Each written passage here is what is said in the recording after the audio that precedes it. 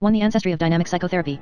Although the systematic investigation of the unconscious mind and of psychic dynamism is fairly new, the origins of dynamic psychotherapy can be traced back in time through a long line of ancestors and forerunners.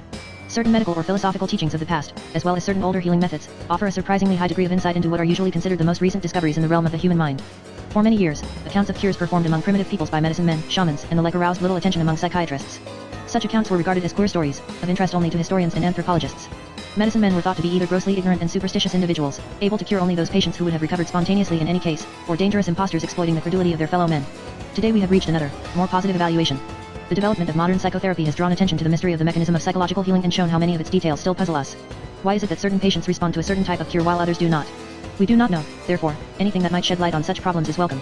Historical and anthropological research has brought forth important documents and revealed evidence of the use among primitive and ancient peoples of many of the methods used by modern psychotherapy, even though in a different form, as well as evidence of other subtle therapeutic techniques for which present-day parallels can hardly be found. The study of primitive healing thus is of interest not only to anthropologists and historians, as being the root from which, after a long evolution, psychotherapy developed, but is also of great theoretical importance to the study of psychiatry as the basis of a new science of comparative psychotherapy. 3. In this chapter we shall first discuss the discovery of primitive psychotherapy and then present a survey of the main techniques of primitive healing that will lead to a comparison with modern psychotherapy. We will conclude with a brief sketch of the evolution from primitive healing to present-day dynamic psychotherapy. The discovery of primitive psychotherapy. One of the first scientists to understand the scientific relevance of primitive healing was the German anthropologist Adolf Bastian, 1826 to 1905. Point 1. During his field work in Vienna, Bastian happened one day to suffer from severe headache and fever and he asked the local medicine man to treat him with his usual method. It is worthwhile to summarize the account of that experience. The medicine man bade his white patient to come to his lodge shortly after dusk and to bring with him his hammock and a few leaves of tobacco, which were put into a bowl of water placed on the floor of the lodge. The treatment was performed in the presence of about 30 natives who had gathered there. There was no WINDM1. No chimney, the door was closed and it was pitch dark. The patient was ordered to lie down on his hammock and to keep still. Not to raise his hand or head. He 11 as warned that if he touched the ground with his foot, his life would be endangered. A young native boy who spoke English lay down on another hammock and translated as much as he could of the words spoken by the medicine man and by the Kenemas, demons or spirits. The medicine man began by conjuring up the Kenemas. It was not long before these manifested their presence by all kinds of noises. First low and soft, then louder and eventually becoming deafening. Each of them spoke with its own voice, which varied according to the alleged personality of the Kenema. Some of them were supposed to fly through the air. The patient could hear the rustling of their wings and feel a draft on his face. He even felt the touch of one of them and was agile enough to bite off a few fragments, which he later found to be leaves of boughs that the medicine man must have been swinging through the air. He could also hear the demons licking the tobacco leaves that were on the ground. The ceremony made a powerful impression on the patient, who gradually fell into a kind of hypnotic sleep, awakening slightly when the noise receded, but falling again into deeper insensitivity as soon as it increased. The ritual lasted for not less than 6 hours and was completed when the medicine man suddenly put his hand on the patient's face. But when the latter arose, his headache had not vanished. The medicine man, however, insisted upon the payment of his fee, contending that he had cured the patient. As a proof of the cure he showed him a caterpillar, which, he alleged, was the disease he had extracted from the patient when putting his hand on his forehead.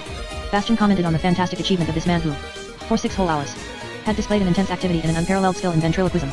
Unfortunately, Bastian, who apparently did not catch much of the words exchanged between the medicine man and the Kenemas, did not report about the meaning of the ceremony or about the personality of the medicine man, and does not seem to have inquired about the efficacy of such treatments among native the ancestry of dynamic psychotherapy 5 patients. He insisted upon the necessity of collecting similar data because, he said, primitive medicine was rapidly disappearing, and these data would be of the greatest value for medicine as well as for ethnology. A great deal of scattered data relating to primitive medicine had, of course, already been published at that time. The arduous task of collecting and organizing this data was attempted by Bartels on the basis of extensive material. J.2 He showed that a number of treatments used in primitive medicine are rational, for example, drugs, ointments, massage, diet, and others, and that they represent an earlier stage in the development of modern medicine, whereas many others are irrational procedures based on fallacious disease theories that have no counterpart in scientific medicine. Examples of these are the search for restoration of a supposedly lost soul, the extraction of the disease in the form of a foreign body, obviously produced through jugglery, the expulsion of evil spirits, and others. Bartels' compilation, however, was still only a mosaic of isolated facts drawn from widely different peoples. Since his time, our knowledge of primitive medicine has greatly increased. We are now in a better position to distinguish the specific features of primitive medicine among the many peoples of the world. But we must not lose sight of the fact that our knowledge will always remain fragmentary. Numerous primitive populations disappeared before any serious ethnological investigation could be conducted, and of those that survived, many have retained only distorted remnants of their former customs and lore. Nevertheless, the data in our possession provide us with fairly accurate knowledge of the main features of primitive medicine, as can be seen, notably, in the books of Bush and 3 and Sigurist. 4 Forrest E. Clements distinguished 5 main forms of treatment that can be deduced from the disease theory through a very simple cause and effect sort of reasoning. They are summarized in the table L1.5. Disease theory 1. Disease object intrusion 2. Loss of the soul 3. Spirit intrusion 4. Breach of taboo 5. Sorcery table 1-to-1 therapy extraction of disease object to find, bring back, and restore the lost soul A. Exorcism B.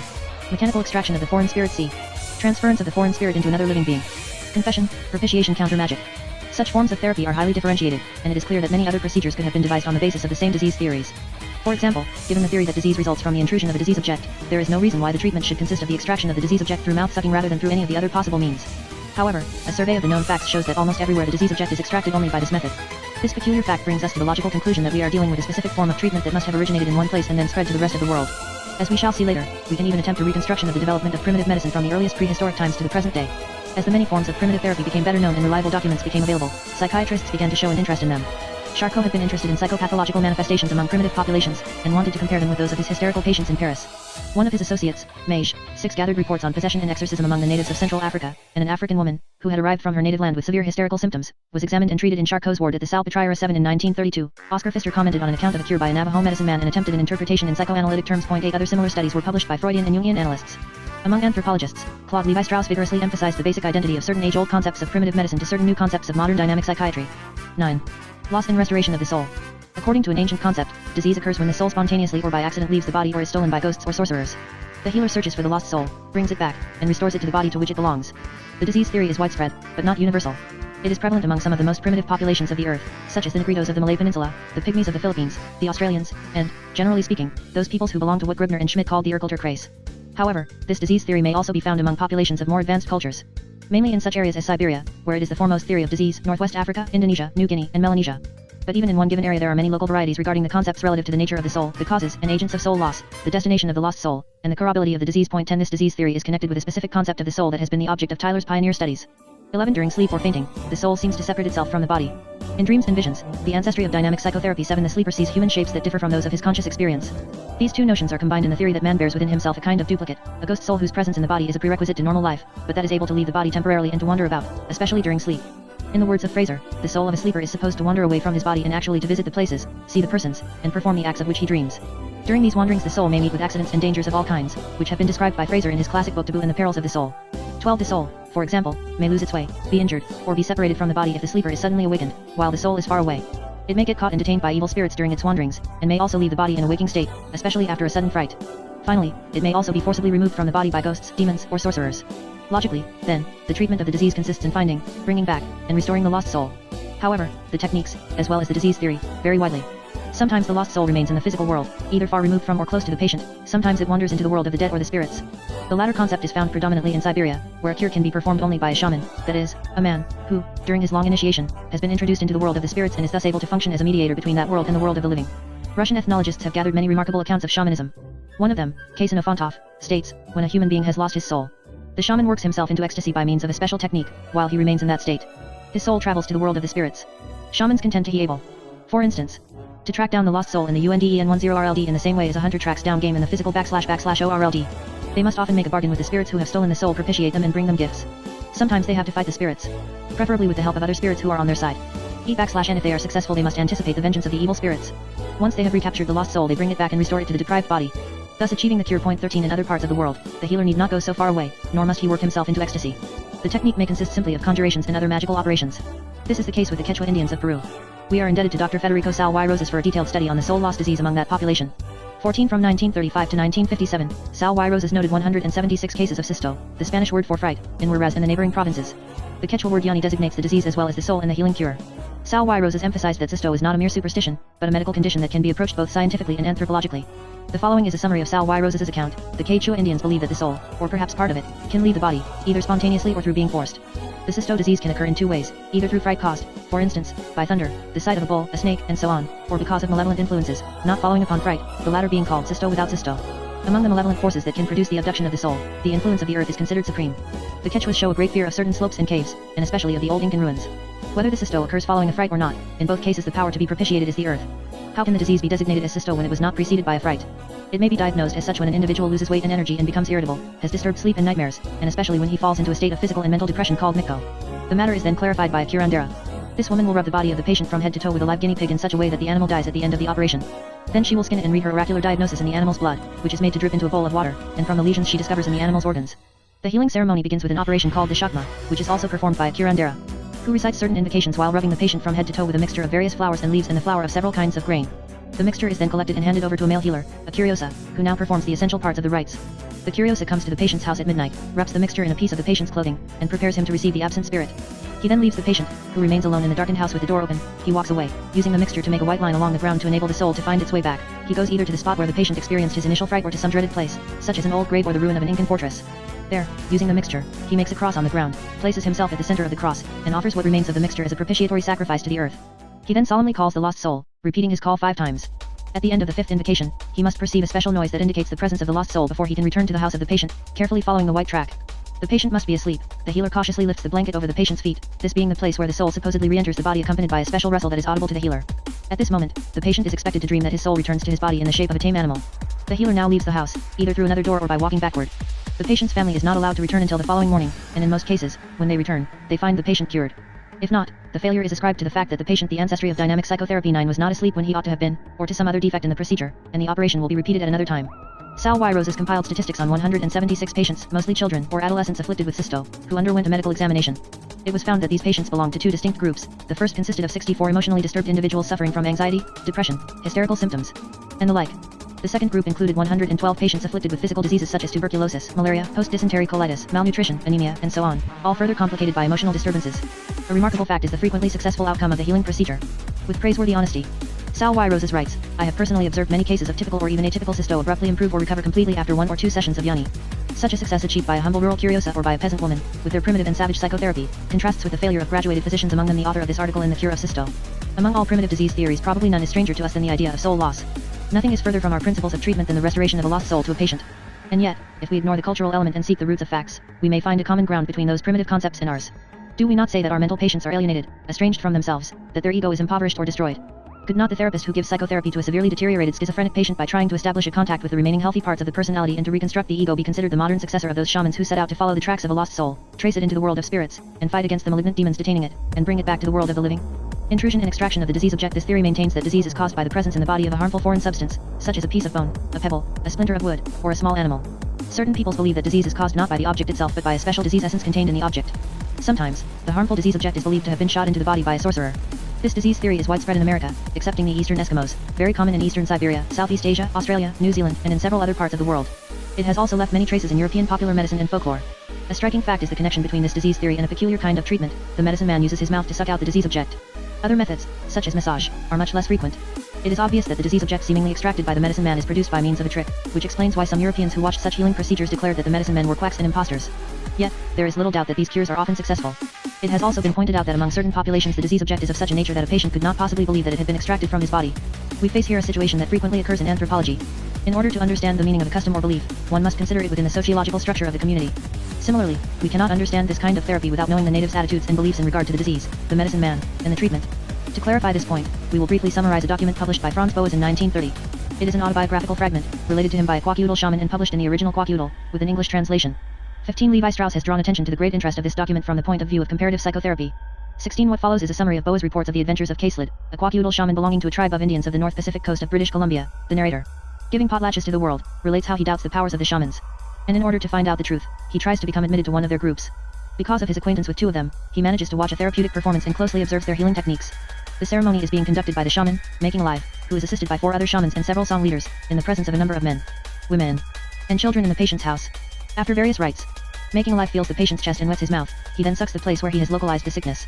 After a while, he takes from his mouth something looking like a bloody worm, declaring that he has extracted the disease, after which he sings his sacred song. At the end of the ceremony, Making Alive presses his stomach, vomits blood, and catches in it a piece of shining quartz that he throws up in the air and declares to have shot into the stomach of giving potlatches to the world. This is the vocation. The narrator is then invited to become a shaman. He has the choice of accepting or refusing. He decides to accept, and soon thereafter receives, in a secret meeting of the shamanistic group, his first lesson in shamanism.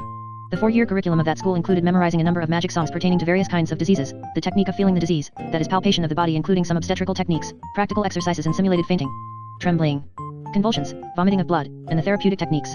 Our student learns how the shamans, before the healing ceremony, put some eagle down in a corner of their mouths, mix it with blood obtained either by biting their tongues or by rubbing their gums. After many magic songs and gestures, the shaman, with more or less effort, extracts the disease from the patient's body and shows it to the patient and the family in the form of a bloody earthworm. Our student also learns how he must the ancestry of dynamic psychotherapy to pretend to spend the night among the graves and how the shamans utilize dreamers. That is, spies who inconspicuously get information from the patients about their diseases and secretly report it to the shamans. The narrator performs his first cure on a young man, food owner, grandson of a chief. The patient had dreamed that he was cured by the new shaman candidate. This dream is sufficient indication, and he is requested to cure the patient. He uses the method of the bloody earthworm, and the patient claims to be cured. It is a big success for the candidate, who is given the name of Caselid and acquires the reputation of being a great shaman. The patient was cured because he strongly believed in his dream about me, states the narrator, but it seems that at this point, he begins to think of himself as really being a great shaman. While on a visit to the nearby tribe of the Koskimo, Caselid is invited to be a spectator at a therapeutic ceremony performed for the daughter of a chief, woman made to invite. Caselid notices that the Koskimo shamans use a different technique. Instead of extracting the disease in the form of a bloody earthworm, they simply show a little saliva, pretend that it is the disease. Thus, the Koskimo shamans are worse quacks than the Kwakiutl shamans, who at least produce something tangible. At this point, the story takes an unexpected turn. The Koskimo shamans fail to cure woman made to invite. K-Slid requests and receives permission to try his method. He extracts and shows the alleged disease, the bloody earthworm. And the patient declares herself cured. The Koskimo shamans are ashamed. And K-Slid himself probably somewhat surprised to see that although both methods, the Kwakiutl and the Koskimo, are humbug, one of them nevertheless cures better than the other. The Koskimo shamans invite K-Slid to a secret conference with them that takes place in a cave at the foot of a hill, amidst the trees of the forest. One of the shamans, Great Dance, greets K-Slid in a friendly manner and explains to him their theory of disease and treatment. The disease, he says, is a man. When they capture his soul, the disease dies and the patient is cured, therefore, they have nothing to show to the people. They urge K-Slid to explain, in turn, why it is that the disease sticks to his hands. But K-Slid refuses to speak, saying that he is still only a novice shaman and that he is not allowed to speak until he has completed his 4-year apprenticeship. The Koskimo fail to get him to speak, even though they send their daughters to him in the hope of seducing him. After returning to his village, K-Slid is challenged by an old shaman of considerable repute to a competition in curing several patients. K-Slid sees that the old man uses another kind of trick. He pretends to incorporate the extracted disease into his head ring or into his rattle, which has the shape of a carved bird. Then, by virtue of the strength of the disease, these objects can, for a while, float in the air. Among the patients is a woman who declares that the old shaman has always unsuccessfully tried to cure her. K-Slid tries the method of the bloody earthworm, and the woman claims to be cured. In defiance of the old shaman, K-Slid sings his sacred song and distributes $200 among the spectators, so that they might know his name. The old shaman is upset and sends his daughter to request a conference with K-Slid. I pray that you try and save my life for me, he tells him, so that I may not die of shame. For I am a plaything of our people on account of what you did last night. He urges K-Slid to explain his method to him. K-Slid demands a demonstration of the old shaman's tricks, to which the old man complies, but K-Slid refuses to speak in turn, despite the old man and his daughter's supplications. The next morning, the old shaman and his family have disappeared, and he is said to have gone crazy soon thereafter. K-Slid continues to study the tricks of other shamans, while adding to his own therapeutic successes with the method of the bloody earthworm. At the end of the narrative, it is clear that he finds it more and more difficult to recognize the real shamans from the quacks. He is sure only of one who is a real shaman because he does not accept payment from his patients and because he has never been seen laughing. All others pretend to be shamans. On the other hand, K-Slid reports his own successes without apparently remembering that he started his career with the intention to unmask the tricks that he now applies himself very successfully. Setting apart the possible element of mythomania in the narrator, the story of that man who became a healer in spite of himself may help us to better understand the process of such a treatment. It is obvious that the action of sucking out the disease object is but a part of an elaborate ceremony that includes other rites such as songs and magic gestures, and requires the help of assistants, the beat drummers. The therapeutic session is carefully prepared and well structured. It takes place in the presence of men, women, and children and culminates in a dramatic climax, with the shaman showing the disease object to the patient, his family, and the audience. But this ceremony, in turn, can become efficient only within a psychological and sociological framework that includes 1. The healer's faith in his own abilities, even if he knows that part of the technique depends on some kind of quackery. 2. The patient's faith in the healer's abilities, as shown in the case of K-Slid's first patient. The success and reputation of a healer increase of course the public's faith in his abilities. 3. The disease, the healing method, and the healer must all be acknowledged by the social group. The shaman is a member of an organization that has its training, its schools, its strict rules, its meeting places, its secret agents, as well as rivalries with other similar organizations. To us, the thought of treating diseases by extracting and demonstrating a disease object is as unthinkable as that of the recapture of a lost soul. However, is it not even for a civilized patient an impressive moment when the object of his disease is demonstrated to him, when a surgeon shows him, for instance, the tumor he has removed from his body, a dentist, the bad tooth, a practitioner, the expelled tapeworm? The psychiatrist can show no such concrete object to his patient, but if we think of the meaning of the transference neurosis, we could find some similarity to the process of the materialization of the disease. The neurosis is replaced by a transference neurosis, the nature and origin of which are demonstrated to the patient and consequently cured. The ancestry of dynamic psychotherapy 13. Possession and exorcism. According to this disease theory, the illness is due to evil SPMTs that have penetrated the patient's body and taken possession of it. Possession, however, is a broader concept than disease, since there are also numerous instances of artificial or ceremonial possession. As a form of illness, possession is widespread, although it is not universal. It seems to be unknown among the Negritos of the Malay Peninsula, the Pygmies of the Philippines, the Australians, and others. It is not very common on the American continent. Its center of diffusion seems to have been in Western Asia. Given such a disease theory, at least 3 methods can be and indeed have been devised. The first consists in trying to expel the spirit mechanically, through bleeding, beating, or whipping the patient, or by means of noises and smells. The second consists in transferring the spirit into the body of another being, usually an animal, a method that can be associated with exorcism. The third and by far the most frequently applied method is exorcism. That is, the driving out of the spirit by conjurations or other psychic means. Exorcism has been one of the foremost healing procedures in the Mediterranean area and is still in use in several countries. It is of particular interest to us because it is one of the roots from which, historically speaking, modern dynamic psychotherapy has evolved. Possession and exorcism have been the object of extensive studies, among which we can list a classic book by Oostenrijk, which contains a great deal of carefully analyzed material. 1.7 Oostenrijk emphasizes that possession, in spite of its infinite variety of aspects, universally displays the same basic features. An individual suddenly seems to lose his identity to become another person. His physiognomy changes and shows a striking resemblance to the individual of whom he is. Supposedly, the incarnation. With an altered voice, he pronounces words corresponding to the personality of the new individual. Not infrequently he becomes able to perform movements of astonishing amplitude and force. Possession ordinarily occurs in fits of varying frequency, duration, and intensity. There are 2 different types of possession, the somnambulic and the lucid. The individual in somnambulic possession suddenly loses consciousness of himself and speaks with the eye of the supposed intruder. After regaining consciousness, he remembers nothing of what the other one has said or done. In cases of lucid possession, the individual remains constantly aware of himself, but feels a spirit within his own spirit, struggles against it, but cannot prevent it from speaking at times. In both forms, possession is experienced as a kind of intrapsychic parasitism. Just as a tapeworm can live in the body, so can a parasitic spirit live in the soul. Catholic theology, incidentally, reserved the word possession for the somnambulic form and called the lucid form obsession, a word that has been adopted by psychiatry, though with another meaning. A second important distinction is that which exists between spontaneous and artificial possession. Spontaneous possession occurs without or against the will of the subject. It is a specific mental condition from which the patient seeks relief with the help of the exorcist. Artificial possession is not a disease. It is a mental technique practiced voluntarily by certain individuals to achieve specific goals. The Pythonesses of Delphi in ancient Greece, the Siberian shamans of today, and the spiritists in our Western civilization, all cultivate artificial types of possession in which the fit starts at will and ends spontaneously. A third basic distinction is that which exists between overt and latent possession. Possession, whether somnambulic or lucid, is overt when the possessing spirit speaks spontaneously through the mouth of the possessed individual. It is latent when the patient is unaware of it. He may suffer from mental disease, or neurotic or physical disturbances for months and years, never suspecting that his troubles stem from an evil spirit. In such cases, the exorcist's first task is to make the possession manifest by compelling the evil spirit to speak. Only then can the exorcism be performed. The cure is ordinarily more easily obtained than with cases of overt possession. The procedure used to compel the evil spirit to manifest itself could be compared to what we call transference neurosis, though a rather dramatic and short-lived one. Its effect is to bring forth an abrupt action and healing of previous neurotic disturbances. Exorcism is the exact counterpart of possession in a well-structured type of psychotherapy. Its basic characteristics are the following. The exorcist does not, ordinarily, speak in his own name, but in the name of a higher being. He must have absolute confidence in this higher being and in his own powers, as well as in the reality of the possession and of the possessing spirit. He addresses the intruder in a solemn way on behalf of the higher being whom he represents. He dispenses encouragement to the possessed individual and saves his threats and admonitions for the intruder. The exorcist's preparation for his task is long and difficult, often including prayer and fasting. The exorcism should, whenever possible, take place in a sacred spot, in a structured environment, and in the presence of witnesses, while at the same time avoiding crowds of the curious. The exorcist must induce the intruder to speak, and after lengthy discussions, a bargain may sometimes take place. Exorcism is a struggle between the exorcist and the intruding spirit, often a long, difficult, and desperate struggle that may continue for days, weeks, months, or even years before a complete victory can be achieved. Not infrequently does the exorcist meet with defeat. Moreover, he is in danger himself of becoming infested with the very spirit he has just expelled from the patient. Although the basic features of possession and exorcism are constant, the ancestry of dynamic psychotherapy 15 an infinite variety of aspects exists from one country to another and from one epoch to another. In Japan it often took on the aspect of possession by an animal, mostly the fox, which plays a considerable role in Japanese superstition and folklore. The following is a short account of the case of Kitsune-tsuki, possession by the fox, as described by a German physician, von Baltz. An irascible and stubborn 17-year-old woman was recovering from severe typhoid fever. Female relatives were around her bed, sitting or rather kneeling according to the Japanese custom. Someone mentioned that a fox had been seen slipping into the house in the dusk. That was something ominous. The patient, hearing this, felt a shattering throughout her body and became possessed. The fox had entered into her and talked several times a day from within her body. He soon acted as her master, upbraiding and tyrannizing the poor young woman.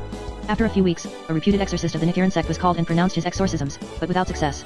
The fox declared sarcastically that he was too clever to be taken in by such a trick. However, he was ready to leave the starving, sick body voluntarily, provided someone would give him a rich meal.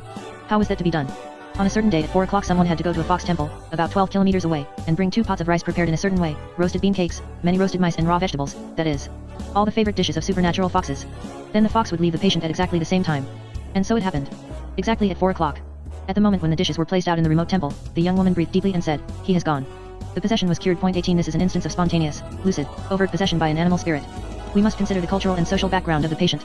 Traditional Japanese superstition holds that the fox is endowed with supernatural powers. He is said to be able to take any shape at will, to serve those who use him to protect and avenge themselves, and to possess other individuals against their will. According to Kiyoshi Nozaki, Kitsune-tsuki is at present restricted to certain regions and to lower-class women, usually nervous, hypersensitive persons who grow up in a superstitious environment and were eyewitness to similar cases. 19 This specific disease responds to a specific type of healer. The priests of the Nichiren sect were reputed to be the best exorcists, perhaps because of their own sincere belief in the fox and in his powers. As in many other instances of exorcism, the bargain here is also inherent in the procedure of expelling the possessing spirit. The fox agrees to withdraw, but not without obtaining some compensation. Possession by an ancestor spirit exists in Madagascar in a ceremonial form. The Trombe cult. 2 degree The spirits of former kings or warriors are evoked in a ritual ceremony and incarnate themselves temporarily in certain persons who play the role of medium for these ceremonies. The spirits then talk to the population. But it may happen that some spectators spontaneously fall into possession, and this may be the beginning of a collective psychosis.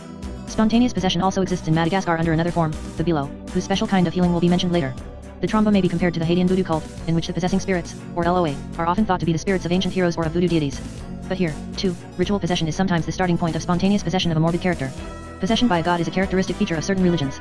Years ago, von Baltz described, in Japan, the pilgrimage at Minobu, the chief temple of the Nichiren sect, where pilgrims sat for hours praying before the gigantic statues of ferocious-looking gods, ceaselessly repeating the same invocations, swaying their bodies back and forth until some of them suddenly saw the statues' eyes come to life and gaze at them. At that moment, they felt a serpent or tiger entering their bodies, they fell into convulsive fits, and were thus ready for exorcism.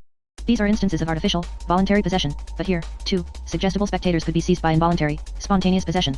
Other strange accounts of possession by Japanese gods have been made by Percival Lowell, who described this ritual possession as a means of maintaining a living relationship with the mythical protectors of the nation. 1 Quite different is the possession by evil spirits, a dreaded manifestation likely to cast a veil of opprobrium over the possessed individual. Demoniac possession has been a frequent occurrence for many centuries in the Middle East and in Europe, and it is characteristic that its symptoms and the rites of exorcism are much the same among Jews, Christians, and Mohammedans. In Ethiopia and Egypt a more differentiated form is that of the zar or possession by the jinns, a manifestation that will be discussed later. In the Middle East and in Europe, the clinical manifestations of demoniac possession can be threefold. The first is severe mental illness, usually schizophrenia, which is molded by the pressure of belief and tradition into the shape of permanent possession. This has been well documented by Chris and Chris Heinrich in their description of Greek sanctuaries and places of pilgrimage. 22. In the monastery of St. Gerasimos on the island of Cephalonia, the authors saw chronic and severe mental patients who had been confined there for years. Their hands and feet were in chains and they were in a state of great motor and verbal agitation. When a religious ritual was performed in their presence, their agitation increased and they proffered blasphemies and obscenities, which is to be understood as a desperate struggle for power between the authority of the church and the will of the patients. The most genuine mental patient was pressured into playing the role of his illness in accordance with a pattern established by tradition and belief around him. In the above case, the psychotics believed they the ancestry of dynamic psychotherapy 17 were possessed by demons and acted accordingly. In the words of Chris and Chris Heinrich, this may be explained in that these patients have, in their youth, been impregnated with firm notions of what insanity is like, with the result that, when they themselves fall prey to mental illness, these notions then become a living reality. Whether through spontaneous remission or through the effect of suggestion, quite a few of these patients did recover, and they experienced this recovery as a result of the Church's victory over the power of darkness. The second form, latent possession made manifest by means of a preliminary exorcism, has been used in many places to cure physical or mental illness. The demon, having become manifest, can then be expelled by a second exorcism that at the same time frees the patient from his illness. Notz, an Austrian physician who practiced at the beginning of this century in Bosnia at a time when scientific medicine was still almost non-existent in that part of the world, related how every year, on the day of St.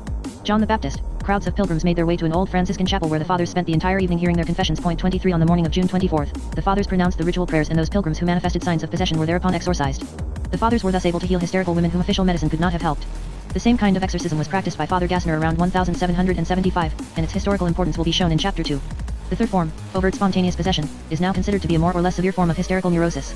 It is, at the present time, not infrequent in some eastern Mediterranean regions.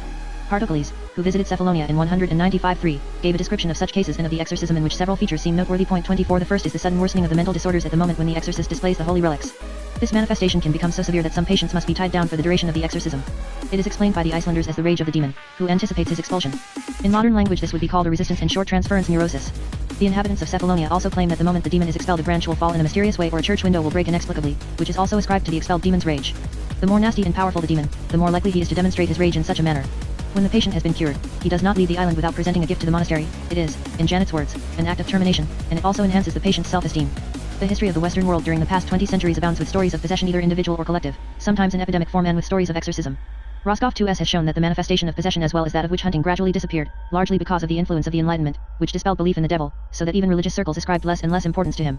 It is no wonder then that the last manifestations of possession and exorcism are to be found in those settings that, for one reason or another, were opposed to the spirit of the Enlightenment, first, among traditionalists such as Father Gassner, of whom we will speak in Chapter 2, then among certain romanticists Justinus Kerner, for instance, who remained intrigued by such manifestations, third, among the Pietists, who violently opposed the rationalist spirit of the Enlightenment. To them, the powers of darkness were a living reality that Christians have to face and fight at every moment of their existence. 26 Johann Christoph Blumhardt, 1805-1880, was a product of that setting. The case of Gottlieb Dennis and the Reverend Blumhardt is a typical example of possession and exorcism, patterned exactly on the model of those performed in the early Christian church. It took place, however, in the middle of the 19th century and was thus an instance of primitive healing in modern times and in a modern setting. Moreover, it is an exceptionally well-documented occurrence that has been the object of much study, from both the psychiatric and the religious points of view.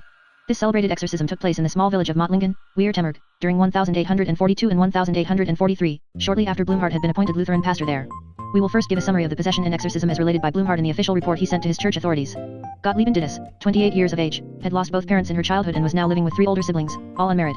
B1 Umhardt's first impression of her at a casual encounter was unfavorable. He found something repulsive about her. In late April 1842, Blumhardt was told that Gottlieben was seeing visions of a woman who had died 2 years previously and who was holding a child in her arms. He was also told that the house in which Gottlieben lived with her siblings was haunted. Neighbors could hear strange and terrifying noises at night. One such night, the country physician and several witnesses remained in the house and confirmed the rumors. Blumhardt was called to the scene, where the young woman had Jane unconscious for one entire day. On his advice, she was taken to stay with her cousin. The house ceased to be haunted, but the symptoms of possession, among other violent convulsions, appeared in Gottlieben. During one of Blumhardt's visits, her expression and voice changed and she began speaking with the voice of the dead woman. A dramatic dialogue took place between the pastor and the spirit, who claimed that she could find no rest in the nether world, nor could she pray, because she had in her lifetime the ancestry of dynamic psychotherapy. 19 Murdered 2 small children and was now in the power of the devil. Blumhardt never doubted that he was facing the powers of darkness and decided that he would not eschew the struggle. He came repeatedly to see Gottlieben, whose symptoms became increasingly worse. She was soon possessed by 3 demons, then by 7 and 14. They finally came by the hundreds and the thousands, proffering the worst blasphemies through her mouth. Allegedly pushed by the demons, Gottlieben gave blows to those who were near, but never to Blumhardt. The latter never once indulged in any ritual. His weapon, in accordance with the word of the gospel, consisted in prayer and fasting. One day in February 1843, Gottlieben reported that during her most recent fit of loss of consciousness, her soul had flown around the earth and seen the demons causing an earthquake in some faraway country that, from her description, Blumhardt thought to be the West Indies. A few days later, the news of this catastrophe reached the village. Around the same time, Gottlieben began to vomit sand, pieces of glass, nails, and other objects. She was also losing enormous amounts of blood. Among the spirits who spoke through her mouth, many claimed to be the demon's victims and asked Blumhardt's permission to rest in his house or else in the church, to which he agreed after much hesitation, on the condition however that Jesus was to grant his permission first. Gottlieben was now beginning to feel Blumhardt's influence and to accept his orders. The final crisis occurred at Christmas in 1843. The demons tried one last and desperate assault. Not content with torturing Gottlieben, they now also attacked her brother and her sister Katharina. The brother's ordeal was soon over, and he recovered quickly. The demons also seemed to have lost interest in Gottlieben. Katharina, however, who had never before been troubled by them, now became their plaything and acted in much the same way as had Gottlieben in her worst moments. Finally, on December 28, 1843, after a desperate struggle between Blumhardt and the demoniac world, Katharina uttered a horrifying scream through the night, and at 2 a.m., she cried, "Jesus is victor." At 8 a.m. the following morning, the spirits had vanished and Katharina recovered. The power of darkness was broken, and Gottlieben was freed of spirits and demons. Point 27 This case will be better understood when the background of the patient and that of the healer as well as the peculiar social and cultural setting in which the incident occurred have been considered. Unfortunately, little is known about the background of Gottlieben Dittus. Blumhardt's report states that she grew up in a deeply religious family that was at the same time very superstitious. She told Blumhardt that shortly after her birth, she had been stolen twice by an invisible spirit who had dropped her by the door when her frightened mother invoked the name of Jesus. This seems rather extraordinary, but at that time the belief that newborn infants could be stolen and exchanged by fairies, goblins, or devils was widespread in many rural areas of Europe. Point 28 She also told him of an aunt, who, she said, was a witch and who tried to entice her to follow in her footsteps. Gottlieben's possession and cure might thus be considered as an expression of the cultural conflict between the church and superstition. The background of Johann Christoph Blumhardt is much better known. According to his biographers, he came from a needy, exceedingly pious home. 29 From early childhood he showed strong religious inclinations, having read the Bible twice at the age of 12. A diligent student, he studied theology and worked in several parishes, during which time he wrote profusely on the history of Christian missions and other related subjects. In July 1838, at the age of 33, he was appointed pastor at Mottlingen and married in September of that year. Blumhardt had always been convinced that the devil was a dreadful reality that played a major role in human affairs. Some of his ideas may seem strange to us. He thought, for instance, that the mortar used in the construction of the pyramids had been mixed by wizards who were helped by the devil. He was also convinced that sin was the root of most diseases, and he reproved the use of drugs extracted from venomous plants. He also thought that the use of sedative medications was dangerous to the spirit. 30 ideas of that nature, however, were not uncommon among romantic physicians and philosophers. On the other hand, Blumhardt was undoubtedly a highly intelligent and cultivated man, of heroic courage, and with the faith of an apostle. The village of Mottlingen is located in a remote part of the Black Forest, in which superstition and the belief in witchcraft flourished. The Reverend Barth, Blumhardt's predecessor and also a pietist, had conducted an intensive religious revival campaign without much success. 31 It is noteworthy that Gottlieben Dittus was said to have been his favorite parishioner. Blumhardt's appointment was considered as a relief by the population. During the 2 years of the exorcism, the inhabitants of the village took a lively and enduring interest in the daily vicissitudes of the struggle, and the eventual expulsion of the spirits and demons was felt to be the triumph of the whole community. As a first result of Blumhardt's victory, the religious revival that had been vainly attempted by the Reverend Barth was now becoming a reality. One after the other, parishioners came to Blumhardt, confessing their sins and requesting his blessing. In an account he gave of this revival, we see how appalled he was at the number and gravity of the sins confessed to him, to which were added superstitious practices, witchcraft, and the practice of birth control. 32 It would seem that the church authorities regarded Blumhardt with some anxiety and suspicion, and he was subjected to vehement attacks by certain of his colleagues. Blumhardt himself had undergone a great change. He was now the man, who, with the sole means of prayer and fasting, had sustained a prolonged struggle against the powers of darkness and overcome them with the help of God. Jesus is victor became his motto. He had extraordinary prestige and respect in Mottlingen and its surroundings. Crowds flocked to him to confess their sins and to obtain relief from their ills through the power of his prayer. 4 years later, friends helped him to acquire property in Bad Boll, where he continued his work, preaching, healing the sick, and the ancestry of dynamic psychotherapy 21 corresponding extensively. At this point Gottlieben Dittus entered his household and became invaluable to him in his activities, particularly in his work with the mentally ill. Commenting on that fact, Victor von Weizsäcker wrote, I deem one of the most remarkable examples of reciprocal action of helper and help-needing individuals the incident of the 2-year struggle of old Blumhardt with Gottlieben Dittus. This young woman would be considered today a case of the most severe hysteria. After 2 years of ceaseless struggle, she became a member of Blumhardt's household. This solution meant a victory of Blumhardt over hysteria and a victory of Gottlieben over Blumhardt. He obtained the withdrawal of the demons, and she community of life with him. Truly, this victory was a compromise for both sides, but at the same time a step to a new level of life. 33 Several psychiatrists have attempted to interpret Blumhardt's healing of Gottlieben Dittus in modern terms. One of them, Michaelis, concluded that the incident could only in part be translated in terms of psychoanalysis or other modern dynamic doctrines. There remains a transcendental aspect above and beyond those modern doctrines. 34 Another psychiatrist, Benedetti, who specializes in the psychotherapy of psychoses, wrote a study in which he underlined the striking similarities between that cure and the psychotherapy of severe schizophrenics. He says that Blumhardt discovered intuitively, more than a century ahead of others, the principle of such cures. In summary, Blumhardt's first reaction was one of hesitation and defense, a necessary prelude to regarding a case in its full seriousness. The main effort was directed toward himself, prayer and fasting. Just as the therapist of psychoses must give primary attention to his counter-transference. The healer then appeals to the patient, who responds with his first positive answer. This was the moment when Gottlieben accepted to repeat a few words of prayer pronounced by Blumhardt, which he rightly understood to be the decisive point in starting the cure. Blumhardt then throws himself into Gottlieben's demoniacal world, just as the modern therapist explores the inner world of his schizophrenic patient's delusions. The fact that the manifestations of possession kept getting worse is compared by Benedetti to the apparent worsening of psychotic symptoms through the effect of the patient's resistance. The patient tries to overcome the therapist, who must respond by frustrating such wishes, and this, says Benedetti, is exactly what Blumhardt did. Blumhardt also sharply differentiated his attitude toward the victimized spirits and evil spirits. In the same way, the therapist is very responsive to anything that comes from the healthy part of the patient's mind, while repudiating all sick manifestations. Blumhardt's acute psychological insight is shown in the fact that while resistance was taking increasingly absurd, exaggerated, and desperate forms, he was now setting conditions, testing his patient, and giving her orders. We could add at this point that Blumhardt made full use of what existential therapists call the kairos, that is, the elective point for decisive intervention or decision. 35 This memorable exorcism occurred at a time when the positive LSD and scientific outlook was penetrating all fields of life, and instances of demoniac possession were becoming extremely rare. Occasionally, possessed patients were brought to mental hospitals or to the Salpêtrière in Paris until the end of the 19th century. One of them happened to be treated there by Janet during the years 1890 and 1891, and it is worthwhile to compare the different approaches in the two treatments that were separated by only one half-century. We will see in Chapter 6 how Janet cured this patient, without, of course, resorting to exorcism, but by unraveling a fixed subconscious idea that was the root of the disturbance and by bringing it to the patient's awareness. Dynamic psychotherapists today could hardly find anything more obsolete than the healing method of exorcism. However, some similarities do exist, as pointed out by Benedetti with regard to the psychotherapy of severe schizophrenia. Another comparison could be made with Meter's own method of short psychotherapy, in which the patient's genuine desire for help is a first requisite, while very strong demands are made of the psychiatrist. 3.6 It is not just a matter of analyzing his own counter-transference, but of working on his own personality and of developing and maintaining in himself a genuine wish to help the patient. In that active procedure, the patient first calls for help. This is the appeal process. The therapist responds with his will and readiness to help and then calls for the self-healing tendencies within the patient. The latter answers by projecting onto the therapist the archetype of the savior, with the gradual activation of his self-healing tendencies, although the therapist must sometimes induce this reaction with special techniques. This process should then eventually lead the patient to the capacity for constructive love, which, according to Meter, is the criterion of the cure. Healing through confession. Among certain primitive peoples, that a severe disease or even an acute psychogenic death can result from the infringement of a taboo is not a disease theory, but an actual fact, confirmed by many reliable eyewitnesses. One instance, reported by a missionary in the French Congo, the Reverend Griebert, follows: in Sampeda, a pupil by the name of Ongi was suddenly seized by convulsions and was carried into the dormitory. Here he fainted. When we came back to see him, he was surrounded by boys. Some were holding his rigid arms and legs, others were vainly trying to open his clenched fists at the risk of breaking his fingers. Frightened as they were, it did not occur to them to remove the foam, the ancestry of dynamic P5 ecotherapy 23 that was choking him. The little body was arched, but it soon relaxed. We were given a few hasty explanations. He ate bananas that were cooked in a pot that had been used previously for manioc. Manioc is a key for him. His grandparents told him that if he ever ate any of it, even a tiny little bit, he would die. The violation of the ancestral command causes them such fright, such visceral anguish, such an organic collapse, that the sources of life are rapidly exhausted. Look, they said, pointing to the diaphragm that was shaking as if a small animal were struggling beneath the skin. He has an IVR, which is getting excited. There was no doubt about the seriousness of the case. Alas, no medication would pass through the obstructed throat. The poor child had lost consciousness and was beginning to rattle. A man of his tribe ran to the neighboring village to get the medication against IVR, an egg mixed with certain other substances. We, in the meantime, were struggling against asphyxia by performing rhythmic tractions of the chest, but were unable to get hold of the tongue. It was all to no avail. The overtaxed heart ceased to beat, and the boy died in our arms. 37 This is one of 3 cases reported by the Reverend Griebert. In 2 of them the patient died. The 3rd patient was saved by European medicine, although with the utmost difficulty. Similar instances have been reported from Uganda and Central Africa, and the conspicuous fact is that, in such cases, Western medicine is almost powerless, whereas the medicine man is able to achieve a surprisingly rapid and complete recovery in patients on the verge of death. In Polynesia there have been frequent reports of psychogenic deaths resulting from the violation of a taboo, although the features differ from those common in Africa. Death occurs in a less dramatic way, more slowly and quietly. The patient lies down, refusing nourishment, and dies within a few days. 3H What is important here is not so much the violation of a taboo, but rather that the violation has been exposed and made public and the offender has thus been made an object of shame. 3.9 Many primitive populations believe that certain diseases result from the violation of taboos or from other offenses.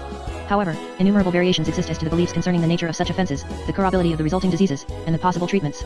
Confession of sins is not regarded everywhere as a method of treatment. When it does exist, it often entails more than just a method of treatment of disease. A comprehensive survey of data relative to the confession of sins was made by Raffaele Petizzoni, who emphasized that among most primitive populations the concept of sin is identical with that of breach of taboo. 4.0 No distinction is made as to whether this breach was voluntary or not. Even fortuitous events may be identified with sin, which is the case, for instance, among the Kikuyu, if an individual meets a certain kind of snake along his path. However, some primitive populations also take certain moral offenses into consideration, notably those of a sexual character. Among diseases most frequently believed to be the result of sin are painful and protracted childbirth and sterility in women. Confession of sins is usually public among primitive peoples. The secrecy of confession does not exist. Confession itself is often supplemented by certain eliminatory procedures, such as washing, vomiting, or bleeding. The Aztecs of ancient Mexico often confessed to a priest, with adultery and drunkenness being the 2 main sins. Among the Mixtecs, confession of sins was commonly resorted to in cases of illness, and sins of theft and offenses against property were particularly taken into consideration. In the Incan kingdom, confession was a universal custom. Dates were set for general confession to priests called the Ashuras. The ceremony included invocation of the gods, confession, which followed a long list of possible sins, exhortation, and penitence. Here, too, confession was resorted to in case of illness. A father would confess when his child was sick and a husband when his wife was ill. When an Inca was sick, all the inhabitants of the kingdom had to confess. According to Petizzoni, the reverse took place in China, where the emperor confessed his sins in the event of a public calamity. The concept of disease as a punishment for sin was predominant among the Semitic civilizations of the ancient Orient.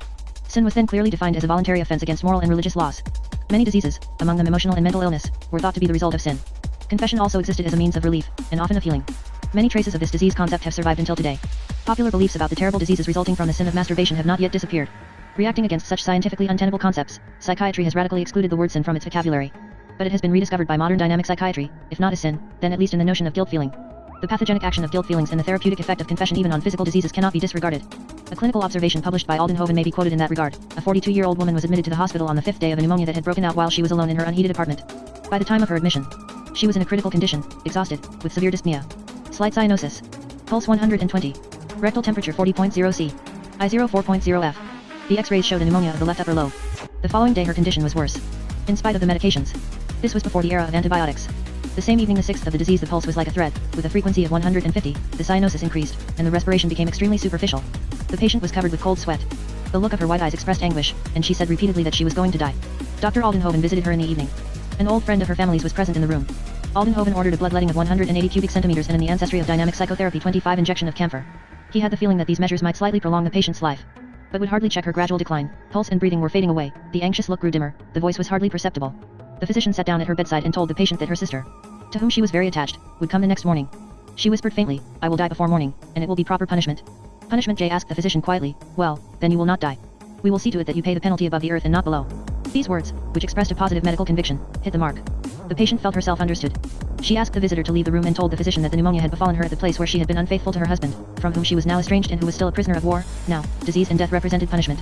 Immediately following this confession, an astonishing change occurred in the clinical picture. The anxious look vanished from the patient's physiognomy, the pulse grew stronger and more relaxed, the respiration deepened and became more quiet, the cyanosis receded. 1 or 2 hours later, she had recovered to the point of being able to cheerfully drink her morning coffee. The further course of recovery developed without any noteworthy incident. 41 Healing through gratification of frustrations. The role of frustrated wishes in the etiology of disease has been known from time immemorial. Hope deferred makes the heart sick, but the wish come true is a tree of life. Proverbs 13:12.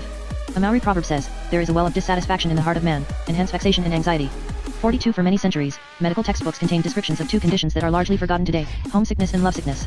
The former, also called nostalgia, was experienced by soldiers or by other individuals who had left their own country. They missed home, daydreamed about it incessantly, could concentrate on nothing else, and would often die unless they returned there, in which case a prompt and spectacular recovery took place.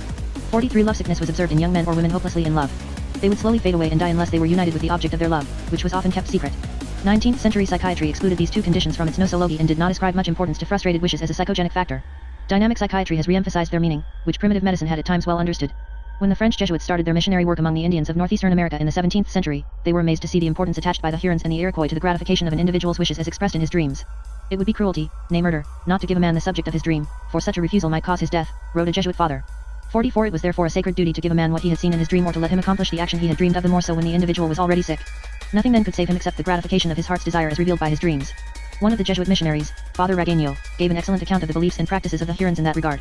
45 The Hurons distinguished 3 causes of disease: natural causes, sorcery, unfulfilled wishes.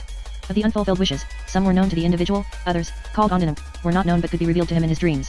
These dreams could however be forgotten, and certain wishes would not even appear in dreams. Diviners, called the Sayokeda, were then able to determine those unconscious wishes by looking, for instance, into a jar filled with water.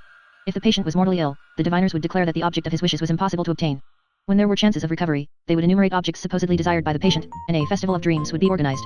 A collection was made among the group, and the objects collected were given to the patient during a banquet that included dances and other manifestations of public rejoicing. There was no question of returning these objects to the donors.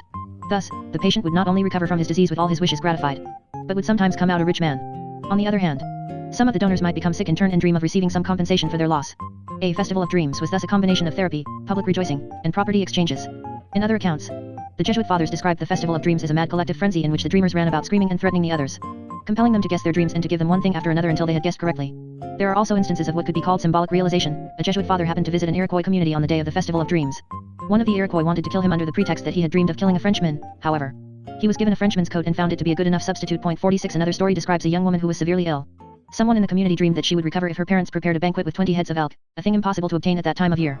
An interpreter of dreams appropriately decided that the 20 head of elk could be replaced by 20 loaves of bread. 47 This kind of therapy may seem unthinkable to us, who would treat a patient by giving him all that he would wish for. However, the healing effects of the gratification of desires is perhaps underestimated today.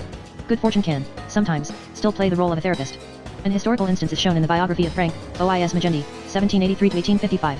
When studying medicine between the ages of 21 and 22, Magendie lived in the utmost poverty and was almost starving. He, the ancestry of dynamic psychotherapy. 27 Became ill, depressed, and disgusted with life. At this point, a lawyer unexpectedly came to see him and told him that he had inherited a sum of 20,000 francs, which was, at that time, a very considerable amount. Magendie was cured instantly. He established a stable with fine horses and pedigree dogs and lived in such an extravagant manner that, 1 year later, no money was left, only the memory of a wonderful time. Magendie then returned to his medical studies and later became a great physiologist. The psychodynamics of this case are made intelligible if we recall that Magendie belonged to a wealthy family that had lost its fortune during the French Revolution. His father, an admirer of Rousseau, had brought him up in a rather undisciplined way. Young Magendie was therefore at the same time frustrated and intolerant to frustration.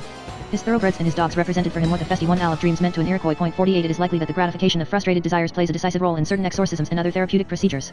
Bruno Lewin has shown that the vicarious gratification of sexual desires may account for the therapeutic successes of the Egyptian czar.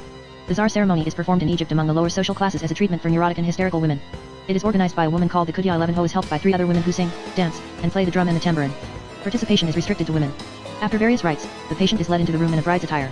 An animal is sacrificed, frankincense is burned, and the patient is undressed and clad in a white shirt. The Kudya then begins to dance as if in a trance. Her motions getting wilder, until she falls exhausted to the floor. After a while, the music starts again, at first in a slow and gentle mood. The Kudya calls for the jinn who is supposed to be her lover. The music and dance become wild again, and the Kudya in her trance succumbs to her imaginary lover with orgiastic movements and falls to the floor once more, inviting other demons to come. The patient joins the Kudya in her wild dance. And the other women join in as well until all of them throw off their clothes and in their trance. Are sexually possessed by the jinns. Dr. Lewin states that a large proportion of the patients are actually helped by such a ceremony. Some women go to a czar every month. Most of them are frigid and unhappily married. And the czar provide them with the only sexual gratification they can obtain. 49 Sometimes the frustrated wishes are neither possessive nor libidinal drives, but rather drives toward self-realization. Dr. Lewis Mars describes paranoiac reactions that occur in Haiti among active and ambitious individuals who are under the stress of increasing difficulties and repeated failures. 50 Such people feel persecuted and, in turn, begin to irritate and trouble others. The collective attitude in Haiti is noteworthy. The patient is listened to with sympathetic attention, and a position suited to his capacities is sought. The projections gradually recede, and the disturbed individual is reintegrated into his community. Many people feel frustrated because their lives are dull and uninteresting and because they receive no consideration from their fellow men, including their own families. From certain accounts from Madagascar, it would seem that therapeutic procedures aim directly toward the gratification of such frustrated needs. 2 accounts are summarized here. L.E. Barbie described the bilo, a word that designates, at the same time, the disease, the patient, and the therapeutic ceremony bilo, he said, is the queerest, strangest, and most imaginary disease, and the easiest to cure. The patients are nervous, hypersensitive to noise, unable to remain quiet. The local healer, or Ambiasa, decides what day the coronation will take place. The hero of the ceremony is the patient himself, who is being addressed as king, while his family is the court and the villagers his subjects. On the day of the ceremony, the patient is dressed in beautiful clothes and is shown respect and deference. Twice daily, songs and dances are performed for him, and he may join in if he so wishes. These celebrations are continued for 15 to 20 days, until the patient is cured. An ox is then sacrificed, and the bilo drinks of its blood. 51 In an account from another province of Madagascar, it is reported that after 15 days of singing and dancing, the procedure culminates in the elevation of the bilo. A platform of approximately 2.5 meters, about 8 feet, in height is erected, on which the patient is placed with a small statue at his feet, a sacrifice is performed, and the patient is bathed and served a meal that he eats on the elevated platform. 52 It is understandable how the patient's ego, in the colloquial meaning of this word, must be inflated when, for 2 entire weeks, he is addressed and treated like a king and then elevated onto a platform. No wonder the bilo cure is often reported to be successful. 53 In a study on miraculous cures, Janet stresses that many of the patients thus cured had been sick because they lacked social recognition. 54 Miraculous cure, for them, was tantamount to a sudden increase in prestige and social recognition. Ceremonial healing. One of the main differences between modern scientific treatment and primitive healing is that the former is matter of fact, while the latter is usually performed as a ceremony. This is true for all of the methods that we have so far discussed. In some cases, it would seem that the ceremonies are not simply a secondary element of the healing procedure, but the main therapeutic agent. There are many types of ceremonial healing. Hocard has shown that certain healing ceremonies are former initiation rites, or parts of them, that are obsolete as such but that have acquired a new meaning as healing methods. 55 Sometimes, the healing ceremony is a kind of reenactment of the initial, pathogenic, trauma. Sometimes it is a reenactment of the great myths of the tribe, such as the creation of the world or the stories of the gods. 56 In many ceremonial healings with or without such reenactments the patient is integrated into a group, notably a healer's society, as among the ancestry of dynamic psychotherapy. 29 The Zufii, or into the social setting to which he belongs, family, clan, tribe. Finally, the ceremony may be effected through the sheer beauty of the rites, the costumes, the music, and the dances. Healing through the reenactment of the initial trauma has been described among the Porno, an Indian tribe from California. Freeland reports that the Porno have several different kinds of doctors. 57 One of them, called the outfit doctor, or singing doctor, is the only one to make use of a so-called frightening method. If the origin of the disease is unknown, its symptoms unclear, its course of evolution protracted, the healer suspects that it was caused by an encounter between the patient and a spirit, an event that the patient may not recall. The medicine man consults with the family to find out what the patient was doing when he first became ill, and together they speculate as to the probable nature of the spirit. The medicine man then decides to reproduce the vision as closely as he can. He may dress up as a ghost or build a model of a monster. A realistic setting is devised, and the scene is suddenly revealed to the patient. If he reacts with great fear, the guess is considered to be correct. Ordinary treatments are used to bring the patient out of the state of collapse which follows this ordeal. The medicine man then takes off his ghost costume or destroys the model before the patient's eyes to relieve his mind of fear. Recovery is said to be rapid. A patient was suffering from a chronic illness that had yielded to no treatment. The family remembered that he had been hunting in the mountains on the day he took sick. The medicine man's guess was that the patient had seen a water monster at a spring. He made a model of a large snake with several joints. It was 6 feet long and 1 foot wide, and could be moved and pulled by strings. The monster was then painted in white, red, and black. When the patient saw the terrifying apparition, he was seized with such fear that he took to attacking people around him. 6 persons were needed to hold him down, until he finally fainted. The medicine man then made him perspire, bathed him, and gave him a drink of water, and told him then that he had initially seen a water monster that had haunted him ever since. The man soon improved. Another patient, a woman, had been frightened during the night and had fainted. A singing doctor, who happened to be at hand, assumed that she must have seen a ghost. He rapidly disguised himself as a ghost and, with the help of her father, frightened the patient, after which he reassured her, explaining the story. The next day, she felt well again.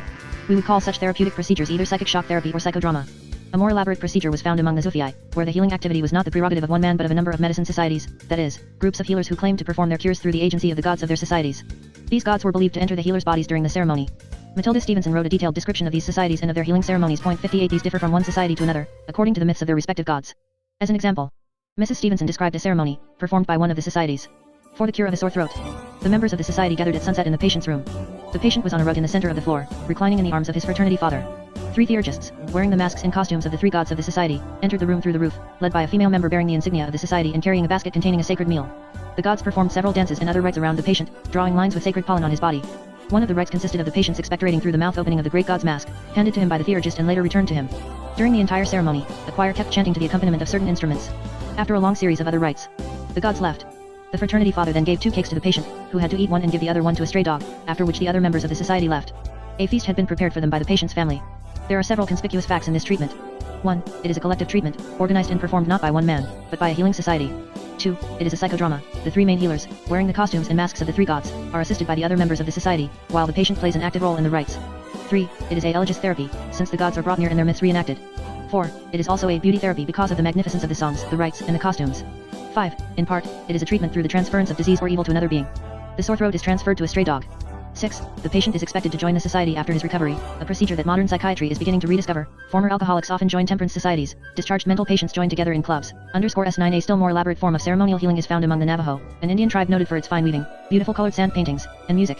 They also have a highly elaborated mythology. Their ceremonial healings, in contrast to those of the Zufii, are performed not by medicine societies but under the direction of a medicine man. The ritual is so complex that a medicine man requires several years to learn one of the 9 days chants, the major ceremonies, which are reenactments of the great myths of the creation of the world and the feasts of the Navajo gods. Often a Navajo falls into a state of anxious depression as the result of a bad dream, the illusion of having seen a ghost, or the fear of having offended a sacred animal. The patient may feel so ill that he sometimes allows the ancestry of dynamic psychotherapy 31 himself to die of slow starvation. In such a case, a timely ceremonial cure performed by the right medicine man can be surprisingly effective and rapid. A remarkable instance of such a case was observed and filmed in 1928 by Laura Adams Armour. The Reverend Oscar Pfister gave an illustrated account of that cure in the journal Imago and added a psychoanalytic commentary. 60 The patient, a man of about 50, dreamed that he saw his children dead. This upset him so that he fell into a severe depression. A stargazer was consulted a few weeks later. He worked himself into a trance, looked at the stars, and saw a bear. He then told the patient, "Search for the chanter who can sing the mountain chant, for you will surely die if you do not find him." The chanter was found and told the patient, "When you were a young boy, you saw a sick or dead bear, or your mother saw it before you were born. This bear was sacred, it must now be reconciled." To achieve this, one of the 9 days chants, the male form of the mountain chant, had to be performed. 2 huts were built, 1. The House of Songs, or medicine lodge for the patient, the second for his wife and children. All the clan brothers came to help during the 9-day-long cure, while the women of the family helped with the cooking and service. The patient, the healer, and the other men started out by taking steam baths and by performing purification rites. The songs, rites, and ceremonies performed during the 9 days are so complex that it would take an entire book to describe in detail one ceremony alone. A monograph on the night chant had been written by Washington Matthews. 61 A dozen men gathered before the medicine lodge on the 6th, 7th, 8th, and 9th days and, under the direction of the healer, made beautiful pictures with colored sands on the ground. These drawings are as remarkable for their artistic value as for their mythological and symbolic meanings. The healer accompanied these rites with magic gestures and songs. Every day, at the end of the performance, the picture was destroyed, the colored sands gathered up and poured over the patient. At the end of the 9th day, about 2,000 Navajo men, women, and children gathered around the family to sing the concluding songs of the mountain chant, and the ceremony was ended with a joyful religious dance. At this point, the patient felt himself cured. Information obtained 2 years later stated that the cure had been a complete success and that no relapse had occurred. In his comments on this cure, the Reverend Oscar Pfister proposes a psychoanalytic interpretation. The bear is the symbol of the father. As a child, the patient had death wishes against his father, and he now feared that his children felt the same toward him. He retaliated with unconscious death wishes against his children and felt guilt about it. He had to be reconciled with the father by means of 2 surrogates, the stargazer and the medicine man, as well as with the entire community and the gods of the tribe. During the 9-day ceremony, he was first reconciled with his family and his clan brethren, then with a larger group, and finally, on the last evening, with the tribe as a whole. All these atonements and reconciliations occurred on an unconscious, symbolic level. This interpretation may shed some light on the cure, however, there must be much more to it.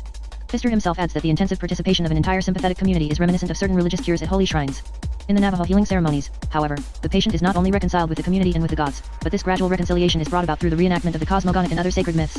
Furthermore, the Navajo are unparalleled in their overwhelming abundance of highly cultural performances inherent in such a cure: art, music, poetry, dance, a beauty therapy for which we find no counterpart in modern psychotherapy. The only parallel to such ceremonial healings found in the Western world are the cures at holy shrines, many of which flourish in the Mediterranean area. One of the best-known shrines is in Lourdes, a place famous for the impressive beauty of the site, the spring and the grotto, the majesty of the ritual, the pageantry of the processions, and the perpetual prayer going on day and night, on the part of vast numbers of people so that the very air is charged and vibrant with it. 62. Less noticeable, perhaps, is the gradual integration of pilgrims and patients into groups of increasingly large numbers. After a serious individual preparation, confession, prayer, exhortation, at his place of residence, the patient joins a group of pilgrims from his own parish. Several parish groups then merge into larger groups from one bishopric and the long and uncomfortable journey takes place in an atmosphere of glowing enthusiasm. The 3 days stay in Lourdes is scheduled and timed with great exactness. The patient finds himself in an immense crowd in which, however, he never feels lost and is always well taken care of. Every parish, bishopric, or nation retains its individuality. But at the peak of the pilgrimage ceremonies, all these distinctions melt away, and the pilgrim feels himself fusing temporarily into a countless multitude, into one enormous soul that swarms with religious enthusiasm. A number of cures are reported to have taken place at this climax, just as Stevenson's patient was cured on the last evening of the 9 days chant. Healing through incubation. The procedures of primitive therapy are often so complex that it is not easy to classify them. This applies, for example, to incubation, which could be classified among other types of ceremonial healing because the essential part, the incubation, was both preceded and followed by various rites and ceremonies. However, it is appropriate to describe it separately because it obviously was the main therapeutic agent. Incubation means lying on the ground. The patient was expected to spend a night in a cave, lying on the ground. He would then have a dream of vision, which would cure him. The ancestry of dynamic psychotherapy 33, this type of therapy seems to have reached its highest point of perfection in ancient Greece in the Asclepiae, or temples of Asclepios, Aesculapius, one of the gods of medicine. But its origin must have been much earlier. In ancient times, incubation apparently took place in a sacred cavern, later replaced by an underground chamber in the Asclepiae. There are other examples of the use of caverns for magic religious purposes such as the Oracle of Trophonius in ancient Greece. 63 Those who visited there had to undergo a special preparation, including the drinking of water from the fountain of forgetfulness and the fountain of memory. In the cavern, they had frightening visions, which left them terror-stricken when they emerged. Priests then placed the visitors into the chair of memory so that they could recount what they had seen. The same awe surrounded the mysterious ceremonies of the Asclepiae, in which there were the same elaborate preparations, the same mysterious underground happenings, and the same expectation of receiving an oracle in the Asclepiae, a healing oracle in the form of a dream. Among the many Asclepiae // we have records. The best known are those of Epidaurus, Pergamon, and Kos 64. The temple of Asclepios was an important institution, as we know from accounts of ancient authors and from modern archaeological research. The sick came from far away to seek cures in these holy places. Unfortunately, much about their methods is unknown to us, such as the meaning and use of a circular labyrinth. The Tholos, which has been found in the ruins of several Asclepiae. We may assume that the beautiful sight of many Asclepiae, the journey, the period of waiting, the rumors about wonderful cures, all affected the patient. Before being admitted to the sanctuary, he underwent a given preparation, a purification including fasting, drinking the water of sacred fountains, and various other rites. The highlight of the treatment was the incubation, that is, the sleep in the sanctuary. The patient was clothed in a special gown adorned with purple stripes and sometimes wore a crown on his head. The sacred abode in which he had to spend the night was an underground place called the Abaton. Its walls were covered with inscriptions telling of miracles that had taken place therein. In earliest times, the patient had to lay on the ground. This was later replaced by a couch called the Klein. In contrast to the analytic couch of today, the Klein was intended for sleeping and dreaming. During the night the patient spent in the Abaton, he might see apparitions, receive an oracle, or have visions or dreams. An apparition meant that the patient, while still awake, saw the figure of a god. Mostly Asclepios, who remained silent or who brought him a message, or he could hear voices, feel a wind blowing, or see a blinding light. These manifestations have been widely discussed and have been ascribed differently, either to the use of drugs, hypnosis, or to the humbug of the priests. An oracle meant that the patient had a dream in which he was given instructions by a god or a priest. A vision was a dream in which the patient was given foreknowledge of an event that would soon occur. A dream proper was a very special kind of dream that would in itself bring on the cure. It was not a dream that needed interpretation to unveil the advice it contained. The patient simply dreamed, and thereapon the disease disappeared. This is obviously a kind of psychotherapy that has no equivalent in our time and that deserves more attention. In a study of these phenomena, the Jungian analyst C.A. Meyer mentions that a similar concept was expressed by Kieser, a pupil of Mesmer, where the inner feeling of the disease becomes personified and expresses itself in symbols. Healing can occur. 65. Healing through hypnosis. To what extent hypnosis was or is applied to therapeutic aims in primitive medicine is still a controversial question, in spite of the amount of data that has been gathered. 66. Hypnotic or semi-hypnotic states no doubt often occur in patients during many primitive healing procedures. Bastian states clearly in his account of his own experience in Guyana that he fell into a pleasant kind of hypnotic state. It is, however, not clear to what extent the hypnotic state in such cases is brought on voluntarily by the medicine man, and whether it is rather a side effect of the total procedure. There is no doubt, either, that certain medicine men are able to make a conscious and purposeful use of hypnosis, as exemplified by the ceremonies surrounding the initiation of Australian medicine men. This would be the probable explanation for the descriptions given by these medicine men of the fantastic powers with which they were allegedly endowed. These descriptions are similar all over the continent, even into the farthest regions. According to Elkin, Australian medicine men are unanimous in telling that, during the final initiation, their bodies were opened, their organs removed and replaced by others, and the incisions healed without leaving any scars. 67 It is also said that these medicine men are able to produce collective hallucinations, such as visions of a magic cord. Elkin's statements have been confirmed by R. Rose, an investigator who received training in parapsychology.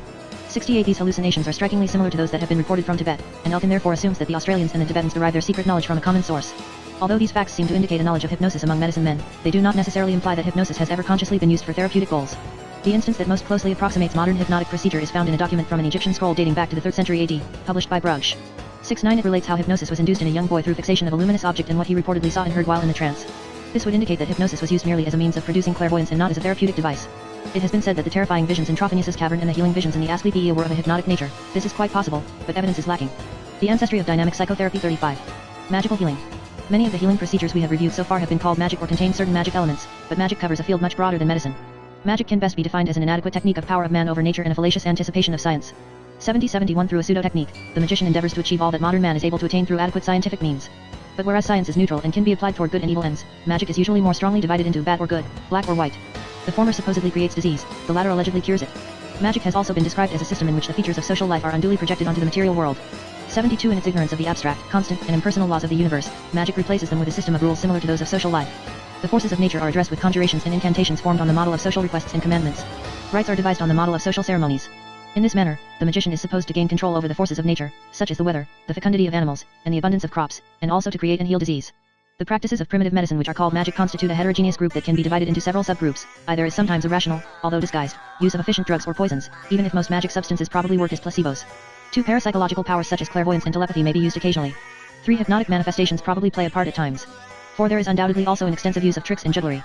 5. Suggestion is probably by far the most important agent at work in the practice of magic. A magic procedure may actually attain its goal because the individual submitting to it firmly believes in its efficacy, the magician believes in his own power, and the entire community believes in the existence and efficacy of magic art because this art is felt to be necessary for social cohesion. Point 73. The belief in magic is universal among primitive populations. It persisted among civilized peoples, mostly under the name of witchcraft, until a comparatively recent date, receding only under the influence of science. The power, not to say omnipotence, ascribed to magic among primitive populations is shown in the widespread belief that it is possible to kill a person through magic and to save him at the last moment before death through counter magic. This, in fact, is more than just a superstitious belief, and there are many reliable reports of such happenings in some parts of the world such as Australia and Melanesia. Among other authors, H. Bastow described how, in Central Australia, a person can be killed by means of a pointing stick or pointing bone used in conjunction with certain rites and conjurations. The death of the victim occurs within a few hours. A man who realizes that he is being boned by an enemy is, indeed, a pitiful sight. He stands aghast, his eyes staring at the treacherous pointer, his hands lifted as though to ward off the lethal medium which he imagines is pouring into his body. His cheeks blench and his eyes become glassy, and the expression on his face becomes horribly distorted, like that of a person stricken with palsy. He attempts to shriek, but usually the sound chokes in his throat, and all one might see is froth around his lips. His body begins to tremble and his muscles twitch involuntarily. He sways backwards and falls to the ground, and appears for a short while to be in a swoon, but he soon begins to writhe as if in mortal agony and covering his face with his hands. Begins to moan. After a while, he composes himself somewhat and crawls to his whirly hut. From then on, he sickens and frets, refusing to eat and keeping aloof from the daily affairs of the tribe. Unless help is forthcoming in the shape of a counter-charm administered by the Nengari or medicine man. His death is only a matter of a comparatively short time. Point 74. The Nengari who has been called to save the patient allows the presence of a number of relatives. He chants magic verses, locates the alleged seed of the evil, extracts it through the mouth-sucking method, and shows it to the family. The effect is astounding. The miserable fellow, until then well on the road to death, raises his head to gaze in wonderment at the object held by the Nengari, which he imagines in all seriousness has been extracted from within his body. Satisfied with its reality, he even lifts himself up into a sitting position and calls for a drink of water. The crisis is over, and the patient's recovery is speedy and complete. Without the Nengari's intervention, the bone fellow would have fretted himself to death for a certainty, but the sight of a concrete object, claimed by the recognized authority of the tribe to be the cause of the complaint, signifies recovery to him. And when its removal comes a renewed lease on life. The implicit faith the native cherishes in the magic powers of his tribal medicine man results in cures that exceed anything recorded by the faith-healing disciples of more cultured communities. Point 74. Such examples help us to understand the meaning of magic medicine. If a magician is able, through collective suggestion, to cause the acute psychogenic death of his victim, and then to snatch him quickly from the brink of death, a magician is also able to produce a great number of suggested symptoms or diseases, and then to cure them. He should also be able to cure many sick people who simply believe or suspect they are the victims of magic. In such cases a further magical process is involved, diagnosing the ancestry of dynamic psychotherapy. 37. Whether a person is bewitched or not, and if he is, finding out who is the instigator is a task often referred to a specialist, the diviner. Magic healing can thus be divided into two main procedures. The first is counter magic. A disease supposedly caused by black magic is healed through the removal of the cause. This implies either the killing of the supposed sorcerer or the counteracting of his sorcery. Another application of counter magic is the prevention of magic actions through talismans or other means. The second procedure is the direct application of magic to the treatment of a disease, without implying that the disease was caused by magic. There are many types of magicians and innumerable varieties of magical and counter-magical practices. Much of it still survives in the popular medicine of civilized countries. A systematic investigation of magical medicine will no doubt help us to better understand those manifestations that we call suggestion and autosuggestion. Rational therapies and primitive medicine. It has too often been assumed that primitive medicine belonged to the realm of the irrational and the fantastic. We must not forget that the medicine man is dealing primarily with severe and extraordinary diseases and that there are usually other men, whom we may call lay doctors, who concern themselves with minor or obviously physical diseases.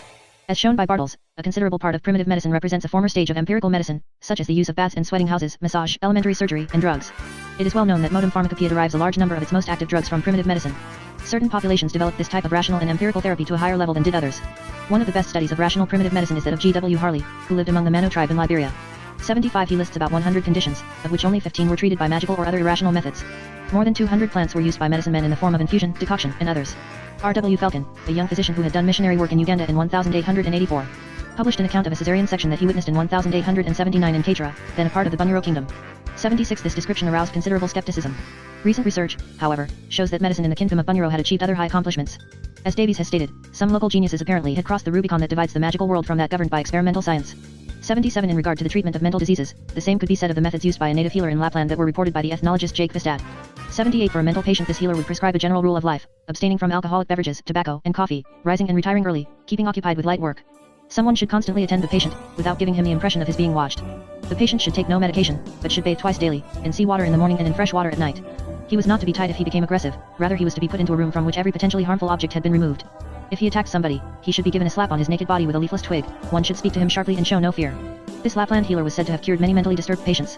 Basic characteristics of primitive healing. We have, thus far, made a survey of the chief methods of community healing and pointed out certain similarities among several of those methods and modern psychotherapeutic methods. But the differences between primitive healing and modern psychotherapy should not be minimized, nor should it be overlooked that throughout the innumerable varieties of primitive healing, certain basic features can be recognized. The primitive healer plays a much more essential role in his community than do physicians today. Citrus writes, "It is an insult to the medicine man to call him the ancestor of the modern physician. He is that, to be sure, but he is much more, namely the ancestor of most of our profession." 79. He is not only concerned with the welfare of his people, from making rain to providing victory in war, he is often a dreaded wizard, is sometimes the bard who knows of the origin of the world and of the history of his tribe. Long before any division of labor had been devised, the healer was the only man with professional status, along with the chief and the priest, and he sometimes held all three offices. More frequently, however, the different functions of the healer were divided among several persons. Certain tribes had several classes of healers. There may have been shamans endowed with great prestige who would only treat diseases caused by the loss of the soul, whereas the treatment of common physical disease was assigned to healers of a lower degree. 2. In the presence of a disease, especially a severe or dangerous one, the patient places his hopes and confidence in the person of the healer rather than in his medications and other healing techniques. It would therefore seem that the healer's personality is the principal agent of the cure, in addition to any necessary skill or knowledge. Meter distinguished 3 types of primitive healer. The first may be called the lay healer, that is, the one who treats with rational or would-be rational methods.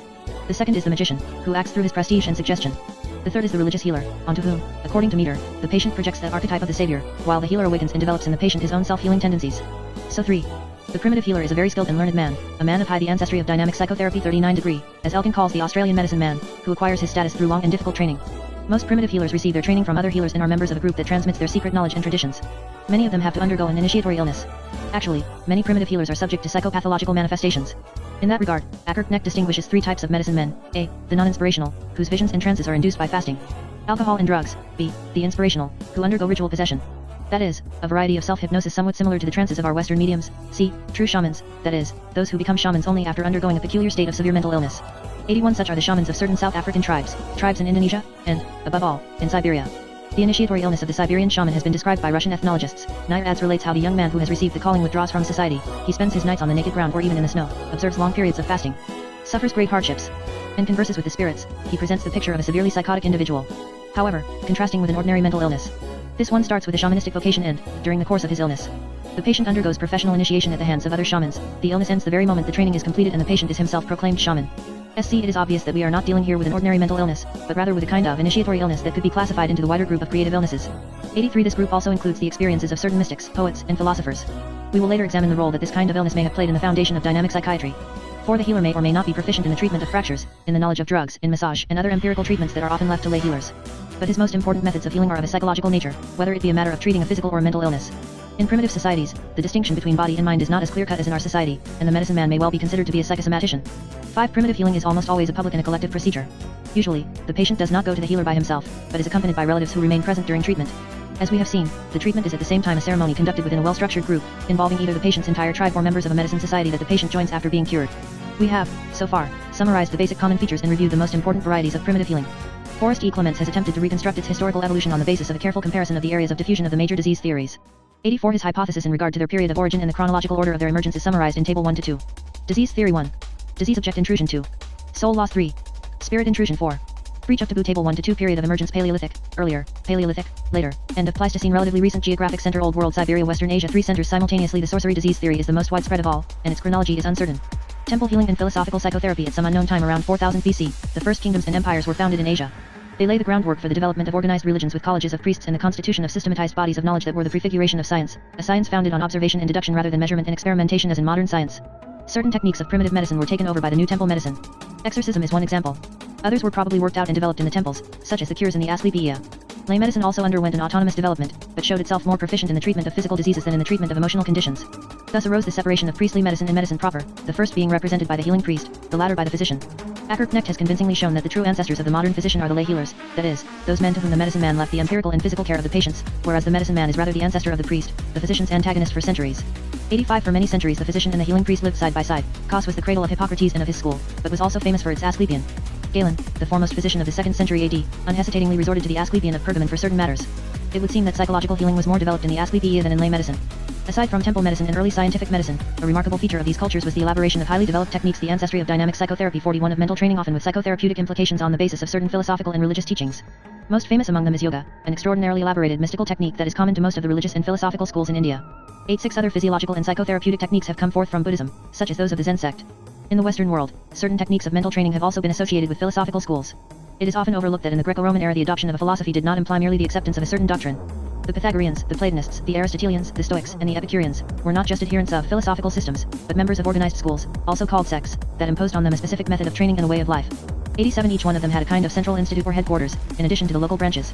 The Pythagorean Institute in Crotona, in the south of Italy, was destroyed by the enemies of the association, but for centuries the Platonists, the Aristotelians, and the Epicureans had their respective institutes, the Academy, the Lyceum, the House, and Garden of Epicurus, in Athens. These institutes comprised living quarters for prominent members, lecture rooms, libraries, and workshops for publishing. Each of these schools was organized in its own way under the leadership of a scholarch, who was the successor of the founder, with a hierarchy of older and younger members. Members, who had sometimes undergone a kind of philosophical conversion, had to pass through an initiation and maintain a certain mode of living that could extend to diet and dress. They either upheld the doctrines and observed the rules of the school or were expelled. Each school transmitted what its founder had taught, his successors were often at variance with him, but there always was an official doctrine of the school. The doctrine not only comprised metaphysics, but logic, morals, physics, and other sciences as well.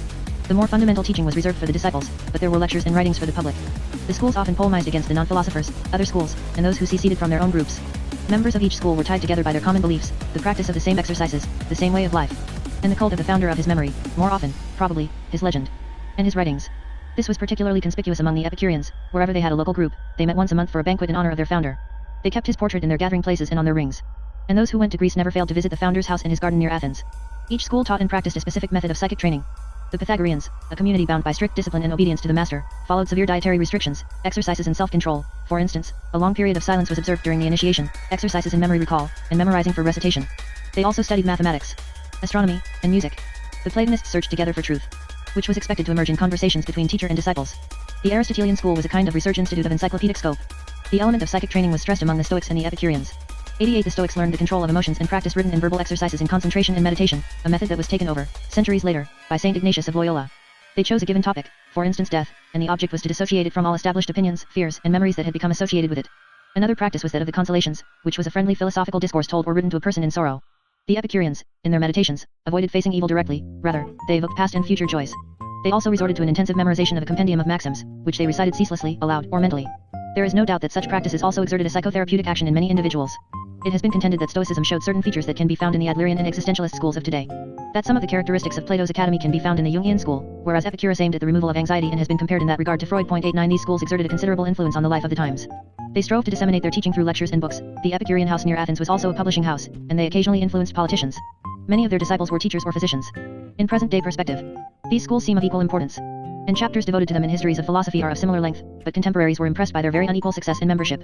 Stoics outnumbered the disciples of Plato and Aristotle, but by far the most popular were the Epicureans, who had large communities in almost all the cities of the Greco-Roman world.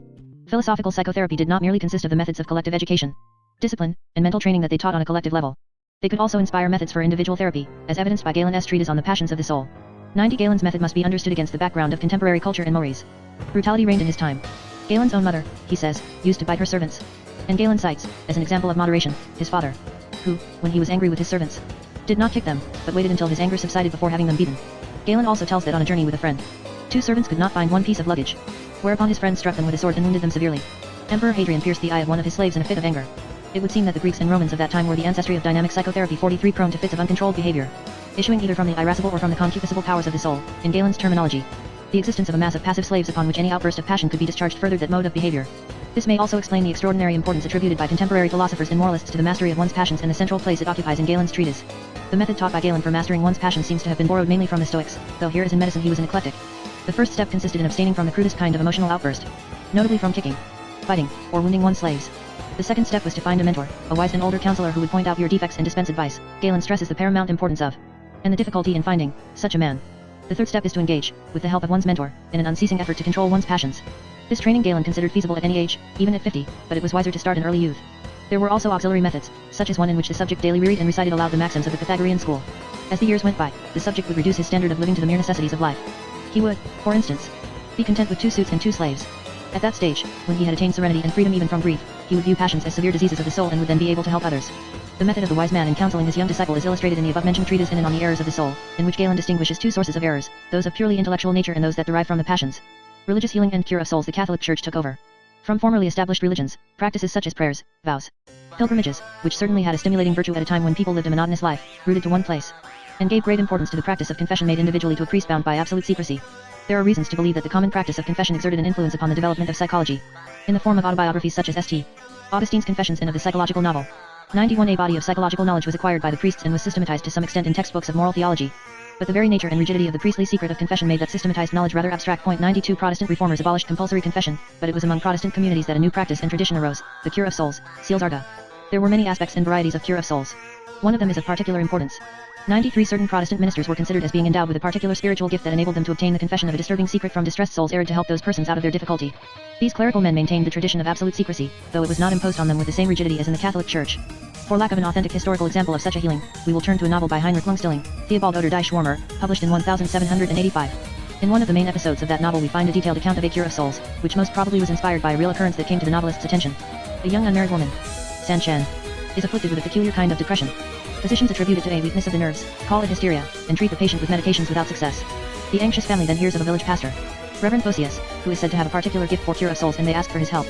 Reverend Photius is described in the novel as a pious, learned, unassuming, and devoted man. As soon as he arrives he goes for a 11 out in the garden with San Chen.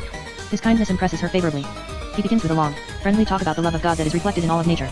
11 Here every being is a thought of God. Now, what is the most beautiful of all the thoughts of God? It is love. And what is love? It is the drive of the lover to be united with the beloved. This brings San Chen to tell him of her secret and th11 love for Theobald and of the transgression that she has committed. Having heard her confession, Reverend Photius exclaims, "Good souls, how little you know about love," whereupon he starts to explain to her that under the guise of LOLE she has been deceived by passion. Passion is nothing but natural sexual drive, natürliche Geschlechtstrieb, that is, the natural instinct of animals that 11 and to reproduce, however refined and sublimated it can look. Following this first conversation, Reverend Photius brings San Chen to accept her fate. And now, with her agreement, he explains the situation to her parents, then he talks Theobald into agreeing to marry her, so that the first part of the novel is concluded with a quiet wedding of Theobald and San Chen. 9495 We will note that the pathogenic secret that Reverend Photius came upon so rapidly was related to a love affair. It appears as if he knew from his past experience with his cure of souls that it must have been so.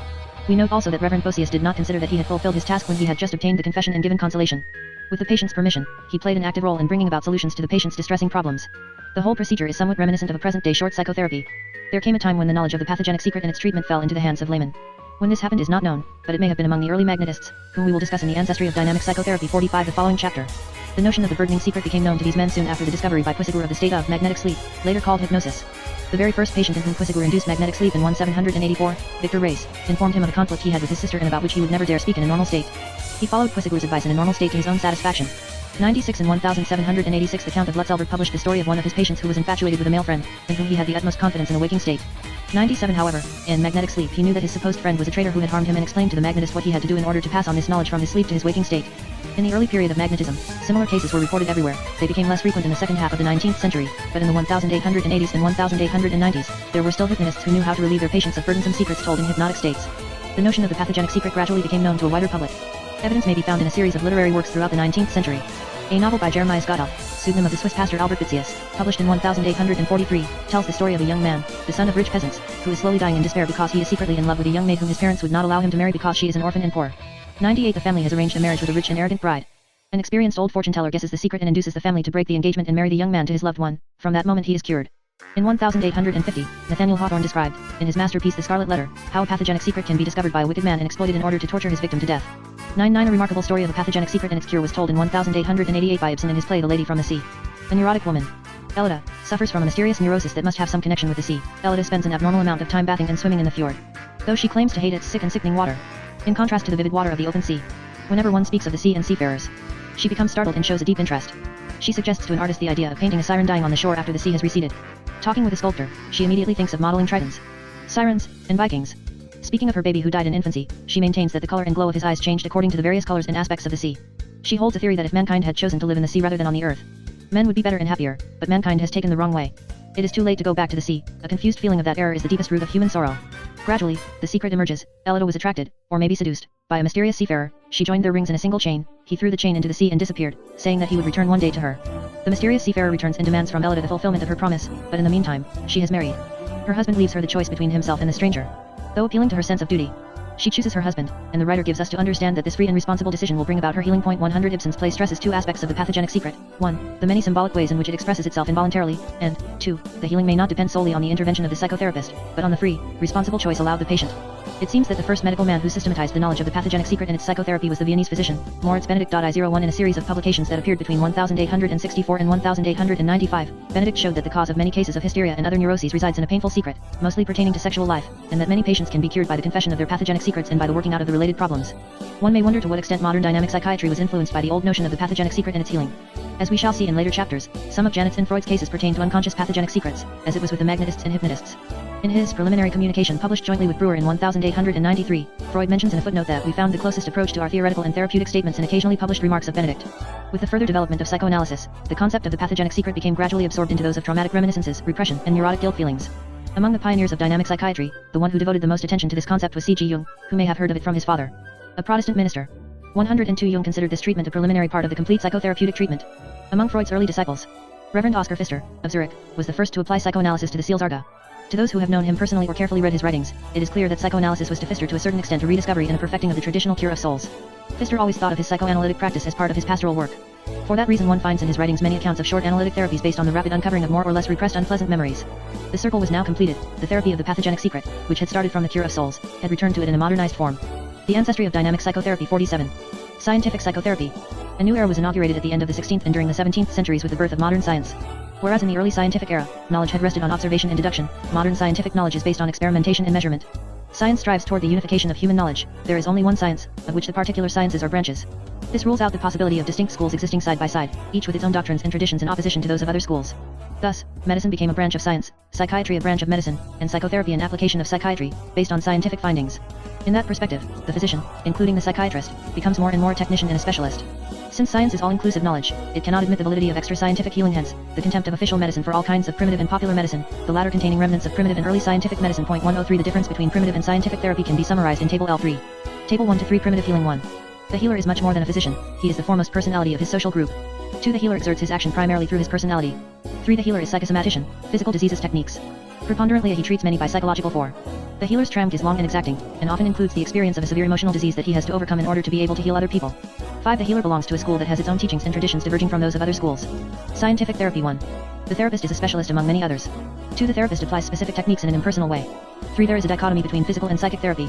The accent in psychiatry is on the physical treatment of mental illness. 4. The training is purely rational and does not take into consideration the personal, medical, or emotional problems of the physician. 5. The therapist acts on the basis of a unified medicine, which is a branch of science and is not an esoteric teaching.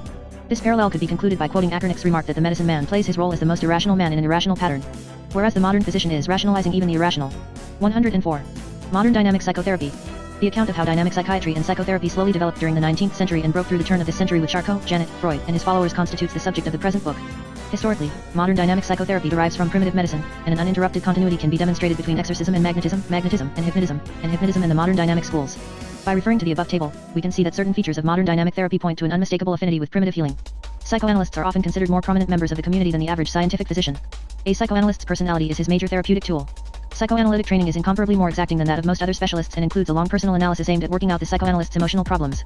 Dynamic psychotherapy produced a revival of psychosomatic medicine. Modern dynamic psychiatry is divided into a variety of schools, each with its own doctrine, its own teaching, its own training. Does all this mean that dynamic psychotherapy is a regression in the direction of the past, or rather that the scientific approach proved insufficient to cover the entire personality of man and must be supplemented by other approaches? We will return to this problem at the end of this book. 2. The emergence of dynamic psychiatry. The emergence of dynamic psychiatry can be traced to the year 1775, to a clash between the physician Mesmer and the exorcist Gassner. Gassner, an immensely successful and popular healer, personified the forces of tradition.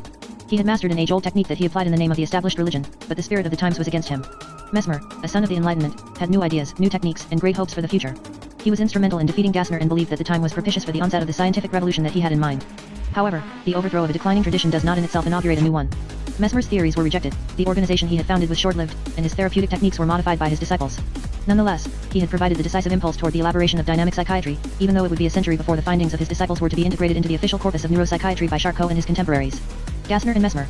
In the first months of 1775, crowds of people, rich and poor, noblemen and peasants, including among them patients of all kinds, swarmed to the small town of Ellwangen, in Weertemmerk, to see Father Johann Joseph Gassner, one of the most famous healers of all time. He exorcised patients in the presence of Catholic and Protestant church authorities, physicians, noblemen of all ranks, members of the bourgeoisie, and skeptics as well as believers. His every word and gesture and those of his patients were recorded by a notary public, and the official records were signed by the distinguished eyewitnesses. Gassner himself was a modest country priest, 53, but once he had donned his ceremonial garments, had taken his seat, and had the patient kneeling before him, astonishing things would take place. Numerous collections of official records have survived, as well as accounts given by eyewitnesses. Among the latter was an Abbé Bourgeois, from whose narrative we borrow the following details. 1. The first patients were T/O nuns who had been forced to leave their community on account of convulsive fits. Gassner told the first one to kneel before him, asked her briefly about her name, her illness, and whether she agreed that anything he would order should happen. She agreed. Gassner then pronounced solemnly in Latin, "If there be anything preternatural about this disease, I order in the name of Jesus that it manifest itself immediately." The patient started at once to have convulsions. According to Gassner, this was proof that the convulsions were caused by an evil spirit and not by a natural illness.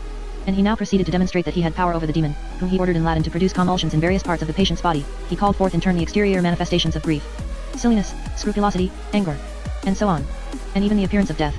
All his orders were punctually executed. It now seemed logical that, once a demon had been tamed to that point, it should be relatively easy to expel him, which Gassner did. He then proceeded in the same manner with the second nun. After the séance had ended, Abbé Bourgeois asked her whether it had been very painful. She answered that she had only a vague memory of what had happened and that she had not suffered much. Gassner then treated a third patient, a highborn lady who had previously been afflicted with melancholia. Gassner called forth the melancholia and explained to the lady what she was to do in order to overcome it in case she was troubled by it again. Who was the man whose almost miraculous healings attracted such crowds? The life history of Johann Joseph Gassner, 1727-1779, is not well known. Among biographical accounts, 1. By Sierke 2 is strongly prejudiced against him, another. By Zimmermann. J is better documented but is biased in his favor, both are based mainly on contemporary pamphlets, not on archive material. Gassner was born in Braz, a village of indigent peasants in V. Vorarlberg, a mountainous province of western Austria. He was ordained into the priesthood in 1750, and beginning in 1758 carried out his ministry in Kleesterla, a small village in eastern Switzerland. A few years later, according to Zimmermann, he began to suffer from violent headaches, dizziness, and other disturbances that became worse whenever he began celebrating the Mass, preaching, or hearing confession. This particular detail led him to suspect that the evil one might be at work. He resorted to the church's exorcism, prayers, and his troubles eventually disappeared. He then began to exorcise sick people within his parish. Apparently / with much success, since patients started to come to him from all the neighboring districts. In 1774 his fame was in the emergence of dynamic psychiatry 55 Christ after he had cured a highborn lady, the Countess Maria Bernardine von Wolfug. In the same year Gassner wrote a booklet in which he explained the principles of his healing method. For he distinguished two kinds of illnesses, natural ones, that belonged to the realm of the physician, and preternatural ones, that he classified into three categories: circumcessio, an imitation of a natural illness, caused by the devil; obsessio, the effect of sorcery; and possessio, overt diabolical possession, the least frequent of them. In all of these cases Gassner first told the patient that faith in the name of Jesus was an essential prerequisite to being healed and asked his consent for the use of exorcismus probativus, trial exorcism.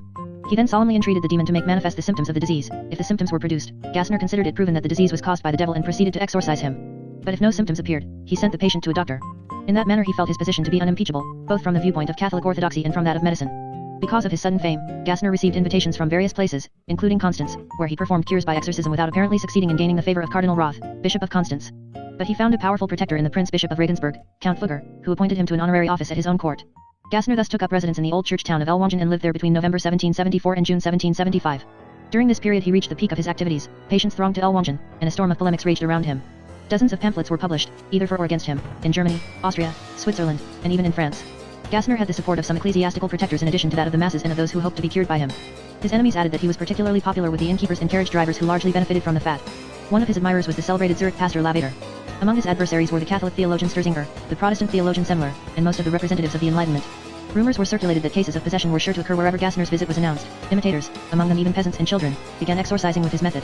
5. In Vienna, animated controversies took place, both for and against him. Why was there such an outburst of passion? This can be better understood by looking at the situation in Europe in 1775. Politically, Europe had begun to leave behind the old feudal organization to move toward the development of national states. In contrast with unified nations such as France and England, Germany, under the nominal sovereignty of the emperor, was an inextricable conglomerate of more than 300 states of all sizes. Most of continental Europe was under the domination of the Austrian monarchy, which ruled not only over Austria proper but also over a dozen subjected nations. Vienna, an artistic and scientific center of the first order, was the seat of its brilliant court. A strong and rigid system of hereditary social classes prevailed everywhere: nobility, bourgeoisie, peasantry, and laborers, each class having its subclasses. The church had a firm grip on the lower and middle classes. But Europe had come under the spell of a new philosophy, the Enlightenment, which proclaimed the primacy of reason over ignorance, superstition, and blind tradition. Under the guidance of reason, mankind was expected to proceed along a path of uninterrupted progress toward a future of universal happiness. In Western Europe the Enlightenment had developed radical tendencies that were to materialize later in the American and French revolutions. The remainder of Europe was ruled by enlightened deposum, a compromise between the principles of enlightenment and the interests of the ruling classes. Maria Theresa of Austria, Frederick II of Prussia, and Catherine the Great of Russia were the typical representatives of that system. In the church, 2. Enlightened tendencies were gaining ground. The order of Jesuits was taken as scapegoat and abolished in 1773. The notorious witch hunts and processes had not yet completely disappeared. One of the last executions was to be that of Anna Gildi in Glarus, Switzerland, in 1782, but everything related to demons, possession, or exorcism was shunned. 6. In view of this atmosphere, it becomes understandable why so much opposition arose against Gassner, and also why even his most faithful protectors were forced into positions of extreme caution.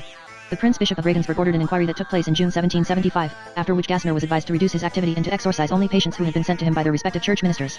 The University of Ingolstadt delegated a commission with representatives from its 4 faculties to make an inquiry. This inquiry was held on May 27, 1775, in Regensburg and had a rather favorable outcome.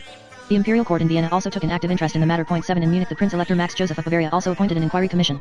This commission invited Dr. Mesmer, who claimed to have discovered a new principle called animal magnetism and who had just returned from a journey along the Rhine and to Constance, where he was said to have performed marvelous cures. Mesmer arrived in Munich, A&E on November 23. 1775 gave demonstrations during which he elicited in patients the appearance and disappearance of various symptoms, even of convulsions, simply by a touch of his finger. Father Kennedy, the secretary of the Academy, was suffering from convulsions, and Mesmer, the emergence of dynamic psychiatry 57 showed that he was able to bring them forth in him and dispel them at will. On the following day, in the presence of court members and members of the Academy, he provoked attacks in an epileptic and claimed that he was able to cure the patient through animal magnetism. In effect, this amounted to Gassner's procedure, without involving the use of exorcism. Mesmer declared that Gassner was undoubtedly an honest man, but that he was curing his patients through animal magnetism without being aware of it. We can imagine that, upon hearing of Mesmer's report, Gassner must have felt somewhat like Moses when the Egyptian wizards reproduced his miracles in the Pharaoh's presence. But unlike Moses, Gassner had not been permitted to witness Mesmer's performance or to reply to his report. Meanwhile, the imperial court, which was decidedly not favorably disposed toward Gassner, had asked the Prince Bishop of Regensburg to dismiss him, and he was sent to the small community of Ponder. In Rome, Pope Pius VI, Giovanni Angelo Braschi, had ordered an investigation into Gassner's activities. In the decree that followed, it was stated that while exorcism was a common and salutary practice of the Church, it was to be performed with discretion and with strict adherence to the prescriptions of the Roman ritual. Gassner died in Ponder on April 4, 1779. His tombstone bore a lengthy inscription in Latin, describing him as the most celebrated exorcist of his time. No one ever questioned Gassner's absolute piety, his lack of pretensions, and his unselfishness. Unfortunately for him, he had come too late, and the controversies that had been raging around him had a much more important object, the struggle between the new enlightenment and the forces of tradition. Gassner's downfall prepared the way for a healing method that retained no ties with religion and satisfied the requirements of an enlightened era. Curing the sick is not enough, one must cure them with methods accepted by the community. Franz Anton Mesmer, 1734–1815, the fateful turning point from exorcism to dynamic psychotherapy was thus reached in 1775 by Franz Anton Mesmer, who has been at times compared to Columbus. Both Columbus and Mesmer discovered a new world, both remained in error for the remainder of their lives about the real nature of their discoveries, and both died bitterly disappointed men. Another point of similarity is the imperfect knowledge we have of the details of their lives. None of Mesmer's disciples seems to have been interested in the story of his master's life. The first to inquire about it was Justinus Kerner, 9, who traveled to Meersburg, where Mesmer had died, and gathered first-hand documents and information about him. Recently, the research done by Tischner, 10 Skier of Waldheim, 11 Biddle, 12 Woleb, 13 Milk, 14 and Vincon 15 has shed some light on several periods of Mesmer's life, about which, however, large gaps still remain. Franz Anton Mesmer was born on May 23, 1734, in Mulsname, a small village on the German shore of Lake Constance, the third of 9 children. His father was a game warden in the service of the Prince Bishop of Constance. Nothing is known of Franz Anton's childhood and youth. The first recorded fact of his life states that in 1752, at the age of 18, he was registered at the Jesuit Theological School in Dillingen.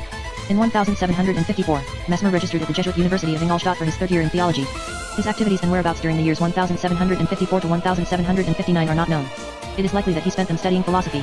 He registered as a law student in Vienna in 1759 and changed to medicine the following year. Mesmer completed his medical studies in Vienna, where his dissertation on the influence of planets on human diseases won him his degree in 1766, at the age of 33. Mesmer's scholastic career was remarkable in several regards. It was certainly not unusual for the Church to notice an intelligent and diligent boy, and to provide him with the possibility of studying in ecclesiastical schools with a view toward a future clerical vocation. One of his brothers, Johann, later became a priest in a nearby community, and this is obviously how Franz Anton also began his studies. However, it is most unlikely that the Church or his family continued supporting him when he changed from theology to philosophy, then to law, and finally from law to medicine. It is more probable that he found rich protectors, as he did in later periods of his life. He might also have been associated with secret societies. In 1767 the young doctor married a wealthy widow of noble descent, Maria Anna von Posch, and established himself in Vienna as a physician. 16 A refined man of the world and a patron of the arts, he lived on a splendid estate of which Leopold Mozart said, "The garden is incomparable, with its avenues and statues, a theatre, a birdhouse, a dovecot, and a belvedere on the summit." 17 friends who visited the house included the musicians Gluck, Haydn, and the Mozart family. Wolfgang Amadeus Mozart's earliest opera, Bastien und Bastien, had its first performance in Mesmer's private theatre. Mesmer was one of the first to play the glass harmonica, a new musical instrument that had been perfected in America by Benjamin Franklin. During the years 1773 to 1774, Mesmer treated in his own home a 27-year-old patient, Fräulein Osterlin, who was afflicted with no less than 15 seemingly severe symptoms. He studied the quasi-astronomical periodicity of her crises and became able to predict their recurrence. He then endeavored to modify their course. It had just become known that some English physicians were treating certain diseases with magnets, and it occurred to Mesmer to provoke an artificial tide in his patient. After making her swallow a preparation containing iron, he at the emergence of dynamic psychiatry 59 attached 3 specially conceived magnets to her body, one on her stomach, the 2 others on her legs. The patient soon began to feel extraordinary streams of a mysterious fluid running downward through her body, and all her evils were swept away for several hours. This happened, Mesmer reported, on July 28, 1774, a historical date. 18 He understood that these effects on the patient could not possibly be caused by the magnets alone, but must issue from an essentially different agent, that is, that these magnetic streams in his patient were produced by a fluid accumulated in his own person, which he called animal magnetism. The magnet was but an auxiliary means of reinforcing that animal magnetism and giving it a direction. Mesmer was 40 years old when he made this discovery. He was to devote the rest of his life to its elaboration and to present it to the world. As a result of this new method, Fräulein Osterlin improved so greatly that she was able to marry Mesmer's stepson and become a healthy wife and mother. But the first disappointments were not long in coming. Father Hell, the astronomer who had provided Mesmer with magnets, claimed that the discovery was his, while Mesmer's medical friends strongly disapproved of his new research trend. Notwithstanding, Mesmer must have at that time become somewhat of a celebrity, because in June 1775, Baron Horst Skytta Horka, a Hungarian nobleman, invited him to his castle in Rahau, Slovakia. The Baron was suffering from nervous spasms, which had persisted despite the efforts of Vienna's foremost physicians. Mesmer's stay in Rahau lasted about 2 weeks, of which an account was written by the Baron's house teacher Seifert, who served as Mesmer's interpreter and, assuming that he was a quack, observed him keenly in order to unmask him. 19 Shortly after Mesmer's arrival, several of the castle's inhabitants began to feel pains or peculiar sensations in their bodies as soon as they came near him. Even the skeptical Seifert noticed that he was seized with an invincible sleepiness when Mesmer played music. It was not long before he became thoroughly convinced of Mesmer's extraordinary powers. He saw how Mesmer could elicit morbid symptoms in people around him, particularly in those whom he had magnetized. A lady who was singing lost her voice as soon as Mesmer touched her hand and recovered it when he made a gesture with his finger. As they were sitting together, Seifert saw that Mesmer was able to influence people sitting in another room simply by pointing to their images reflected in a mirror, even though these people could see him neither directly nor indirectly in the mirror. At another time, when 2 musicians were playing the hom, Mesmer touched one of the instruments. Immediately, a group of people who could not see him began to have symptoms that disappeared when Mesmer removed his hand. Meanwhile, the rumor had spread that an extraordinary healer had arrived at Rahau, and patients came from all the neighboring areas to see him. Mesmer magnetized many of them, while sending others to see their own doctors. On the 6th evening, Mesmer announced that the Baron would have a crisis on the following morning, which actually happened. The crisis was unusually violent, and it was reported that the fever increased or decreased according to whether Mesmer came closer to the patient or drew away from him. A second, less violent crisis occurred a few days later, but the Baron found the treatment too drastic and Mesmer left Rahau, though not without healing, at the last minute, a peasant who had suddenly lost his hearing 6 weeks before. Seifert also relates his talks with Mesmer, who admitted that Gassner possessed magnetism to an extraordinary degree and that his own powers were not as great, wherefore he had to reinforce it by certain means. Seifert had reasons to believe that Mesmer did so by wearing magnets on his body and by keeping them in his bed. The following month, July 1775, Mesmer traveled to the shores of Lake Constance, his homeland, where he performed several sensational cures closely following in Gassner's footsteps. His stay in Rahau had apparently convinced him that he was able to outdo Gassner. 20 As we have seen, this glorious period of Mesmer's life culminated in his being called to Munich by the Prince Elector, his demonstration of his own magnetic powers, his testimony about Gassner, and his nomination as a member of the Bavarian Academy of Sciences. When he returned to Vienna at the end of 1775, Mesmer must have been sure that his grandiose discovery would bring him lasting fame. But the Viennese medical world was still indifferent or even hostile. Mesmer took several patients into his own home. One of them, Maria Theresa Paradis, the 18-year-old daughter of a wealthy and influential civil servant, had been blind since the age of 3 1/2. According to a biographer, she had been given the most refined education with the help of specially devised instruments, such as embossed maps to teach her geography, and Kempelen, the famous maker of automatons, had built her a printing machine with which she was able to write. 21 She moved around gracefully, could dance and perform needlework, but her greatest talent was music, which gained her the special attention and protection of the Empress Maria Theresa. 22 Vienna's foremost physicians had treated her for many years without results. She had even received more than 3,000 electric discharges. But after a series of magnetic sessions with Mesmer, she declared that she was seeing. Her first visual perception was that of Mesmer. She found that the human nose had a strange, even frightening shape and expressed fear that it might hurt her eyes. 23 Her sight was gradually restored, or, this is what she said and what Mesmer announced, and her family expressed great delight. But her previous physicians denied the reality of the cure. A medical commission emphasized that the patient claimed to see only when Mesmer was present. An acute conflict arose between Mesmer and the Paradis family. The patient lost her sight for good. She returned home and pursued her career as the emergence of dynamic psychiatry. 61 Blind musician. Mesmer suggested that her cure was neither in her nor in her family's interest. She would have lost her fame as a blind musician, and perhaps also the generous financial support of the Empress. 24 Soon afterward, in the latter part of the year 1777, Mesmer left Vienna. The reasons for his departure are unknown. His enemies later contended that he had been forced to leave. It had been assumed that he was disturbed by his failure in the case of Maria Theresa Paradis and by the hostility of his colleagues. It may also be that the young patient had developed a strong attachment for him, and Mesmer a similarly strong attachment for her. It is noteworthy that his wife remained in Vienna. He never saw her again. But the true reason lies perhaps in Mesmer's oversensitive and unstable character, in his psychopathology. According to his own account, Mesmer had undergone a depressive period. 25 He despaired of ever finding the truth. He would walk in the woods, talking to the trees, and for 3 months tried to think without the help of words. Gradually, he recovered his peace of mind and his self-confidence, and came to visualize the world in a completely new aspect. He now felt that it was his mission to make his great discovery known to the world. He left for Paris and arrived there in February 1778. The atmosphere that Mesmer found in Paris was quite different from the one he had left in Vienna. The Austrian Empire was a stable state with an energetic government, a proficient administration, a watchful police. Paris was no less a cultural center than Vienna, but life there was strangely restless. Under a weak king and a frivolous queen, the government was unstable and the financial situation catastrophic. Enormous sums of money were engulfed in graft, speculation, and gambling. The ideas of enlightenment developed a radical and anti-religious tendency. The nobility was clinging obstinately to its exorbitant privileges, but paradoxically was showing a remarkable trend toward philanthropy and disinterested public service. In a disastrous war against England, France had lost India and Canada. Now, partly out of feelings of revenge, the public was enthusiastic about the American War of Independence. There was, especially in Paris, a general tendency toward mass hysteria. The public went from one craze to another. 26 It seems that Mesmer's fame had preceded him to Paris, where at that time a peculiar interest prevailed for distinguished foreigners. Mesmer was 43 years of age, a tall, sturdy, handsome man whose imposing personality and worldly manners gained him easy access into French society, despite his strong German accent. For reasons not known, he soon parted with his first associate, the French surgeon Elie Roux, and began magnetizing patients in a private residence in Créteil. He then settled in a private mansion on the Place Vend 6 where he received patients from the highest social circles and magnetized them for large fees. He was extremely eager to form contacts with representatives of the scientific bodies, Académie des Sciences, Société Royale de Médecine, Faculté de Médecine. He gained at least one influential disciple in Dr. D'Eslin, private physician to the Count d'Artois, one of the king's brothers. Mesmer supplemented his efforts with publications written by himself 27 and by D'Eslin. 28 In the meantime his practice had gradually increased. Before leaving Vienna, he had dispensed with the use of magnets and electricity as auxiliary means. In 1780 or 1781, having more patients than he was able to treat individually, he inaugurated a collective treatment, the Bacchae, which will be discussed later. 2 of his clients showed him strong personal devotion, Nicholas Burgess. a skillful lawyer with keen philosophical interests, who was politically active. 2-9 and the banker Corn Man, whose young child Mesmer treated for a severe eye disease. 3 degrees Mesmer's system, as he expounded it in 27 points in the year 1779, can be summarized in 4 basic principles. 31. 1. A subtle physical fluid fills the universe and forms a connecting medium between man, the earth, and the heavenly bodies, and also between man and man. 2. Disease originates from the unequal distribution of this fluid in the human body. Recovery is achieved when the equilibrium is restored. 3. With the help of certain techniques, this fluid can be channeled, stored, and conveyed to other persons. 4. In this manner, crises can be provoked in patients and diseases cured. It is fairly easy to distinguish the various elements in what Mesmer and his disciples called the doctrine. The first and most immediate one was Mesmer's intuition of being the bearer of a mysterious fluid, animal magnetism, which he had noticed in himself for the first time when treating Fräulein Osterlin. Mesmer described how he was able to provoke the appearance of symptoms in patients by his physical presence or by his gestures. He also reported that when he approached a man who was undergoing a bloodletting, the blood began flowing in a different direction. According to Mesmer, every human being possesses a certain amount of animal magnetism. Gassner possessed it to a very high degree, Mesmer had it somewhat less, and the sick have less than the healthy. An analogy could be drawn between this theory and the Polynesian concept of mana, a universal, impersonal energy that can be stored in persons, objects, or places, and can be detected only through its objective effects. The second element of the doctrine was the physical theories that were supposed to explain the nature and action of animal magnetism. Being a son of the Enlightenment, Mesmer was seeking a rational explanation and rejected any kind of mystical theory. On the other hand, since psychology was almost non-existent at that time, he was naturally led to think of a physical concept, of something in the form of Newton's universal gravitation or of electricity. In his medical dissertation, Mesmer had already described a universal fluid pervading the cosmos, which he had named gravitatio, the emergence of dynamic psychiatry 63 universalis. Through this phenomenon, the influence of the sun, moon, and planets on the human body could be explained, as well as the periodical manifestations of certain diseases. He later called this fluid general agent. It was believed to exist in several forms. One was the influence of the magnet, another was electricity, and another was animal magnetism. This physical part of the doctrine was undoubtedly its weakest point and always remained unclear in Mesmer's mind because he was not a good systematizer. A third element of Mesmer's system was the analogies given by the contemporary discoveries in the field of electricity. Mesmer imagined his fluid as having poles, streams, discharges, conductors, isolators, and accumulators. His Bacchae, an instrument that was supposed to concentrate the fluid, was an imitation of the recently invented Leyden jar. He also taught that there was a positive and a negative fluid that neutralized each other, an assumption that was never accepted by his disciples. The fourth element of the doctrine was the theory of crises, obviously derived from Gassner's practice. Gassner believed the crisis to be the evidence of possession as well as the first step in the procedure of exorcism. For Mesmer, the crisis was the artificially procured evidence of the disease and the means to its cure. Crises, he said, were specific. In an asthmatic it would be an attack of asthma, and in an epileptic it would be an epileptic fit. When the patient was repeatedly provoked, these crises became less and less severe. Eventually they disappeared, and this meant recovery.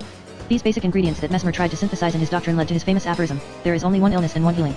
No medication or therapeutic procedure ever cured a patient by itself. Cures were achieved only through the effect of magnetism, although physicians had not been aware of it. Animal magnetism would now furnish mankind with a universal means of curing and preventing all illnesses, thus bringing medicine to its highest point of perfection. Mesmer's egocentricity led him to expect that medical schools would accept a theory that would cancel all that had been discovered since Hippocrates, and would cause the medical profession to become superfluous. Not surprisingly, the type of therapy performed by Mesmer was as repugnant to contemporary medicine as contemporary medicine was to him. Mesmer used no medication other than magnetic water. He would sit in front of his patient with his knees touching the patient's knees, pressing the patient's thumbs in his hands, looking fixedly into his eyes, then touching his hypochondria and making passes over his limbs. Many patients felt peculiar sensations or fell into crises. This was supposed to bring forth the cure. Mesmer's collective method was still more extraordinary. An English physician, John Grieve, who was in Paris in May 1784, described in a letter his visit to Mesmer's house, noting that there were never less than 200 patients at one time. 32 I was in his home the other day and was witness to his method of operating. In the middle of the room is placed a vessel of about 1.5 feet high which is called here a Bacchae. It is so large that 20 people can easily sit round it. Near the edge of the lid which covers it, there are holes pierced corresponding to the number of persons who are to surround it. Into these holes are introduced iron rods, bent at right angles outwards, and of different heights, so as to answer to the part of the body to which they are to be applied. Besides these rods, there is a rope which communicates between the Bacchae and one of the patients, and from him is carried to another, and so on the whole round. The most sensible effects are produced on the approach of Mesmer, who is said to convey the fluid by certain motions of his hands or eyes, without touching the person. I have talked with several who have witnessed these effects, who have convulsions occasioned and removed by a movement of the hand. The entire setting was intended to increase the magnetic influences. Large mirrors reflected the fluid, which was conveyed by musical sounds emanating from magnetized instruments. Mesmer himself sometimes played on his glass harmonica, an instrument that many people found to be shattering. The patients sat in silence. After a while some of them would experience peculiar bodily feelings, and the few who fell into crises were handled by Mesmer and his assistants in the chamber des crises, crisis room. Sometimes a wave of crises spread from one patient to another. An even more extraordinary procedure was that of the magnetized tree, a kind of collective outdoor therapy for the poor.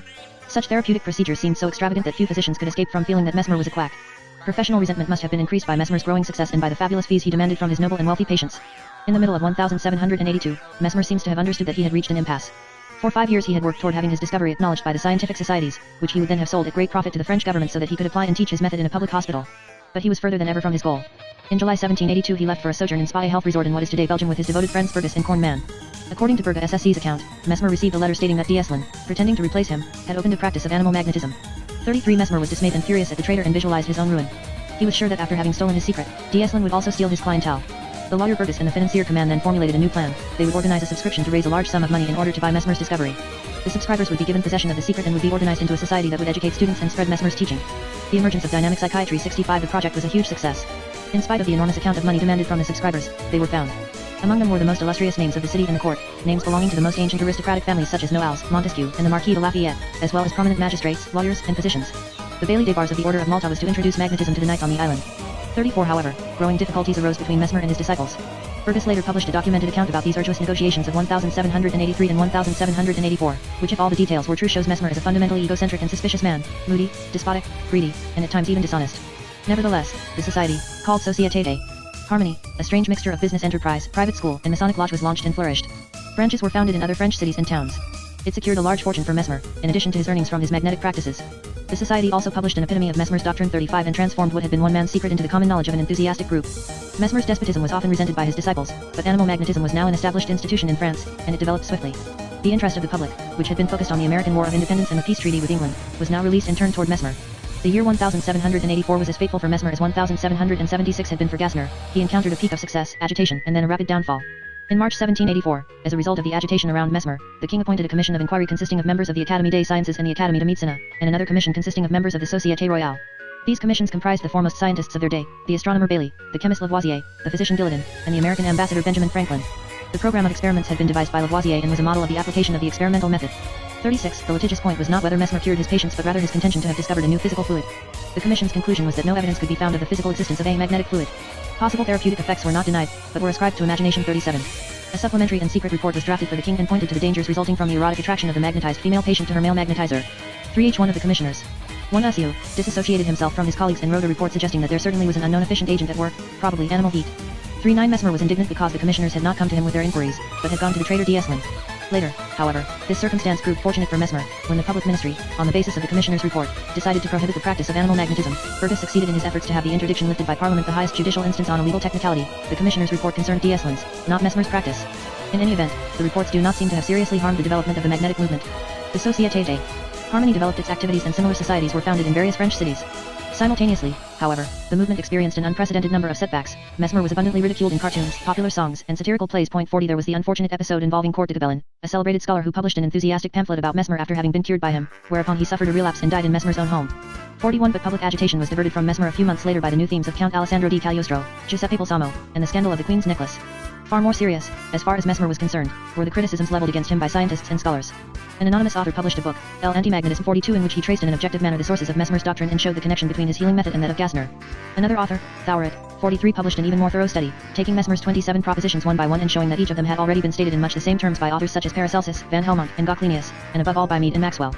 Thouret concluded that Mesmer's theory, far from being a novelty, was an ancient system that had been given up for almost 1 century. Mesmer denied ever having read any of those authors. It had not yet become fashionable to call such sources by the name of precursors. Physicists, for their part, would not hear of the so-called magnetic fluid.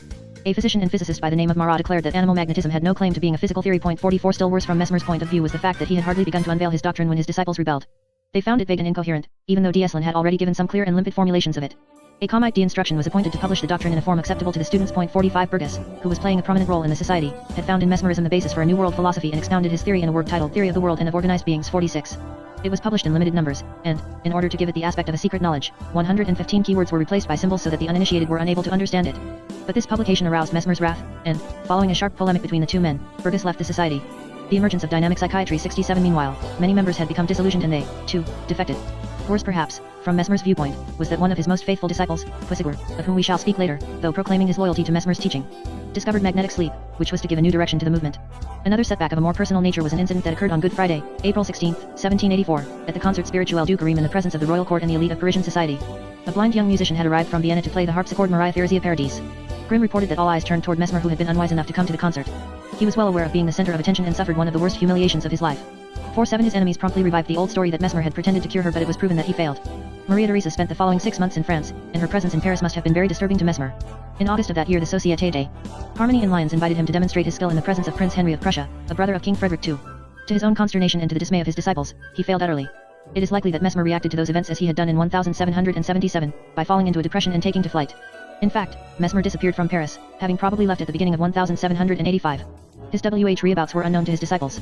Rumors circulated that he was living in England under an assumed name. The movement he had founded was developing RR.or and more in the direction given it by Puisigor. Mesmer's activities during the following 20 years are largely unknown. Only part of his wanderings through Switzerland, Germany, France, and Austria have been traced. For it has been found that when he returned to Vienna in 1793, he was expelled as being politically suspect, and that, in 1794, his name was linked with an obscure political plot. He went to Switzerland, where he acquired Swiss citizenship, and settled in Frauenfeld, a small town near Lake Constance. He had lost part of his fortune but was still sufficiently wealthy to live as a man of leisure for the remainder of his life, in the style of a rich aristocrat. Recent research has revealed testimonies of people who knew him during that time. They described him as a man of refined worldly manners, but as proud and egocentric, showing no interest in other people's ideas. He resented the world that had not accepted his discovery, the physicians who had rejected him, and his disciples who had distorted his teachings. By that time Mesmer was so completely forgotten that most of his disciples did not even know that he was still alive. Wolfart, a German physician, finally went to visit him in 1812. A romanticist and patriot, Wolfart was surprised that Mesmer expressed himself exclusively in French in the manner of the old German aristocracy.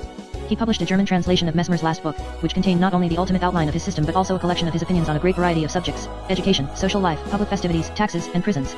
49 Unfortunately, most of the papers that Mesmer entrusted to Wolfart were lost. Wolfart was so careless that, when publishing Mesmer's book, he gave his Christian name as Friedrich instead of Franz. 1 or 2 years before his death, Mesmer moved to Meersburg, on the shores of Lake Constance, and died there on March 5, 1815, a few miles from his birthplace. When Justinus Kerner visited Meersburg in 1854, he heard wondrous stories from old people who had known the great man. 50 He was told that when Mesmer went to the island of Mainaut, flocks of birds would fly toward him, following him wherever he walked, and settling around him when he sat down. Mesmer, they added, had a pet canary in an open cage in his room. Every morning the bird would fly to his master, perch on his head, and wake him with his song. He would keep him company during his breakfast, sometimes dropping lumps of sugar into his cup. With a slight stroke of his hand, Mesmer would put the bird to sleep or wake it up. One morning the bird remained in its cage. Mesmer had died during the night. The canary sang and ate no more, and a few days later he was found dead in his cage.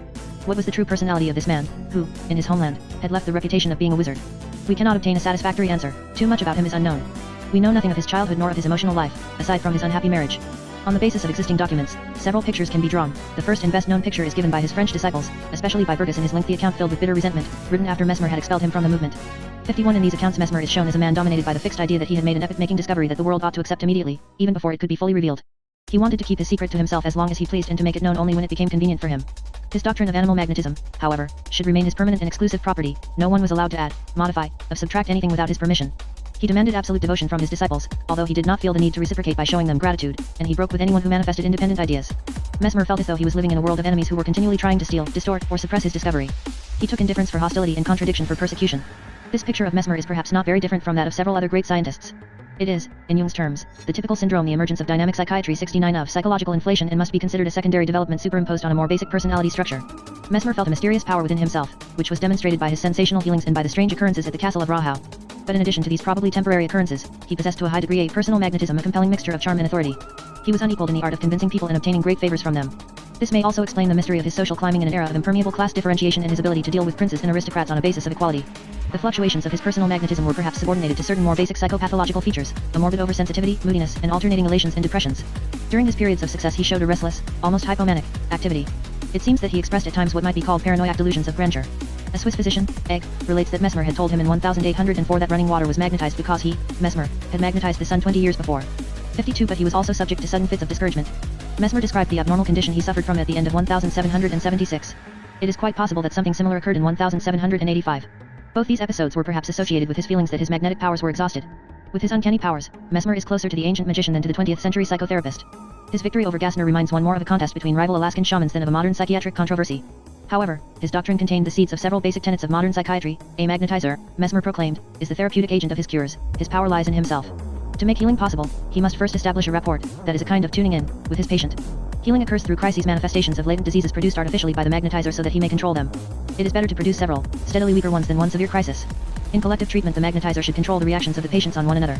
Mesmer grouped his disciples into a society in which physicians and lay magnetizers were on an equal footing. Its members, who had made heavy financial sacrifices, learned his doctrine, discussed the results of their therapeutic work, and maintained the unity of the movement. It is an open question as to whether Mesmer was a precursor of dynamic psychiatry or its actual founder. Any pioneer is always the successor of previous ones and the precursor of others. There is no doubt, however, that the development of modern dynamic psychiatry can be traced to Mesmer's animal magnetism, and that posterity has been remarkably ungrateful to him. Quisigur in the new magnetism there always comes a time when the creation emancipates itself from the creator and takes its independent course of life. Mesmer had hardly begun to unveil his doctrine when one of his most faithful disciples, the Mar4Uis de Quisigur, made a discovery that was to give a new course to the evolution of magnetism. In the opinion of certain historians, this discovery equals or even exceeds the importance of Mesmer's own work. Charles Richet has said the name of Quisigur must be put on the same rank as that of Mesmer. Mesmer is no doubt the initiator of magnetism, but not its true founder. 53 Without Quisigur, he adds, magnetism would have been short-lived and would have left only the memory of a transient psychic epidemic around the Bacchae. Among Mesmer's most enthusiastic disciples were the three brothers de Quisigur, who belonged to one of the most illustrious families of the French nobility. In the course of the centuries, the family had given France many prominent men, particularly in the military field. 54 Their family belonged to that branch of the French aristocracy that was active in philanthropic affairs. All three brothers became Mesmer's students and played a role in the history of animal magnetism. 55 The youngest brother, Viscount Jacques-Maxime de Chastenet de Puységur, 1755–1848, gained his reputation on the parade grounds in Bayonne. An officer, apparently stricken with apoplexy, had fallen to the ground. The Viscount magnetized him on the spot and healed him in the presence of all the troops. He is said to have been subsequently placed in charge of the treatment of the sick soldiers in his regiment. The second brother, Antoine Hyacinthe, called the Count de Chastenet, 1752–1809, was a naval officer //. HO had made investigations about the Guanches of the Canary Islands and brought some of their mummies back to Paris. It was he who introduced animal magnetism into Saint-Domingue, the rich and prosperous French slave colony. The white masters soon swarmed around the baquets, and the Negro slaves demanded and obtained a baquet for their own use. The oldest brother, Amand Marie-Jacques de Chastenet, Marquis de Puységur, 1751–1825, an artillery officer who had distinguished himself at the siege of Gibraltar and taken part at an official mission to Russia, divided his time between his military life and his castle in Busancy near Soissons, where he owned the immense property of his ancestors. As did many of his aristocratic contemporaries, he kept a cabinet de physique, where he tried various experiments with electricity. Skeptical at first about mesmerism, he was converted to it by his brother Antoine Hyacinthe and began to give individual and collective treatments on his estate. 56 One of his first patients was Victor Reyes, a young peasant of 23, whose family had been in the service of the Puységur family for several. The emergence of dynamic psychiatry 71 generations. Victor, who was suffering from a mild respiratory disease, was easily magnetized and, in that state, showed a very peculiar crisis. There were no convulsions, no disorderly movements, as was the case with other patients. Rather, he fell into a strange kind of sleep in which he seemed to be more awake and aware than in his normal waking state. He spoke aloud, answered questions, and displayed a far brighter mind than in his normal condition. The Marquis, singing inaudibly to himself, noticed that the young man would sing the same songs aloud. Victor had no memory of the crisis once it had passed. Intrigued, Puységur produced this type of crisis again in Victor and tried it successfully on several other subjects. Once they were in that state, they were able to diagnose their own diseases, foresee its course of evolution, which Puységur called the press sensation, and prescribe the treatments. The number of his patients became so great that Puységur soon organized a collective treatment. The public square of the small village of Busancy, surrounded by thatched cottages and trees, was not far from the majestic castle of the Puységurs. In the center of that square stood a large, beautiful old elm tree, at the foot of which a spring poured forth its limpid waters. The peasants would sit on the surrounding stone benches. Ropes were hung in the tree's main branches and around its trunk, and the patients wound ends of the rope around the ailing parts of their bodies. The operation started with the patients forming a chain, holding one another by the thumbs. They began to feel the fluid circulate among them to varying degrees. After a while, the master ordered the chain to be broken and the patients to rub their hands. He then chose a few of them and, touching them with his iron rod, put them into a perfect crisis. These subjects, now called physicians, diagnosed diseases and prescribed treatment. To disenchant them, that is, to wake them from their magnetic sleep, Puységur ordered them to kiss the tree, whereupon they awoke, remembering nothing of what had happened. These treatments were carried out in the presence of curious and enthusiastic onlookers. It was reported that within little more than 1 month, 62 of the 300 patients had been cured of various ailments. The new type of treatment introduced by Puységur thus included 2 different manifestations. The first was the perfect crisis itself with its appearance of a waking state, its elective relationship with the magnetizer whose commands the subject executed, and the amnesia that followed it. The analogy of that magnetic sleep with natural somnambulism was soon recognized, hence the name artificial somnambulism. Only much later was Braid to give this condition its present name, hypnosis. The second aspect was the lucidity displayed by certain patients, that is, their capacity to diagnose diseases, predict their courses, and prescribe treatments for themselves as well as for others with whom they were placed in rapport. Puységur soon learned from Victor himself of another psychotherapeutic use of the perfect crisis. 57 At that time, Victor was very concerned about a quarrel he had with his sister. He would never have dared talk about it to anyone, but when in magnetic sleep, he felt free to confide in the Marquis, who suggested to Victor to look after his own interests and to find a satisfactory solution. Victor then actually took steps to rectify his situation. The role played by Victor Reyes in the history of magnetism deserves special attention. Not only was he one of Puységur's 5st patients, and the very first to fall into the perfect crisis of which he became the prototype, but it was from him that the Marquis learned fundamental principles. At the beginning of 1785, Puységur took Victor to Paris where he used him for demonstrations. Twice he showed him to Mesmer, whose reaction is not known. A worsening occurred in Victor's condition, who explained during magnetic sleep that it resulted from his being exhibited to curious and often incredulous people. Puységur thus learned that magnetism should be used only for therapeutic purposes and not for experimentation and demonstrations. Furthermore, while experimenting with Victor, Puységur realized the vanity of Mesmer's teaching of the physical fluid and understood that the real agent in the cure was the magnetizers. 58 The effect of Puységur's discoveries was considerable. The wonderful cures of Busancy were imitated elsewhere. From remote villages came idyllic stories of peasants and servants healed at the foot of magnetized trees by philanthropic counts and marquises. 59 But above all, the new kind of magnetic treatment introduced by Puységur spread swiftly, much to Mesmer's displeasure, who contended that magnetic sleep was but one of the many forms of crises, and he firmly upheld his doctrine of the physical fluid, although many of his disciples defected. From that day on a slowly growing rift occurred between the orthodox mesmerists who clung to the crisis and the fluid theory, and the followers of Puységur who concentrated their attention on artificial somnambulism, adopting a psychological theory, and eventually simplifying the technique of mesmerization. In August 1785, Puységur was ordered to take command of his artillery regiment stationed in Strasbourg. 60 The local Masonic Society had asked him to teach the principles of animal magnetism to its members. Puységur gave a course, which he concluded with the following words: I believe in the existence within myself of a power. From this belief derives my will to exert it. The entire doctrine of animal magnetism is contained in the 2 words, believe and want. I believe that I have the power to set into action the vital principle of my fellow men. I want to make use of it. This is all my science and all my means. Believe and want, sirs. And you will do as much as I. In Strasbourg, Puységur organized the Société Harmonique des Amis Réunis, whose aim it was to train magnetizers and to set up centers for magnetic treatment. By 1789 it counted more than 200 members. The emergence of dynamic psychiatry 73, including the elite of Volscian aristocracy, who pledged to give their treatments gratuitously, to write accurate reports of all their experiences, and to submit them to the society. Under its supervision a number of treatment centers were set up throughout Alsace. The activity of the Strasbourg Society is of particular interest because, unlike other French centers, it published annual reports listing the cures with short case histories including the names of the practitioner and the patient, and the nature of illness. 61 collective treatments were no longer mentioned, either in the form of the Bacchae or in the form of the magnetized tree. It would seem that theoretical considerations played an unimportant role in the society's activities. There is no way of knowing how the movement would have developed had it not been abruptly interrupted by the revolution in 1789. The Société des Harmony in all its branches disappeared. The peasants, instead of sitting at the foot of magnetized trees, gathered around liberty trees to listen to revolutionary speeches. Many of Mesmer's aristocratic disciples emigrated, others perished on the scaffold, as did several former members of the royal commissions, Bailly, Lavoisier, and his opponent Thouret. Fergus narrowly escaped the guillotine and later became a mystical philosopher and a close friend of Tsar Alexander. When Malta was taken by Bonaparte and subsequently by the English, the Mesmerian knights were expelled. In Saint-Domingue, magnetism degenerated into a psychic epidemic among the Negro slaves, increasing their agitation, and the French domination ended in a bloodbath. Later Mesmer boasted that the new republic now called Haiti bet its independence to him. The Marquis de Puységur spent 2 years in prison, after which he was able to recover his castle, become the mayor of Soissons, write literary works, and take up once again his research on magnetism. He investigated the hypothesis that severe mental illness might be a type of somnambulic distortion and that someday magnetism might be used in hospitals to cure the insane. He undertook the treatment of a 12-year-old boy, Alexandre Hébert, who was at times seized with terrific fits of frenzied fury. The Marquis spent 6 months with the boy, leaving him neither day nor night, thus anticipating the later attempts at a psychotherapy of severe psychosis. 62 After Napoleon's overthrow, a new generation of magnetizers, who had not known Mesmer, saw in Puységur their respected patriarch, and it was hardly noticed that the term mesmerizing actually meant using the procedure inaugurated by Puységur. Returning to Buzency in April 1818, the 67-year-old Marquis learned that Victor Reyes, who was now 58 years of age, was severely ill and continually talking about him. Puységur went to see Victor and magnetized him in the same thatched cottage in which he had done it for the first time 34 years earlier. He was struck by the fact that Victor, in his magnetic sleep, remembered every detail of his previous somnambulic life. Victor's health improved, and the Marquis returned to Paris. Victor, the dean of French somnambules, died shortly thereafter and was buried in the cemetery at Buzency. The Marquis ordered an inscription to be put on his tombstone. 6-3 On May 29, 1825, Charles X was solemnly crowned at Reims in a celebration performed according to an archaic ritual. Puységur, the descendant of one of the oldest French families, dwelt for the duration of the coronation in one of the ceremonial tents that had been pitched on the public square. Due probably to the high humidity, the 74-year-old aristocrat became severely ill and was taken back to his castle at Buzency, where he soon died, leaving the reputation of a thoroughly honest and generous, if somewhat uncritical man. 64 With his innate respect for rank and primacy, he had always proclaimed himself Mesmer's respectful disciple and never tried to supersede him in any way. His name gradually fell into oblivion, his writings became scarce. Charles Richet rediscovered Puységur in 1884 and showed that most of what his illustrious contemporaries believed to have discovered in the field of hypnosis was already contained in Puységur's writings. Today, Buzency is a charming little village amidst forests and fertile fields and meadows. The castle of the old and powerful Puységur family has almost entirely disappeared. The centuries-old elm tree survived until 1940. The Société des Amos de Mesmer was about to shoot a film of Mesmer's life, an episode of which centered around this tree, when a storm uprooted it. The farmers rushed to gather its pieces. Some farmers took pieces of its bark which they carefully kept, ascribing to them certain prophylactic or curative properties.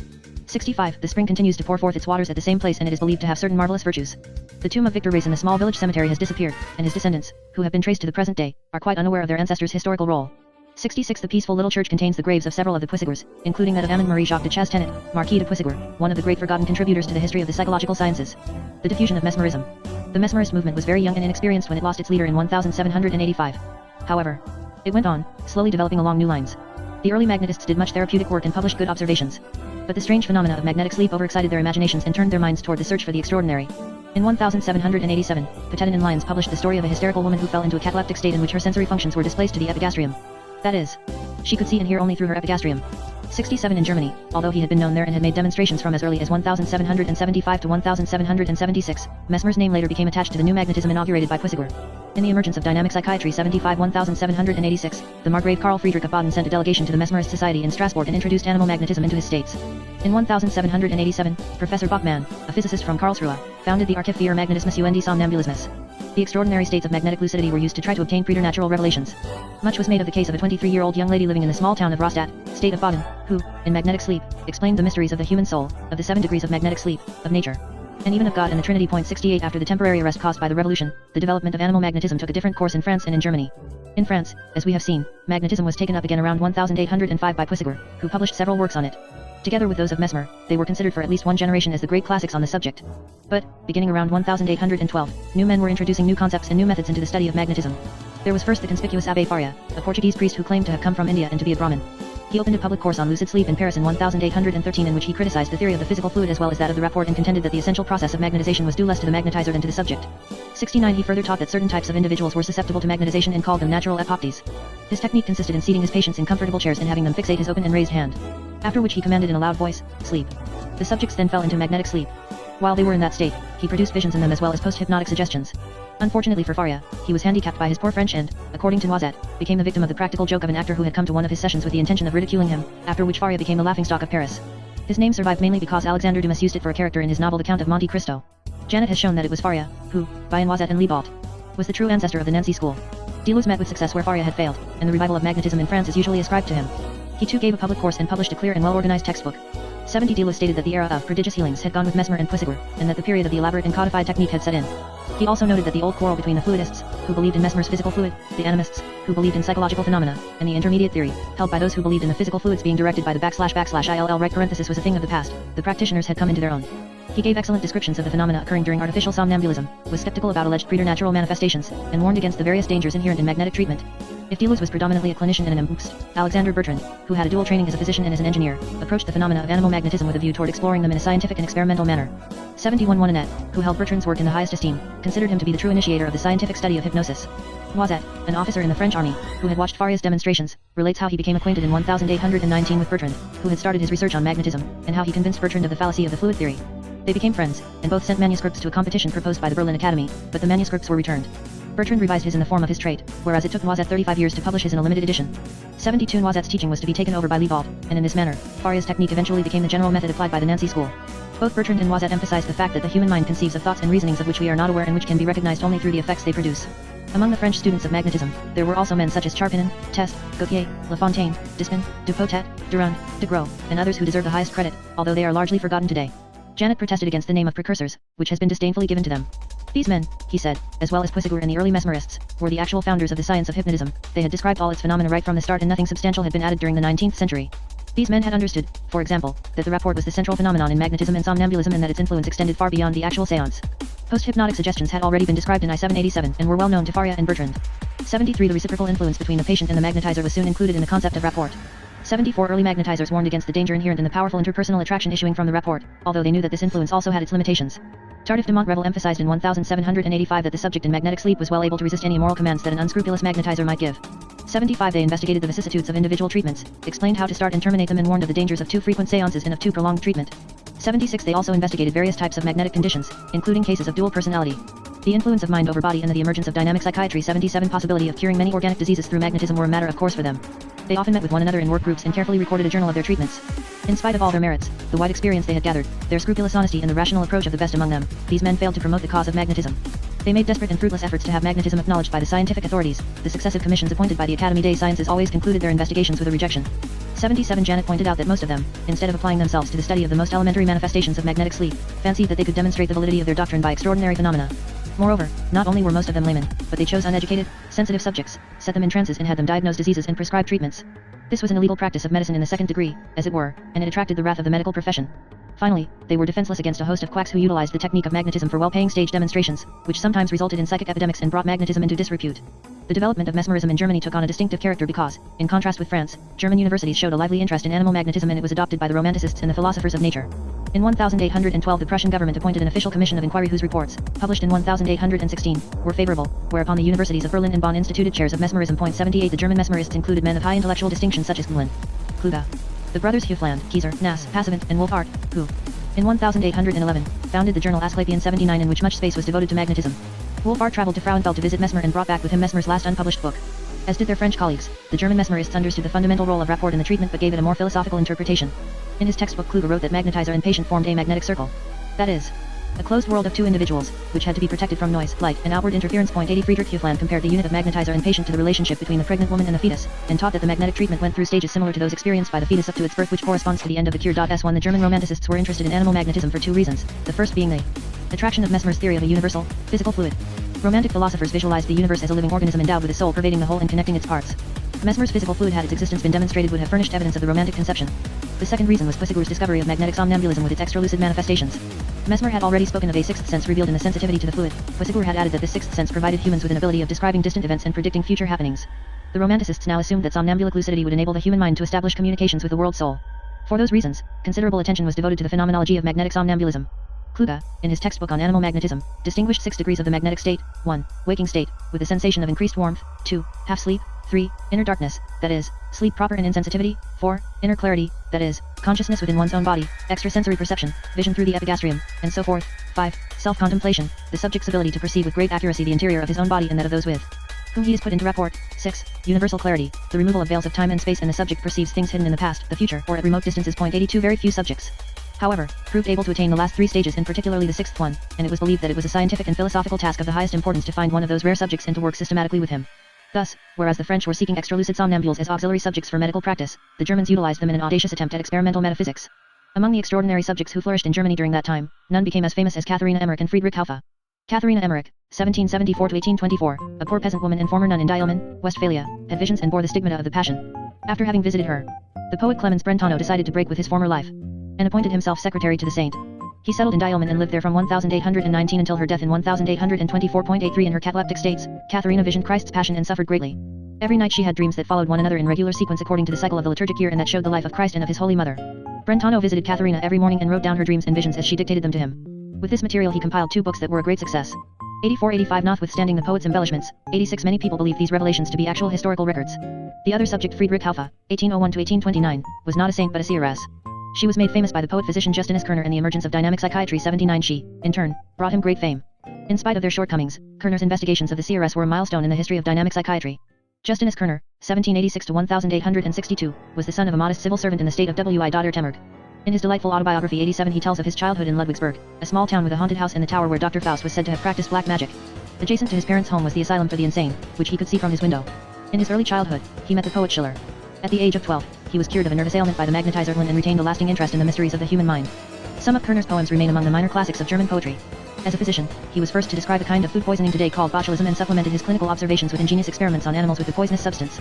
88 and 1819 he was appointed city physician in the small town of Weinsberg, in Wi. where he remained until his death in 1862. The Kerner House, celebrated for the refined hospitality shown toward its visitors, soon became a little mecca for poets, writers, philosophers, and people of all ranks and classes including kings and princes. $GT 9 Kerner was a kind, generous, humorous, and learned man.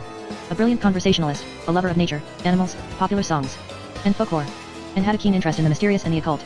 90 He was the first to make an inquiry about Mesmer's life and to collect relevant biographical documents. Among his patients he encountered cases of possession, which he called a demonic magnetic disease. His therapy in such cases was a curious mixture of exorcism and magnetism. 91 In his attitude toward possession, magnetic somnambulism, and allegedly supernormal manifestations, Kerner was, according to his friend David Strauss, less credulous than it has been assumed. 92 He looked upon such matters as a poet, wishing that they were true, but not firmly convinced of their verity. November 25, 1826, was a crucial date in Kerner's life. It marked his acquaintance with Friedrich Haufe, who was brought to him in a condition near death. On April 6, 1827, he took her into his home, where she remained until shortly before her death in 1829. Her story, as told by Kerner, may be summarized as follows. 9 Friedrich Haufe, the daughter of a gamekeeper, was born in the village of Prevorst-in-Württemberg. An uneducated person, she had read nothing but the Bible and a hymn book. As a child, she already had visions and premonitions. At the age of 19, her parents engaged her to a man she did not love. That same day, a preacher whom she admired very much was buried. During his funeral service, she died to the visible world and her inner life began. Shortly after her wedding, she took sick. Imagining that she was lying in bed with the preacher's corpse, she entered into a series of magnetic circles. While her physical illnesses became more and more severe, she suffered from convulsions, catalepsy, hemorrhages, and fever for which neither physicians nor healers could find a remedy. She was finally brought to Kerner, emaciated, deadly pale, her eyes shining, and her face wrapped in a white cloth like that of a nun. Kerner first tried to treat her with the customary medical remedies, but noticed that the medication he gave her, even the smallest dose, brought about exactly the reverse of the anticipated reaction. He then resorted to magnetic passes, whereupon the patient gradually improved. For the remainder of her stay in Weinsberg, Friedrich led a bodiless life. That is, her vital forces were supposed to originate not from her organism but exclusively from her being magnetized at regular intervals, day after day.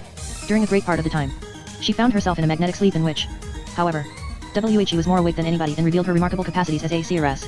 Kerner undertook a very thorough investigation of her, recording her sayings and making systematic experiments with the help and advice of a group of philosophers and theologians. None of the people who visited the seeress ever suspected her of being a fraud. Many were deeply impressed.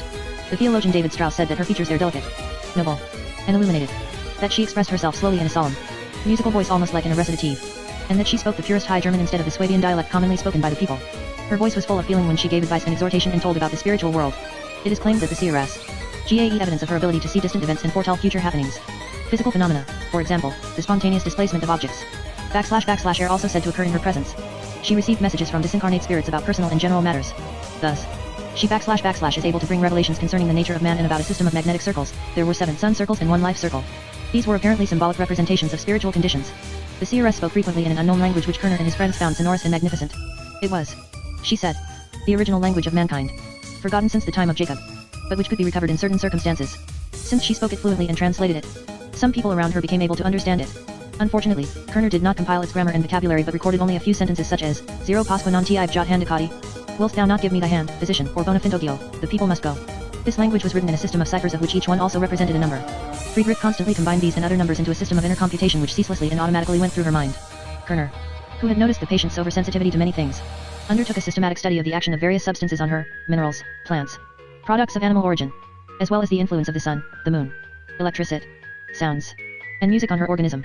In her magnetic trances, the seeress often prescribed medications which unfailingly cured her exactly when predicted. In one of her dreams, she devised the emergence of Dynamic Psychiatry 81, an apparatus which she called a nerve tuner, Nervenstimer, and which Kerner built according to her instructions. It proved efficient. Cures by the seeress of several other people were also reported. But Kerner does not seem to have encouraged very much this aspect of her talents. The seeress aroused enormous interest in Germany. Philosophers such as Gors, Bader, Schelling, G. / Schubert, Eschenmayer, and theologians such as David Strauss and Schleiermacher came repeatedly to see her in Wiensberg and discussed her revelations quite seriously. Soon after her death, Justinus Kerner published a book, Die Saharan von Provorst, 94, compiling his clinical observations and experiments on the subject. To these was added a theoretical study by Adam Karl August von Eschenmayer. The book had a prodigious success in Germany, and has been republished several times. It was the first monograph devoted to an individual patient in the field of dynamic psychiatry. It has been alleged that Kerner and his associates were fooled by a hysterical woman, but there is no evidence that Friedrich was dishonest and no reason to believe that Kerner distorted or embellished her sayings. He obviously made great efforts to be objective, separating his observations from his experimentations and from the philosophical interpretations, which he left to Eschenmayer. But it did not occur to them that the mere fact of observing a subject with certain expectations might have an influence on the development of her symptoms. The seeress of Provorst is still valuable as the record of an involuntary experiment on the performances of the mythopoetic functions of the unconscious, when given time and under favorable circumstances. The interest raised by Kerner's observations of the seeress resulted in a flood of letters and reports concerning similar phenomena. Kerner and his friends published much of this material in the Blatter von Provorst, 1831-1839, and in the Magiken, 1840-1853. These were probably the first periodicals devoted mainly to parapsychology. During the last period of his life, Kerner lost his beloved wife and gradually became blind. He fell into a pronounced depression but remained creative all the while. As a pastime he used to make ink blots on a sheet of paper, fold it and elaborate the resulting figures, giving them fanciful shapes and writing verses under each of them. These pictures, he said, were ghosts and monsters to / he ascribed a place in Hades, the transitory home of the spirits. This book, published posthumously under the title Klexographien, became a source of inspiration for Hermann Rorschach much later for his ink blot tests. 95, as we shall see later. Many Germans of the early 19th century were, like Kerner, deeply influenced by animal magnetism, but its influence declined rapidly after 1850 under the impact of positivism and scientific rationalism. Outside of France and Germany the development of mesmerism was much slower. It met with strong and obstinate opposition in England until a breakthrough occurred between 1840 and 1850. A Manchester physician, James Braid, was much impressed by demonstrations given in November 1841 by the French magnetizer La Fontaine. Skeptical at first, he repeated La Fontaine's experiments and was soon convinced. He rejected the fluid theory and proposed a new one based on brain physiology. He adapted Faria's and Bertrand's old technique of fixating the hand by fixating a luminous object. Under the more suitable term hypnotism, he made magnetism acceptable to certain medical circles, who came to ascribe to Braid himself the discovery of these phenomena. 96. Unfortunately, he attempted to combine hypnotism with phrenology, which gave rise to much confusion. Independently of Braid, an English surgeon by the name of John Elliotson published a report about surgical operations that he had performed painlessly on patients who had been put into magnetic sleep. 97. Elliotson complained that he met with violent opposition on the part of the Royal Medical and Chirurgical Society. Almost simultaneously another English surgeon, S. Dale, who was practicing in India, reported on 345 major surgical interventions that he had performed with the sole help of mesmeric anesthesia, a technique he found easier to apply to Hindus than to English patients. 98. He also used it as a general method of treatment. Some years later, he mentioned the existence of a mesmeric disease, that is, an artificial but by no means slight condition in people who had become used to frequent magnetization. 99. Soon thereafter the discovery of ether anesthesia made this technique obsolete. Magnetism also found followers in Scotland. An anonymous author reported a number of ingenious experiments and noted the peculiar attraction magnetized patients had for each other while under the influence of mesmeric sleep. 100. He also reported excellent therapeutic results with a patient put into magnetic sleep for 10 days. Enthusiasm for mesmerism was such that a psychic epidemic broke out in Edinburgh and other towns of Scotland in the year 185. 101. The introduction of magnetism into the United States occurred at an early date. We may mention incidentally that Lafayette, who had been one of Mesmer's aristocratic students, was asked by him to be his ambassador to George Washington. But the practical introduction of magnetism in North America took place mostly via New Orleans, which at that time was still a French city and where a flourishing mesmeric society soon developed. In all other parts of the United States, the diffusion on magnetism was slow but it steadily increased after 1840. Among its adherents, two at least deserve special mention. 1 / is Phineas Parkhurst Quimby, 1802-1866. A young watchmaker. He understood that the real agent of the cure was suggestion and practiced a kind of mind cure. One of his patients was later to become known under the name of Mary Baker Eddy, 1821-1910. The founder of Christian Science. 102. Another was Andrew Jackson. The emergence of dynamic psychiatry. Davis, a young man, who, having himself magnetized daily, dictated in his trance an enormous book of revelations about the world of the spirits. L03. The book was a great success and paved the way for the propagation of spiritism, which was soon to follow. It is remarkable how the history of mesmerism went through a succession of positive and negative phases. The first phase was the grand years of Mesmer's activity in Paris from 1777 to 1785, the second took place after 1815 and in the early 1820s, the third one, beginning around 1840, culminated in the 1850s. According to Janet, 104 at least 9 journals devoted to magnetism appeared in France from 1815 to 1850. Mesmerist societies held meetings and congresses, conferred prizes and awards, and on May 23, 1850, organized a grand celebration on the occasion of Mesmer's birthday, which included concerts, banquets, and speeches. But as Mesmer's disciples became more numerous, enthusiastic, and fanatic, the movement deviated more from its initial norm and fell into discredit. It mingled increasingly with wild speculation, occultism, and, at times, with quackery. At this point unexpected developments occurred, subsequent to the advent of Spiritism. To follow these developments, we must turn to the United States of America.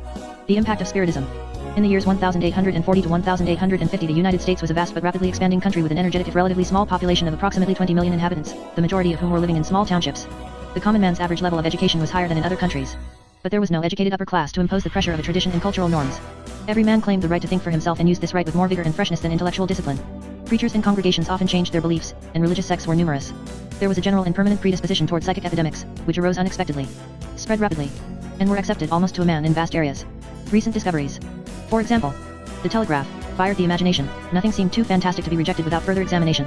Thus, it happened that a seemingly trivial incident became the starting point for a psychological epidemic of unexpected amplitude. The rise and spread of Spiritism. 105 If contemporary reports are to be believed, the story started in 184-7 when a man in Hydesville near Arcadia, New York, began to be bothered by mysterious noises occurring in his house at night and left the house to a farmer, John Fox, who occupied it with his wife and 2 daughters, aged 15 and 12. The disturbances persisted. On the evening of March 31, 1848, the knocking repeated. The noises purposely made by one of the daughters, and then in the presence of neighbors, questions asked by the mother were answered in a rudimentary code. It was revealed that a man had been murdered in that house and buried in the cellar. Crowds of curious people flocked to the Fox house during the following days. Mrs. Fox and her daughters went visiting. The knocking followed them everywhere and communicated with them, purporting to be the spirits of deceased people. Mrs. Fox and her daughters soon commercialized their seances with the spirits, and they had many imitators. The contagion spread rapidly over the United States. The code system for communication with the spirits was perfected. Physical phenomena were reported in February 1850. For example, tables began to move during the sessions, loud and extraordinary noises were heard, and a fluid made itself visible. An impassionate controversy developed. There were spiritist groups, pamphlets, journals, and congresses. Many mesmerists were among the first and most active supporters of the new movement. At the beginning of 1852, the wave of Spiritism crossed the Atlantic, invading England and Germany. In April 1853 it swept over France, and soon reached all parts of the civilized world.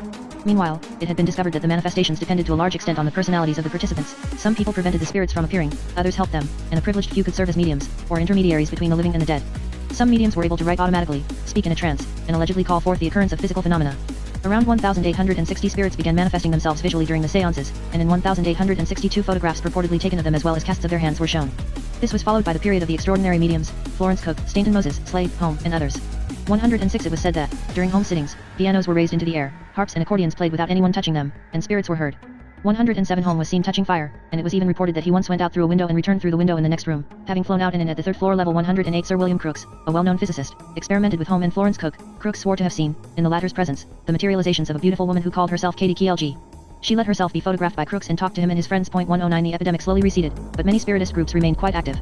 In Paris, Hippolyte Rivail, a former schoolteacher who had been a disciple of Pestalozzi in Switzerland, became a convert to Spiritism, which he systematized in numerous / works under the pseudonym Allan Kardec, into which he gave the form of an immensely successful lay religion. His book of the Spirits 11-0 became, according to Janet, a guide not only for the spiritists, but also for the spirits. The scientific study of these manifestations, which had been attempted the emergence of dynamic psychiatry 85 in an uncritical manner by Crookes, Zollner, and others, was now undertaken more systematically by Charles Richet. A new science, that of parapsychology, gradually emerged. In England, Myers and Burney founded in 1882 the Society for Psychical Research, which gathered a great amount of carefully selected data. A cautious investigator, Myers admitted the hypothesis of survival after death and of communication with the spirits of the deceased, while Flournoy, in Geneva, thought that these phenomena could be explained by subliminal perception and cryptomnesia. 111 The advent of Spiritism was an event of major importance in the history of dynamic psychiatry, because it indirectly provided psychologists and psychopathologists with new approaches to the mind. Automatic writing, one of the procedures introduced by the Spiritists, was taken over by scientists as a method of exploring the unconscious. Chevreul, who had already in 1833 demonstrated that the movements of the divining rod and the pendulum were unconsciously directed by the performer's hidden thinking. 11-2 took up his old experiments again with a view of providing a rational explanation of turning tables. 113 A new subject, the medium, became available for experimental psychological investigations, out of which evolved a new model of the human mind. Another incentive to the further development of dynamic psychiatry was the appearance of great professional hypnotizers who gave public sessions throughout Europe and who attracted large crowds to their spectacular performances. We have seen how Braid, in Manchester, came to experiment with hypnotism after having watched the magnetizer La Fontaine. Similarly, around 1880, several neurologists began to reconsider their attitudes toward hypnotism after seeing performances by Hansen in Germany and Donato in Belgium, France, and Italy. 1I4 These new approaches to dynamic psychology led to a revival of interest in the ill-famed hypnotism and to its investigation by university physicians such as the physiologist Charles Richet. 115 Two schools then arose and made their contributions to the newer dynamic psychiatry, the Nancy School and the Salpetriere School. The Nancy School 116 In the period from 1860 to 1880, magnetism and hypnotism had fallen into such disrepute that a physician working with these methods would irretrievably have compromised his scientific career and lost his medical practice. Janet 117 mentioned the strange story of a distinguished city practitioner who had secretly set up a hospital in a cottage in a neighboring village, where he kept a few patients on whom he performed interminable hypnotic treatments and investigations. Among the very few who dared hypnotize openly was Augusta Ambroise Liebald, 1823 to 1904, from whom the Nancy School was to originate. Liebald was the 12th child of a peasant family who was living in the province of Lorraine. 118 through hard work, he became a country doctor in Pont Saint Vincent, a village not far from Nancy. He proved to be a remarkably successful practitioner, and within 10 years his practice had earned him a small fortune. As a medical student, he had found an old book on magnetism and had successfully magnetized some patients. It is not known what made him decide to use this method after all the years in which it had been in such disfavor. Since his clients were reluctant, he offered them an alternative. He proposed to either treat them with magnetism gratuitously, or with official medicine for his usual fee. The number of patients who chose magnetism increased so rapidly that, 4 years later, Liebald had an immense practice that brought him almost no income. He then decided to take a 2-year leave from his professional life and retired to a house he had bought in Nancy, devoting all of his time to writing a book about his method. 119 Hypnotic sleep, he taught, is identical with natural sleep, the sole difference being that the former is induced by suggestion, by concentrating the attention on the idea of sleep. This is also the reason why the subject remains in rapport with the hypnotizer. According to Janet, Liebald's ideas were derived mainly from Noisette and Bertrand. Curiously enough, Liebald much later became a believer in the theory of the magnetic fluid, which he had rejected for most of his life. But he was a better hypnotizer than /hitter. The story goes that in 10 years only one copy of his book was sold. 120 He then reopened his medical practice, giving consultations from 7 a.m. until noon and taking only the fees that his patients voluntarily offered to pay. Van Rentergem, who visited Liebald at the time of his belated fame, described him as a small talkative and vivacious man, with a wrinkled face, a dark complexion, and the appearance of a peasant. 121 Liebald, he said, received between 25 to 40 patients every morning in an old shed with whitewashed walls and paved with large, flat stones. Every patient was treated publicly and with no concern for the surrounding noise. Liebald hypnotized the patient by ordering him to look into his eyes, suggesting that he was getting increasingly sleepy. Once the patient was slightly hypnotized, Liebald assured him that he was relieved of his symptoms. Most of his patients /are poor people from the city and peasants from the neighborhood, whom he indiscriminately treated with the same method no matter what disease they suffered from: arthritis, ulcers, icterus, or pulmonary tuberculosis. For more than 20 years, Liebald was considered by his medical colleagues to be a quack, because he hypnotized, and a fool, because he did not charge any fees. Rumors of his therapeutic miracles reached Bernheim, who decided to pay him a visit in 1882 and was converted to his ideas. It is a rare occurrence indeed that a renowned professor adopts a heretofore ill-reputed method from an old man who is said to be a quack. The Emergence of Dynamic Psychiatry 87 and a fool. Bernheim publicly became Liebald's admirer, pupil, and devoted friend, and introduced his methods in his university's medical hospital. Liebald suddenly acquired fame as a great medical man. His book was rescued from oblivion and was widely read. Liebald may be considered as the spiritual father of the Nancy School, but its actual leader /is Hippolyte Bernheim, 1840 to 1919, .122 an Alsatian and a French patriot. Bernheim left his hospital and university positions in Strasschauer /Hen. It was annexed by the Germans in 1871, and was appointed in Nancy. The old Lorraine capital was pulsating with new life as a result of the arrival of numerous Alsatian refugees, the creation of a new university in 1872, and the flowering of a new school of decorative arts led by Émile Gall and Victor Prouvé, which was to spread and become, around 1900, the modern style. Bernheim, whose reputation was already established through his research on typhoid fever, as well as heart and pulmonary diseases, was appointed titular professor of internal medicine at the new university in 1879. 3 years later, in 1882, he tried out and adopted Liebald's hypnotic method. Although he, unlike his teacher, utilized it only when he thought that he had a good chance of success. Van Rentergem described Bernheim as a short, blue-eyed man, who spoke in a soft voice but who had a very authoritarian way of handling his hospital ward and hypnotizing his patients. Bernheim taught that hypnosis was easier to induce in people accustomed to passive obedience such as old soldiers or factory workers, among whom he had his best therapeutic successes. He had poor results with people of the higher and /ill-tier classes. Bernheim revealed the existence of Liebald's work to the medical world shortly after Charcot read his celebrated paper on hypnotism at the Académie des Sciences. 123 This began an embittered struggle between the two men. In 1886, Bernheim published his textbook, 124, which was a great success and made him the leader of the Nancy School. In opposition to Charcot, he proclaimed that hypnosis was not a pathological condition found only in hysterics, but it was the effect of suggestion. He defined suggestibility as the aptitude to transform an idea into an act, a feature that every human being possessed to a different degree. Hypnosis, he said, was a state of enforced suggestibility induced by suggestion. Bernheim currently used hypnotism to treat many organic diseases of the nervous system, rheumatism, gastrointestinal diseases, and menstrual disorders. He vehemently denied the validity of Charcot's theory of hysteria and claimed that the hysterical conditions demonstrated in the Salpêtrière were artifacts. As time went on, Bernheim made less and less use of hypnotism, contending that the effects that could be obtained by this method were equally obtainable by suggestion in waking state, a procedure that the Nancy School now termed psychotherapeutics. 125. Bernheim, however, was an internist, not a psychiatrist, and he had no organized school around him. In its restricted sense, the Nancy School consisted of a group of 4 men: Liebald, Bernheim, the forensic medical expert Baunis, and the lawyer Legiois. The latter two were particularly preoccupied with the implications of suggestion in crime and criminal responsibility. In its wider sense, the Nancy School was a loose group of psychiatrists who had adopted Bernheim's principles and methods. Among them were Albert Moll and Trent Notzing in Germany, Krafft Ebing in Austria, Bechterew in Russia, Milne Bramwell in England, Boris and Morton Prince in the United States, and a few others who deserve special mention. Otto Wetterstrand, a fashionable Swedish physician, lived in Stockholm in a large and sumptuous apartment with a succession of salons decorated with the finest rugs and furniture. He was a blond and blue-eyed man of middle height, wore a mustache, and had a tick of the eyelids. He saw between 30 and 40 patients every afternoon and hypnotized them in the presence of the others. He also had a private hospital staffed with nurses who were his former patients. He applied a method of treatment by prolonged hypnotic sleep and maintained his patients in this state between 8 and 12 days. His strange methods gave rise to a legend depicting him as an extraordinary modern wizard. 12.6 He was the actual initiator of the method of prolonged continuous sleep, a technique that Otto Wolff modified in 1898 by substituting a medication, Trianol, for hypnosis. In Holland, Frederik van Eeden, 127, better known as a prominent Dutch poet, made some audacious experiments with hypnosis. He attempted to teach French to a 10-year-old girl whom he had hypnotized, a language that she did not know in her waking state.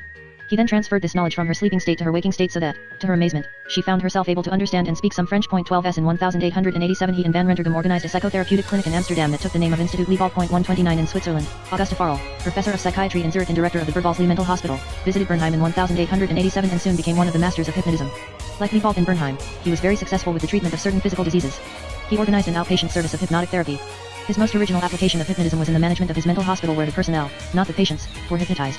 Farrell hypnotized a number of male and female nurses who volunteered and suggested to them that their sleep in the wards for agitated patients would be sound in spite of the noise, but that they would waken as soon as a patient did something unusual or dangerous. It was said that this method was quite successful. J.I. Sigmund Freud was one of the many visitors to NANCY 131 and spent at the emergence of dynamic psychiatry 89 few weeks there with Bernheim and old Liebald in 1889. He was impressed with Bernheim's contention that the post-hypnotic amnesia was not as complete as was generally assumed. Through concentration and with the help of skillful questioning, Bernheim could bring the patient to remember what he had experienced under hypnosis. 132 Around 1900, Bernheim was considered by many to be Europe's foremost psychotherapist, but 10 years later he was almost forgotten. Other, supposedly mere modern, men had risen to fame, particularly Dubois and Bern, who Bernheim said with bitterness, had annexed his discovery in 1871, in the same sense as the Germans had annexed Alsace and Lorraine. After having been Liebald's respectful disciple for years, Bernheim now obviously considered him as his precursor and himself as the true founder of psychotherapy. 133 At least he had the comfort, shortly before his death, of seeing his native Alsace restored to France. Charcot and the Salpêtrière School. Contrary to the Nancy School, the Salpêtrière School was strongly organized and headed by a powerful figure, that of the great teacher Jean-Martin Charcot, 1835 to 1893, a neurologist who had come belatedly to the study of certain mental phenomena. During the years 1870 to 1893, Charcot was considered to be the greatest neurologist of his time. He was the consulting physician of kings and princes, and patients came to see him from Samarkand in the West Indies. But fame had come to him after long years of incessant and obscure toil, and few of those who marveled at Charcot's extraordinary success realized that it was a belated one reached after many years of toil. No real biography of Charcot has been written as yet. Most accounts such as that by Guy 134 are based on necrologies and depict for the most part the Charcot of the brilliant years. Valuable memories have been recorded by his disciple Sukh, 135 and particularly by the Russian physician Lyubimov, 136 who had been acquainted with Charcot for the last 20 years of his life. Charcot was born in Paris, the son of a carriage builder who, it was said, made carriages of great beauty and who was reputed to be more of an artist than an artisan. Very little is known of Charcot's childhood and youth. It is said that he was a cold, silent, shy, and aloof young man who had a speech impediment. He wore a black mustache. The story goes that his first rich patient was referred to him on the condition that he shave off his mustache. As an intern, medical resident, the young Charcot was assigned for some time to the Salpêtrière, an old hospital, which, at that time, was mainly a medical poorhouse for 4,000 or 5,000 old women. Charcot realized that this hospital sheltered numerous patients with rare or unknown neurological diseases and would be a great source for clinical research. He kept this in mind while slowly pursuing his career as an anatomopathologist. As a young doctor he was asked by one of his teachers to be physician and companion to a rich banker traveling to Italy, which gave him an opportunity to become acquainted with Italy's artistic wealth. 137 His medical career was rather slow and laborious. However, the turning point came in 1862, when, at the age of 36, Charcot was appointed chief physician in one of the Salpêtrière's largest sections and took up his old plans with feverish activity. Case histories were taken, autopsies performed, laboratories opened, while, at the same time, he began to acquire a team of devoted collaborators. He was inspired by Duchenne de Boulogne, a neurologist of outstanding capacity who had no official position and whom Charcot called his master in neurology. 138 Within the 8-year period from 1862 to 1870, Charcot made the discoveries that made him the foremost neurologist of his time. In 1870, Charcot assumed the supplementary charge of a special ward, which the hospital administration reserved for a fairly large number of women patients suffering from convulsions. Some were epileptics, others were hysterics who had learned to imitate epileptic crises. Charcot strove to discover means for distinguishing between hysterical and epileptic convulsions. He also began to investigate hysteria with the same method he used for organic neurological diseases, and, with his disciple Paul Richer, gave a description of the full-blown hysterical crisis, the Grande Hysterie, _139 and 1878, probably under the influence of Charles Richer. Charcot extended his interest to hypnotism, of which he undertook a purportedly scientific study, as he had done with hysteria, taking as his subjects several of the most gifted of his female hysterical patients. He found that these subjects developed the hypnotic condition through 3 successive stages: lethargy, catalepsy, and somnambulism, each stage showing very definite and characteristic symptoms. Charcot read his findings to the Académie des Sciences at the beginning of 1882.140 it was, Janet said, a tour de force to have hypnotism accepted by the same Academy that had condemned it 3 times within the past century under the name of magnetism. This resounding paper gave hypnotism a new dignity, and the heretofore shunned subject once again became the topic of innumerable publications. Among Charcot's most spectacular achievements were the investigations on traumatic paralyses, which he conducted in 1884 and 1885. 141 in his time paralyses were generally considered to result from lesions of the nervous system caused by an accident, although the existence of psychic paralyses had been postulated in England by B.C. Brodie 142 and 1837 and by Russell Reynolds 143 and 1869. But how could a purely psychological factor cause paralysis without the patient's awareness of that factor and excluding the possibility of simulations? Charcot had already analyzed the differences between organic and the emergence of dynamic psychiatry. 91 Hysterical paralyses. In 1884 3 men afflicted with a monoplegia of one arm following trauma were admitted to the Salpêtrière. Charcot first demonstrated that the symptoms of that paralysis, while differing from those of organic paralyses, coincided exactly with the symptoms of hysterical paralyses. The second step was the experimental reproduction of similar paralyses under hypnosis. Charcot suggested to some hypnotized subjects that their arms would be paralyzed. The resulting hypnotic paralyses proved to HA/E exactly the same symptoms as the spontaneous hysterical paralyses and the post-traumatic paralyses of the 3 male patients. Charcot was able to reproduce these paralyses step by step, and he also suggested their disappearance in the reverse order. The next step was a demonstration of the effect of the trauma. Charcot chose easily hypnotizable subjects and suggested to them that in their waking state, as soon as they were slapped on the back, their arm would become paralyzed. When awakened, the subjects showed the usual post-hypnotic amnesia, and as soon as they were slapped on the back, they were instantly struck with a monoplegia of the arm of exactly the same type as the post-traumatic monoplegia. Finally, Charcot pointed out that in certain subjects living in a state of permanent somnambulism, hypnotic suggestion was not even necessary. They received the paralysis of the arm after being slapped on the back without special verbal suggestion. The mechanism of post-traumatic paralysis thus seemed to be demonstrated. Charcot assumed that the nervous shock following the trauma was a kind of hypnoid state analogous to hypnotism and therefore enabling the development of an autosuggestion of the individual. I do not think that in any physiopathological experimental research it would often be possible to reproduce more accurately the condition which one has set oneself the task to study, Charcot concluded. Charcot placed the hysterical, post-traumatic, and hypnotic paralyses in the group of dynamic paralyses in contrast to organic paralyses resulting from a lesion of the nervous system. He gave a similar demonstration with regard to hysterical mutism and hysterical coxalgia. Here, too, he reproduced experimentally, by means of hypnotism, clinical pictures identical with the hysterical conditions. In 1892, Charcot distinguished dynamic amnesia, in which lost memories can be recovered under hypnosis, from organic amnesia where this is impossible. 144 In the last years of his life, Charcot realized that a vast realm existed between that of clear consciousness and that of organic brain physiology. His attention was drawn to faith healing, and in one of his last articles he stated that he had seen patients going to Lourdes and returning healed from their diseases. 145 He tried to elucidate the mechanism of such cures and anticipated that an increased knowledge of the laws of faith healing would result in great therapeutic progresses. There are many descriptions and pictures of Charcot, but they pertain almost without exception to Charcot at his zenith around 1880 or the declining Charcot of the last years. The most lively ones were given by Leon Daudet, who had studied medicine at the Salpêtrière and whose father, the novelist Alphonse Daudet, had been Charcot's intimate friend. Here is a condensed excerpt of Leon Daudet's memoirs describing Charcot. 146 Charcot was a small, stout, and vigorous man with a big head, a hull's neck, a low forehead, broad cheeks. The line of his mouth was hard and meditative. He was clean-shaven and kept his straight hair combed back. He somewhat resembled Napoleon and liked to cultivate this resemblance. His gait was heavy, his voice authoritative, somewhat low, often ironical and insisting, his expression extraordinarily fiery. A most learned man, he was familiar with the works of Dante, Shakespeare, and the great poets. He read English, German, Spanish, and Italian. He had a large library full of strange and unusual books. He was very humane, he showed a profound compassion for animals and forbade any mention of hunters and hunting in his presence. A more authoritarian man I have never known, nor one who could put such a despotic yoke on people around him. To realize this, one only had to see how he could, from his pulpit, throw a sweeping and suspicious glance at his students and hear him interrupt them with a brief, imperative word. He could not stand contradiction, however small. If someone dared contradict his theories, he became ferocious and mean and did all he could to wreck the career of the imprudent man unless he retracted and apologized. He could not stand stupidity. But his need for domination caused him to eliminate the more brilliant of his disciples, so that in the end he was surrounded by mediocre people. As a compensation, he maintained social relationships with artists and poets and gave magnificent receptions. It was one of his favorite ideas that the share of dream life in our waking state is much more than just immense. Many references to Charcot can be found in the diary of Edmond and Jules de Goncourt. These two brothers were known for their biting descriptions and seem to have been particularly antagonistic toward Charcot, whom they described as follows. 14-7 Charcot was an ambitious man, envious of any superiority, showing a ferocious resentment against those who declined invitations to his receptions, a despot at the university, hard with his patients to the point of telling them bluntly of their impending death but cowardly when he himself was ill. He was a tyrant with his children and compelled for instance his son Jean, who wanted to be a seafarer, to become a physician. As a scientist, Charcot was a mixture of the emergence of dynamic psychiatry 93 genius and charlatan. Most unpleasant was his indiscretion in talking of his patients' confidential matters. The description given by the Russian physician Lyubimov is so vastly different that one can hardly believe it concerns the same person. 148 Beside his extraordinary gift as a teacher, a scientist, and an artist, Charcot was extremely humane, devoted to his patients and would not tolerate anything unkind being said about anyone in his presence. He was a poised and sensible man, very circumspect in his judgments, with a quick eye for distinguishing people's value. His family life was a harmonious and happy one. His wife, who was a widow with a daughter when he married her, helped him with his work and was active in charitable organizations. He gave great care to the education of his son Jean, who had spontaneously chosen to be a physician and whose first scientific publications were a great joy for his father.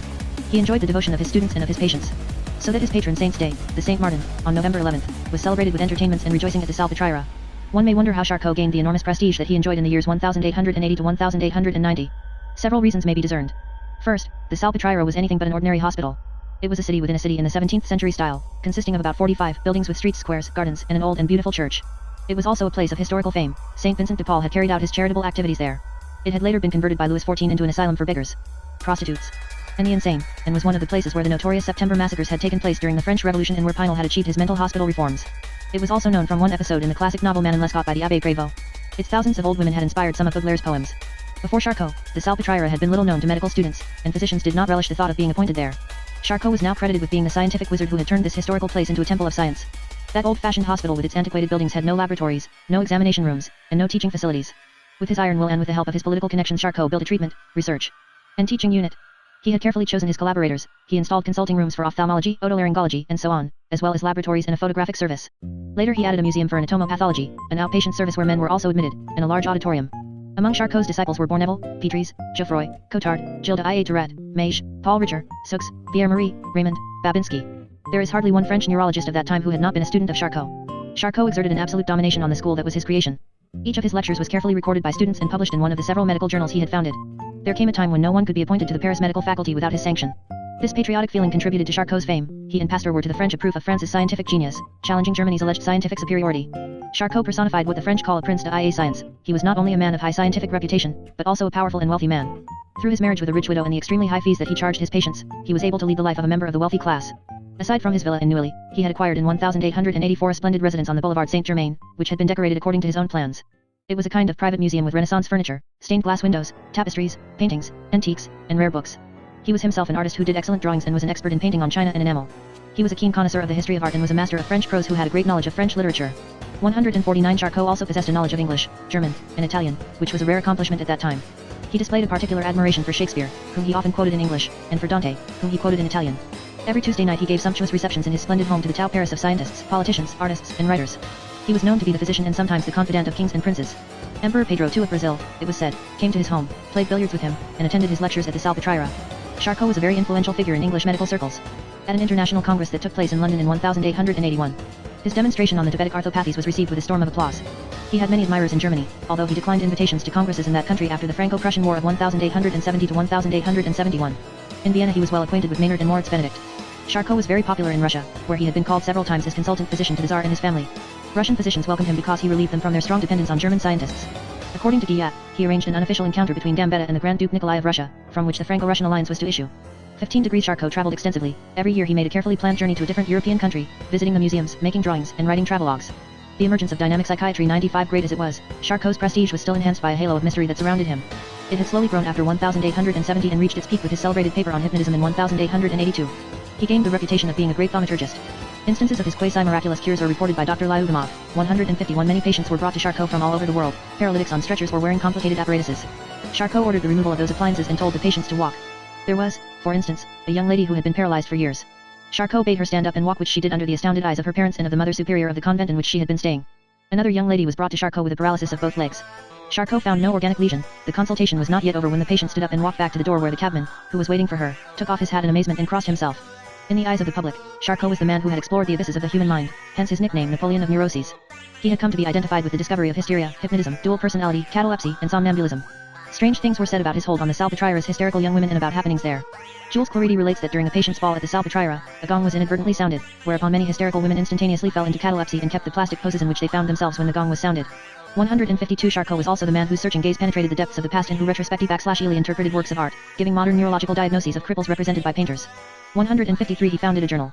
The Conographe de Fa Salpêtrière, followed by the Nouvelle Iconographe de Ia Salpêtrière, which were probably the first journals to combine art and medicine. Charcot was also considered to have founded a scientific explanation for demoniacal possession, which, he assumed, was nothing but a form of hysteria. He also interpreted this condition retrospectively in works of art. 1-4 He was known for his collection of rare old works on witchcraft and possession, some of which he had reprinted in a book series titled The Diabolical Library. All these features contributed to the incomparable fascination exerted by Charcot's séances at the Salpêtrière. Tuesday mornings were devoted to examining new, heretofore unseen patients in the presence of physicians and students. They enjoyed watching Charcot display his clinical acumen, and the assurance and swiftness with which he was able to disentangle the most complicated case histories to arrive at a diagnosis, even of rare diseases. But the greatest attraction were his solemn lectures given on Friday mornings, each of which had been prepared with the utmost care. Long before the beginning of the lectures, the large auditorium was filled to capacity with physicians, students, writers, and a curious crowd. The podium was always decorated with pictures and anatomical schemata pertaining to the day's lecture. His bearing reminding one of Napoleon or Dante, Charcot entered at 10 a.m., often accompanied by an illustrious foreign visitor and a group of assistants who sat in the first rows. Amidst the absolute silence of the audience, he started speaking in a low pitch and gradually raised his voice, giving sober explanations that he illustrated with skillful colored chalk drawings on the blackboard. With an inborn acting talent, he imitated the behavior, mimicry, gait, and voice of a patient afflicted with the disease he was talking about, after which the patient was brought in. The patient's entrance was sometimes also spectacular. When Charcot lectured on tremors, 3 or 4 women were introduced wearing hats with very long feathers. The trembling of the feathers allowed the audience to distinguish the specific characteristics of tremors in various diseases. TSS The interrogation took the form of a dramatic dialogue between Charcot and the patient. Most spectacular were the lectures that he gave about hysteria and hypnotism. Another of Charcot's innovations was the use of photographic projections, a procedure that was unusual for medical teaching at the time. The lecture concluded with a discussion of the diagnosis and a recapitulation, stating the lecture's main points, both of which were models of lucidity and concision. It lasted 2 hours, but the audience never found it too long, even when the topic concerned rare organic brain diseases. 156 Lyubimov points to the difference between Charcot's lectures and those of Maynard, which he had also attended in Vienna and which left him exhausted and confused, whereas he left Charcot's lectures with a feeling of exhilaration. It is easy to understand the spellbinding effect that Charcot's teaching exerted on laymen, on many physicians, and especially on foreign visitors such as Sigmund Freud, who spent 4 months at the Salpêtrière during 1885 and 1886.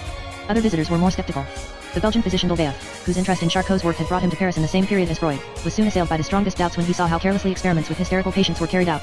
On his return to Belgium, he published a strongly critical account of Charcot's methods. Those visitors who came to see Charcot in Paris for a short period, and were envious of him, were often unaware that he was surrounded by a host of powerful enemies. He was stamped as an atheist by the clergy and the Catholics, one of the reasons being that he had replaced the nuns at the Salpêtrière by lay nurses, but some atheists found him too spiritual. He was publicly accused of charlatanism by the Magnetists. TSS He also had fierce enemies in political and society circles, as is obvious from the diary of the Goncourt brothers. Among neurologists, some who had the emergence of dynamic psychiatry 97 remained his admirers as long as he stayed on the solid ground of neuropathology. Deserted him when he shifted to the study of hypnotism and to spectacular experiments of hysterical patients. Lyubimov tells how the German neurologist Westphal expressed deep concern about the new turn taken by Charcot's research after he visited him in Paris. In America, Charcot was attacked on the same grounds by Buck Mill, Beard, who admitted that Charcot had made serious mistakes, nonetheless respected him as a man of genius and a man of honor. 159 Charcot also had to wage a continuous battle against the Nancy school in which he was steadily losing ground to his opponents. Bernheim sarcastically proclaimed that among thousands of patients whom he had hypnotized, only one displayed the 3 stages described by Charcot, a woman who had spent 3 years at the Salpêtrière. Charcot also met with undying hatred on the part of some of his medical colleagues and particularly on the part of his former disciple Bouchard, an ambitious man 12 years his junior. Worse still, a few of his seemingly loyal disciples duped him by showing him more and more extraordinary manifestations that they rehearsed with patients and then demonstrated to him. It is true that many of his disciples never participated in such activities, but no one apparently dared warn him. He had been extremely cautious for a long time, but eventually La Rochefoucauld's maxim came to apply to him: deception always goes further than suspicion. According to Guillotin, Charcot began to feel strong doubts toward the end of his life and was thinking of again taking up the entire study of hypnotism and hysteria, which death, however, prevented him from doing. A secret enemy, who was well acquainted with Charcot's medical condition and who for years sent him anonymous letters depicting his angina pectoris and announcing his impending death, most likely belonged to the medical circle around Charcot. 1110 The extreme opinions prevailing about Charcot, the fascination he exerted on the one hand, and the fierce enmities he had made on the other, made it difficult in his lifetime to form a true assessment of the value of his work. Contrary to expectations, the passing of time has not made this task much easier. It is therefore necessary to distinguish the various fields of his activity. First, it is often forgotten that Charcot, as an internist and an anatomopathologist, made valuable contributions to the knowledge of pulmonary and kidney diseases, and that his lectures on diseases of old age were for a long time a classic of what is now called geriatrics. Second, in neurology, which was his second career, he made outstanding discoveries upon which his lasting fame will undisputedly rest: delineation of disseminated sclerosis, amyotrophic lateral sclerosis, Charcot's disease, locomotor ataxia and its peculiar arthropathies, Charcot's joints, his work on cerebral and medullary localizations, and on aphasia.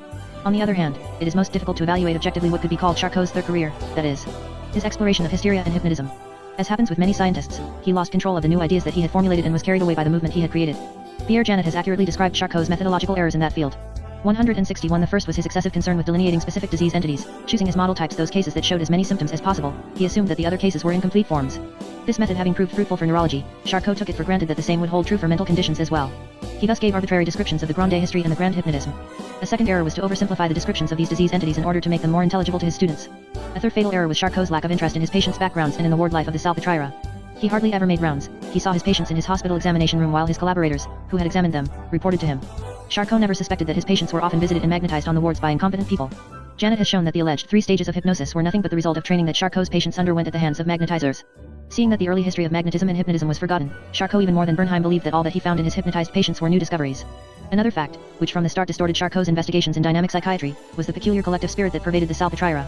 This closed community sheltered not only crowds of old women, but comprised also special wards for hysterical patients, some of them young, pretty, and cunning. Nothing could be more eminently propitious to the development of mental contagion.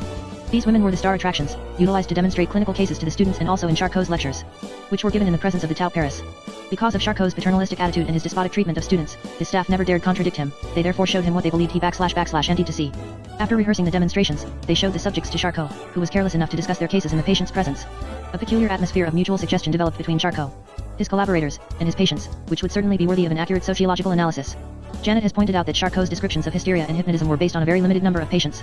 The prima donna, Blanche Whitman, deserves more than an anecdotal mention. The role of patients in the elaboration of dynamic psychiatry has been all too neglected and would also be worthy of intensive investigation. Unfortunately, it is very difficult to gather relevant information in retrospect. We know nothing of Blanche Whitman's origin and background prior to the emergence of dynamic psychiatry 99 to her admission to the ward for hysterical patients at the Salpêtrière. According to Baudouin, she was young when she arrived there and rapidly became one of Charcot's most renowned subjects and was nicknamed Die Reine des Hysterics. 162 She was often exhibited to demonstrate the 3 stages of hypnosis, of which she was not only the type, but the prototype, according to Frederick Myers who had seen her. 163 Baudouin states that she is the woman in full hysterical crisis, depicted between Charcot and Babinski in Brulet's famous painting. She can also be recognized in several pictures in the Jaconographie de IA Salpêtrière and elsewhere. She was authoritarian, capricious, and unpleasant toward the other patients as well as the personnel. For some unknown reason, Blanche Whitman left the Salpêtrière for some time and was admitted at the age 62, where she was investigated by Jules Janet, Pierre Janet's brother. 164 After achieving a first stage of hypnosis, that is, lethargy, Jules Janet modified the usual technique and saw the patient in a quite new condition. A new personality, that of Blanche too, emerged, showing herself as much more balanced than Blanche I. The new personality disclosed that she had been permanently present and conscious, hidden behind Blanche I. She was always aware of everything that occurred during the many demonstrations when Blanche I had acted out the 3 stages of hypnosis and was supposed to be unconscious. Myers noted that it is strange to reflect for how many years the dumbly raging Blanche II has thus assisted at experiments to which Blanche I submitted with easy complacence. Jules Janet kept Blanche Whitman in her second state for several months and found that she is remarkably, and apparently lastingly, improved by his treatment. What later happened to Blanche Whitman has been succinctly reported b. Bogman. She returned to the Salpêtrière where she was given a job in the photography laboratory and later, when a laboratory of radiology was opened, she became employed there. She was still authoritarian and capricious, denied her past history, and became angry when asked about that period of her life. Since the dangers of radiology were not yet known, she became one of the first victims of the radiologist's cancer. Her last years were a Calvary that she crossed without showing the least hysterical symptom. She had to suffer one amputation after another and died a martyr of science. It was, however, Charcot's third career that contributed more than anything else to his contemporary fame. The writer T. de Wisewa, in an obituary he wrote on Charcot, said that in a few centuries his neurological work might be forgotten, but that he would stand in the memory of mankind as one who had revealed to the world an unsuspected realm of the mind. 165 It is because of that breakthrough, and not his own literary works, which have remained unpublished, that Charcot exerted a powerful influence on literature. As stated by Demencier, he was the starting point of a whole tradition of psychiatrically oriented writers, such as Alphonse Daudet and his son Léon Daudet, Zola, Maupassant, Huysmans, Barguet, Cleridy, and later Pirandello and Proust, not to speak of many authors of popular novels. 166 Charcot himself was the model for a specific character in many novels and plays in the 1890s, the great scientist of world renown impavidly pursuing his uncanny research in the abyss of the human mind. An American visitor who saw Charcot at the beginning of 1893 noticed that, while his intellectual strength was as lively as ever, his physical health was greatly shaken. 117 He kept on working feverishly until August 15, 1893, when he left for a vacation with 2 of his favorite disciples, Desboeuf and Strauss, intending to visit the Vézelay Cathedral. He died unexpectedly in his hotel room the night of August 16, and was given a national funeral in Paris on August 19. In spite of the deluge of praise that was lavished on his memory, his fame soon waned. The publication of his complete works, which had been planned in 15 volumes, was abandoned after volume 9 had appeared in 1894. According to Lyubimov, Charcot had left a considerable amount of literary works, memoirs, illustrated travelogues, critical studies on philosophical and literary works, all of which he did not want published in his lifetime. Lyubimov adds that Charcot's true personality could not have been known before their publication. However, none of these writings has ever been printed. Charcot's son Jean, 1867-1936, who had studied medicine to please his father, gave up this profession a few years later and became famous as a seafarer and explorer of the South Pole. 168 Charcot's precious library was donated by his son to the Salpêtrière and gradually fell into the most pitiful state of neglect, as well as did the Musée Charcot. L69 The evil that men do lives after them, the good is oft interred with their bones. So it was with Charcot. It was not long before his glory was transformed into the stereotype of the despotic scientist whose belief in his own superiority blinded him into unleashing a psychic epidemic. 1 year after Charcot's death, Léon Daudet, who had been a medical student on his ward, published a satirical novel, Les Morticals, which gave fictitious names to prominent physicians and ridiculed the Paris medical world. 170 Charcot was depicted under the name of Foutange and Bernheim was called Quistibris. Faked hypnotical seances at the H6 Pidal Typhus with Rosalie, portraying Blanche Whitman, were described in a caricaturistic manner. Another malevolent account of Charcot's Salpêtrière was later given by Axel Munthe in his autobiographic novel The Story of Saint-Michel. 111 Jules Bois, who was well acquainted with Charcot, relates that during the last months of his life, the old man expressed his pessimism with regard to the emergence of dynamic psychiatry. 101 To the future of his work, which he felt would not survive him for long. 172 In fact, before 10 years had elapsed after his death, Charcot was largely forgotten and disowned by most of his disciples. His successor, Raymond, while giving lip service to Charcot's work on neuroses, himself belonged to the organicist trend in neurology. One of Charcot's favorite disciples, Joseph Babinski, who had made himself known during Charcot's lifetime by his experiments in transferring hysterical symptoms with a magnet from one patient to another, 173 now became the main protagonist of a radical reaction against Charcot's concept of hysteria. Hysteria, he claimed, was nothing but the result of suggestion, and it could be cured by persuasion. 174 The name hysteria itself was replaced by THLT of Pythiotisma, coined by Babinski. Guillet reports that when he was a resident at the Salpêtrière in 1899, that is, 6 years after Charcot's death, there were still a few of Charcot's hysterical female patients who would, for a small remuneration, act out for the students the full-fledged attack of the Grande Hysterie. But hysterical patients eventually disappeared from the Salpêtrière. 17 As years went by, Charcot's neurological discoveries were taken for granted and his name became associated with a regrettable episode in the long history of the Salpêtrière. In 1925, his centennial was celebrated in the Salpêtrière with a strong emphasis on his neurological achievements and a few rapid apologies about the egeret de violence, the slight lapse, which his work on hysterical and hypnosis had been. Psychoanalysts, however, praised him in that regard as a precursor of Freud. In 1928 a group of Paris surrealists, in their endeavor to counteract all accepted ideas of their time, decided to celebrate the discovery of Charcot's hysteria, the greatest poetical discovery of the end of the 19th century. 176 Several years later, the author of the present book, then a medical student at the Salpêtrière, met a very old woman patient who had spent almost her entire life there and had known Charcot in his school. She kept talking to herself and had hallucinations during which she was hearing all these men speaking in turn. Those voices from the past, which had never been recorded but still resounded in the disturbed mind of that wretched old woman, were all that survived of the glory that had been Charcot's Salpêtrière. Conclusion We may now look back on the development of dynamic psychiatry from Mesmer to Charcot. There was little dynamic psychotherapy before Mesmer, aside from the largely obsolete, non-medical practice of exorcism. Medical men had elaborated a theory of imagination, that is, a power of the mind endowed with multiple and multiform sometimes extraordinary manifestations, among which spontaneous somnambulism attracted special interest. Mesmer developed what he believed to be a scientific theory in a universal medical therapy. He aimed at provoking crises, which were supposed to have diagnostic value and to be the weapon for the cure. His main discovery was that of the rapport between magnetizer and patient. Puissigor replaced the pseudo-physical theory of the fluid with the insight that unknown psychological forces were at work.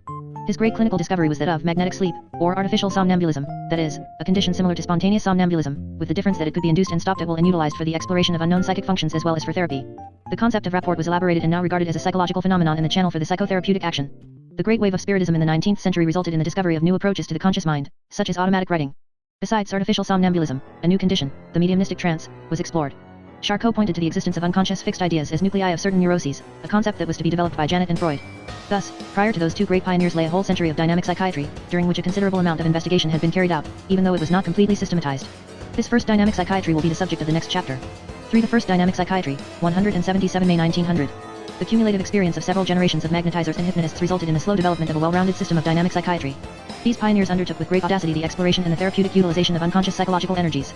On the basis of their findings, they elaborated new theories about the human mind and the psychogenesis of illness. This first dynamic psychiatry was an impressive achievement, even more so since it was brought about mostly outside of if not directly in opposition to official medicine. Since the first dynamic psychiatry was not the work of a single man, there was in contrast with many other systems no rigid conceptual framework to direct its growth. The main tenets were given by Mesmer and Puissigor. They were followed by a great number of laymen and physicians, working either individually or in various unsystematic and even rival groups or schools, mainly in France and Germany, and later also in England and North America. The evolution was not continuous. All during the 19th century there were a number of waves, ebbs, and tides. About 1880, a great upsurge was felt and the first dynamic psychiatry was given university acknowledgement with Charcot and Bernheim. A rapid development followed. During that period, a new dynamic psychiatry slowly emerged, and for some time the two systems existed together until about 1900, when the new schools came to the foreground with the ensuing decline of the first dynamic psychiatry. However, two facts should be emphasized. In the new dynamic schools, much of that which seems to us to be most original was in fact rooted in the first dynamic psychiatry. 2. Although the new system seemed at times to be radically opposed to the first dynamic psychiatry, the latter was in reality not superseded, but rather supplemented, by the former. 110 The first dynamic psychiatry, 1775 to 1900, 111. The main features. Throughout the innumerable vinatlans of the first dynamic psychiatry, several main characteristics have remained constant. 1. Hypnotism was adopted as the main approach, the via regia to the unconscious. Supplementary approaches were added during the latter part of the century, mediumism, automatic writing, and crystal gazing. 2. Particular attention was devoted to certain clinical pictures, sometimes called magnetic diseases, spontaneous somnambulism, lethargy, catalepsy, multiple personality, and, toward the end of the century, interest came to focus more and more on hysteria. 3. A new model of the human mind was evolved. It was based on the duality of conscious and unconscious psychism. Later, it was modified to the form of a cluster of subpersonalities underlying the conscious personality. 4. New theories concerning the pathogenesis of nervous illness, which were based at first on a concept of an unknown fluid, were soon replaced by the concept of mental energy. In the latter part of the 19th century the concepts of the autonomous activity of split fragments of personality and of the mythopoetic function of the unconscious arose.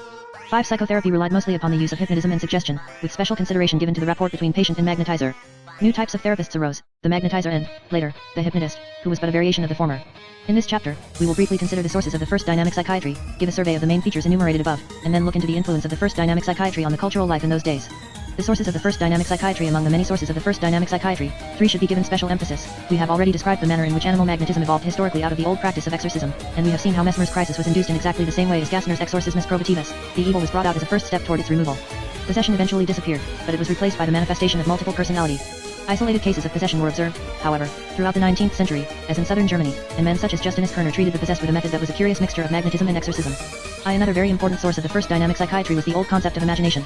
At the time of the Renaissance, philosophers and physicians became very interested in the power of the mind, imaginatio, a term that held a much broader meaning than it does today and included what we call suggestion and autosuggestion. Many once famous but now forgotten works were devoted to imaginatio. In a chapter of his essays, Montaigne summarizes some of the prevalent ideas of his day. Point 2. He ascribes to imagination the contagious effects of human emotions.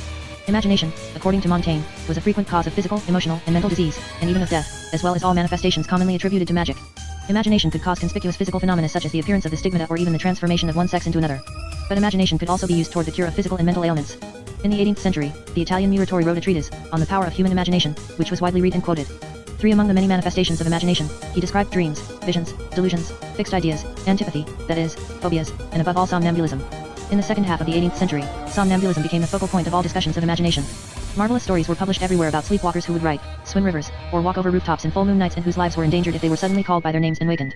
We can hardly realize today how incredible and fantastic Puissigor's assertion must have seemed to his contemporaries, that somnambulism could be induced and stopped artificially almost at will and used in the investigation of the most hidden secrets of the human mind. A third source was the knowledge of hypnotism itself, which, throughout human history, had been discovered, forgotten, and rediscovered. For without going back as far as the ancient Egyptians or even the Renaissance students of natural magic, we see that Gassner healed many of his patients by hypnotizing them. This becomes obvious when reading the account given by Abbé Bourgeois. Mesmer himself, when magnetizing, was putting some of his patients into hypnotic sleep. The report of the commissioners mentioned that all of them were subdued in an astonishing way to the man //who was magnetizing them. In spite of their drowsiness, they woke up at his voice, his glance, or a sign of him. However, neither Gassner nor Mesmer had clearly understood the implications of what they were doing, and it was Quissigler, who in 1784 discovered that the perfect crisis he had called forth in his patients was nothing but artificially induced somnambulism. The Royal Road to the Unknown Mind, Hypnotism from 1784 to about 1880, artificial somnambulism was the chief method of gaining access into the unconscious mind. First called the perfect crisis by Quissigler, magnetic sleep, or artificial somnambulism, was given the name of hypnotism by Braid in 1843.5. The nature of that condition was disputed from the beginning.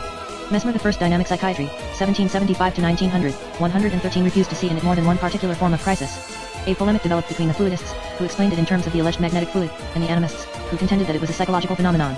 But the identity of the nature of spontaneous somnambulism and of mesmeric sleep was never seriously questioned during the entire 19th century. Point 6. The main arguments in favor of that conception were later summarized by Janet. 7. First, the individuals who are subject to spontaneous somnambulism are also easily magnetized and hypnotized. Second, it is easy to establish a rapport with an individual who is in spontaneous somnambulism and to make him shift from this condition into one of typical hypnotic sleep. Third, a person who has had an attack of spontaneous somnambulism of which he remembers nothing in his waking state will recall it when hypnotized. The reverse is also true. On the other hand, though, there is an essential difference between natural and artificial somnambulism, in that the latter is directed and under the strict control of a man, the magnetizer, who induces it, molds its manifestations, and terminates it at will. From the very beginning, the peculiar relationship between the magnetizer and the magnetized was the object of much wonder and speculation. Quissigler noticed that his subject Victor did not merely carry out all his orders exactly, but that he seemed to anticipate or to guess them. The question immediately arose as to whether the subject would oppose limitations to the magnetizer's will and whether he could be forced by the magnetizer to commit immoral or criminal acts. The rapport, the special relationship between the magnetizer and the subject, also impressed the early mesmerists from the beginning. It became clear that the magnetized person was oblivious to all but the magnetizer and that he could perceive the outside world only through the latter.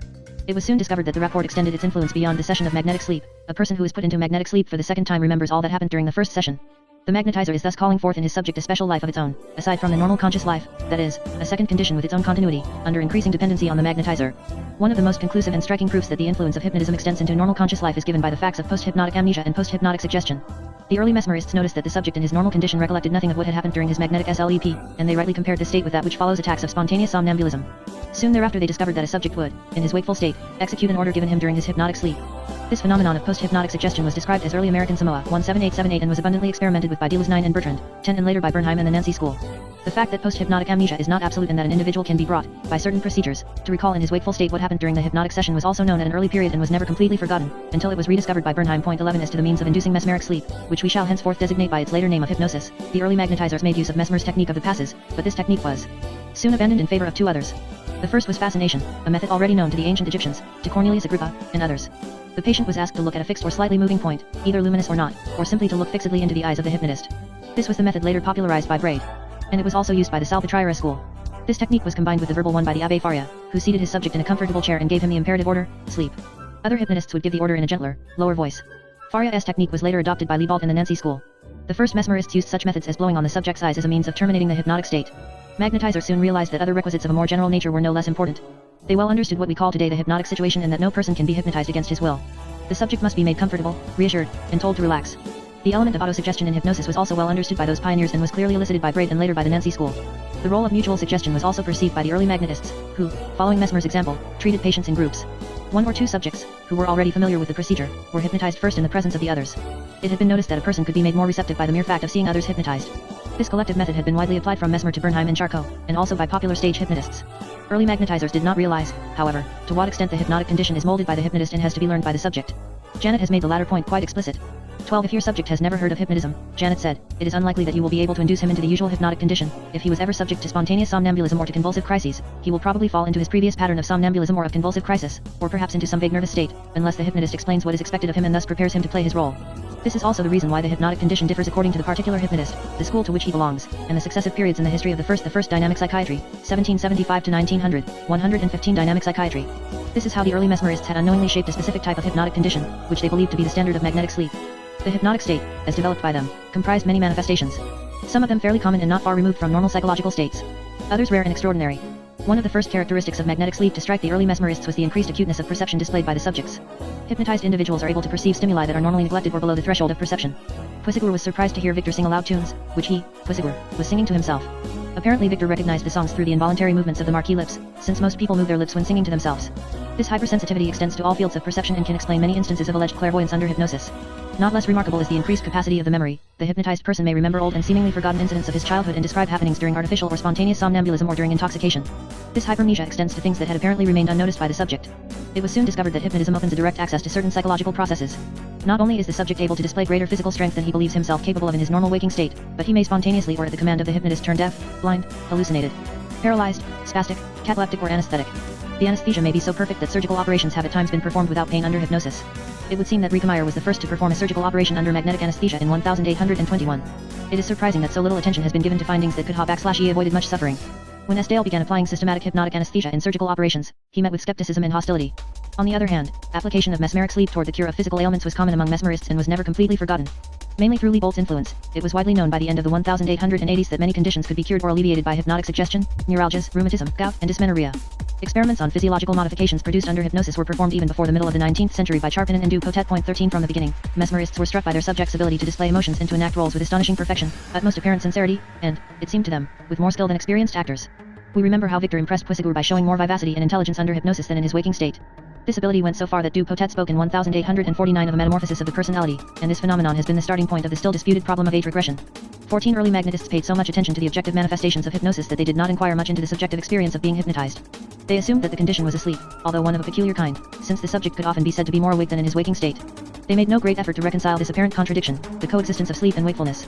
No systematic inquiries were undertaken until almost the end of the century under the influence of the Nancy School. To this day, the best account of a hypnotized person is perhaps that given by Eugen Bleuler, who had himself hypnotized by his colleague, Dryve von Speyer of Bern. Von Speyer utilized Leibold's technique of fixation combined with verbal suggestion. Bleuler strove to cooperate with the hypnotist while keeping as much awareness as he could. He soon noticed that parts of his visual field were falling out as it were. Then, these empty spots expanded and the rest of the visual field became veiled. Finally, he could perceive only the contrast of light and shadow. He felt as though his eyes were moist and they burned slightly, but he felt relaxed. A comfortable warmth invaded his body from the head down to his legs. He felt no desire to move or to do anything, and it seemed to him that his thoughts were quite clear. He heard the hypnotist tell him to move his arms. He tried to resist the order, but failed partly. The hypnotist then told him that the back of his hand was insensitive. Bleuler thought that this could not be true and that von Speyer was joking when telling him that he was pricking it, which he was actually doing. He awoke as if from a slumber at the hypnotist's injunction. He found that he had no amnesia and remembered the post-hypnotic suggestion to the effect that he would wake up at exactly 6:15 the following morning. He tried without success to remain aware of the time during the night. At 6:15 a.m., he suddenly awoke. Someone had just knocked at the door. Bleuler concluded from that experiment that the hypnotic process had involved his unconscious more than his conscious would let him believe. 2 or 3 further sessions with von Speyer and 4 produced the same results as the first ONE15. It would be worthwhile to compare the subjective experiences of various types of individuals and of persons hypnotized by hypnotists belonging to different schools. A recent research by Stockvis points unequivocally to the element of unconscious role-playing, which is manifested in hypnosis.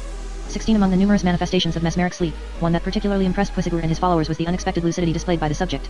This extraordinary keenness of perception led the early hypnotists to search more and more in the realm of the marvelous. As seen in the preceding chapter, they found that the patient was able to diagnose not only his own ailments and predict its course in the first dynamic psychiatry, 1775 to 1900, 117 prescribed the remedy, but that he seemed able to do as much for people with whom he had been set in rapport. Furthermore, it was contended that some of the hypnotized subjects, the so-called somnambules extralucids, were able to read with their eyes covered, to read the thoughts of others, to find lost objects, and even to predict the future. We now know that these were the result of mutual suggestion developing between magnetizer and magnetized. But contrary to the assumption of the first magnetizers, it became evident that a hypnotized subject is perfectly able to lie, not only through suggestion, but of his own volition. One of the most controversial issues of hypnotism was the phenomenon of age regression recognized early by some hypnotists and subject to scrutiny in the 1880s and 1890s. The hypnotized subject is told that he is going backward in time, for instance to his adolescence or childhood at a given moment of his past. His behavior, his movements, and his voice change accordingly. He seems to have forgotten everything that happened to him since the moment that he is reenacting, and he gives a detailed account of happenings at this period of his life. Is this true regression, that is, reminiscence of what the subject actually experienced at that given age, or is it only an excellent histrionic imitation of what he believes to have experienced then? This was a much discussed problem. Colonel de Roches, a once famous hypnotist, conducted these experiments to their extreme limits and even ad absurdum. 1-7 He thus obtained from his subjects an age regression not merely of an ordinary kind but also the reenactment of their babyhood, their birth, of their fetal period. Then came a blackout, followed by the picture of the person's previous life, going backward from old age to childhood, infancy, birth, and fetal period, followed by a new blackout and the revival of the second previous life. De Roches' subjects thus reenacted several previous lives, always alternating the life of a man with the life of a woman. Descriptions of those previous lives were often plausible, but somewhat marred by anachronisms. Some believed that Colonel de Roches had found an experimental confirmation of the doctrine of reincarnation. Further doubts arose when de Roches started having young people enact the various stages of life ahead of them. Skepticism increased when he claimed to have called forth an externalization of sensitivity. He removed the sensitivity from the hypnotized subject and transferred it to some external object. Thus, when the subject was being pricked, he felt nothing, but when this material object was being pricked, the subject felt as though he himself had been pricked. During the entire 19th century, literature on magnetism and hypnotism was flooded with fantastic stories of that kind, and this was doubtlessly one of the main reasons for the opposition of scientific circles to the first dynamic psychiatry. Another reason for the opposition to hypnotism was the awareness of certain inconveniences and dangers associated with its practice. First of all, grave concern was expressed over the fact that while under hypnosis, the subject seemed to be under the hypnotizer's spell, obeying even his sometimes unpleasant or ridiculous demands. As early as 1785, a controversy arose in Paris as to whether the woman subject would yield to an immoral order given by the magnetizer. Tardif de Montrevel contended that if an unscrupulous magnetizer tried to seduce a woman, she would awaken. 1b However, men like Deleuze, Gautier, Charpinin, and others emphasized the need for great caution on the part of the magnetizer. Tess noted that the subject soon became able to detect the secret wishes of the magnetizer and warned against the dangers, not only of crude sexual seduction, but of falling into a sincere and true love relationship. 19 Reverend D. Bren, who was a medically trained priest and educator, remarked that the magnetizer was usually a healthy and strong man, the subject usually a pretty young woman, rarely an old or ugly one, and he had good reason to believe that seduction occurred frequently.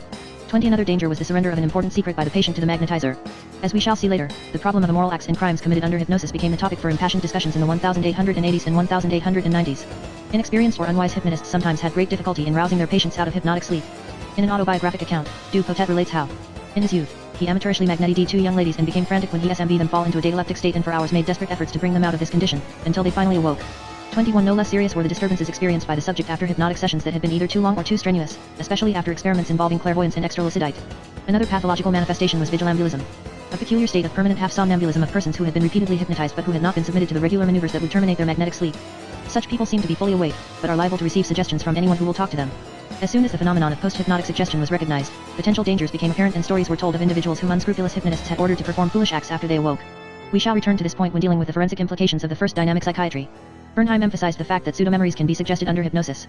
After waking up, the patient will believe that he saw or did something according to the hypnotist's suggestion. 22 Deleuze and the early mesmerists also described the evils resulting from too frequent or too prolonged hypnotic sessions. Such subjects gradually became addicted to hypnosis. Not only did their need for frequent hypnotization increase, but they became dependent on their particular the first dynamic psychiatry, 1775, 1900, 119 magnetizer, and this dependency could often take on a sexual slant. This well-known fact was rediscovered by Charcot, who gave an account of a woman who had been hypnotized 5 times within 3 weeks and who could think of nothing but her hypnotist, until she ran away from her home to live with him. 23 Her husband took her back, but she fell into severe hysterical disturbances that necessitated her admission to a hospital. Prolonged treatment by hypnosis has also been accused of precipitating the outbreak of psychoses in predisposed subjects. Finally, whole psychic epidemics were brought on by stage hypnotists and charlatans, especially among young people and school-age children who played at hypnotizing one another. 24 Seeing that the phenomenon of hypnotism was the central one in the first dynamic psychiatry, it is not surprising that a great number of theories and speculations were formulated about its nature. One extreme opinion was that held by the skeptics who simply denied its existence or believed that it was at most a kind of autosuggestion. The extreme opposite view, held by the mystics, held that hypnosis was a link between the natural and the supernatural worlds, the means through which the individual human soul could gain access to the world soul. Between those two extremes, there were all kinds of intermediate opinions. Mesmer and the fluidists thought of hypnosis as a physical fluid that circulated in the body of the magnetized or between the subject and the magnetizer. Later, these speculations were replaced by theories involving notions of nervous energy or the repartition of zones of excitation and inhibition within the brain. It is noteworthy that sexual theories were enunciated from the beginning. In a secret appendix to the report of the commissioners to King Louis XVI, it was stated that crises undergone by magnetized women were often of an obviously sexual nature. 25 Maynard based his opposition to hypnotism on the fact that the entire attitude of the woman toward the hypnotist was permeated with strong sexual undertones and the sexual emotions also played a part in hypnotized men. 26 For the psychological theories first enunciated by Puységur and developed by Bertrand, they became accepted toward the end of the century. We shall return to this point. It cannot be held against the early mesmerists that they did not organize a scientific investigation of hypnotism. Experimental psychology was non-existent then and, as emphasized by Janet, Bertrand deserves praise for a truly objective and systematic investigation of hypnotism. Investigations were carried out at the same time by Deleuze and Noisette, and later by Despin, Charpinin, Du Potet, Durand, de Grasse, and others. Janet notes that the essential manifestations of hypnotism were known from the beginning and that nothing of importance was added during the 19th century. The great shortcoming in the study of hypnotism was that, from the start, hypnotists failed to understand the full implication of the rapport they established with their patient. They were well aware that, through the repetition of the hypnotic sessions, they were calling forth a new and hidden life in the subject's mind, but they did not recognize to what extent that secret life exerted a specific attraction on the hypnotist himself. Involuntarily, the hypnotist suggested to the patient more than he thought he did, and the patient returned to the hypnotist much of that which the latter secretly expected. A process of mutual suggestion may thus develop. The history of dynamic psychiatry abounds in fantastic myths and romances that evolved through the unconscious collaboration of hypnotist and hypnotized. We can thus understand why the entire 19th century was in turn attracted and repelled by the phenomenon of hypnotism. At first glance, it seemed to open an access to a new, mysterious realm of the soul, increased sensitivity, sharpened memory, new command of physiological processes, revelation of unsuspected abilities of the subjectal of which seemed to promise wonderful discoveries. But once the exploration was underway, the explorer many a time lost his way and became the plaything of an illusive and deceitful fata morgana. Other approaches to the unknown mind. During the entire 19th century, hypnosis remained the basic approach to the unconscious mind. However, in the second half of the century, it was supplemented by other techniques, some of which were variations of hypnosis, others were techniques of a new nature. Still others were a combination of classical hypnosis with new techniques. From the beginning, mesmerists had considered artificial somnambulism as a kind of sleep, hence the word hypnosis coined by Braid from the Greek hypnos, sleep. They distinguished different levels of that sleep, depending on its depth. The deeper the sleep, the more remarkable the results that could be obtained from the hypnotized individual. It therefore seemed improbable at first when some hypnotists such as Du Potet maintained that patients could be brought to obey commands, to become paralyzed, or to have hallucinations, without being put to sleep, that is, the subject remained aware of happenings and remembered the events of the session afterwards. This technique was used on a large scale by the stage hypnotist Donato, who termed it fascination. In a milder form, it was commonly used by Bernheim and the Nancy School under the name of suggestion AI tête de veille/E. Of far greater importance was a new technique that appeared as a result of the spiritistic wave of the mid-century. In the early 1850s, certain mediums began not only to write under the spirit's dictation but they even loaned, so to speak, their pens to the spirits. In Paris, the Baron de Goldenstave alleged to have thus produced autographed messages from Plato and Cicero. Most mediums, however, seemed content with taking down the spirit's dictation, which they received while in trance, and they were greatly the first dynamic psychiatry, 1775 to 1900, 121 surprised when awakened and shown what they had written. A fairly abundant literature of that kind was published during the second half of the century. Some psychologists such as Frederick Myers-27 and William James-28 understood that automatic writing provided a means of access to the unconscious. They applied it, giving that method the character of a scientific procedure. As we shall see later, Janet systematically applied automatic writing in the investigations of his patient's subconscious. Another technique of access to the unconscious mind was elaborated on an age-old practice used by diviners and fortune-tellers, which consisted in gazing into mirrors, crystal balls, water, leconomandia, and so forth. In the early 1850s, the magnetizer du Potet drew a white chalk circle on a black floor and had his patients stare at it until they had great varieties of visions and hallucinations. 29 in the 1880s, Myers and other members of the Society for Psychical Research came to the conclusion that these methods, much like that of automatic writing, were a means for detecting subconscious material in the minds of their patients. The advent of spiritism had brought forth a new type of individual, the medium. Much is common to both hypnotic sleep and to the self-induced trance of the medium, but material produced by the latter is more spontaneous and likely to be more original. It was a great step forward for dynamic psychiatry when Flournoy at the end of the 19th century, followed soon by C.G. Lung, undertook a systematic investigation of mediums. 30 These methods were finally combined with each other and, at a later period, experiments were made with hypnotized individuals who were made to write automatically and gaze into mirrors. Subjects were even further hypnotized into a kind of second-degree hypnosis, and intensive efforts were being made everywhere in that direction by the end of the century. But, as we shall see later, the answers lay with the new schools of dynamic psychiatry. Model clinical pictures, magnetic diseases. Many psychiatric systems have grown out of the study of one particular disease. Organicist psychiatry often chose general paresis or aphasia as a paradigm of mental disease to refer to in the study of other mental diseases. The first dynamic psychiatry evolved around one particular condition, spontaneous somnambulism, and its artificially induced counterpart, hypnosis. But it was not long before other conditions showing close affinities with somnambulism / are discovered and classified with it in a group sometimes called magnetic diseases. We shall not dwell on somnambulism, which had long been the focus of interest as the purest example of imagination's marvelous workings. Interest in somnambulism had spread far beyond the realm of medicine and had expanded into the fields of philosophy and literature. We need only cite Shakespeare's unforgettable picture of Lady Macbeth reenacting fragments of the scene of her crime at night, thus giving herself away in an act of self-betrayal. Kleist, in his Kate Hen von Heilbronn, 1868, also gave literary descriptions of somnambulism.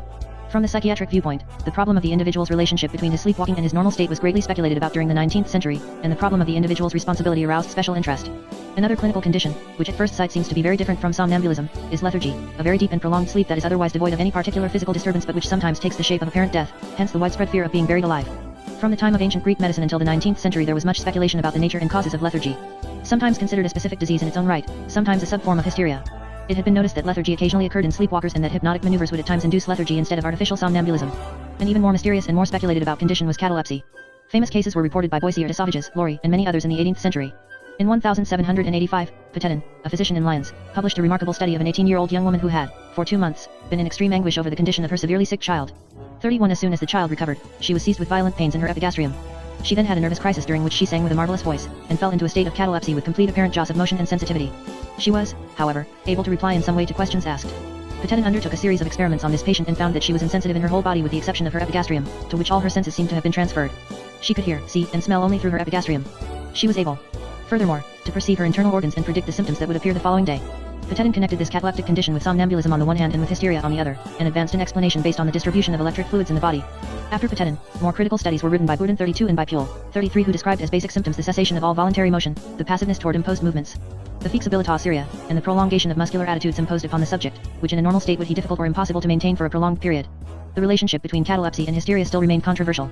Burkitt saw that catalepsy was equally frequent in men and women, whereas hysteria was 20 times more frequent in women. J. However, he added that catalepsy occurred more often in hysterical than in non-hysterical patients, the first dynamic psychiatry, 1775 to 1900, 123 and he therefore assumed that there must be an affinity between catalepsy and hysteria. On the other hand, hypnotists found that subjects they were hypnotizing not infrequently fell into catalepsy instead of somnambulism.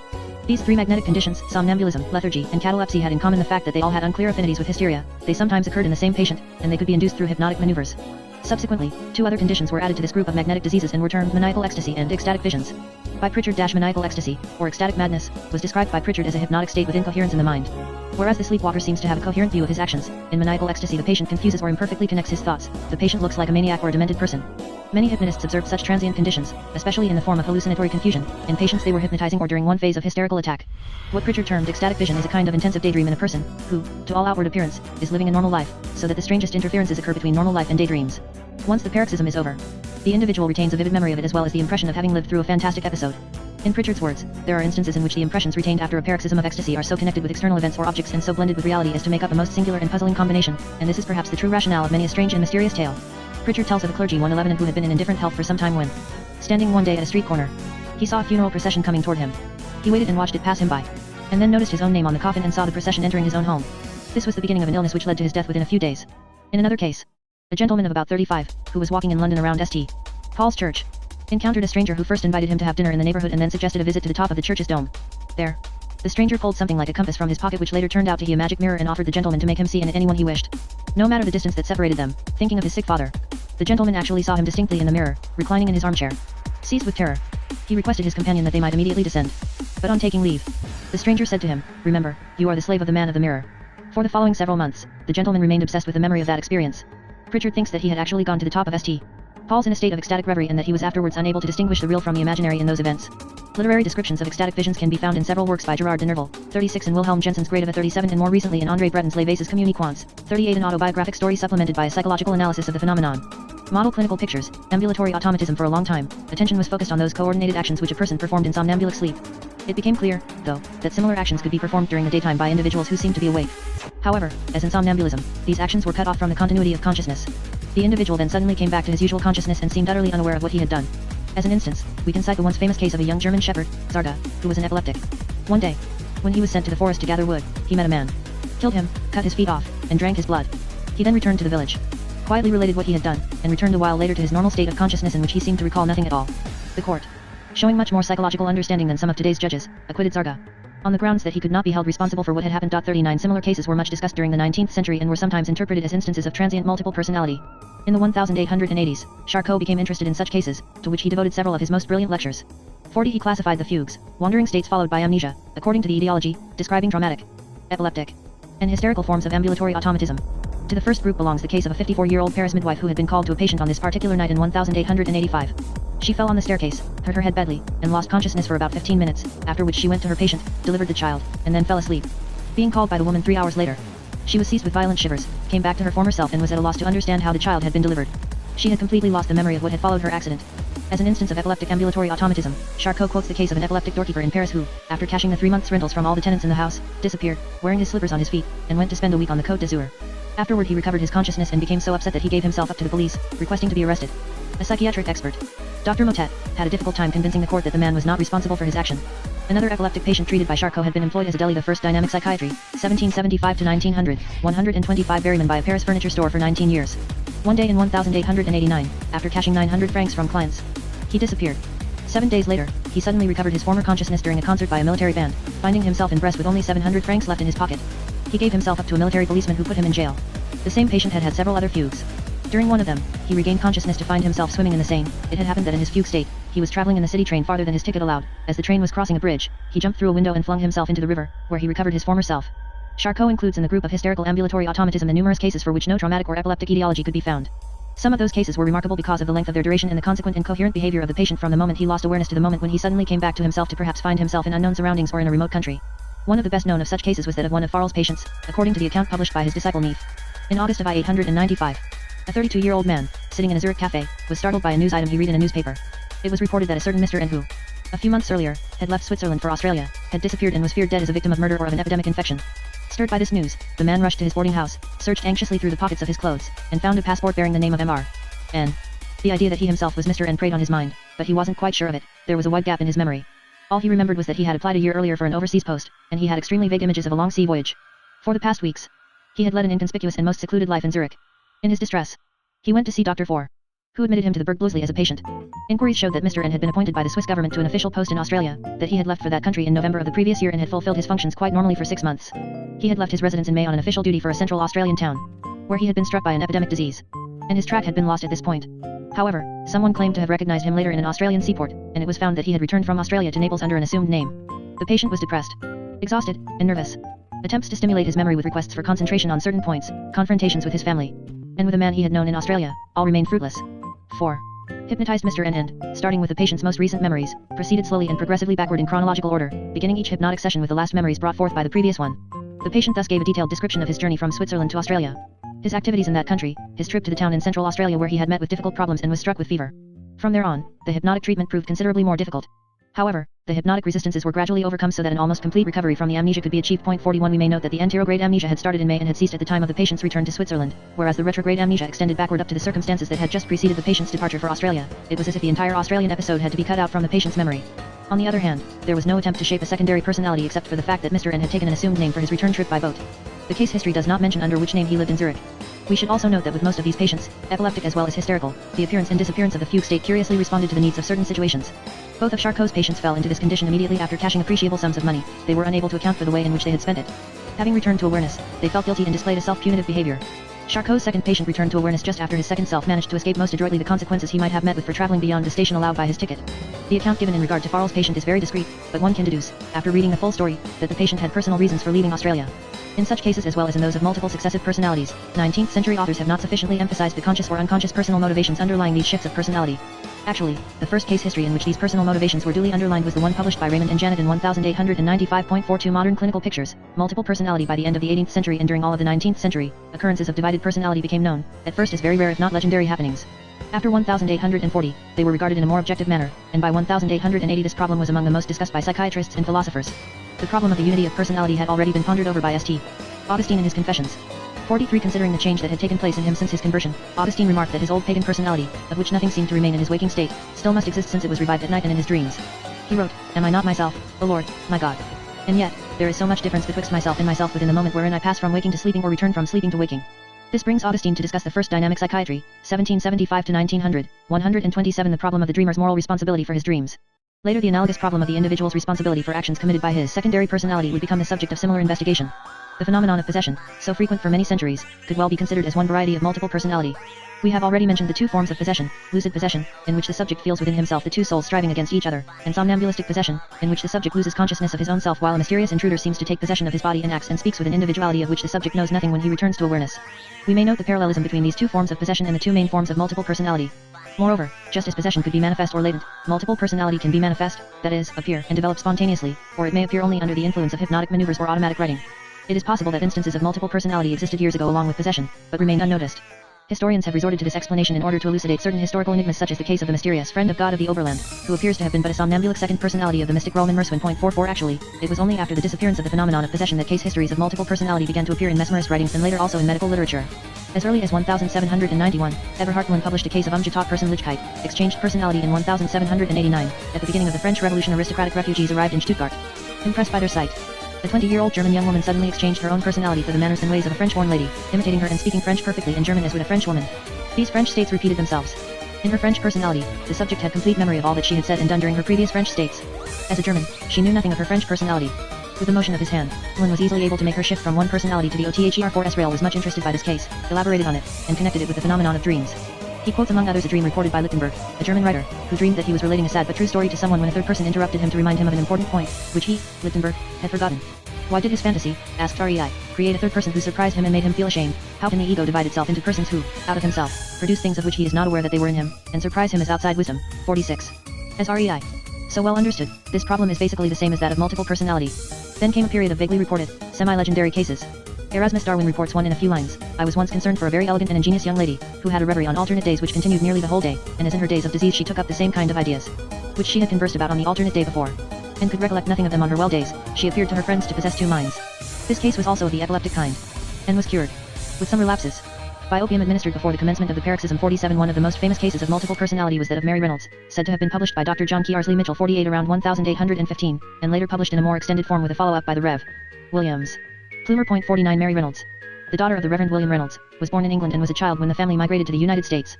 They settled near Titusville, Pennsylvania. This was still a wild countryside, inhabited mainly by Indians and a few whites, and wild beasts roamed freely. In the spring of 1811, at the age of about 19, Mary went into the fields with a book in her hand, and was later found lying on the ground having seemingly lost consciousness. She soon recovered it, but remained apparently blind and deaf for 5 or 6 weeks.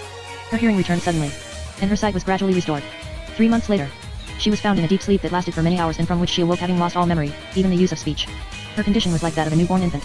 However, she rapidly regained her lost knowledge. 5 weeks later, she woke up one morning in her natural state and expressed surprise at the change of seasons, unaware that anything abnormal had happened to her during the past weeks. A few weeks later, she again fell into a deep sleep, awoke in her second state and took up life again precisely where she had left it some time before. These alternations from one state to another continued for 15 or 16 years, but finally ceased when she had reached the age of 35, leaving her permanently in her second state in which she remained without further change until her death in 1854. The differences between the two personalities were quite striking. In her first state Mary was a quiet, sober, and thoughtful person with a tendency to depression, a slow thinker devoid of imagination. In her second state she was gay, cheerful, extravagant, fond of company, fun, and practical jokes, with a strong propensity for versification and rhyming. Her two handwritings differed entirely. In each state she knew of the other and feared to fall back into it, but for different reasons. In her second state she considered the other one as dull and stupid. Her second state caused much worry to her family because she became restless and eccentric. She wandered off into the woods without concern for wolves and bears. And once attempted to catch a rattlesnake. She was also under the spell of the first dynamic psychiatry, 1775 to 1900, 129 of brother-in-law. Immediately upon falling asleep, she would tell of the events of the day and sometimes laugh merrily at the jokes she had made during the day. The case of Mary Reynolds is usually quoted as an instance of complete separation between the two personalities. However, it is clear from Rev. Plumer's account that the separation was not always so complete. In her second state, before she had learned to read again and had no memory of the scriptures, she told of her dreams that manifested a knowledge of the Bible as well as memories of her dead sister Eliza, of whom she had not the slightest recollection when awake. This case was popularized by the book written by Macnish, The Philosophy of Sleep, and was widely quoted in France under the name I. A. Dame de Macnish. 50 in 1889, Drive S. Mitchell, the son of Dr. John Kearsley Mitchell, published a more complete account of Mary Reynolds' story from the papers of his father. It would seem that certain readers did not realize that Mary Reynolds and the Lady of Macnish were one, and for some time the two observations were erroneously quoted separately as two instances of dual personality. This, incidentally, demonstrates the vagueness of the first account given by the elder Dr. Mitchell. 51 The truly objective study of multiple personality was inaugurated in France by the publication of the story of Estelle by Despin Sr. in the form of a detailed account, amounting to a monograph. 52 Despines was a general practitioner who had been appointed medical inspector of the thermal station of Aix-en-Savoie. He occasionally practiced magnetic treatment. In July of 1836, Estelle, an 11-year-old Swiss girl, was brought to Despin by her mother and her aunt. Her physicians in Neuchâtel had diagnosed a severe paralysis resulting from a lesion of the spinal cord. Estelle, who had lost her father during an epidemic in 1832, was a spoiled child. In November 1834, while playing with a child of her age, she was slightly pushed and fell on her seat. From then on, she complained of pains that gradually increased to the point of becoming eventually excruciating. All other treatments having failed, she was sent to Aix. She traveled by coach for 5 days, lying flat on her back in a large flat willow basket padded with eiderdown. The windows of the coach were tightly shut and covered with curtains. She caused a sensation at every stop and large crowds gathered to see her being carried into the local inn. No one except her mother and aunt could touch her without causing her to scream. She was absorbed in daydreams, fantastic visions, and hallucinations, and forgot from one moment to the next all that was happening around her. It is clear that the 60-year-old physician felt a strong attachment for the little patient. Throughout his book, he tells of his admiration for her intelligence and courage during her ordeals. Despin carefully began a program of hydrotherapeutic and electric treatments, which were followed by a slow improvement. In December, her mother happened to tell Dr. Despin that Estelle was being comforted every evening by a choir of angels. This was illuminating for the doctor, who suddenly understood that Estelle's case was one of ecstasis, a condition that could be cured by animal magnetism. Estelle at first obstinately refused to be magnetized, but, on her mother's insistence, she finally accepted on her own terms, which were that she would submit to magnetism only when she wanted to and only insofar as she was willing, and that everything she said in somnambulic state would be repeated to her word by word. Magnetic treatment was started at the end of December 1836. Her mother wrote the diary of the cure, of which large excerpts are contained in Despin's book. Magnetic sleep was easy to induce and was always followed by amnesia. During her sleep, Estelle prescribed her own treatment and diet. Soon after the first sessions, a comforting angel appeared to her in her magnetic sleep whom she named Angeline and with whom she engaged in lively conversations, of which of course, only Estelle's parts were recorded. It was now Angeline who directed the treatment. The diet prohibited all foods that Estelle disliked and ordained that she should have anything she desired, including snow. It was also forbidden to contradict her. The angel had said, let her act according to her whims, she will not take advantage of the situation. Starting in January 1837, Estelle began leading a dual life. In her normal state she was still paralyzed. The slightest movement caused her intolerable pain. She had to be covered with cushions, blankets, eiderdown blankets. She loved her mother and demanded her constant presence. She addressed Despin respectfully with vous. In her magnetic state, she became able to move, started to walk, felt a craving for snow and could not tolerate her mother's presence. She addressed Despin in a familiar way with tu. Her ability to walk depended on the presence of gold on her body. Certain other substances had a negative influence on her. At the end of January 1837, she began to fall spontaneously into magnetic states, which alternated every 12 hours with her so-called normal state. In the latter she was still unable to make a single step. In her magnetic state she would walk, run, and travel by carriage without tiring. She loved to play with snow and to eat it. However, she remained intolerant of certain things such as cats, the sight of which would throw her into catalepsy, from which a rub down with gold would bring her out. Despin was particularly struck with the difference between her two diets. In her normal state, the child could tolerate but few foods. During her magnetic state, she would eat abundantly of everything. It seemed as though she had two stomachs, one for the crisis condition and one for the / a king condition. At the beginning of March 1837, Despin was called away from Aix for a few days. As she had predicted, Estelle suffered hallucinations and disturbances during his absence, and the household had to bear up silently with all of her extravagances. At the end of March, Estelle predicted that she would visualize a big ball that would burst, upon which a great improvement would follow. This prophecy came true on April 14th, when, for the first time, the patient was able to make a few steps in her waking state. There was also an improvement in her magnetic state. She was able to swim and make excursions in the mountains, although she kept her idiosyncrasies. In June the gradual fusion of her normal and magnetic state slowly took place. On June 13th the patient was discharged from Despin's treatment and traveled slowly back to Neuchâtel with her mother. The news of her cure had already reached her hometown, where local newspapers published her story, The First Dynamic Psychiatry, 1775 to 1900, 131, calling her I a petite ressuscité, the little resurrected one. She gradually lost her idiosyncrasies to the point where she was even able to face a cat without falling into catalepsy. Despin's remarkable study soon fell into oblivion, partly because he was a general practitioner, and partly because his book has never been reprinted and is now extremely rare. Janet repeatedly pointed out the importance of the case, which inspired his own research. One interesting facet of Estelle's story is the manner in which the cure was achieved. Estelle's normal condition was actually the pathological one, whereas her abnormal or magnetic condition was really the healthy one. Despin brought this latter condition to its fullest development, upon which the fusion between the two conditions took place and the healthy personality took the lead. The case history shows how Despin, in a first phase, established a rapport with the child who became dependent on him in her magnetized condition while turning antagonistic toward her mother. He thus freed Estelle from her morbid dependency upon her mother. The girl's strong dependency on Despin showed during his absence. It would seem that he gradually loosened this dependency to the point where she was able to return to Neuchâtel with her mother. It would be interesting to know what happened to Estelle after her memorable cure. No mention is made of it in Despin's later works. However, since he once quoted Estelle's full name, it was possible to identify her. She belonged to a prominent family of Neuchâtel, /Itzerland, and was the daughter of a Swiss merchant who had established himself in Paris, where she was born on March 18, 1825. After her cure, she spent most of her life in France, married in Le Havre, and died there on December 15, 1862, without leaving any children. S1 classification in forms of multiple personality. Seeing that more and more cases of multiple personality were published during the 19th century, it was felt to be increasingly necessary to distinguish their clinical varieties and to classify them. Among various types of classification, the more rational is probably the following: I simultaneous multiple personalities 2. Successive multiple personalities: A mutually cognizant of each other, B mutually amnestic, C one-way amnestic 3. Personality clusters. We shall now undertake a short survey of these different types, citing for each type 1 or 2 of the most typical clinical examples, including recent cases whenever they are of particular interest. 54 Simultaneous multiple personalities. Personalities are called simultaneous when they are able to manifest themselves distinctly at one and the same moment. It should be recalled that one cannot speak of multiple personalities where there are simply 2 focuses of attention or 2 streams of consciousness concurrently, as may happen with religious mystics, poets, artists, inventors, or when a person is enacting a role on a stage. In a true multiple personality, each personality has the feeling of its own individuality at the exclusion of the other or others. Such conditions are very rare. However, even a normal individual may experience similar feelings when shifting from sleep to a waking state and vice versa. We remember how St. Augustine wondered about the shifts from his new Christian personality back to his old pagan one and about those in the opposite direction. Flournoy mentions similar transient states. His medium Helpham Smith: it is a state of consciousness sui generis, which it is impossible to describe adequately and which can only be represented by the analogy of those curious states, exceptional in the normal waking life, but less rare in dreams when one seems to change one's identity and become someone else. Helene has more than once told me of having the impression of becoming or being momentarily Leopold. This happens more frequently at night, or upon awakening in the morning. She has first a fugitive vision of her protector. Then it seems that little by little he is submerged in her. She feels him overcoming and penetrating her entire organism, as if he really became her or she him. 55 In his account of his self-experiences with Mescalin, Giovanni Enrico Morselli relates his feeling that a wild beast was merging with himself, or, in other words, he felt he was like the lycanthropist of old metamorphosed into a wild animal, of which he could even perceive the color. 56 More complex are the phenomena of the upsurge of memories from a former life which at times occur with hallucinatory vividness in a person, who, at the same time, retains clear consciousness of his own identity and whereabouts. One such case is the curious story of Max Bircher's patient Akara, a Zurich housewife, had lost her mother at the age of 13 and had spent an unhappy childhood and youth.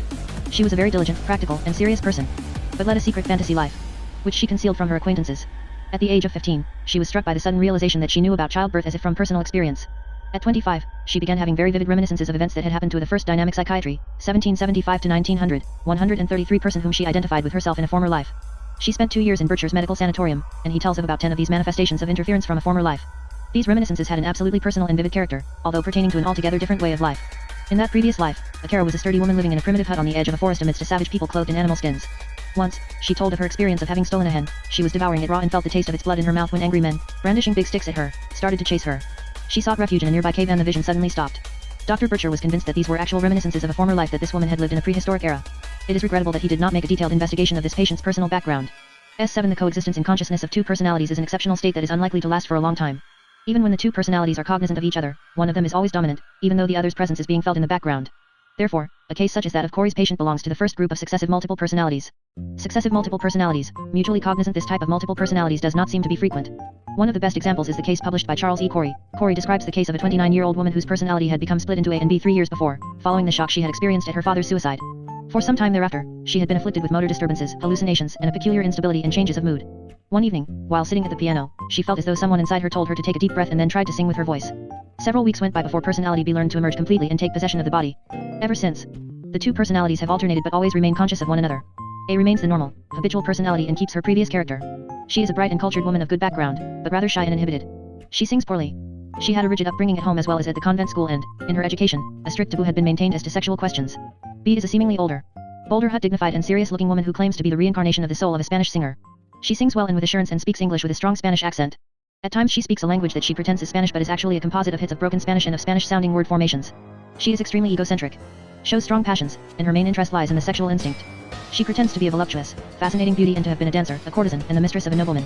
A and B consider themselves as being on good terms with each other but as being completely separate persons, much as 2 friends would be. Each knows the other only insofar as the other will wish to be known and is willing to reveal about herself. Each, if interested, is conscious of the other and remembers what she does. They may look at the same thing or read the same book simultaneously. However, it would seem that B never sleeps. And she claims to know A's early life better than A herself. She also maintains that she is A's guardian angel and once hypnotized her. She is obviously the dominating personality. Corey was able to hypnotize each personality separately. He found that under hypnosis, A remembered things of which she was unconscious in her normal state but which B had told him about without being hypnotized. Once, while in hypnosis, B unexpectedly fell into a delirium of fear and suffering. She had seen the body of a lover who had committed suicide. Down in her subconscious, there is a house of horrors. Corey's account contains some hints about possible psychogenetic factors. At the convent school, A had known 3 little girls who had come from Mexico and who spoke Spanish among themselves. Shortly after her father's death, she had met a man many years her senior who looked like a Spaniard and whose mother was actually Spanish. On the other hand, the patient had suffered from strong sexual repression and inner conflict. Corey notes that the 2 selves were formed along the lines of the old conflict. Finally, it should be emphasized that Corey's patient never suggested that A might be a re-1 essence of a former life of A, as in a Kara's story. A was supposed to be the reincarnation of a spirit. It is noteworthy that A is friendly with a coterie of believers in spiritism who encourage her belief of being a returned spirit, and over I/Hom she exerts a tyrannical influence. Y. Successive multiple personalities, mutually amnestic in this group. Personalities A and B know nothing about each other. This was the case with Lynn's young patient, whose French personality knew nothing about the German one, nor the German about the French. Mary Reynolds is usually quoted as a typical instance of this group, but, as we have seen above, some knowledge of her first personality at times permeated her second personality. One should be cautious in the study of old case histories, which have not always been recorded with the care one would wish for today. One of the first reliably recorded instances of mutually amnestic personalities is that of Ansel Bourne, published by Hodgson 59 and examined by William 1 Ames. 60. Ansel Bourne was born in I-826. The son of divorced parents, he had spent an unhappy childhood and had later become a carpenter working in small Rhode Island towns. An atheist, he publicly declared, on October 28, I-857, that he would rather be deaf and mute than go to church. Moments later, he lost his hearing, speech, and sight. On November II, he went to the church, showing a written message announcing his conversion. On the following Sunday, November 15th, he rose up in church in the midst of several hundred worshippers and proclaimed that God had cured him of his infirmities. This alleged miracle brought him enormous prestige, and henceforth Bourne combined his Carpenter the First dynamic psychiatry, 1775 to 1900, 135 trade with the activity of itinerant preacher.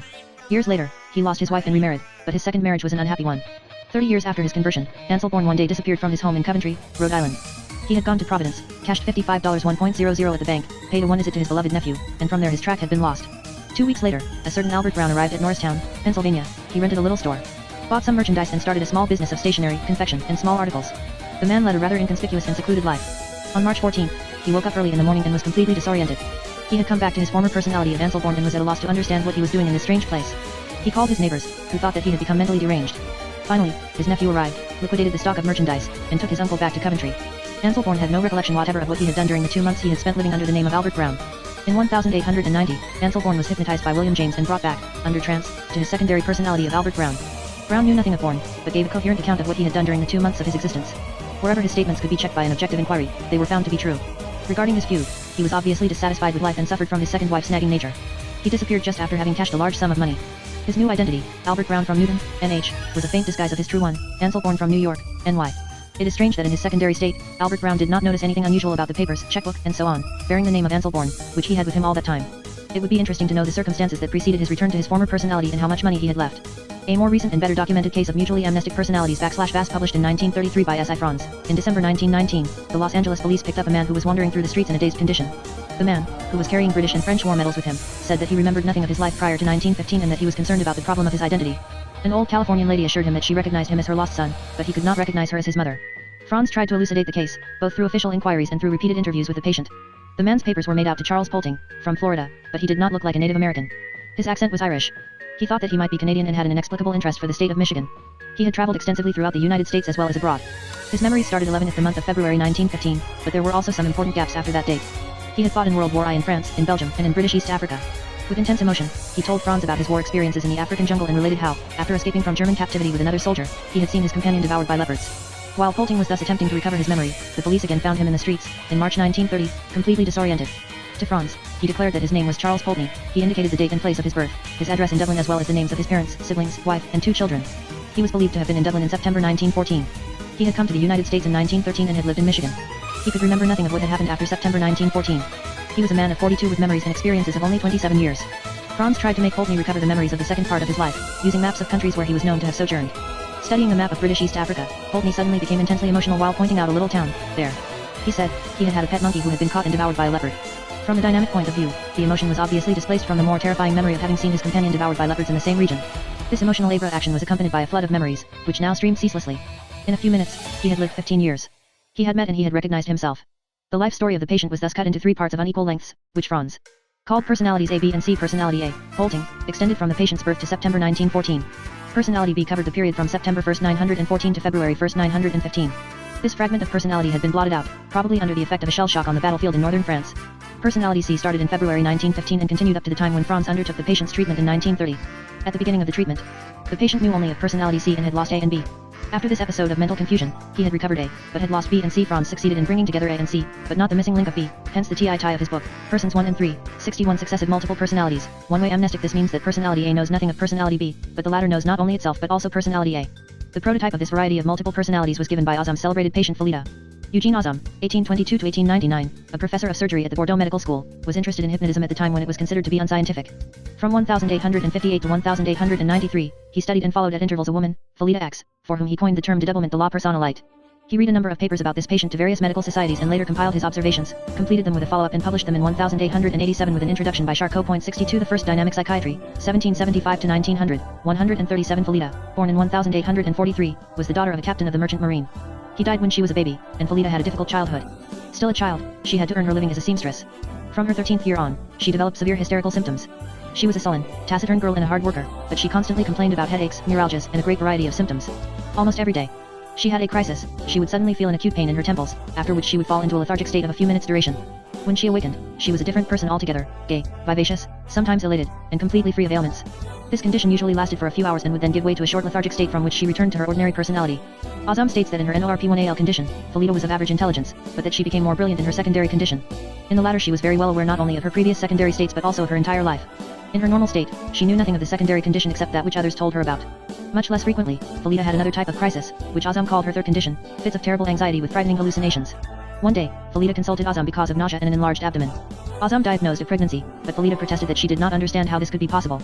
Thereupon, she shifted into her secondary condition and laughingly admitted that she knew of her pregnancy but did not worry about it. She married her boyfriend, her baby was born, and she improved markedly. She stopped seeing Azam for a long time. All her previous symptoms returned with her second pregnancy. Among Felida's symptoms, Azam described unusual disorders of the vegetative nervous functions which became increasingly worse in the subsequent years of her life. She was suffering from pulmonary and gastric hemorrhages without any sign of pulmonary or gastric lesion. During her sleep, blood flowed slowly but continuously from her mouth. Any part of her body could suddenly become swollen, for instance, one half of her face. Azam stated in 1876 that Felida, who was now 32 years old and managing a grocery store, showed basically the same symptoms. But the primary and the secondary personalities were now in inverse relation to each other, that is, the periods of secondary personality were much longer than the periods of normal personality. The latter became worse. In her secondary personality, Felida felt well, she was freer, cared more about her personal appearance, was more sensitive, and more affectionate toward her family. She remembered her entire life. During the short periods of her primary personality, she was deprived of a great part of her memories, since she remembered nothing of her other personality. She worked harder, but she was gloomy and nasty toward her husband. In every regard, this so-called normal condition proved less desirable than the secondary or abnormal one. Felida's 11 childbirths occurred without exception in her normal, that is, her bad condition. In both conditions, she considered her present one to be her normal state and the other to be abnormal. In the following years, up to 1887, Azam continued to observe Felida and wrote several follow-up studies on her. The secondary condition became more and more the predominant one, although it never became exclusive. As long as Azam observed her, Felida had short relapses into her primary normal condition. The disorders of the vegetative nervous system worsened steadily to the extent that she had frequent hemorrhages through all the mucosae of her body, without any sign of serious disease. The majority of cases of multiple personalities belong to this group of one-way amnestic. As we have seen, B knows everything about A, whereas A knows nothing about B. Moreover, S.W. Mitchell emphasized the fact that in all known cases, it was found that personality B is freer and more elated, personality A is inhibited, compulsive, and depressed. Myers, and then Janet, declared that it was incorrect, as did Azam, to call personality A normal and personality B abnormal. Actually, personality A is the sick person, and B may be considered a return to the formerly healthy personality, such as it was before the onset of the illness. Among the numerous instances of multiple personalities of this group, we will select and summarize one other, Morselli's patient Elena, perhaps the most remarkable case of multiple personality ever published. Elena was under Morselli's observation and treatment for 3 years. 63 His account, published in an Italian journal, is a well-documented monograph of a case of this type. In May 1925, a 25-year-old piano teacher, Elena F., was admitted to Morselli's psychiatric clinic in Milan. She addressed him in perfect French. Morselli asked her why she, an Italian, did not speak to him in her native tongue. She replied with apparent surprise that she was speaking Italian. She had a feeling of something strange and uncanny around her and complained that people were reading her thoughts, and that she was hearing voices that were pronouncing terrible accusations against her. She also assured Morselli, contrary to the facts, that her father was dead. While Morselli was performing a neurological examination on her, she had a short lethargic state, and then, expressing herself in Italian. She was surprised to see Morselli whom she did not recognize. From then on, the French and Italian-speaking personalities alternated. In each of them, Elena believed that she was speaking Italian. In her French condition, she spoke Italian as a French person would, and vice versa. Aside from these two personalities, she had delirious states from time to time with terrifying hallucinations in which she saw, for instance, her mother being killed by her father. Similar states were also described by Azam as Felida's third condition. Elena's Italian personality knew nothing of her French counterpart, whereas the latter knew of both itself and the Italian personality. The French personality was overtly psychotic, the Italian personality much less sick. Objective inquiries showed that Elena's father was a 66-year-old industrialist. Her mother a 62-year-old severely neurotic and alcoholic woman. Life at home was intolerable because of violent scenes between the parents. The first Dynamic Psychiatry, 1775-1900, 139 Elena had always been sickly, she had devoted her whole passion and energy to music. She showed an aversion for sexual matters and had had no known love affair. Pulmonary and other diseases had resulted in her spending much time in climatic resorts. The onset of mental disturbances had followed a stay with her father in a village on the shores of Lake Maggiore. Morcelli's therapy was guided by two principles. Seeing that the Italian personality was the sounder. He tried to keep Elena in it as much as possible. He found out that he could make her shift at will from the French to the Italian condition by making her read aloud 50 verses by Dante. 2. He attempted a careful elucidation of her past with her without the use of hypnosis. Morcelli was struck by his patient's apparent ignorance of the facts of sex life and by certain gaps in her memory. She could remember nothing about the weeks spent with her father in a place of which she could not even recall the name. Gradually, Ellen recovered her forgotten memories at the cost of terrifying emotional labor actions. She remembered having been the victim of her father's incestuous attacks, the reality of which was confirmed from other sources. Most horrifying for her was the memory of his attempts to put his tongue into her mouth. Her flight into a French personality was thus an attempt to repress the memory of her father's tongue and for his incestuous attacks in general. The decisive progress thus achieved was followed by Morcelli's efforts to unite the French and Italian-speaking personalities and fuse into one another. The psychotic symptoms gradually disappeared. The treatment was thus proven effective, but, shortly after leaving the hospital in July 1927, Elena died of a kidney infection. Personality clusters. For quite a long time the only cases to be published were those of dual personality. But it was later realized that the human mind was rather like a matrix from which whole sets of subpersonalities could emerge and differentiate themselves. Mesmerists discovered that by superimposing a hypnotic procedure on the already hypnotized patient, a third personality would sometimes appear, as different from the usual magnetic personality as was the latter from the normal individual in his waking state. Pierre Janet was one of the first to make systematic experiments with his subjects Lucy, Leonie, and Rose about those multiple hypnotic subpersonalities. He showed the important role of name-taking or name-giving. Once baptized, the unconscious personality is more clear and definite, it shows its psychological traits more clearly. 64 personality clusters sometimes develop spontaneously, although it always remains open to question to what extent the investigator may, by conscious or unconscious suggestion, prompt the multiplication and development of these personalities. Among the best-known instances we will cite the case of Miss Beauchamp, to whom Morton Prince devoted a classical monograph. Christine Beauchamp, born in 1875, was 23 years of age when Morton Prince became acquainted with her in 1898. At that time she was a student in a New England college, a well-educated but very timid person who spent all of her time reading books. She had a high sense of duty, was diligent, scrupulous, proud and secretive and showed a morbid reticence to talk about herself. She suffered from headaches, fatigue, and an inhibition of the will, for which reasons Morton Prince was consulted and took her in treatment. Prince knew that Miss Beauchamp had lost her mother at the age of 13, she had always been unhappy at home, and she had suffered a number of psychic traumas between the ages of 13 and 16, to the point of having run away from home on one occasion. In order to relieve her from her neurasthenic sufferings, Prince undertook to hypnotize her, which he found easy to do. Under hypnosis, she shed the artificial reserve of her waking state, but showed otherwise basically the same personality. A few weeks later, Prince was surprised to see that when hypnotized, she displayed one of two different states, which he called B2 and B3, giving to the waking state personality the name of BI. Whereas B2 was Miss Beauchamp herself intensified, B3 was quite the opposite. She was gay, lively, reckless, rebellious, and she often stuttered. BI, Miss Beauchamp in her normal state, knew nothing of her two hypnotic subpersonalities. B2 knew BI but not B3. On the other hand, B3 knew all about BI and B2. The second hypnotic subpersonality, B3, whom Prince called Chris, chose the name of Sally. She ed scorn and contempt for by whom she found stupid. However, Sally didn't have Miss Beauchamp's culture and did not speak French. It was not long before Sally manifested her existence indirectly in Miss Beauchamp's life by suggesting to her stupid words and actions. It was a kind of acting out. A few months later, Sally appeared directly on the scene in the form of an overt alternating personality who knew everything about Miss Beauchamp, while the latter was constantly left puzzled and embarrassed, never knowing what practical jokes Sally had played on her in the intervals. Later, a new personality emerged, B4, the idiot. It seemed to be a regressive personality. At this point, Prince found out that Miss Beauchamp had suffered a nervous shock at the age of 18. During the years 1898 to 1904, said Prince, all these personalities played a comedy of errors which has been sometimes farcical and sometimes tragic. He had a difficult time dealing with them. However, he did succeed in amalgamating these personalities into one, the real Miss Beauchamp. The details of this treatment, which one might correctly call a group therapy, are more completely described in Prince's book The Dissociation of a Personality. Complicated as this case may appear, it is still less so than that of Doris, published by Walter Franklin Prince. 66 This case, far too long and complex to be analyzed here, involves several enigmas that are extremely difficult to explain. Such is the fact that one of the subpersonalities, sick Doris, was gradually absorbed by the primary personality, real Doris, whereas another one, Margaret, slowly receded and disappeared without the first dynamic psychiatry, 1775 to 1900, 141 her memories, being integrated by real Doris, and another one, sleeping real Doris, silently disappeared. General remarks about multiple personality. We have seen that students of multiple personalities described cases of increasing complexity, ranging from short fugues of ambulatory automatism to prolonged and extraordinarily complex and mysterious cases of multiple personalities. Several authors also endeavored to describe atypical and attenuated cases of multiple personality. The manifestations of the devil were explained as being a kind of projection of the secondary personality. The French VINET67 and the German Lucca SIXS described phenomena of depersonalization and false reconnaissance as transient, extenuated forms of dual personality. Several theories were elaborated to explain these phenomena. At first, the discussion took place between the associationists who spoke of mental split and loss of connection between the two main groups of associations, and the organicists who maintained the idea of organic modification of the brain. At a later period, toward the end of the 19th century, the factors of motivation, role-playing, regression, and progression of the total personality were brought to light, as we shall see later, especially by F1 Arnois. Gardner-Murphy concluded that most cases of multiple personalities appear essentially to represent the organism's effort to live, at different times, in terms of different systems of values.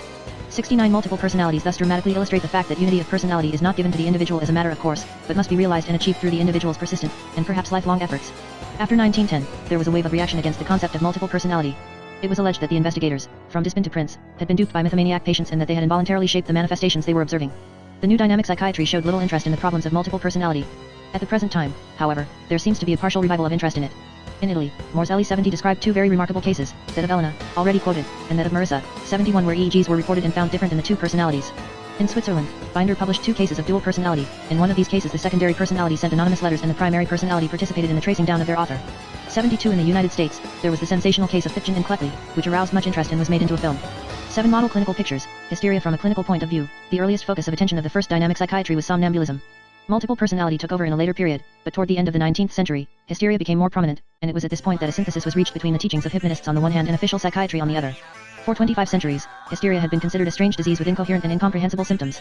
Most physicians believed it to be a disease proper to women and originating in the uterus. Starting with the 16th century, some physicians claimed that its seat was in the brain and that it could occasionally be found in men also. A truly objective and systematic study of hysteria begins with the French physician Briquet, whose celebrated trait-history was published in 1859.74 as internist. Briquet had been appointed to head a hospital department of hysterical patients at the Hôpital de Charité in Paris. It was not long before he discovered that these patients were much different from what they were believed to be and found that hysteria had never been properly investigated. Within 10 years and with the help of his staff, he made an investigation of 430 hysterical patients. He defined hysteria as a neurosis of the brain, the manifestations of it consisting chiefly in a perturbation of those vital acts which are concerned with the expression of emotions and passions. He found one case of male hysteria for 20 cases of female hysteria, which he ascribed to the greater impressionability of women. Briquet absolutely denied the then commonly held view of erotic craving or frustrations as being at the root of this disease. He found hysteria almost non-existent among nuns, but very frequent among Paris prostitutes.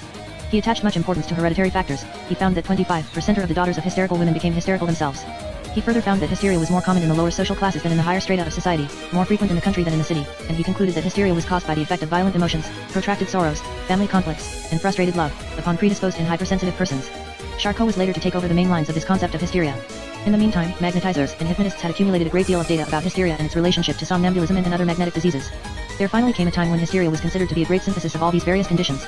This new concept was based on 3 arguments. First, there was the frequent association of more than one of these conditions in non-hysterical and hysterical patients. It had long been known that lethargy, catalepsy, and ecstasis were frequently seen in hystericals. In 1787, Petetin contended that catalepsy was but a subform of hysteria. During hysterical attacks the patient could show in turn phases of lethargy, catalepsy, somnambulism, ecstasis, and hallucinations. Multiple personalities were shown to occur frequently in hysterical individuals, and the shift from the first dynamic psychiatry, 1775 to 1900, 143 one personality to another was often introduced by an attack of lethargy or any other magnetic condition. Second, conditions exactly similar to those clinical pictures could be provoked by hypnotization, hypnosis itself being recognized from the beginning as artificially induced somnambulism. But it had soon been shown that hypnotization could also produce such states as lethargy, catalepsy, ecstasis, certain types of hallucinations, and transient changes of personality. Moreover, it was under repeated sessions of hypnotism that the phenomenon of splitting of the personality had been discovered. Early magnetizers had already described the induced magnetic personalities who sometimes even adopted a mesmeric name. 75 Third, experience had shown that all of these conditions could, at least under favorable circumstances, be cured by hypnotism. Early magnetizers had already obtained seemingly miraculous cures by magnetizing hysterical patients, and, as we have seen, cures of severe hysterical paralyses by suggestion in the waking state gave Charcot the reputation of being a great medical wizard. Meanwhile, the theory that hysteria derived from frustrated sexual desires was never completely given up. It remained current not only in the public mind but was also held by gynecologists and by many neurologists. As was already stated, Charcot's concept of hysteria was largely inspired by Briquet, who denied the sexual theory of hysteria. Charcot agreed with him in that he did not admit that hysteria was per se a sexual neurosis d'Alaram. Nevertheless, he recognized that the sexual element played an extremely important part in the life of his hysterical women patients, as can be seen from a perusal of the book on the Grande History by his disciple Paul Richer. 76 hallucinations and actions of the patient during hysterical crises, Richer said, could be the reenactment of a psychic trauma formerly experienced by the patient, as for instance taking flight before a rabid dog, but in most cases they referred to sexual events, either dramatic, such as an attempt of rape, or frankly erotic scenes, or love scenes of a more reserved nature. The same patient could at other times have hallucinations of an imaginary kind. The hysterical attack could also express the patient's secret wishes, as happened with one of Richer's women patients who had fallen in love with a man whom she had seen only once, and who expressed in her hysterical delirium her feelings for him that she concealed in her normal state. Toward the end of the 19th century, attempts were made to combine the then current sexual theory of hysteria with that of dual personality emanating from the first dynamic psychiatry. Binet declared in 1887, I believe it satisfactorily established, in a general way, that 2 states of consciousness, not known to each other, can coexist in the mind of an hysterical patient. In 1889, he proclaimed, the problem that I seek to solve is, to understand how and why, in hysterical patients, a division of consciousness takes place. 77. An American gynecologist, A.F.A. King, attempted to give an answer. The key to the problem, he said, is that there are 2 departments of physiological government in the individual, the Department of Self-Preservation and the Department of Reproduction. 78. Under certain circumstances, civilized life may deprive a woman of satisfaction in the Department of Reproduction. The hysterical process expresses the automatic functioning of that need, and, seeing that this process does not reach its goal, it is bound to repeat itself over and over again, for months and for years. In support of this theory, King gave a detailed phenomenological analysis of the hysterical crisis. First, he said, although hundreds of cases of hysteria had been recorded in males, it is mostly a disease of women between puberty and menopause, and especially in women whose sexual wants remain ungratified. The attacks are more frequent in the spring and summer, in idle women than in those engaged in the struggle for existence. The attack never occurs when the patient is alone. The patient is seemingly unconscious, but not really so. During the attack, she does not seem too sick, her beauty is not impaired, and many times she is particularly attractive to men. While she is in that condition, a gentle touch of the hand will produce violent pains, which disappear with a firm pressure and rough handling. When the attack is over, the woman invariably feels ashamed of it. She delights in evoking sympathy, but the more she is given, the worse her condition becomes. In short, one can say that there is method in her madness. Everything seems to be directed and the woman appears to be acting a part. Her entire attitude is reminiscent of that of a woman who exposes herself to be raped while seemingly rejecting the idea. The fact that the patient is unaware of the relationship between the attacks and her sexual needs is explained by the theory of dual personality. This concept of hysteria, as we shall later see, is remarkably similar to that which Moritz Benedict was formulating in Vienna at the same time. It is worth mentioning that this concept of hysteria also pervades Flaubert's description of the character Salem 6 in his novel of the same title published in 1859. It is the picture of a hysterical maiden who suffers from erotic cravings, the nature of which she does not understand, but which dictate her feelings, attitudes, and actions. Her neurotic disturbances disappear after Salammbô, sacrificing herself for her country's sake, gives herself to the enemy chief. 79 Charcot made the first synthesis between the two traditions, that of the hypnotists and that of official psychiatry. He adopted Burkette's theory of hysteria as being a neurosis of the brain in constitutionally predisposed individuals, sometimes men too, and of its psychogenetic ong. Charcot also assimilated hypnosis and hysteria and, without realizing it, took over from the old magnetizers the equation of somnambulism, the first dynamic psychiatry, 1775 to 1900, 145 lethargy, and catalepsy. He also correlated many instances of ambulatory automatism and of multiple personalities with hysteria. Aside from this clinical synthesis, the mechanism of hysteria itself began to be explained in terms of concepts of the first dynamic psychiatry. Charcot occasionally described hysteria as being a permanent state of semi-somnambulism. This concept was later elaborated by Solier, who gave this condition the name of vigilambulism. Another concept, hinted at by Binet and more completely eloped by Janet, explained hysteria as a permanent state of dual personality. Actually, such concepts were not only the culmination of the first dynamic psychiatry, but, as we shall see later, also the starting point of the new systems of dynamic psychiatry, notably those of Janet, Breuer, Freud, and Jung. Models of the human mind. The study and practice of magnetism and hypnotism had led to reflections about the constitution of the human mind. Two models evolved. First, a concept of the duality of the human mind, dipsychism, and, later, a notion of the human mind as a cluster of subpersonalities, polypsychism.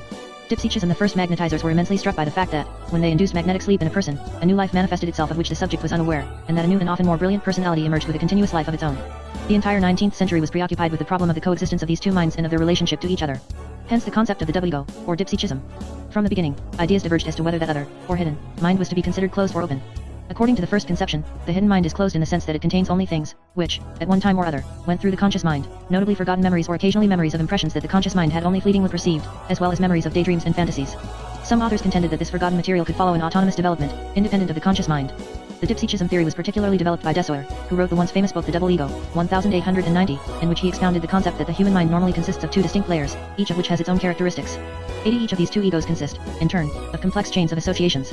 Dessoir called them Oberbewusstsein and Unterbewusstsein, upper consciousness and under consciousness. We get an inkling of the latter during dreams and clearer impressions during spontaneous somnambulism. Induced hypnosis is nothing but a calling forth of the secondary ego, which thus comes temporarily to the foreground. As for dual personality, Dessoir believed that the second personality had acquired such strength that it competed for predominance with the main personality. Everyone, he added, bears within himself the seeds of a dual personality. Subsequent authors supplemented the theory with rich material that included inspiration, mysticism, and mediumistic manifestations. 81 Other authors contended that the hidden unconscious mind was open, virtually in communication with an extra individual and mysterious realm. We retally that many early German magnetizers believed that magnetic sleep put some subjects in communication with the world soul, hence their ability to see into the past and foretell the future. Some, such as the somnambulist Alexis in Paris, contended that the history of man is preserved in its entirety and that he, when in magnetic trance, possessed the faculty of traveling through time and space, thus being able to witness any event that had taken place at any time in the past. Alexis was reputed to have found countless lost objects because of this precious ability. 2 others claimed that memories of previous lives were accessible to humans in mediumistic trance or in hypnotic sleep. Even before the great spiritistic wave of the 1850s, there were magnetizers who contended that magnetic sleep rendered possible the communication with disincarnated spirits. Finally, some thought that the unconscious mind was able to comprehend superior realities, either directly or in the form of universal symbols. Polypsychism. This word seems to have been coined by the magnetizer Durand de Gros. He claimed that the human organism consisted of anatomical segments, each of which had a psychic ego of its own, and all of them subjected to a general ego, the ego in chief, which was our usual consciousness. In this legion each subego had a consciousness of its own, was able to perceive and to keep memories and to elaborate complex psychic operations. The sum total of these subegos constituted our unconscious life. Durand de Gros went so far as to say that, when undergoing surgery under anesthesia, certain of these subegos suffered atrociously, although the conscious ego remained totally ignorant of those sufferings. In hypnosis, the main ego was pushed aside and the hypnotizer gained a direct access to a number of the subegos. K.L. The theory of polypsychism was taken up and given a philosophical elaboration by Kalsnett, who linked it with Leibniz's concept of a hierarchy of monads. 4 magnetizers and others gathered numerous psychological data in favor of this theory. As early as 1803, REI connected the phenomenon of dissociated personalities with a similar occurrence that is manifested in a certain type of normal dreams. The first dynamic psychiatry, 1775 to 1900, 147 the actors appear, the roles are distributed, of these, the dreamer takes only one that he connects with his own personality. All the other actors are to him as foreign as strangers, although they and all their actions are the creation of the dreamer's own fantasy. One hears people speaking in foreign languages, admires the talent of a great orator, is astounded by the profound wisdom of a teacher who explains to us things of which we do not remember ever having heard. SS in such dreams we find the model of the complex cluster of personalities, with one of / Hom the dreamer identifies himself, although other personalities have their independent course and are more knowledgeable than he. As we have seen in Chapter I, the shaman lived among a host of spirits, some friendly and subordinate, others hostile. The same is true of the possessed. He may be possessed, not only by one or by several spirits, but, as was the demoniac of Gadara, by a legion of them. Spiritism has familiarized us with the notion of a medium calling forth, in turn, a whole number of spirits. //ho are sometimes divided into groups in a kind of hierarchic order. As testified by the famous American medium, Mrs. Piper.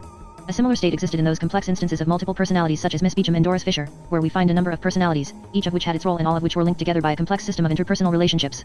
Instances such as these made the theory of the double ego insufficient, and it was felt that a concept of polypsychism had to be resorted to. G.N.M. Durrell well expressed that concept of polypsychism to which both psychical research and the tradition of magnetism had pointed. The personality is a multiplicity and unity of a kind which is almost impossible to express in words. 86. This multiplicity of personalities implies that they belong to ranges of varying depths and are also graded in some hierarchic order. The lesson is surely that identity of selfhood is not dependent on numerical separateness in the way that we habitually think it is. Selfhood has not the kind of unity which we associate with numerical separateness. One cannot overemphasize the influence that these two models of the mind, dipsychism and polypsychism, exerted on the systems of the new dynamic psychiatry. Dipsychism in its closed variety was the model from which Janet drew his concept of the subconscious and Freud his first concept of the unconscious as being the sum total of repressed memories and tendencies. Jung's theory of the unconscious was soon of the open variety, in that the individual unconscious is open to the collective unconscious of the archetypes. Both Freud and Jung evolved from a dipsychical to a polypsychical model of the human personality. With Freud, this occurred when he replaced his former model of the conscious unconscious with his later threefold model of the ego-id superego, whereas Jung evolved a still more complex system. Concepts of psychogenesis and illness. One of the most constant contentions of the first dynamic psychiatry was that of the psychogenesis of many mental and physical conditions.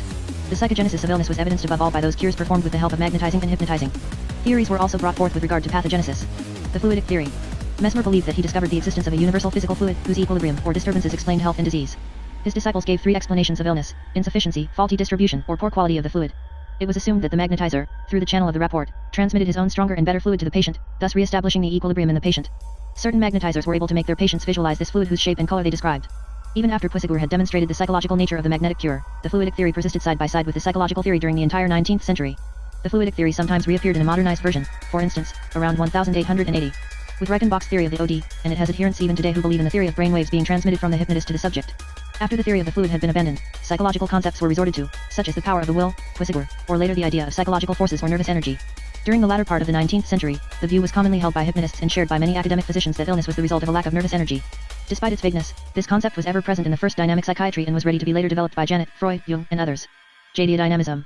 The phenomenon of hypnosis showed how the implantation of an idea during the somnambulic condition could lead to the autonomous evolution of that idea and its materialization in the form of the accomplishment of the post-hypnotic suggestion. The first magnetizers marveled at this fact, which fitted well into the current dynamic associationistic theories of Herbart in Germany and of the philosophy of Laurent Midier in France. 87. This quite naturally led to the assumption that certain morbid symptoms could be derived from ideas implanted in the mind through some kind of suggestion. This idea progressed in the second half of the 19th century. Liebald wrote in 1873, The First Dynamic Psychiatry, 1775 to 1900, 149. An idea induced during artificial somnambulism becomes a fixed idea and remains unconscious after a one awakening. One sees it pursue its course despite the usual thinking activity with an impetus which nothing can stop. More than that, while the mind is occupied with the daily actions of normal life which the subject accomplishes consciously and of his own free will, some of the ideas suggested in that former passive state continue their hidden movement. No obstacle can hinder them in their fatal course. 88. In a lecture on hysterical paralysis given in May 1885, Charcot mentioned that it was a well-known fact that, through suggestion, an idea, a coherent group of associated ideas settle themselves in the mind in the fashion of parasites, remaining isolated from the rest of the mind and expressing themselves /1 through corresponding motor phenomena. The group of suggested ideas finds itself isolated and cut off from the control of that large collection of personal ideas accumulated and organized from a long time, which constitutes consciousness proper, that is the ego. 89. Charcot concluded that hysterical paralysis originated in the same manner, although spontaneously. This was the beginning of the concept that small, split-off fragments of the personality could follow an invisible development of their own and manifest themselves through clinical disturbances. Janet called this phenomenon subconscious fixed ideas and declared, one would have to go through all the mental pathology and part of the physical pathology to show the disturbances produced by an idea excluded from personal consciousness. The idea, like a virus, develops in a cummer of the personality inaccessible to the subject, works subconsciously, and brings about all disorders of hysteria and of mental disease. 90 later, when Jung defined what he termed a complex, he equated it with what Janet had called the idée fixe subconscient. The old theory of imagination, having been discarded by Mesmer and replaced by this fluidic theory, was considered obsolete during the 19th century. However, once the theory of the fluid had been rejected in Tum, a new explanation had to be found for the various and mysterious appearances, disappearances, and metamorphoses of phenomena found in hypnotized patients, in magnetic diseases, and in hysterical patients. The older term suggestion met with new favor along with the notion of autosuggestion, and the two came to designate the entire realm previously covered by the notion of imagination. Toward the end of the 19th century, magnetizers and physicians became increasingly aware of the fact that there was a tendency among hysterical and hypnotized individuals to simulate, more or less consciously, all kinds of symptoms and to set up situations in which they tried to involve the hypnotists or physicians. The word mythomania, which was later coined by Dupré, was found to apply to a great number of hysterics. Actually, mythomania could be understood as one particular aspect of a wider concept, that of the mythopoetic function of the unconscious. With the exception of a few brilliant studies such as that by Fernois about his medium Helen Smith, this mythopoetic function has not received the attention it deserves, and it is regrettable that the new systems of dynamic psychiatry have not yet filled this gap. Psychotherapeutic procedures. The 19th century was a great era for psychotherapy. In 1803 REI, in his book Rhapsodienne, presented a complete program of psychotherapeutic methods for the cure of mental diseases. Various methods of moral therapy were applied with varying degrees of success in countries such as France, England, and the United States. Magnetizers and hypnotists devoted considerable efforts to the cure of nervous diseases and physical ailments. Mesmeric therapy. Magnetizing with the use of passes, aimed at provoking a crisis. As we have seen, this crisis was simultaneously the calling forth of the symptoms and the first step toward their elimination. This actually was a variety of what we call today the cathartic therapy. Starting with Quisigur, artificial somnambulism became the great therapeutic weapon, which it remained up to the end of the century. It should be emphasized that hypnotism is able to exert its therapeutic effects in several ways. Sometimes the patient is relieved through the beneficial effect of hypnotic sleep itself, a sleep of which some patients gave wondrous descriptions. One of Jer's patients, for instance, told of a most wonderful sensation, a feeling of concentration of oneself with one's body as if one were isolated within oneself. Everything disappears, only the consciousness is left. This concentration is like the most absolute rest one can imagine. 91 Jer assumed that hypnosis is a temporary sinking back into that primary state of rest obtained during fetal life. Used in this way, hypnosis apparently acted as a powerful sedative. Sometimes, but certainly not always, hypnotism acted through suggestion, that is, the direct implantation of an idea into the passive mind of the patient. However, this action has often been misunderstood. Hypnotic suggestions were not necessarily forced upon the subject. It is true that there has been a trend of imperative suggestion, which can be traced historically from Faria through Noisette de Levault and the Nancy School. Such imperative suggestions were found to work best with persons who occupied subordinate positions in life and were accustomed to obeying orders, soldiers and laborers, or with people whose willpower was weak. The first dynamic psychiatry, 1775 to 1900, 51, or who were eager to submit their will to that of the hypnotist. But even in such cases, the power of imperative suggestion had its limitations. When used with a person who was unwilling to submit, it was found that there was either no success at all, or else only a temporary removal of the symptom, which then reappeared or was replaced by another one. Another type of hypnotic cure that has not received enough attention implies a kind of bargaining between the patient and the hypnotist. This is reminiscent of what often happened in exorcism, of the long discussions between the exorcist and the evil spirits, and the spirit's agreement to leave at a given time and under certain conditions. Something similar repeatedly occurred in the magnetic cure. During his somnambulic sleep, the patient would foretell the evolution of his symptoms and prophesy the exact date of his definitive cure. He would also prescribe his own treatment. It was by no means an easy task for the magnetizer to find the right compromise with the demands of his patient without exposing himself to being maneuvered by him. The story of Estelle is a characteristic example, while seemingly accepting her numerous fancies. Dispin worked toward a constant and gradual recess of her symptoms, each recess having to be accepted by the patient. This type of hypnotic therapy was widespread during the first half of the 19th century, but was neglected later, largely because both the Salpetriere and the Nancy schools used the method of command in hypnotic cure. Nevertheless, even with Bernheim one finds at times some features of the former method. 2. There is, for example, the story of Bernheim telling a //Oman afflicted with hysterical aphonia that she would shortly recall /er her voice and that she knew the date on which this would happen. The patient's answer was in 8 days. In fact, 8 days later, she was able to speak. Toward the end of the 19th century, a new method of hypnotic cure began to be applied, the cathartic method, which consisted of finding out and attacking the unconscious root of the symptom. However, it remains open to question to what extent certain supposedly cathartic cures were achieved through a process of compromise between patient and doctor of which the doctor had been unaware. Suggestion in waking state, the third great therapeutic procedure, was already being practiced at the beginning of the 19th century under the name of fascination. It became widely used in the 1880s with Levault, Bernheim, and the Nancy School. Suggestion is based on the concept of ideodynamism. That is, in Bernheim's words, the tendency of an idea to materialize into an act. According to him, the hypnotic state was the result of a suggestion induced in view of facilitating another suggestion. Otherwise, there was no fundamental difference between suggestion under hypnosis and suggestion in the waking state. Toward the end of the 19th century, the word suggestion was used so loosely that it came to lose its meaning. The therapeutic channel, the rapport, whatever the psychotherapeutic procedure, it showed the same common basic feature, the presence and utilization of the rapport. This term was used from the beginning by Mesmer and was handed down by generations of magnetizers and hypnotists to the beginning of the 20th century, while the concept was gradually being developed and perfected. Mesmer seems to have borrowed the word from contemporary physics. In experiments that were popular at that time, people formed chains by touching each other, thus transmitting to one another the electrical current originating in a machine. To that end, they had been put in rapport with each other. In the same manner, Mesmer put his patients in direct rapport with the Bacchae or with each other. When magnetizing a patient, he considered himself to be a source of magnetic fluid with which the patient had to be put in rapport according to certain specifications. It is not clear to what extent Mesmer realized that the relationship he thus established with his patients was more than a physical one. Quisigur did understand the psychological implications of the rapport. When reading the writings of the early magnetizers, one is struck by the tremendous importance that they ascribed to the rapport. Actually, the phenomenon of the rapport was not quite as new as it would seem. It had already been known in the procedure of exorcism. Aldous Huxley notes that the relationship between demoniac and exorcist is probably even more intimate than that between psychiatrist and neurotic.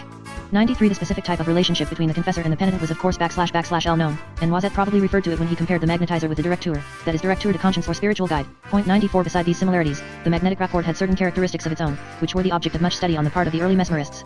What impressed them was the peculiar sensitivity of the magnetized toward the magnetizer and his ability to perceive the latter's thoughts and even his bodily sensations.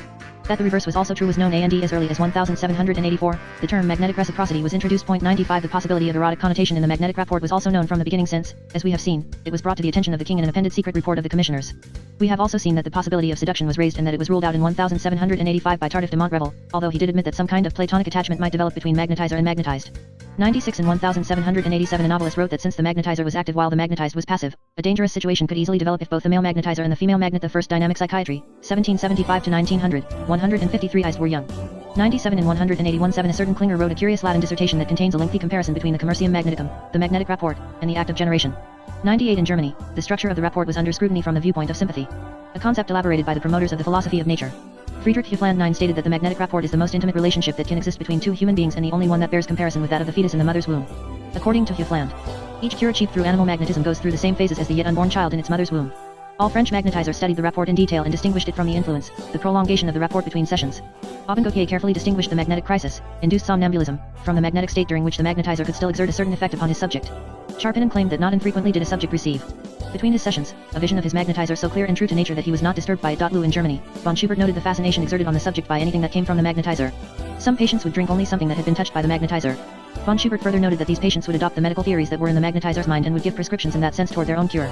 The German magnetizers Glynn and Heineken had also noticed that patients who had been magnetized by the same magnetizer felt an irresistible attraction to each other. An anonymous Scottish author observed exactly the same phenomena. Patients whom he had magnetized were extremely attracted to one another, gave each other mesmeric names, and considered themselves as brothers and sisters. 102 The notion of the rapport, which had been so strong and clear at the onset of the 19th century, became somewhat clouded at a later period, partly as a result of Braid's insistence on self-induced hypnosis and on the patient's role. Neither Charcot nor Bernheim paid much attention to the rapport. But after 1885 there was a renewal of interest following Janet's first experiments with Leone. Seeking a plausible explanation for this fact of mental suggestion, Rouault carefully analyzed the structure or the relationship between the hypnotist and his subject. L03 He found that the subject had his thoughts constantly fixed on the person of the hypnotist, during the sessions as well as in the intervals between them. During the sessions, the subject was hypersensitive to the hypnotist to the extent that he was able to perceive the latter's faintest signs. Through habit and training, a process of mutual understanding by signs developed between them, of which neither was aware. The subject became sensitive to the slightest shades of the hypnotist's thoughts without realizing how, and without the hypnotist's awareness. Moreover, the subject had been trained by the magnetizer and believed in him and in his supernatural powers. Rouault added that many magnetizers impressed upon their patients' minds that no one else would ever be able to magnetize them. Some of them even reiterated this suggestion at the end of each session or gave their patients a talisman that they were always to keep on their bodies.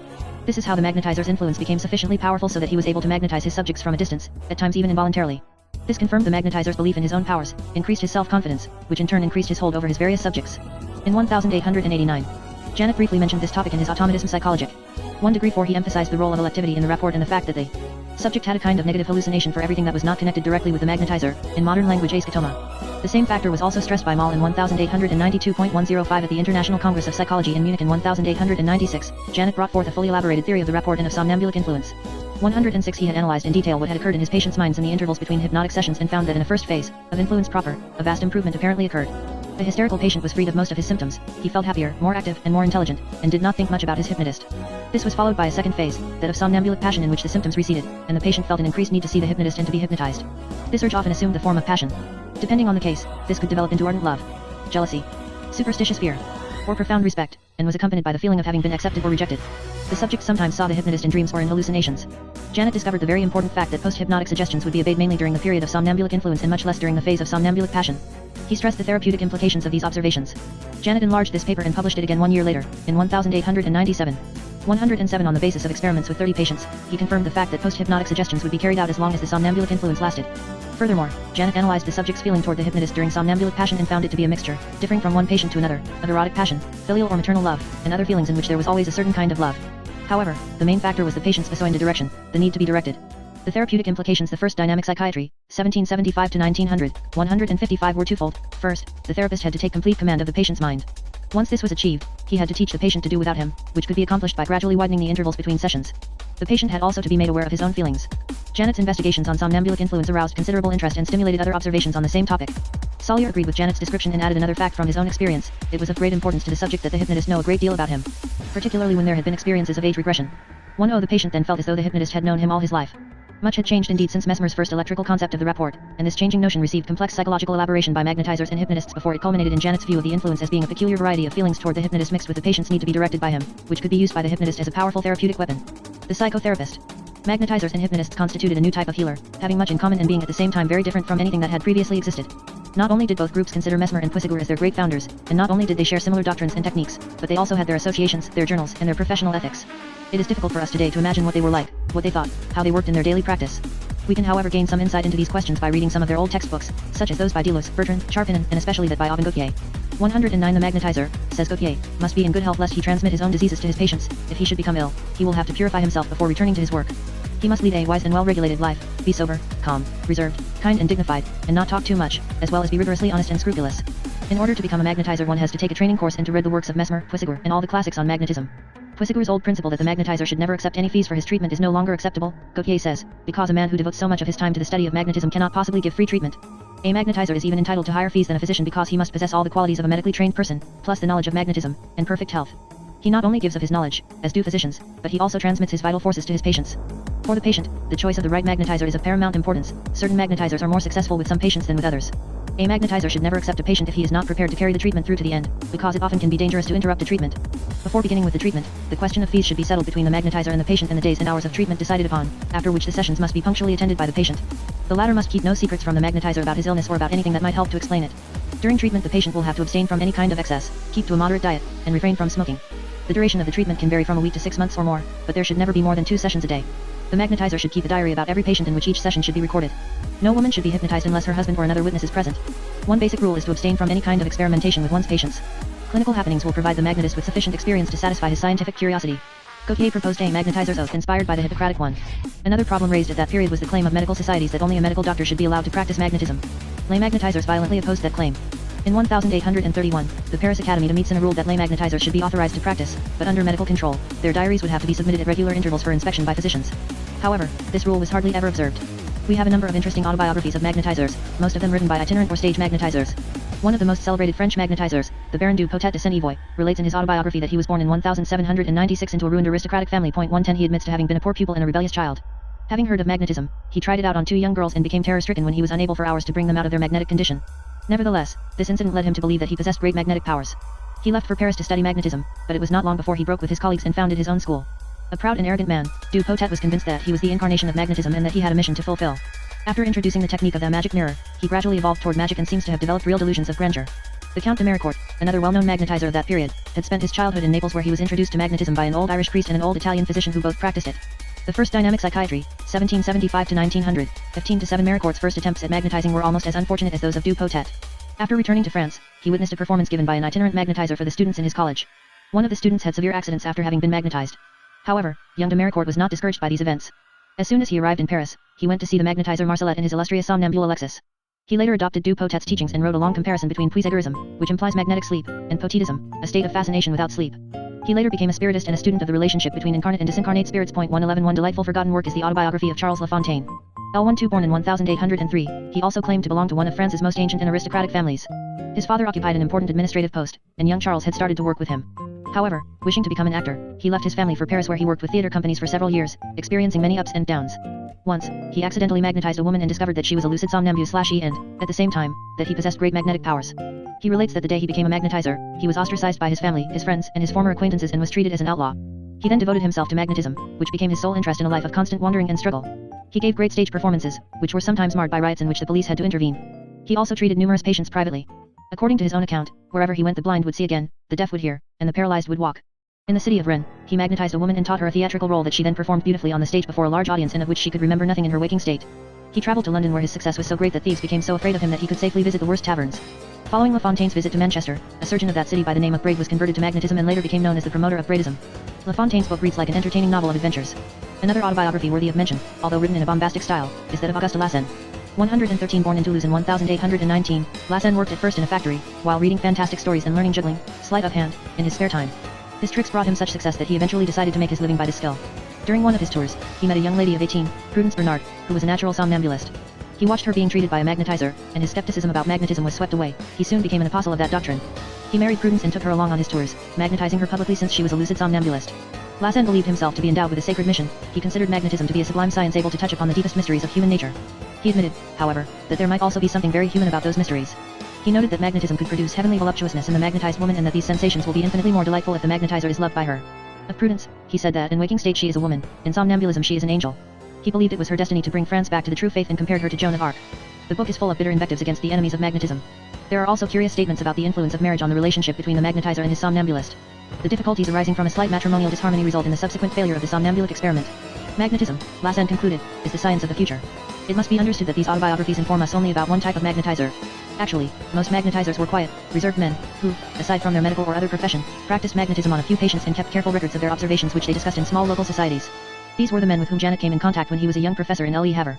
Janet repeatedly said that these were truly the men who had discovered all that which Charcot, Bernheim, and their contemporaries believed to have discovered. The cultural impact of the first dynamic psychiatry. The first dynamic psychiatry exerted a great influence on philosophy, literature, and even the arts. Three main trends of that science emerged in turn: animal magnetism, spiritism, and the teachings of hypnotism and multiple personality. As early as 1787, a //Titer, comma Charles de Villers, who had served as an artillery officer under Puisségur, published a novel, Le Magnétisme Amoureux, in which he eloped a philosophical theory deduced from the phenomenon of magnetism. As early as 1790, animal magnetism had become so widespread in Germany that it was almost common practice to consult somnambulists for problems of disease and health. for practical advice, and sometimes for spiritual guidance. There was of course also much opposition to that trend, and the enemies of mesmerism found it easy to make it a target for ridicule. In 1786 it was reported that an actress so convincingly feigned sickness and somnambulism that she deceived several physicians. 114 Frederick William II, King of Prussia and unworthy successor of Frederick the Great, was himself the victim of an extraordinary intrigue wrought the first dynamic psychiatry, 1775 to 1900, 159 around him by a number of cynical men in his court. They enrolled the help of a somnambulist, a hunchbacked woman who was instructed to feign a trance and to act as though her spirit was conferring with God Almighty. The alleged divine words that she transmitted to the king originated of course with the men who employed her. They thus obtained from the king whatever honors and fortunes they strove for, and influenced his political decisions until they came in conflict with the Countess Lichtenau, the king's mistress. The king then ceased to believe in the somnambulist, who subsequently fell from favor. It's notwithstanding such incidents, mesmerism constantly progressed in Germany. From 1790 to 1820, it was not only professed by men such as Gmelin, Kluge, and Kieser. Had it also gained a foothold at the universities of Bonn and Berlin. Well-known physicians such as Wolfart, Hufeland, and Rei were convinced of its validity. Among philosophers and writers, several remained skeptical. Goethe, for instance, never showed any interest in mesmerism. On the other hand, the promoters of the philosophy of nature hailed magnetism as an epoch-making discovery. Schelling saw in magnetic somnambulism a means for establishing a connection between man and the world soul and for laying the basis of experimental metaphysics. Fichte was more critical, but, having watched demonstrations on somnambulists, he arrived at the conclusion of the relativity of the ego and saw that man's individuality could be altered, divided, or subjected to another man's will. 116 Schopenhauer, who had been deeply impressed by the public performances given by the magnetizer Redesenei in 1854, repeatedly expressed his interest in magnetism in his writing.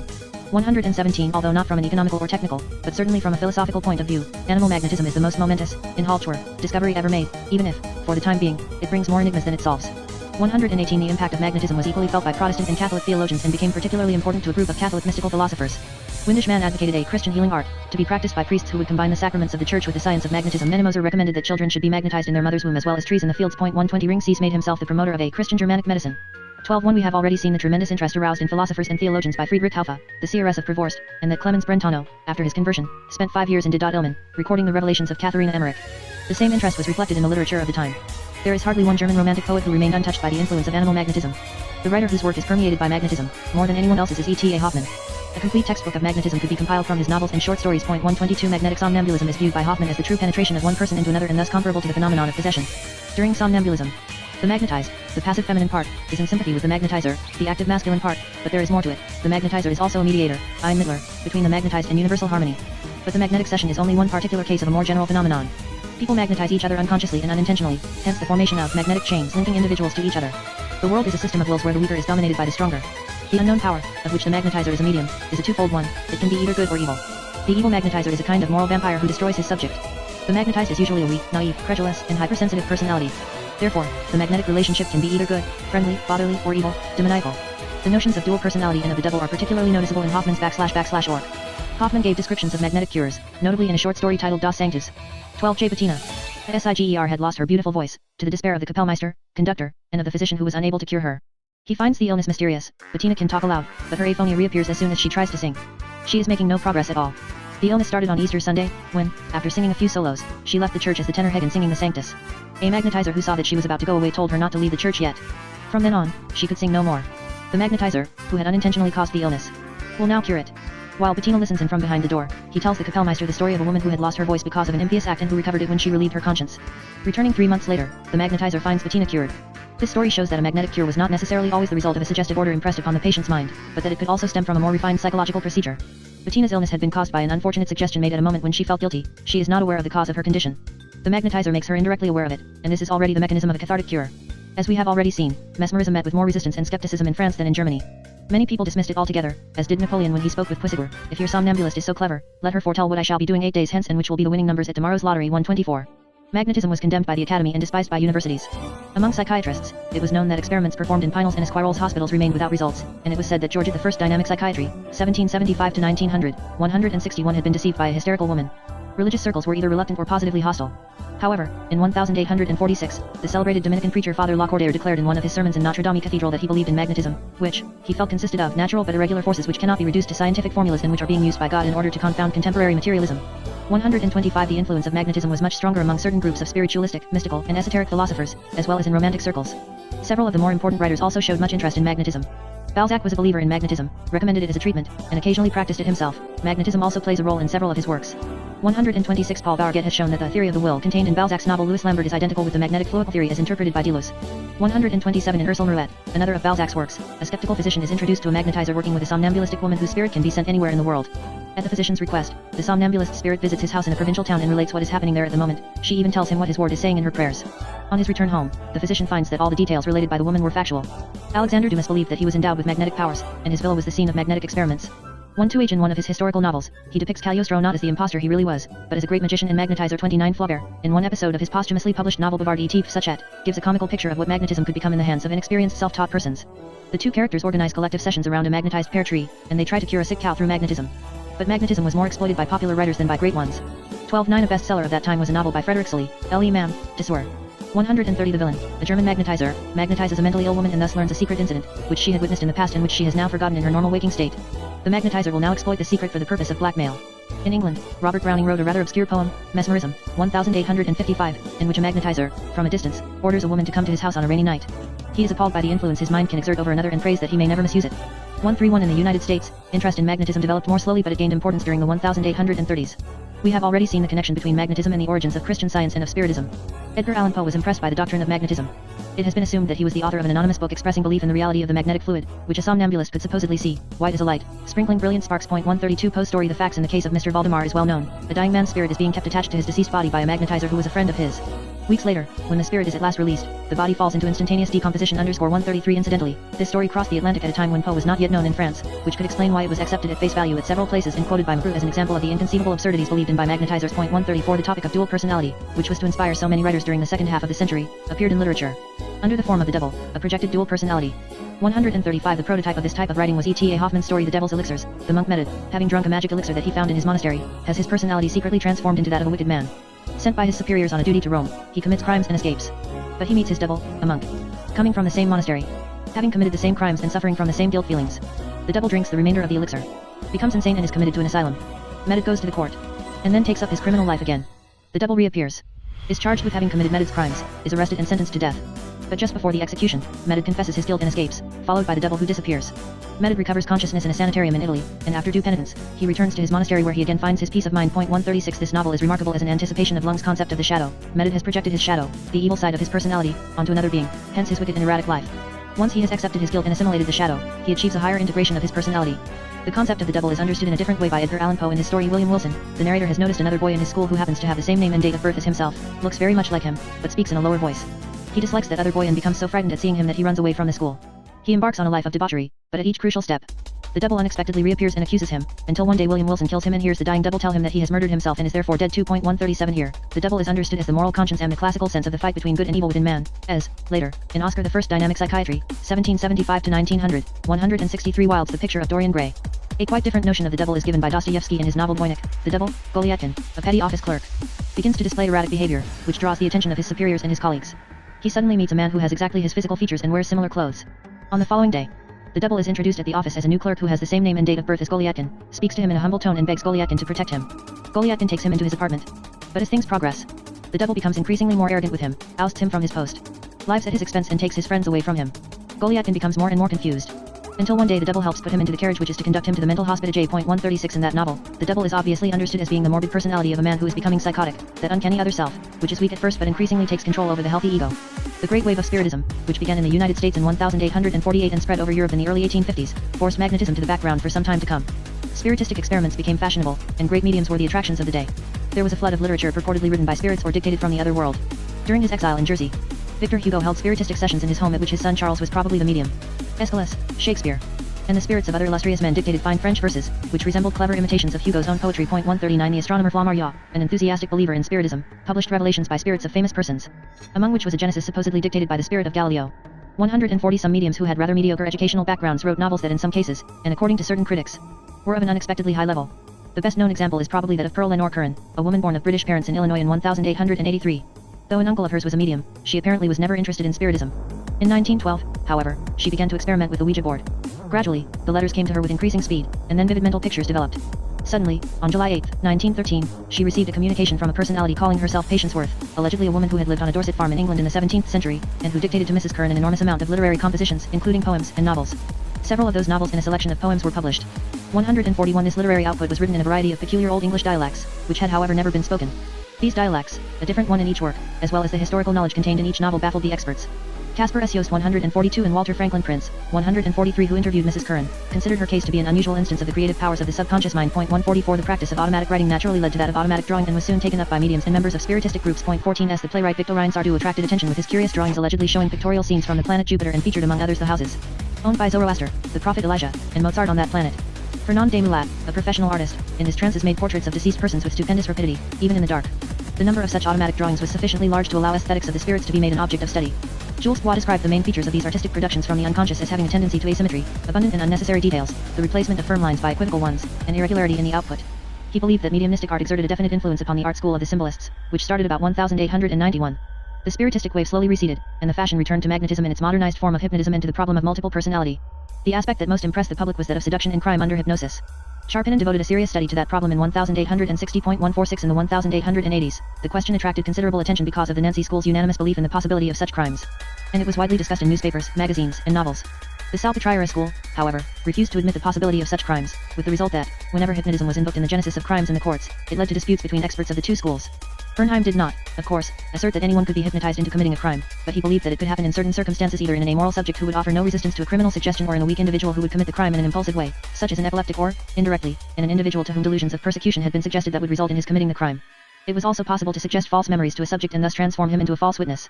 Bernheim also believed that autosuggestion played an important role in many criminal cases. Certain criminals, he said, were the victims of autosuggestion and therefore not responsible. 147 In Germany, Schrönt Notzing firmly believed in hypnotic criminogenesis and described the wide range of crimes that could be committed under the effect of hypnosis and suggestion. 148 We can hardly realize today to what extent hypnotism and suggestion were invoked in the 1880s to explain countless historical, anthropological, the first dynamic psychiatry, 1775 to 1900, 165 and sociological facts such as the genesis of religions, miracles, and wars. Gustav L. E. Bonn popularized a theory of collective psychology based on the assumption that the collective soul of the crowd could be compared to the hypnotized mind, and the leader to the hypnotist. 149 Entire educational systems were based on the concept of suggestion. Great interest was shown in subjects who, under hypnosis, played theatrical roles, or painted or sang beautifully. So hypnotism inspired a multitude of novels. Some took as their theme a crime committed in a normal state but confessed under hypnosis. 151 Or under the effect of a suggestion by the dying victim upon his murderer. 152 In other novels the criminal would hypnotize an innocent person into committing a crime under his direction, but the true criminal would be discovered if the psychiatric expert was clever enough to hypnotize the performer of the criminal act. 153 The most successful novel based on hypnotism was perhaps George du Maurier's bestseller Trilby. 154 The daughter of an English lord, Trilby was raised in Paris as a seamstress and became an artist's model. A perfidious music teacher, Svengali, hypnotized her and trained her to become a brilliant singer, after which he married her. But she could sing only when in hypnotic trance while Svengali kept his eyes on her from a theater loge. When Svengali died of a heart attack at the beginning of a performance, Trilby, no longer hypnotized, was unable to sing, and her career ended catastrophically. Of no lesser interest is Elie Horta, a short story written by de Maupassant when he was about to collapse into general paresis. 155 A man became anxiety-stricken when he realized that strange and unaccountable events took place in his house, as if mysterious invisible beings had invaded it. He left for Paris, where, watching a hypnotic session, he was bewildered seeing a hypnotized woman given an order that she punctually carried out the following day, not knowing why she did it. The man, recognizing that this was also what was happening in his own mind, was consternated. Someone possesses my soul and governs it. Someone directs all my actions, all my movements, all my thoughts. I myself am nothing but a terrified, enslaved spectator of the things which I am accomplishing. No less numerous were the novels inspired by the topic of multiple personality. In France a popular bestseller of that time was a novel by Goslin, Elie Medis and Dupac. During a somnambulic escape, a rich neurotic young man living in a sanitarium made a young woman pregnant, of which he was quite unaware in his waking state. 15 The physician disentangled his confusion by analyzing the dreams that the young man reported to him every morning. After 1880, novels about multiple personalities increased rapidly. Jules Clariti carefully gathered documents at the Salpêtrière before writing El Obsession, the story of a painter who became obsessed with the knowledge that his secondary personality would at times take control over his body, and who never knew what mischief the other was liable to perform. 157 Finally the painter was cured by an Alsatian doctor who suggested to him the death and burial of the other. Sister Marthe, by Charles Effier, was another sensational novel of that time. During a vacation in the country, a young physician was asked to treat a young orphan who was about to become a nun. 158 He hypnotized Sister Marthe in order to cure her of her nervous symptoms, but another personality appeared, Angeli, who knew that she was the daughter of a rich man and heiress to a great fortune, which the sister did not seem to suspect. Angeli was in love with the young doctor and wanted to elope with him. However, on the morning of the planned elopement, Sister Marthe's personality suddenly reappeared at the railway station and she was thrown into confusion. She then took her vows and died of tuberculosis soon thereafter. Few readers of the Revue des Deux Mondes suspected Effier to be the pseudonym of the well-known physiologist Charles Richet. Hennick's Minnie Brandon was another success. A young Frenchman was in love with a charming and distinguished young Englishwoman, Minnie, who, upon drinking the slightest amount of alcohol, unfortunately turned into a horrible shrew, Brandon. 159 The struggle between Minnie and Brandon was finally won by the latter, and the young man, to his deep sorrow, was forced to take leave of both. Still worse was the fate of the hero in Mintorn's novel The Somnambulist, a dignified Protestant minister, good husband, and father, turned in his somnambulic state into a criminal who seduced and raped women, and killed children, while his normal personality was unsuspecting. 160 Paul Lindau wrote a famous theatrical success, The Other. 161 A judge was conducting an investigation about a crime and discovered that he, or rather his unsuspected second personality, was its author. But the greatest achievement of this kind of literature was probably Stevenson's novel The Strange Case of Dr. Jekyll and Mr.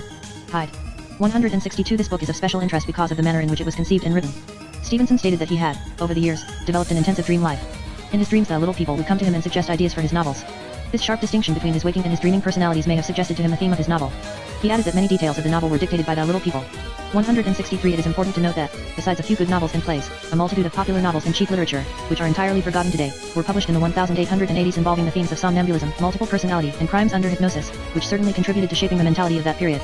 Actually, a gradual evolution led from such oversimplified themes to more subtle ones. We have seen that Binet, Lucca, and other authors insisted on the fact that there were not only dramatic cases of split personality but also all kinds of transitory stages between actual personality. The first dynamic psychiatry, 1775 to 1900, 167 split and the normal occurrence of facets of personality. This trend was also reflected in literature. Some authors chose sudden switches from one facet of personality to another as themes for their novels. Paul Bourget wrote El Irreparable in 1883. Describing the story of a woman, who, before her marriage, had been uninhibited, carefree, and gay, and who suddenly turned into a depressive and regretful person afterwards. 164 One of the novel's characters, a philosopher in the manner of Rivet, explained the metamorphosis to the reader. In his novel Le Jardin Secret, 165 Marcel Prévost told the story of a woman who left her personality behind when she married. 13 years later, she happened to come across the diary of her maidenhood and thus rediscovered her previous personality. This discovery caused her mind to become active and made her more aware of the world around her. She found evidence of her husband's unfaithfulness and thought of divorcing him. But after a long inner conflict, she decided to remain with him and to reorganize her life. She kept her second personality, although on a higher level of awareness. At the beginning of the 20th century, literature began giving subtler descriptions of the many facets of human personality, of their interplay, and of the polypsychic structure of the human mind, as seen in the works of Pirandello, Joyce, Italo Svevo, Leonard, Virginia Woolf, and above all in those of Marcel Proust. The classical occurrence of multiple personality was now almost obsolete. It was mentioned only once in Marcel Proust's work, during idle talk in Madame Verdurin's salon, when someone mentioned the case of an honest man who, in his secondary personality, turned into a scoundrel. 106 It is noteworthy that this very story had been published by Marcel Proust's father, Adrien Proust, as a significant psychopathological case. 167 What Marcel Proust indefatigably analyzed were the many manifestations of polypsychism, the multiple shades of personality within us. He considered the human ego as being composed of many little egos, distinct though side by side, and more or less closely connected. Our personality thus changes from moment to moment, depending on the circumstances, the place, the people we are with. Events touch certain parts of our personality and leave others out. In a well-known description, the narrator told how, after being informed of the death of a woman, Albertine, the news was being understood successively by various parts of the personality. The sum of our past egos is a generally closed realm, but certain past egos may suddenly reappear, bringing forth a revival of the past. It is then one of our past egos that is in the foreground, living for us. Among our many egos, there are also hereditary elements. Others, our social ego, for instance, are a creation of the thoughts and influence of other people upon us. This explains the continuous fluidity in the mind, which is due to these metamorphoses of personality. Marcel Proust's work is of particular interest because its subtle analyses were not influenced by Freud and the other representatives of the new dynamic psychiatry. His academic sources went no further than Rivet and Bergson. It would be quite feasible to extract from his work a treatise on the mind, which would give a plausible picture of what the first dynamic psychiatry would have become had it followed its natural course. Professional philosophers focused their attention on the phenomena of hypnotism and multiple personality. Taine 168 and Rivet 169 were greatly impressed by them. Janet contends that Felida's story was the great argument used in France by the positivist psychologists against Cousin's school of dogmatic philosophical psychology. But for Felida, it is not sure that there would be a professorship of psychology at the Collège de France 17 degree. Fouillé saw in the phenomena of hypnotism and somnambulism a confirmation of the doctrine of the ideas forces. However, one of his biographers suggests that hypnotism possibly inspired rather than confirmed this conception.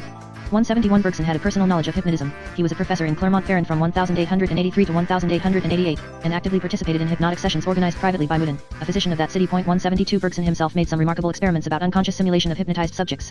173 LATR in one of his main works, Bergson contended that the arts are a refined and spiritualized version of the means used by hypnotism. 174 Literary critics also resorted to the phenomenon of multiple personality to explain certain enigmas. In his interpretation of Navalis, Spenel made hypotheses on a duality of personality. 175 While still a child, Navalis developed a second personality of daydreaming and imagination. This personality grew, and while Novalis lived an apparently normal life as a mining engineer, he also proclaimed his poetic dream to be superior to any reality. Paul Valery explained in a similar way the personality of Swedenborg, the great Swedish mystic. At the age of about 40 Swedenborg's eyes were open to the spiritual world. 176 He lived simultaneously in two worlds, the real one and a spiritual world in which he was in continuous relationship with angels and spirits. As Valery aptly remarked, this was not a confusing of two worlds as happens in delusion, but the superposition of two worlds between which Swedenborg could come and go as he pleased. The phenomena of literary creation were of great concern to the first dynamic psychiatry. The concepts of the dual mind, of dipsychism and polypsychism, and of unknown powers of the mind were often resorted to. Hypnotism provided a first model of the human mind as a double ego, a conscious but restricted ego that the individual believes to be the only one, and a subconscious, much wider ego, unknown to the conscious one, but endowed with unknown perceptive and creative powers. The phenomenon of inspiration could be explained as a more or less intermittent outburst into the conscious mind of psychic material, which had been stored in the subconscious mind. Francis Galton expressed a similar idea. They're the first dynamic psychiatry, 1775 to 1900. 169 seems to be a presence chamber in my mind where full consciousness holds court, and where two or three ideas are at the same time in audience, and an antechamber full of more or less allied ideas, which is situated just beyond the full ken of consciousness. 177 A successful working of the mind implies a large attendance, an orderly combination of ideas in the antechamber, and a fluency of output. It happens sometimes that such accumulated material arises automatically in the mind. Then, dividuality replaces individuality, and one portion of the mind communicates with another portion as with a different person. A more sophisticated conception was developed by Chebaniuk, 178, who distinguished between several levels of diurnal and nocturnal subconscious and described various kinds of relationships between the subconscious and the conscious, intermittent or permanent, uncontrolled or controlled contact, and their bearing upon artistic, scientific, and literary creation. The phenomenon of inspiration was also often compared to that of a second personality, which slowly develops underground and suddenly emerges for a while, hence the feeling of having the work dictated by some kind of unknown being. Though not so conspicuously as with MRS. Current and Patience Worth. C.G. Jung interpreted Nietzsche's Zarathustra as the result of a second personality, which had silently developed until one day it suddenly broke into the open. 179 in Nietzsche's own words, de plötzlich, Freunden. Wurde ein Zwei und Zarathustra gehen mir vorbei. Then suddenly, friend, did one become to and Zarathustra passed by me. Another theory of literary creation centered around the polypsychic model of the human mind. Since the human mind is a cluster of subpersonalities, one can imagine that a great novelist, say Balzac, is able to give to many of them an identity, an occupation, personality traits, and to let them slowly develop in their own way. Speaking of the multitude of well-differentiated characters in Balzac's novels, Jules Romas supposes that every one of them was one of the writer's embryonic personalities, that is, they were not unconscious or repressed personalities, but complete psychological systems, organic and individualized, each one having in itself all that is necessary to supply, at the contact of vital occurrences and social conditioning, a complete destiny of man or woman. J.S. Jean Delay also thinks that the novelist has this power of developing latent subpersonalities in himself and of transforming them into literary characters. 181 He also emphasizes the process of the creation of a double. Anyone keeping a personal diary tends to develop a dual personality that gradually emerges in that diary, so that a peculiar interpersonal relationship develops between the diarist and his fictitious second self. This second self may then at a given point come to life, so to speak, in the form of a literary character in whom the writer will bring out his secret problems, his poisons, as did Goethe with the sorrows of Werther, and André Gide with André Walter. The process of literary creation was finally approached from the notion of kryptomnesia. That term, which seems to have been coined by Flournoy, designates a phenomenon that was well known to the magnetizers and hypnotists. In hypnotic trance, and especially in the form of hypnotic regression, an individual can give accounts of many facts that his normal waking self has completely forgotten. Our true, cryptic memory is thus immensely wider than our conscious memory. Other evidences of kryptomnesia have been forthcoming in dreams, in fever, or in other physical conditions. 182 Flournoy showed that the romances of subliminal imagination of his medium Helen Smith issued for a large part in kryptomnesias from books she had read as a child and later forgotten. Kryptomnesia provided an explanation for occurrences of literary pseudo-plagiarism. Jung, for instance, discovered that an entire paragraph of Nietzsche's Zarathustra originated in an article of the fourth volume of the Blätter Provorst, the journal edited by Justinus Kerner, a publication that Nietzsche was known to have perused as a youth. The unconscious nature of the plagiarism was made probable by the fact that the original text was clumsily distorted and inserted in a quite unnecessary manner in the story of Zarathustra. 183 Many other instances of pseudo-plagiarism have been recognized since then. It would even seem that certain authors are particularly prone to it. Here, too, Nietzsche may be mentioned. Lou Andreas Salome assured that the entire substance of his genealogy of morals originated with Paul Rée, who had been discussing his conception in a conversation with Nietzsche. Nietzsche carefully listened to Rée, making Rie's thoughts his own, and later became hostile to him. 184 According to H. Wagenburg, Nietzsche had an exceptional capacity of assimilating with incredible swiftness the thoughts of others and to forget that he had done so. 185 Thus, when the thought occurred to him again, he did not recognize its foreign origin and believed the thought to stem from his own mind. This is how, says Wagenburg, Nietzsche borrowed the main concepts developed in his Origin of Tragedy from Michelet's book La Bible de l'Humanité. According to other literary historians, Nietzsche's main original concepts would stem from Emerson, by way of kryptomnesia. 18.6 In fact, kryptomnesia seems to be such a frequent occurrence that Paul Valéry came to consider it as the mainspring of literary creation. A plagiarist is he who has imperfectly digested the substance of the thoughts of others. He allows the morsels to be recognizable. 187 The first dynamic psychiatry, 1775 to 1900. 171 The decline of the first dynamic psychiatry. The history of the first dynamic psychiatry shows a paradox. For an entire century, 1784 to 1882, new discoveries struggled for recognition, and, after they were at long last acknowledged by official medicine with Charcot and Bernheim, they enjoyed a brilliant phase of success of less than 20 years, to be followed by a swift decline. The problem of these ups and downs puzzled many minds. Janet suggested that there are trends, not only in the style of life, but also in medicine. After 1882 the medical //ORLD became infatuated with hypnotism. Publications on it reached the hundreds until a point of saturation was reached and the trend abandoned. This may be true, but there must also have been factors inherent to hypnotism that caused this rapid decline. A perusal of the literature on hypnotism of that time shows what those factors might have been. Numerous hypnotists who had at first been enthusiastic about hypnotism soon discovered important drawbacks. Not everybody was able to become a good hypnotist, nor was the best hypnotist one able to hypnotize everyone. It became obvious that many patients pretended to be hypnotized when they were not. Benedict, for instance, related that he had allowed some of his students to hypnotize patients in his outpatient service. These patients then said that they had been in hypnotic sleep, but to senior physicians they confessed that they had only pretended to be hypnotized in order to please the young doctors. 188 The same is reported to have occurred not only with Charcot, as seen above, but also with Wetterstrand and other experienced hypnotists whose patients even pretended to be cured because they did not dare contradict their authoritarian physicians. It also happened that subjects feigned hypnosis in order to feel free to relieve themselves of painful secrets, / which they would have been embarrassed to reveal Audimus. This may have been so from the earliest beginnings of magnetism. We have already told the strange story of a man who was infatuated with a male friend in / whom he had the utmost confidence in aching state. But who, in magnetic crisis, told the Count of Lutzelbert that his supposed friend betrayed and harmed him, and explained what was to be done in order to pass on this knowledge from his crisis to his waking state $LT. Many similar instances could be quoted. Dr. Bonjour, 190 a Swiss psychotherapist, tells him / he noticed in 1895 that certain patients would reveal, under hypnosis, painful things that they pretended not to know in waking state but who later admitted always having known them but had been too shy to talk about them. A more serious DRA / was the tendency to unconscious simulation, which developed in many hypnotized individuals and which led them to guess the hypnotist's will and to comply with it. Bernheim, for instance, said, it is incredible with what acumen certain hypnotized subjects detect, as it were, the idea which they ought to carry into execution. One word, one gesture, one intonation puts them on the track. 191 Bergson, who had done some research on alleged thought reading in hypnosis, concluded that the patient who is ordered to carry out a tour de force will act in good faith and do the same as with the least scrupulous and most skillful of charlatans, that he will unconsciously utilize means of which we hardly even suspect the existence. 192. The Belgian physician Kroc told how, after having obtained marvelous results with hypnotism, he eventually became aware of certain facts. I have practiced much hypnotic experimentation and have obtained seemingly wonderful results. This is why I have become extremely cautious. I have called forth in a most surprising manner the exteriorization of sensitivity, the visibility of magnetic and electrical effluvia. And I nearly became the victim of my subjects. So wonderfully successful were the experiments. But a careful scrutiny of facts convinced me that this was nothing but the effect of autosuggestion. One should not forget that the hypnotized subject strives with all the means at his disposal to gratify the wishes of his hypnotist and to carry out not only his orders, but his thoughts as well. The hypnotized scrutinizes the brain of the hypnotist, who usually does not beware of the subject's extraordinary sensitivity and does not realize that a sign, which is imperceptible in waking state, can become of the utmost importance for the hypnotized individual. 193 Kroc added that the same held true for hysteria, and he warned, if you want to be duped, then experiment with hysterical patients. Dolbeuf, another Belgian, who visited the Salpêtrière and the Nancy School in 1886, commented on the striking differences obtained by Charcot, by Bernheim, and by the stage hypnotist Donato. 194 Dolbeuf concluded that not only was there an undeniable action of the hypnotist on his subject, like master, like disciple, but that there was to an even greater extent a suggestive action of the hypnotized on the hypnotist, like disciple, like master. The first subject hypnotized imprints upon the hypnotist a method and a given expectation of results, which lays the pattern for the hypnotist's method and results with fresh subjects. Furthermore, the hypnotist who has been trained in a given manner passes on his method and expectation of results to his disciples, which explains the origin of rival schools, each one having the monopoly of specific hypnotic phenomena. Incidentally, it is noteworthy that these findings of Dolbeuf have been duplicated recently on the basis of new and independent research by Martin Orne. 195 No wonder that hypnotic situation has often been compared to a folie à deux, where one does not know which of the two is crazier. In the last years of the 19th century, these negative reports, the first dynamic psychiatry, 1775 to 1900, 173, accumulated to the point where a powerful reaction took place against the use of hypnotism and the contemporary theories of hysteria. Among the leaders of this reaction were men who had experimented for years with means such as metalloscopy, the action of medication at a distance, and the transfer of symptoms from one patient to another. Janet, who had been most cautious and had experimented with hypnotism in hysterical patients without falling into any of their pitfalls, was one of the few who carried on those teachings of the first dynamic psychiatry, which had been proven to be sound. The rejection of the first dynamic psychiatry was as irrational and sudden as had been the fashion that had caused its rise to fame in the 1880s. It occurred in spite of great resistance on the part of certain adherents of the first dynamic psychiatry who were discovering new and promising facts.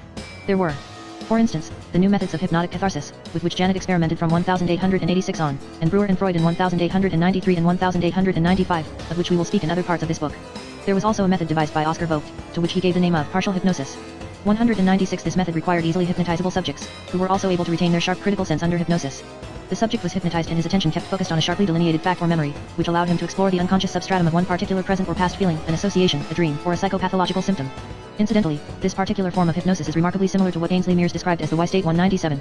Frederick Myers, who was well acquainted with the pitfalls and fallacies of hypnotism, hysteria, and dual personality, consistently emphasized the actual progress that those notions had brought about in our knowledge of the human mind and the further progress that could be expected in the future. 198. One point was that a secondary personality was not necessarily inferior to the main one, but sometimes meant, on the contrary, a marked improvement, an idea that was later to be developed by Jung. However, the successive discoveries of intoxicants, narcotics proper, and anesthetics formed three important stages in our growing control over the nervous system, and the discovery of hypnosis was a further stage. Hypnosis affords to many people an expansion and freedom of the mind that they are unable to achieve in the waking state. I maintain that the hypnotic trance has some analogy to genius as well as to hysteria. I maintain that for uneducated subjects, it has been the highest mental condition which they have ever entered, and that, when better understood and applied to subjects of higher type, it may dispose to flows of thought more undisturbed and steady than can be maintained by the waking effort of our tossed and fragmentary days. The time might come when man will alternate not only between waking and sleeping, but where other states may come to coexist with ease. Finally, Myers recalled that there had been remarkable and permanent cures achieved under hypnosis. In regard to the future, he felt that our knowledge of these states could be expanded and used in three new ways. First, by bringing forth moral improvement by imprinting hypnotic suggestions of a salutary kind. Second, by acquiring a state of unsusceptibility to physical pain. And third, by gaining power through dissociating the elements of our being in novel ways. These predictions of Myers were to materialize in Cowes' method of autosuggestion, in the technique of painless childbirth, and in Schultz's autogenous training. But it is of course easier to reject and block a teaching that has incorporated errors than to undertake the difficult task of selecting the grain from the chaff, and, as Janet had to conclude, hypnotism is dead, until the day it will revive. Conclusion: The first dynamic psychiatry constituted a well-constructed body of knowledge, which, in spite of inevitable fluctuations, had been much more of an organic unit than is usually assumed. Common opinion states that the first dynamic psychiatry disappeared around 1900 to be replaced by wholly new systems of dynamic psychiatry. But a careful scrutiny of facts reveals that there was no sudden revolution but, on the contrary, a gradual transition from the one to the others, and that the new dynamic psychiatries took over far more from the first than has been realized. The cultural influence of the first dynamic psychiatry has been extremely persistent and still pervades contemporary life to an unsuspected degree. The new dynamic psychiatries, having incorporated much from the first one, also assimilated a great deal of knowledge from other sources. The new dynamic psychiatries can be understood only if one first makes a survey of the entire sociological and cultural background throughout the 19th century. This will be the subject of the following chapter. For the background of dynamic psychiatry, we have reviewed the ancestry of dynamic psychiatry, Chapter I, its birth around I-775 and its historical evolution from Mesmer to Charcot, Chapter 2, and /B have made a general survey of the first dynamic psychiatry as an organic and coherent system, Chapter 3. We will now inquire into its social, economic, and cultural background in order to see to what extent the first dynamic psychiatry can be explained by conditions existing in Europe at the end of the 18th century, and how changes in these conditions during the 19th century led to the formation of new systems of dynamic psychiatry. the teachings of Janet, Freud, Adler, and Jung to a varying extent the heirs of the first dynamic psychiatry, but they themselves determined by social factors and by philosophical, scientific, and cultural trends that we will survey as briefly as so complex a matter // permit. The social background. The advent of animal magnetism and the shift from Mesmer to Puissigler cannot be properly understood without taking into account the social conditions prevailing in Europe at the end of the 18th century. 180 years are a short span of time in comparison with the recorded history of mankind. Even so, it is extremely difficult for us to imagine the way of life and of feeling of those ancestors whose nationalities and languages we have inherited. /E/er. Let us picture to ourselves that we are traveling back in time to the Europe of the I-780s. How strange would everything seem to us? How foreign the way of life of our forefathers. We would, of course, have to forget the atom bomb, television, radio, airplanes, automobiles, the telephone, railways, and hundreds of inventions and commodities that we take for granted. Men and women of that time would look almost as alien to us as if they // are of another race. They differed from the background of dynamic psychiatry 183 us even biologically. They were of shorter build, huskier, extremely tough, surgical anesthesia did not exist, sedatives and narcotics were hardly known, people were used to physical suffering and to the sight of it. Even the wealthy, amidst their luxuries, lived in conditions that would seem incredibly uncomfortable to us. The great majority of the population ate foods that were coarse and offered little variety.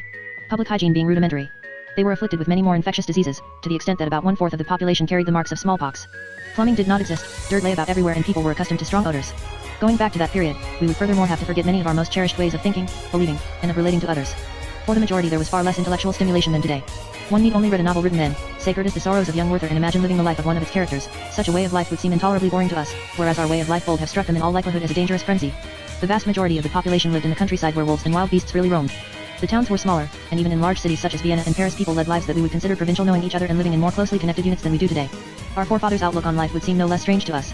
Their way of thinking was generally less precise than ours. They no doubt knew many curious things forgotten today. But they also had many ideas, superstitions, and prejudices that would appear absurd to us. Science, for instance, was a rather vague notion for most people. A few great pioneers such as Priestley and Lavoisier stood isolated amidst a crowd of amateur scientists.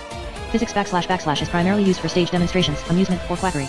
Or was a hobby of the aristocrats and the wealthy bourgeois who owned a cabinet de physique. However, there was a pervading feeling that mankind was coming of age after long centuries of darkness, and this opinion was strengthened by an uninterrupted flow of discoveries. Franklin was hailed as the man who had tamed the thunderbolt, and Montgolfier as the one who had inaugurated the conquest of the air. Explorers brought back news of the discovery of new countries and new populations in the South Pacific and elsewhere. In 1771, after completing a circumnavigation of the world, the French navigator Bougainville published a narrative of his travels, exciting imaginations with his description of the alleged natural happiness and utmost sexual freedom among the natives of Tahiti. One commenting on Bougainville's narrative, Diderot concluded that the benefits of civilization and morals, which he did not deny, had been acquired at the cost of man's natural happiness. "To civilized man," he said, "is the prey of internal strife between the natural man and the moral and artificial man. Whether the one or the other prevails in this strife, civilized man remains forever an unhappy creature, an idea that was later to be taken over by Nietzsche and Freud." The American War of Independence and the establishment of the First Republic across the ocean had aroused the enthusiasm of the French public, who pictured this new nation to be modeled on Sparta or on the early Roman Republic. Court de Gabellin, one of Mesmer's admirers, was believed to have deciphered the oldest myths and reconstructed the primeval language of mankind. In short, the enlightened public had the feeling of living in an age of marvels in which nothing was impossible. The political and social structure of society was no less different from ours. Monarchy prevailed everywhere under various forms, with the exception of small republics such as the Swiss cantons, and it is hard to imagine today how incredible was the notion that a large country such as the British colonies of North America had adopted a republican constitution. Kings, emperors, princes, and petty sovereigns enjoyed great respect from their subjects. However, they were forced to accept many limitations to their power set by custom, law, or public opinion. One fundamental difference between people of that era and ourselves was the rigorous division of society into classes. Theoretically, there were a great many of them. Actually, there was one basic distinction, that of aristocrats and commoners. The noblemen originally were the descendants of old feudal families, but few families were really that old, and most aristocratic families had acquired their nobility as a reward for services rendered to the state, through public functions, or simply because they had bought properties at high cost or public functions that included a title of nobility. Not only was there a hierarchy in the aristocracy, but there was also a division between military nobility and judicial nobility. Whatever these distinctions, there were certain common features. All aristocrats had privileges in regard to taxes, to the administration of justice, and to the schools to which they sent their children.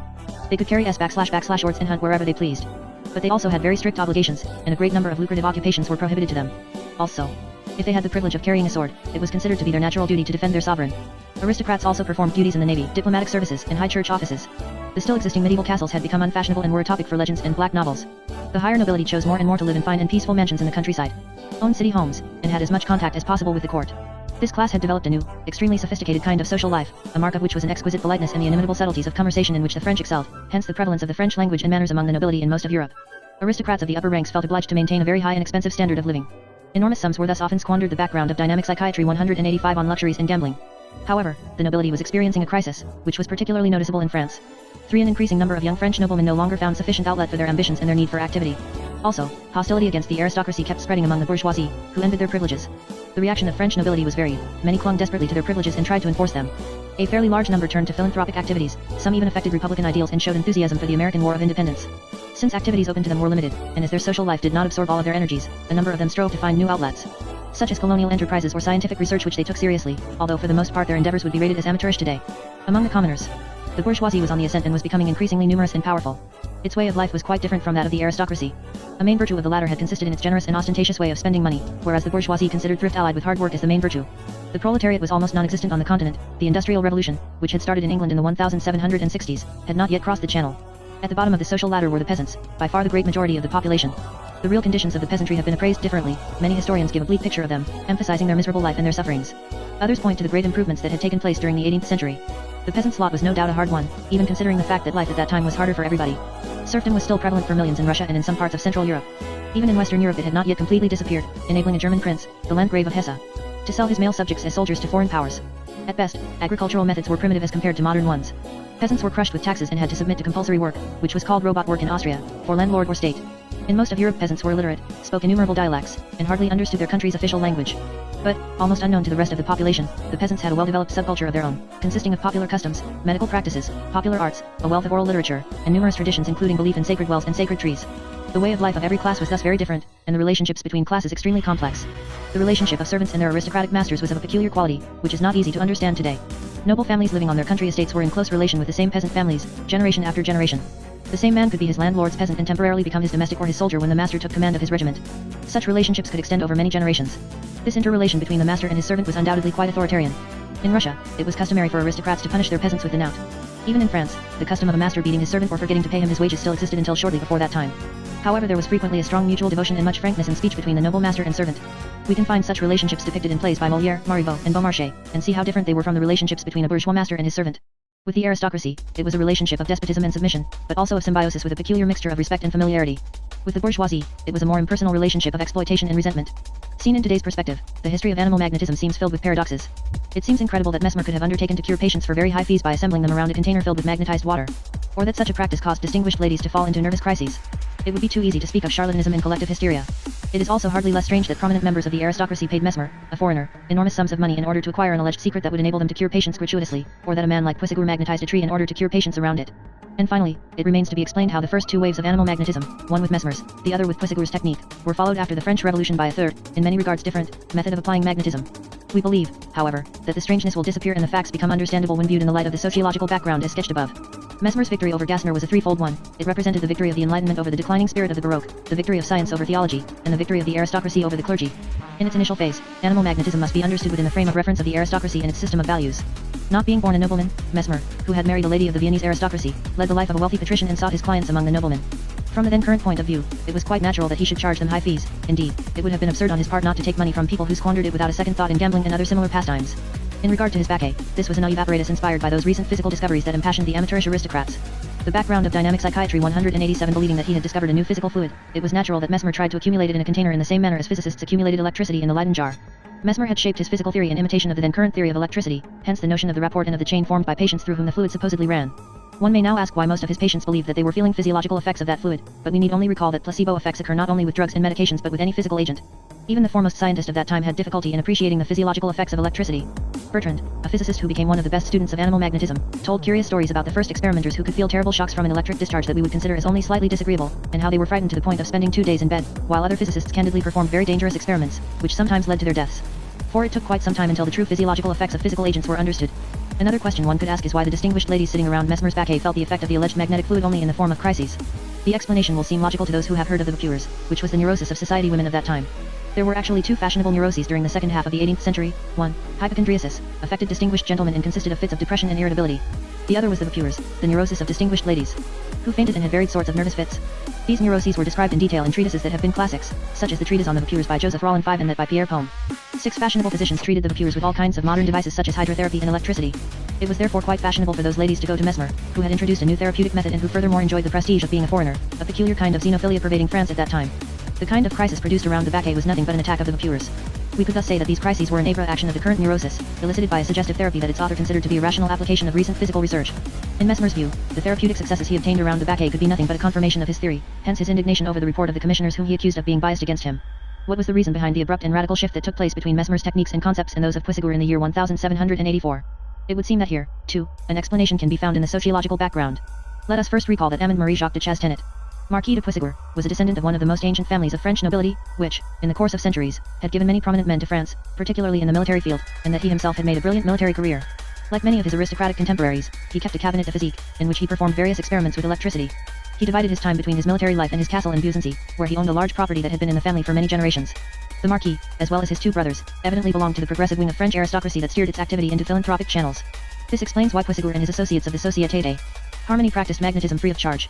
In view of their rank, it was to them a matter of course that they could not use their knowledge of magnetism for lucrative purposes, since, as we remember, almost all lucrative activities were prohibited to French noblemen. Also, they could not charge fees to their own peasants. All of Mesmer's aristocratic disciples shared this view, as did the noblemen of Alsace.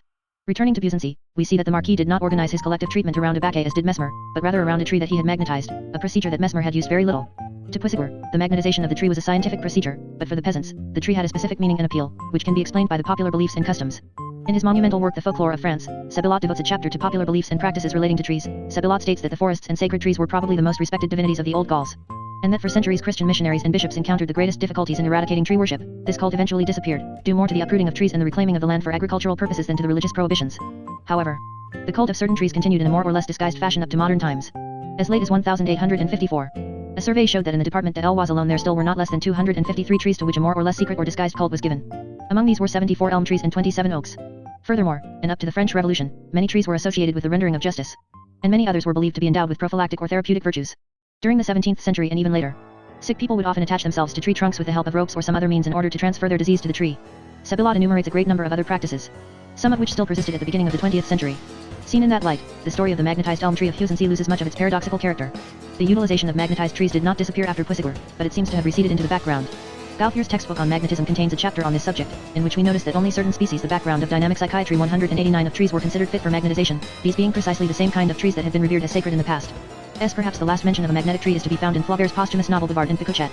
9. The two eccentric characters of this novel organize a treatment around a magnetized pear tree, which to the informed reader was sheer nonsense since no fruit trees were considered apt for magnetization. How can it be explained that the same procedure of the passes called forth crises in the patient when used by Mesmer and magnetic sleep when used by Puységur? Mesmer had produced countless crises in his patients, but almost no magnetic sleep, but from 1784 on, cases of somnambulism could be counted by the thousands. Here also the answer will be found in the sociological background of the patients. As we have seen, when Mesmer magnetized a society woman, it was quite natural if she responded with the crisis, which reproduced one of her old vapor fits. But when peasants and servants were magnetized, another kind of pathology, related to their social class, was elicited. But why did the peasant victor display unexpected abilities when put into magnetic sleep? The answer is no doubt to be found in the peculiar relationship between a French nobleman of the end of the 18th century and his peasant. The Rey's family had lived on the property of the Puységurs in the village of Beaugency and had served them for many generations. The Viscount du Boisdoulier, a contemporary descendant of the Marquis de Puységur, provided the following information: the Rey's family has been at the service of the Puységur for many centuries. A painting representing a hunting picnic organized by the Maréchal de Puységur, the grandfather of the magnetizer, included two grooms, one of whom was a Rey's. One of his descendants, Gabriel, who is still living today, was at my mother's service as a gamekeeper in 1914. 10. In the account given by Puységur of the various episodes with Victor, we note the peculiar mixture of familiarity and respect, the tone of which, however, varied much depending on whether Victor was awake or in magnetic sleep. In the latter condition, he showed not only more alertness and intelligence, but also much more confidence in the Marquis, confiding his worries to him and asking for his advice. He was quite frank and did not refrain from criticizing the Marquis' errors in his handling of magnetism. Puységur's magnetic treatment of Victor shows two remarkable features. The first was the appearance of a dual personality, the new one being less inhibited and more brilliant than the ordinary one. The second was the quality of dialogue or even bargaining between the magnetizer and the magnetized, which often gave the treatment the aspect of a patient-directed therapy. In Victor's case, as well as in all contemporary instances of magnetic sleep, we notice that the magnetized patient stated his own diagnosis, announced the evolution of his illness, and often prescribed his own therapy or at least discussed the one prescribed by the magnetizer. We believe that all these features again find an explanation in the sociological background. Hypnosis has been defined as the quintessence of the relation of dependency of one individual upon another. It is a surrender of one's will to the will of another and is more likely to occur when there is a considerable psychological or social distance between two individuals, the one endowed with power and prestige, the other, passive and submissive. A critical observer, the physician Viry wrote in 1818, it is always landlords who operate upon their subalterns, never the latter upon their superiors. It would seem that magnetism always works downward, never upward. The officers who so eagerly magnetized in their garrisons no doubt accomplished marvels upon poor soldiers who felt much honored that marks, counts, knights would be willing to gesticulate over them. 11. These features were eminently present in the Beaugency cures. Puységur's hold on the subjects was powerful because his ancestors had ruled over this territory for centuries, and the peasants had always considered them as their rightful lords. Only thus can one understand the authority exerted by the Marquis over his subjects and his ability to win their confidence and gather them around the magnetized elm tree for treatment. His prestige was of course enhanced by the fact that he was close to the royal court, had a high military command, and kept a cabinet de physique where he performed mysterious experiments. Why was the new personality that appeared in magnetic sleep more brilliant than the usual one? We are not dealing here with an isolated fact. It had also been observed many times in the manifestation of possession that the spirit allegedly speaking through the mouth of the possessed revealed himself to be a more brilliant personality than his host. Mahalman pointed to the fact that spirits that possessed an individual in a conquered country tended to speak in the language of the oppressor. 12. It has often been reported that hypnotized peasant girls or servants tend to speak a more correct language than in their normal condition. This phenomenon could be called identification with a higher social class. We are led to assume that there was a similar tendency among French peasants and servants before the French Revolution. An episode in the autobiography of Madame Roland is very significant. When she was a child, her mother had taken her to a castle where she had some business, and they had been asked to dinner with the servants. They were struck with the dismay of a world that they had never suspected. The maids affected in their clothing and manners the behavior of their mistresses, and the men servants also strove to imitate their masters. Speaking of nothing but the background of dynamic psychiatry, 191 marquis, counts, and other distinguished people whose affairs they were discussing as though they had intimate knowledge of them. The dishes in service were a close parallel to those of the masters, and the meal was followed by games at which fairly large sums were at stake, in the best aristocratic style. Point 13 In a like manner, and unknown to Quisigur, there must have been a deep-seated wish in Victor to be like his master or, in modern language, to identify with him. It is also the social relationship between the aristocratic master and his peasant that could explain why Quisigur's hypnotic treatment of Victor took the peculiar form of a bargaining therapy, a feature that was so common at that time and was gradually to recede after the revolution. The sociological implications of Quisigur's style of magnetic treatment are well illustrated by the reports on the cures recorded in Strasbourg in 1786 to 1788. We have seen that the Marquis, in August 1785, had founded a prosperous branch of the Société des Harmony and that several treatment centers were opened in Alsace under his supervision. These reports are of special interest because each case history bears the name, rank, and profession of the magnetizer and often indications about the patient as well. The volume, published in 1787, contains the reports of 82 cures, 53 of which had been performed by noblemen: Baron Klingland d'Esser, 26, Baron de Reich, 13, Count de Lutzelberg, 6, Flachon de Iajomeriere, 6, Baron de Dampierre, 1, Baron Crook, 1. 14 The report published in 1788 surveys 104 cures. The names of the magnetizers are given in 95 cures, of which 56 were performed by noblemen. 15 Among the cured patients whose occupations are listed we find a majority of peasants, artisans, and servants, serving mostly bourgeois or aristocratic families. The new school of animal magnetism that arose after the Napoleonic era was different in many regards from those of the first two periods. The change can be understood in the light of the social upheaval brought about by the French Revolution with its overthrow of the nobility and rise of the bourgeoisie. There were still a number of noblemen among the magnetizers in France, but they were, for the most part, like the Baron du Potet, the descendants of ruined families, and more bourgeois were entering the profession. Whatever their social origin, magnetizers now had to earn their living. It can readily be seen why the period of gratuitous treatment was gone. With the shift from magnetism to hypnotism around the middle of the century, the authoritarian structure was strengthened. The baquet and the magnetized tree were now obsolete, the patient-directed and the bargaining method receded before the method of orders given under hypnosis, a procedure which by the end of the century came to be identified with hypnotism itself. Hypnotists came mostly from the high and middle bourgeoisie, and their patients were for the most part laborers, soldiers, and peasants. The bourgeois character now taken on by hypnotism may perhaps also account for the more rational and systematic approach given to the theoretical and didactic aspects of hypnotism. But as we shall see later, new social factors contributed by the end of the 19th century to the advent of new types of psychotherapy. Meanwhile, new driving forces of economical and political nature had become manifest, and we will review them briefly in order to evaluate their influence on the development of dynamic psychiatry. The economic and political background. Together with the social factors, powerful economical and political factors had already brought about a transformation of life. Among them were the Industrial Revolution and the principle of nationalities. The Industrial Revolution, the birth and development of large-scale industry, occurred in England between 1760 and 1830. 16 new, perfected machines using natural and artificial sources of energy, water, steam, electricity, increased production enormously while maintaining the same manpower needs. Traditional crafts gradually disappeared, and a new tide of economic life arose, centered around the concept of profit. It implied a wide economic competition that gradually transformed the world into a gigantic market, vigorously disputed by the big industries of the various nations, together with an expanding system of transportation and communication, which in turn led to the opening up of new markets. New factories sprung up everywhere, causing the peasants to leave the countryside, bringing about a wide-scale urbanization and proletarization of the masses, bitter social problems, and the rise of socialism. Simultaneously, a rapid increase of population in Europe was followed by a large-scale emigration to North America and the overseas countries. Throughout the entire world, the frontier was open to the grasp of the white man, who came either as a settler, taking over new countries, or as a colonist, or trader, exploiting the countries and their peoples. 17 The main aspect of political life was the trend toward the establishing of national states. Several national states had slowly risen from the ruins of feudalism and the old dream of European unity under the aegis of Pope and Emperor. By the end of the 18th century, Spain, England, and France had become unified national states, while Italy and Germany were still subdivided into many small sovereign states and the Austrian monarchy remained a vast conglomerate of peoples under the scepter of the Habsburgs. As Napoleon's domination stirred the peoples of Europe against him, a revival of the national spirit began to be felt everywhere, and this movement continued after the downfall of the emperor. 18 Many peoples who had been under foreign domination became aware of their national identity, which was closely connected with their national language. The background of dynamic psychiatry 193 The principle was proclaimed that every nation had the right to constitute a national state of its own. Since the nation was identified with the language, bitter linguistic wars ensued throughout Central and Southeastern Europe. This situation had a strong impact on science and culture. For many centuries, Latin had been the common language of the church, administration, and universities in all of Europe. Its supremacy, already challenged by the Reformation, was to be overthrown by the rise of nationalism. It remained, however, the official language of parliament, state, and administration of Hungary until the 1840s, and every cultivated person in Western Europe was still expected to speak it fluently.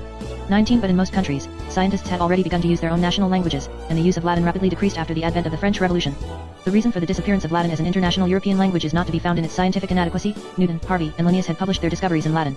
Mach suggests that the reason was that the nobility wanted to enjoy the fruits of literature and science without having to learn that scholarly language. 2 Condorcet proclaimed that through the use of their national language, the publications of French scientists would no longer be an inaccessible realm to the average Frenchman. He left it to the scientists to learn the languages of their foreign colleagues. 21 When the elite use the national language for philosophical and scientific purposes, he said, this language will necessarily become enriched and perfected. This in turn will give the people the advantage of having a more perfect linguistic tool at their disposal and with it an easier access to general culture. There is no doubt that the abandonment of Latin and the adoption of national languages gave an enormous impetus to the development of science in the Western European countries, such as the development of psychology and psychiatry, but science tended to be less universal than it had been hitherto and it became a national concern, sometimes even a political weapon. The cultural background, the Enlightenment. The history of Western civilization is to a great extent that of a few great cultural movements, the Renaissance, Baroque, Enlightenment, and Romanticism, which succeeded each other from the end of the Middle Ages to the 19th century. Each of them not only showed specific features in its philosophy, literature, art, and science, but implied a new style of life and culminated in the formation of an ideal type of man. 22 Each movement had its center of origin in one country, of which it kept certain characteristics while spreading over the rest of Europe, the Renaissance and Baroque in Italy, the Enlightenment in France, Romanticism in Germany. These movements, as well as other less important ones, cannot be defined as strict chronological entities. They slowly spread from one country to another and overlapped each other. The Renaissance developed in Italy during the 14th, 15th, and part of the early 16th centuries. It flourished at the court of princes and in city-states in a period of intensive struggles, when feudalism was beginning to be shaken by the rising bourgeoisie. It spread over France and elsewhere during the 16th century. Its main features were a passionate interest in ancient Greco-Roman culture, not merely as a source of information and teaching, but as a model of life, associated with a coming to awareness of the human personality, of its nature, and of its place in the universe. 23 In the arts, the Renaissance strove toward the ideal of perfect proportion in its static form, and it discovered the laws of perspective and stressed their importance. Its ideal type of man was described by Baldassare Castiglione as being of noble birth, versed in bodily exercise, of a refined education including art, music, and literature, combining dignity with spontaneity and grace in manners, and being little concerned with religion.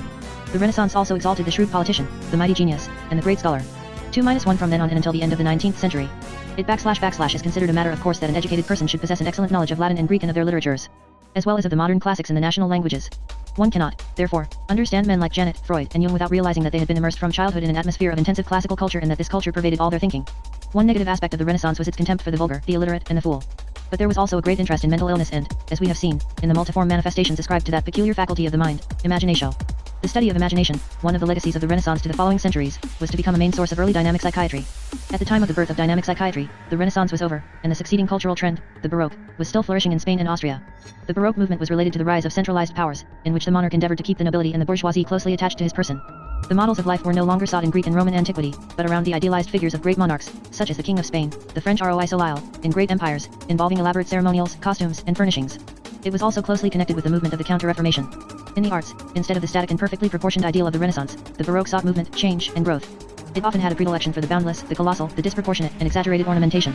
Its ideal man was depicted by Baltasar Gracian as a man of noble birth and fine education, to whom religion and honor were sacred. He was striving above all toward inner greatness, though with ostentation, the man of majestic qualities and the background of dynamic psychiatry. 195 Achievements. 25 In an often bombastic style, Baroque literature related stories of heroes who faced incredible handicaps and obstacles and who were the PM1NS of fate. The Baroque was a period of great philosophical systems and of great discoveries in all branches of science. According to Sidorus, the Baroque interest in movement and development was expressed in medicine with Harvey's discovery of blood circulation and with his studies in embryology. 26 In psychiatry, it tended toward the building of systems and elaborate classifications. Unfortunately, the Baroque was also one of the worst periods of witch hunting and belief in devilish possession. The birth of dynamic psychiatry at the end of the 18th century can be fully understood only when placed back into the cultural and historical perspective of the decline of the Baroque and the triumph of the Enlightenment. As we have seen, this is symbolized by the contestation in 1775 between Gassner, the devoted priest and convinced exorcist, and Mesmer, the enlightened layman and would-be scientist. The third great cultural movement, the Enlightenment, has been defined by Troeltsch as the spiritual movement which led to the secularization of thought and state. 27 According to Kant's well-known definition, enlightenment is the leaving behind by man of his self-caused minority. Minority is the impossibility of using one's own reason without the guidance of another. That minority is self-caused when it is due not to the lack of reasoning power but to the lack of decision and courage to make use of it without the guidance of another. Sapra Ode. Have the courage to make use of your own reason. Is thus the motto of the Enlightenment. 28 The Enlightenment, which was closely connected with the rise and consolidation of the bourgeoisie, originated in France around 1730, spread rapidly over England and Germany, and culminated around 1785. It assumed different forms in each of those countries. In France, it became political and sometimes anti-religious. In England it developed a special interest in economics. In Germany it kept within the bounds of established religion and was adopted by the ruling princes in the form of enlightened despotism, typically represented by Frederick II, King of Prussia. Notwithstanding his despotic attitude, he thought of and proclaimed himself as the first servant of his people in contrast with the typical Baroque sovereign, Louis XIV, who said, "The state is I, l'état, c'est moi." But everywhere the conviction reigned that mankind had finally come of age after an extremely long period of ignorance and servitude, and could now, under the control of reason, steer toward a future of unlimited progress. 29 The Enlightenment's most fundamental characteristic was the cult of reason, considered to be a permanent universal entity, which was the same for all men of all ages and all countries. Reason was opposed to ignorance, error, prejudice, superstition, imposed beliefs, the tyranny of passions, and the aberrations of fantasy. Following those ideas was the notion that man was a sociable being and society was created for man. The ideal type of man belonged to the aristocracy or to the bourgeoisie, and his life was directed in accordance with the requirements of reason and of society. In France, he was represented by the honnête homme, a sociable figure. In England, he was more public-minded and concerned with economic problems. The philosophy of the Enlightenment was optimistic and practical, and proclaimed that science could and had to be applied for the welfare of mankind. Progress was understood not only in its material sense but as a qualitative and moral progress, implying social reforms. A further feature of the Enlightenment was also its faith in and deep concern for education. In science, the Enlightenment eliminated the principle of authority, and began to apply analysis, used theretofore in mathematics, to other branches of knowledge, including the study of the human mind, society, and politics. Psychology strove to analyze the basic elements of the mind, sensations and associations, and then to reconstruct, by synthesis, the whole fabric of the human mind. Likewise, men such as Rousseau tried to imagine the evolution of society, starting with separate individuals who gathered together and concluded among themselves a social contract. Until then, science had progressed mainly through the individual work of great scientists living isolated from each other and entertaining an active correspondence with one another. The Enlightenment furthered the creation of a network of scientific societies, which published proceedings of their activities. The members, who often comprised many amateurs, considered it as their duty to attend the sessions and to communicate their findings. The rational, practical, optimistic features of the Enlightenment converged in the preoccupation with reforms and aid to the underprivileged members of the great human family. The Enlightenment proclaimed the principles of religious freedom and of mutual tolerance among the various religions, as illustrated by Lessing in his celebrated play Nathan de Wise, 1779. It fought for the emancipation of Protestants in Catholic countries, of Catholics in Protestant countries, and of Jews throughout Europe. There was a movement among Christians for the emancipation of Jews, and among Jewish communities for emancipation from the rigid fetters of Jewish traditional orthodoxy and way of life. 30. The movement for the abolition of serfdom and slavery also took its roots in the Enlightenment. Among Protestants a trend called rationalism developed, which was well defined by the title of Kant's treatise Religion within the bounds of mere reason. The element of reason in faith was stressed rather than that of blind tradition or mystical law. 3. Attempts were made to find rationalizations for miracles, that is to find supposedly scientific explanations for biblical miracles. Roscoff has shown that belief in the devil was gradually dispelled in religious circles influenced by the Enlightenment, which accounts in part for the gradual receding of witch trials. 32. In the realm of justice, the Enlightenment fought against the use of torture and other grievous abuses, the background of dynamic psychiatry 197 which were still current. The movement toward judicial and penal reform is illustrated by Beccaриa's famed treatise De Idelliti e del Pene, 1764, and Howard's philanthropic activity for the improvement of prisons and hospitals. The Enlightenment's enormous impact on medicine is generally little known. 33. It inaugurated pediatrics, orthopedics, public hygiene, and prophylaxis, among others, with its campaign for inoculation against smallpox. It influenced psychiatry in many ways, beginning with its laicization. Many symptoms, which had been considered to be the effects of witchcraft or possession, came to be considered as forms of mental illness. Efforts were being made to understand mental illness in a scientific manner. The rapid progress of mechanics and physics suggested the adoption of mechanistic models in physiology and the reduction of psychic life to the activity of the nervous system. Owing to the emphasis given to the faculty of reason, mental illness was considered as being essentially a disturbance of reason. Its causes were believed to be either some physical lesion, especially of the brain, or the effects of uncontrolled passions. Therefore, representatives of the Enlightenment taught principles of what we would call mental hygiene, based on the training of the will and the subordination of passions to reason. Kant himself, in one of his books, wrote a chapter entitled Of the Power of the Mind to be Master of One's Morbid Feelings Through Simple Decision, in which he gave rules for overcoming sleeplessness, hypochondriasis, and various physical ailments through proper diet, proper breathing, and particularly through systematic work interspersed with periods of full relaxation and the establishing of solid habits, especially accomplishing frequent and conscious acts of the will. 34. The Enlightenment's interest in mental illness was also evidenced by the growing number of treatises on that subject published in the second half of the 18th century, some of which already featured an outline similar to that of modern textbooks. But most important, the Enlightenment was the period when efforts were first made toward the reform of mental hospitals, which by the end of the century were carried out by men who were among the most typical representatives of the Enlightenment, Pierre Guy, Tuke, de Quin, and Pinel. Concern for mental patients also spread outside the medical world. People such as the Alsatian pastor Oberlin took mental patients into their homes and treated them with a mixture of supportive and work therapy. 35. It was also the spirit of the Enlightenment that inspired Villard in his efforts for the special education of mentally defective children, the Abbé for that of the deaf-mute, and of he for the blind. The historical and cultural importance of the Enlightenment cannot be overestimated. It constitutes the backbone of modern Western civilization. The principles of freedom of religion, thought, speech, the principles of social justice, equality, the social state, the notion of public welfare as being a normal function of the state rather than an act of charity, the principle of compulsory and free education, and the positive achievements of the American and French revolutions, all sprang from the Enlightenment, as did the foundation of modern psychiatry. But the Enlightenment also had its negative points. It tended to place all men in the same category and to underestimate differences of physical and mental makeup, and cultural traditions. It furthered a one-sided concept of the emotions as being a disturbance of the rational mind, without acknowledging them in their own right. While furthering historical methodology, it lacked historical perspective. In spite of its strong emphasis on reason, it was not yet sufficiently critical, and science was still in what Bachelard has called the pre-scientific era. 36. A curious mixture of rationalism and irrational speculation could be found in many scientists of the Enlightenment. There were, for instance, numerous speculations in the natural sciences. Newton's discovery of the universal law of gravitation fascinated scientists, who were on the search for the universal force, fire, phlogiston, electricity, and even animal magnetism. Another prevalent preoccupation was the search for the primitive world, which was supposed to have existed at the origin of mankind, a world endowed with supreme knowledge and unfathomable wisdom. This world was believed to have been destroyed by some catastrophe, but that parts of its traditions had been secretly transmitted by a chain of a few initiated wise men. This primitive world was thought by some to have been located in submerged Atlantis, by others in Central Asia. Boulanger contended that human civilization had been destroyed several times but reconstructed each time by a handful of survivors. The most recent of these catastrophes, he said, was the biblical flood, the intolerable memory of which had been repressed by mankind but had survived in countless myths throughout the world and which Boulanger endeavored to interpret. Christian baptism, for example, was to him a symbolic reminder of the waters of the flood. 37. According to another belief, the submerged wisdom of the primitive world had been written down in undeciphered hieroglyphics and kept in ancient Egypt. A novel by the Abbé Terrasson, Stas, depicted the life of Egypt's wise men and their mysterious rites. 8 Masonic rites were supposed to reproduce some of those ancient and mysterious rites. Antoine Court de Gabellin published a set of enormous and magnificent volumes, expounding in its most minute details a reconstitution of the primitive world, taken from Greek and other myths, and even reconstructing the primitive language of mankind from the analysis of existing languages. 3. Characteristically, Court de Gabellin became Mesmer's enthusiastic follower, and many believed that Mesmer had rediscovered one of the secrets of the primitive world. We can see how the birth of dynamic psychiatry can thus be understood as a manifestation of the Enlightenment in both its rational and irrational aspects. Mesmer was fundamentally a representative of the Enlightenment. The background of dynamic psychiatry 199. He believed himself to be a scientist who had taken over where Newton had left off.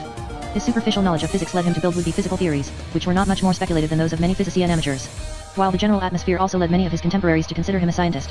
Quisigur and the members of the Société Harmony revealed another facet of the Enlightenment, the philanthropic trend to place the discoveries of science and its benefits at the disposal of all mankind and not to restrict it to only those who could afford it. In Alsace, the Société Harmony opened a number of free outpatient services to anyone who needed magnetization. This, to our knowledge, is the first historically recorded instance of psychiatric treatment available free of charge to the underprivileged. Thus, we see that magnetism was a creation of the Enlightenment. It is even more ironic that magnetism was soon to be taken over and reinterpreted in quite a different way by the following cultural trend, Romanticism. But the antagonism and the interplay between the Enlightenment and Romanticism could be followed throughout the history of dynamic psychiatry, from Mesmer to modern times. As we shall see in following chapters, Janet's teaching can definitely be traced to the traditions issuing from the Enlightenment, whereas Freud and Jung can be identified as late epigones of Romanticism. The cultural background: Romanticism originated in Germany, achieved its highest development there between 1800 and 1830, and then declined, although it spread over France, England, and other countries. Its impact was such that it had lasting effects on European cultural life throughout the 19th century. In its strictest sense, Romanticism applied to a number of small and loosely connected groups of poets, artists, and philosophers of the beginning of the 19th century. In its largest sense, it applied to a vast movement that expressed itself in a characteristic outlook on life. 40 Romanticism has often been considered a cultural reaction against the Enlightenment. Whereas the latter proclaimed the values of reason and of society, Romanticism had the cult of the irrational and of the individual. Mystical tendencies, which had been pushed into the background by the Enlightenment, were now released. A political theory considered Romanticism as a movement of national renovation in line with the principle of nationalities. This movement was stronger in Germany than elsewhere as a result of the unfortunate political circumstances that had prevailed there for centuries. Germany had suffered the 30 Years' War, had been reduced to political impotence by Richelieu, Louis XIV, and Napoleon, and was divided into a multiplicity of small sovereign states, thus being a nation without a state. Even its language and culture had been endangered by an excessive foreign influence. Romanticism gave the feeling of its own national identity hack to Germany, contributing thus to its political renovation. Brunswick correlated the rise of Romanticism to the demographic disequilibrium in Germany at the end of the 18th century. For one, the urban population of Germany increased enormously and a new generation of young bourgeois and intellectuals, deprived of career opportunities and facing a bleak present, adopted an irrational mentality, turned toward the remote past or the remote future, and lived in a constant expectation of miracles in religion, medicine, love, occupation, and daily life. Whatever the explanations about its origin, several features of Romanticism are essential. 1. Foremost was its deep feeling for nature, in contrast with the Enlightenment, which was centered around man and found its expression in a much-quoted verse by Pope: "The proper study of mankind is man." Romanticism looked upon nature with a feeling of deep reverence, with Einfühlung, feeling into or empathy, with a craving to penetrate into its depths in order to discover man's true relationship with nature. This feeling for nature was shown in romantic lyric poetry as well as in the speculations of the philosophy of nature. It was even found in the physiologist's interest in the rhythm and periodicity in the human organism and their relationship with the cosmic movements. 2. Behind the visible nature, the romantic sought to penetrate the secrets of nature's fundament, Grund, which he considered to be at the same time the fundament of his own soul. The means to reach that fundament not only lay in the intellect but also in the Gemüt, that is, the most intimate quality of emotional life. Hence, the interest that was shown by Romanticism for all manifestations of the unconscious, dreams, genius, mental illness, parapsychology, the hidden powers of fate, its interest in the psychology of animals. Hence, it was also preoccupied with popular tales and folklore, and the spontaneous expression of popular genius. This also explains the enthusiasm for magnetism. This principle, also called the night side of nature, contained the universal symbols as well as the seed of things to he. The systematic study of myths and symbols was started by thinkers such as Christian Gottlieb Heyne, Friedrich Schlegel, Kreutzer, and Schelling, for whom they were not mere historical errors or abstract concepts, but living forces and realities. 3. Was the feeling for becoming, Worden. Whereas the Enlightenment believed in eternal reason and its steady manifestation in the form of mankind's progress, Romanticism held that all being stemmed from seminal principles, which developed in individuals, societies, nations, languages, and cultures. Human life was not just a long period of maturity following a shorter period of immaturity, but a spontaneous process of unfolding, a series of metamorphoses, which C.G. Jung was later to call individuation. The Bildungsroman, novels describing the process of intellectual and emotional development of an individual, became a favorite form of literature. The background of dynamic psychiatry 201 and probably inspired psychiatrists to write down case histories in connection with the entire history of their patients. For Romanticism was concerned with particular nations and cultures, not just with society in general. The German Romantics not only restored the German language and culture to their rightful place, but eagerly studied a great number of other cultures with their folklores, popular tales, myths, literature, and philosophies. Their Einfühlung MTO other cultures is best shown in the astonishing perfection of their translations of foreign authors, in which the Romantic poets succeeded, for instance, in making Shakespeare into a German national poet. Friedrich Schlegel proclaimed, "A truly free and educated person ought to be able to attune himself at will, philosophically or philologically, critically or poetically, historically or rhetorically, to the ancient or to the modern, in the way one tunes an instrument, at any time and to any degree." 42. Novalis also thought that the perfect person must live equally in several places and in several people. 43. 5. Romanticism brought a new feeling for history, striving to conjure up, as it were, the spirit of past centuries. It was said that Romanticism achieved Einfühlung with every possible period of history, with the sole exception of the Enlightenment. But its predilection was for the Middle Ages, which it rediscovered in much the same way as the Renaissance had rediscovered Greco-Roman antiquity. 6. In contrast with the Enlightenment, Romanticism lays a strong emphasis upon the notion of the individual. In 1800 in his monologues, Schleiermacher 44 emphasized the absolute uniqueness of each individual, a concept held by all Romantics. The typically romantic concept of Weltanschauung, by / of the world, indicates a specific way of perceiving the world particular to a nation, a historical period, or an individual. According to Max Scheler, that word / is coined by Wilhelm von Humboldt, who claimed that the science of a certain period was always unconsciously determined by its Weltanschauung. For whereas the Enlightenment had tended to consider society as a more or less voluntary, if not artificial, product of the human will, or of a social contract, Romanticism considered communal life as nature given and independent of the will of man. The Romantics often worked or lived together as two friends, two brothers, brother and sister, or in small groups of friends who met at regular intervals to exchange views and ideas. In the relationship between the sexes, Romantics demanded, above all, an emotional and spiritual quality and loathed the idea of the Enlightenment's marriage of reason. In 1799, Friedrich Schlegel aroused much controversy with his autobiographic novel Lucinde, 4/6, in which he exalted the notion of lasting love. Romantic love is a fusion of physical passion and spiritual attraction. Novelists expressed the view that love should impart the drive to perfect oneself with the beloved one and help her to reach perfection. 47, a notion anticipating that of C.G. Jung, as we shall see in a later chapter. As had the preceding cultural movements, Romanticism produced its ideal type of man. Its main features were an extreme sensitiveness enabling man to feel into nature and to feel with other men, a rich inner life, belief in the power of inspiration, intuition, and spontaneity, and the importance ascribed to emotional life. Romantics were sometimes criticized for their tendency to easy enthusiasm and sentimentality. But Friedrich Schlegel and the early Romantics pointed to the virtue of irony, in the romantic sense of the term, a detached attitude toward one's own feelings, however intimate. 48 However, it often happened that romantic men and women were afflicted with that malady of which Schlegel gave a picture in Lucinde Sehnsucht, a longing for something indefinable and extraordinary, the hero, in continuous unrest, roaming around aimlessly, leading an erratic life that brings him at last to the brink of collapse. Many Romantics were actually restless and lacking in self-discipline, giving the best of their talents to improvisation and conversations, and leaving behind unfinished works. Some died prematurely, either of physical disease like Novalis, in mental illness like Hölderlin, or by suicide, like Kleist. The Romantic malady appeared in England and France also and gave rise to brilliant literary descriptions by Chateaubriand and by Alfred de Musset. When speaking of Romanticism, one usually thinks of its expression in literature, in music, and in the arts, but in Germany, Romanticism also pervaded the fields of philosophy, science, and medicine. In view of its particular importance in regard to later developments in dynamic psychiatry, we should take a closer look at the implications of Romanticism in those spheres. Philosophy of nature and Romantic philosophy, a specific school of thought, that of nature philosophy, philosophy of nature, was founded as an offshoot of German Romanticism by the philosopher Friedrich Wilhelm von Schelling, 1775–1854, and included among its adherents scientists as well as philosophers. 49. The starting point of Schelling's philosophy was the contention that nature and spirit both sprang from the absolute and constituted an indissoluble unity. Nature is visible spirit, spirit is invisible nature. Therefore, nature cannot be understood in terms of mechanical and physical concepts only, but must be understood in terms of the underlying spiritual laws, which the philosophy of nature endeavored to elucidate. Invisible nature, the organic and visible world arose from a common spiritual principle, the world soul, Welt Seal, which out of itself and through a series of generations successively produced matter, the living nature, and consciousness in man. The organic nature and the various realms of the living world differed through their degree of perfection, but they obeyed the same laws. Therefore, the laws governing one of the realms could be the background of dynamic psychiatry. 203 discovered through the exploration of other realms and the use of analogy, which was the magic wand of Romantic philosophy. One of the philosophy of nature's basic principles was the essential unity of man and nature. Human life was regarded as a participation in a kind of cosmic movement within nature. The universe was an organized whole in which each part was connected to all others through a relation of sympathy. 50. Hence the interest shown by the philosophers of nature for Mesmer's theory of animal magnetism, which they interpreted according to their own theories. Another basic principle of the philosophy of nature was the law of polarities, pairs of antagonistic and complementary forces that might unite in the form of indifference. There were, according to Schelling, polarities within nature such as day and night, force and matter, gravity and light. The polarity male and female was ascribed a wide importance extending over the limits of the animated world. Schelling and his disciples sought polarities everywhere. Treatises of chemistry were written under the aspect of the polarity acid and base. Human physiology was interpreted in terms of the polarities waking and sleeping, vegetative sphere and animal sphere, REI, brain, and ganglion system, von Schubert. S1 polarities were often conceived as a dynamic interplay of antagonistic forces. The physiologist August Winckelmann, 5.2 in his Introduction into Dynamic Physiology, 1802, stated that nature is the struggle of forces, the conflict of a positive and a negative force. He based an entire system of dynamic physiology on the concept of these conflicting polarities, such as that of the nervous system and the system of circulation. Another basic concept of Romantic philosophy was that of the primordial phenomena, phenomena, and the series of metamorphoses deriving from them. Goethe, who had anticipated the approach of the philosophy of nature in many ways, applied these two concepts in his studies on the metamorphoses of plants. 53. The word metamorphosis, as used by Goethe, designated neither a material transformation visible to the observer, nor a pure abstraction, but a supposed change in the formative force, as formulated by Agnes Arber. 54. Goethe thus believed in the Erdgelands, a primordial plant, as a model for all plants, of which each botanic species would partake to some degree. Curiously enough, Goethe came to believe that the Erdgelands existed and he searched for it, although in his original conception its actual existence was not necessary. What C.G. Carus called the genetic method was a way of connecting a primordial phenomenon with the metamorphoses that derived therefrom and finding laws governing their connection. 55. Among other Earthphenomeny was the myth of the androgyne. In his Symposium, Plato had told in a figurative sense that the primordial human being possessed both sexes, which had later become separated from each other by Zeus, and that, ever since, man and woman were searching for each other in an effort to reunite. This myth, taken over Hiboma, Bader, and others, was well suited to express the romantic idea of the fundamental bisexuality of the human being, and it was elaborated in many ways by the Romantics. 56. No less basic to them was the notion of the unconscious. This word no longer meant St.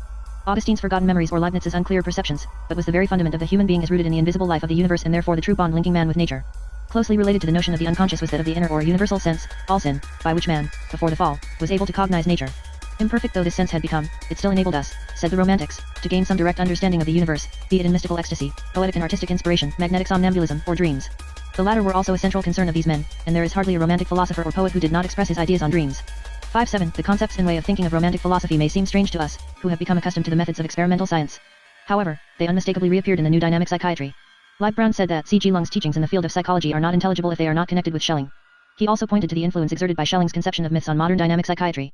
It may also be said that Liebbrand has shown analogies between Schelling's concept of mental illness as a non-specific reaction of the living substance and the modern theories of Sully and of Spersky. S. Jones has also observed that Freud's concepts of mental life were dominated by polarities, dualism of instincts, polarities of subject-object, pleasure-unpleasure, active-passive, and he adds that a peculiar feature of Freud's thinking, throughout his life, was his constant proclivity to dualistic ideas. $5 LT. This was a typically romantic way of thinking. The romantic philosophic concept of Erfemomen not only reappears in Jung's work under the name of archetype, but is to be found in Freud's as well. What are the Oedipus complex, the murder of the primordial father, if not Erfemomeny, which are postulated for mankind as a whole and described in individuals under their various metamorphoses? To Freud, it did not matter whether the murder of the primordial father had actually been perpetrated or not, no more than it did concern Goethe whether the Erbpflanze actually existed as a botanical species. Important only were the relationships that could be deduced from it in regard to human culture, religion, the social order, and the psychology of the individual. In the same way, the romantic idea of the fundamental bisexuality of the human being found its way into the psychiatric systems of Freud and Jung. Jung's concept of animus and anima are but a later reincarnation of the romantic Erfemomen, expressed in the myth of the androgyne. Fundamentally romantic also are the concepts of the unconscious, are the background of dynamic psychiatry 205 particularly as revived in Jung's collective unconscious and the emphasis on dreams and symbols. As we shall see in the following pages, there is hardly a single concept of Freud or Jung that had not been anticipated by the philosophy of nature and romantic medicine. In addition to these general features pertaining to the romantic concepts of man and nature, each of the romantic thinkers had his own system. Some such as von Schubert, Troxler, and C.G. Karras showed remarkable anticipation of the teachings of the new dynamic psychiatry. Schopenhauer, although not exactly a romantic, belonged to the same era and was definitely among the ancestors of modern dynamic psychiatry. Gotthilf Heinrich von Schubert, 1780–1860, was the author of a highly poetic vision of nature, which sometimes reminds the modern reader of Bergson and Teilhard de Chardin and is striking in its similarities with certain Freudian and Jungian concepts. 60 According to von Schubert, man in an original primordial state lived in harmony with nature, then severed himself from it through his Ich-Sucht, self-love, but will revert to it later in a perfected form. The intuition of this fact, he believed, was expressed by ancient agricultural religions in their representations of the mysteries of the death and resurrection of Isis, Adonis, and Mithra. Von Schubert gave a grandiose sketch of the evolution of the earth, the successive appearance of the mineral, vegetal, and animal kingdoms, and its crowning with man, the spirit bringer, and of the interrelations of the mineral, vegetal, and animal kingdoms within the universe and human nature. According to Kern, von Schubert gave a clear indication of what von Uexküll was to call the Umwelt. 61 Von Schubert distinguished three constitutive parts of the human being, life, the living body, soul, and spirit, and added that these undergo a process of becoming. Human life was a series of metamorphoses, a sudden one will sometimes occur shortly before death, or after the middle of life has been reached. Thus, man is a double star, he is endowed with a second center, his Selbstbewusstsein, which gradually emerges in his soul. In man, as in all living beings, the longing, Sehnsucht, for love cannot easily be separated from the longing for death, Totensucht, which is the striving to return home to nature, but which also points to a future life. In another work, The Symbolism of Dreams, von Schubert declared that when man has fallen asleep, his mind starts thinking in a picture language, in contrast to the verbal language of waking life. 62 For a while both languages may flow parallel or mingle, but in dreams proper only the picture language, Traumbildssprache, remains. It is a hieroglyphic language in the sense that it can combine many images or concepts into one picture. Dreams use a universal language of symbols, which is the same for men throughout the world, and applies to men of the past as it does for contemporary men. The picture language of dreams is a higher kind of algebra, it sometimes takes a poetic quality, sometimes an ironic one, as in dreams where the image of birth means in fact death, or where excrement means gold. At night the human mind sometimes becomes able to perceive visions of events to come, but dreams more often have an amoral and demonic character because the neglected, repressed, and strangled, Vergewaltigt, aspects of personality come to the fore.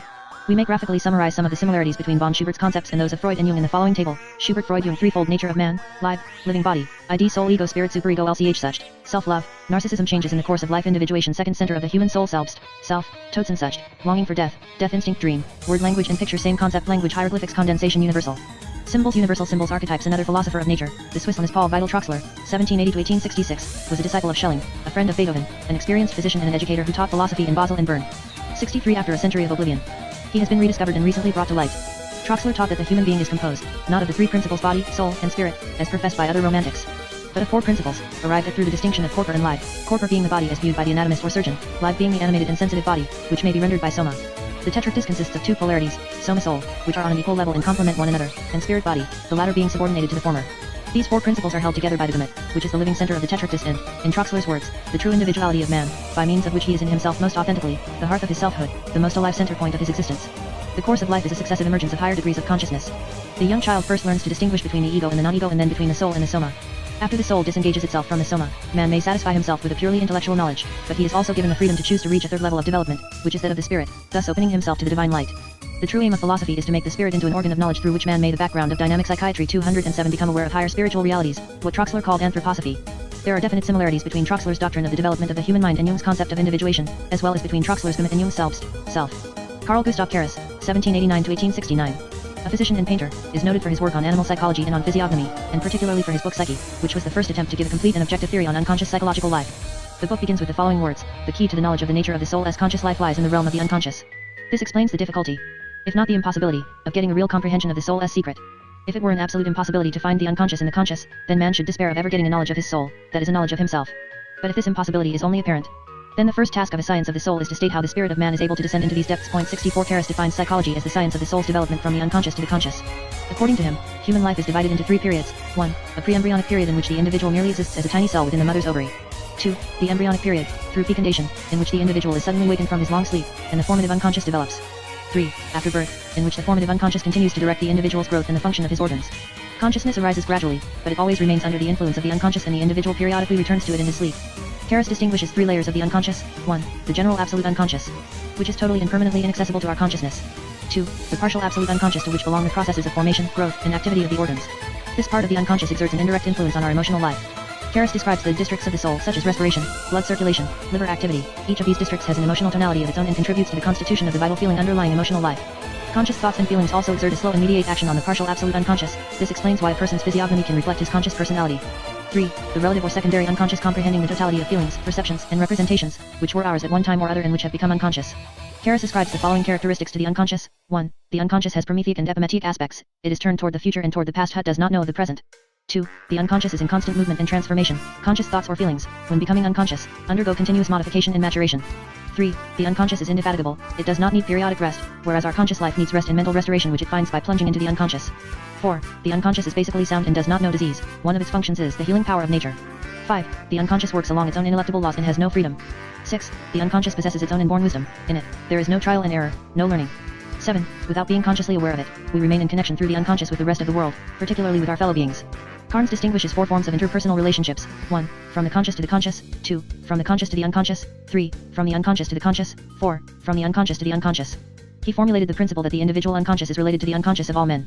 There are, said Karras, 3 kinds of dreams, each one belonging to one of the 3 life circles, Lebenskreis, mineral, vegetal, and animal. It is noteworthy that he attempted to interpret dreams according to their form rather than to their content. Karras' psyche represents the life work of a physician and keen observer of the human mind. It shows the shape reached by the theory of the unconscious at the end of the Romantic period, before the positivistic trend became dominant. Karras was the source of von Hartmann and of the later philosophers of the unconscious, as well as of Schemmer's theory of dreams. His notion of an autonomous, creative, compensatory function of the unconscious was to be emphasized half a century later by C.G. Jung.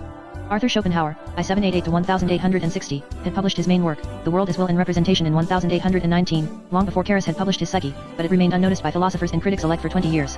Only after 1850 did Schopenhauer attain fame. He became the master of Wagner and Nietzsche, and his work achieved great success in the 1880s. 6. Kant distinguished the world of phenomena and the world of the thing in itself, which is inaccessible to our knowledge. Schopenhauer called the phenomena representations, and the thing in itself will, equating the will with the unconscious as conceived by some of the Romantics. Schopenhauer's will had the dynamic character of blind, driving forces. Hitch not only reigned over the universe, but also conducted man. Thus, man is an irrational being guided by internal forces, which are unknown to him and of which he is scarcely aware. Schopenhauer compared consciousness to the surface of the earth, the inside of which is unknown to us. These irrational forces consist of 2 instincts, the instinct of conservation and the sexual instinct. The latter by far the more important of the 2.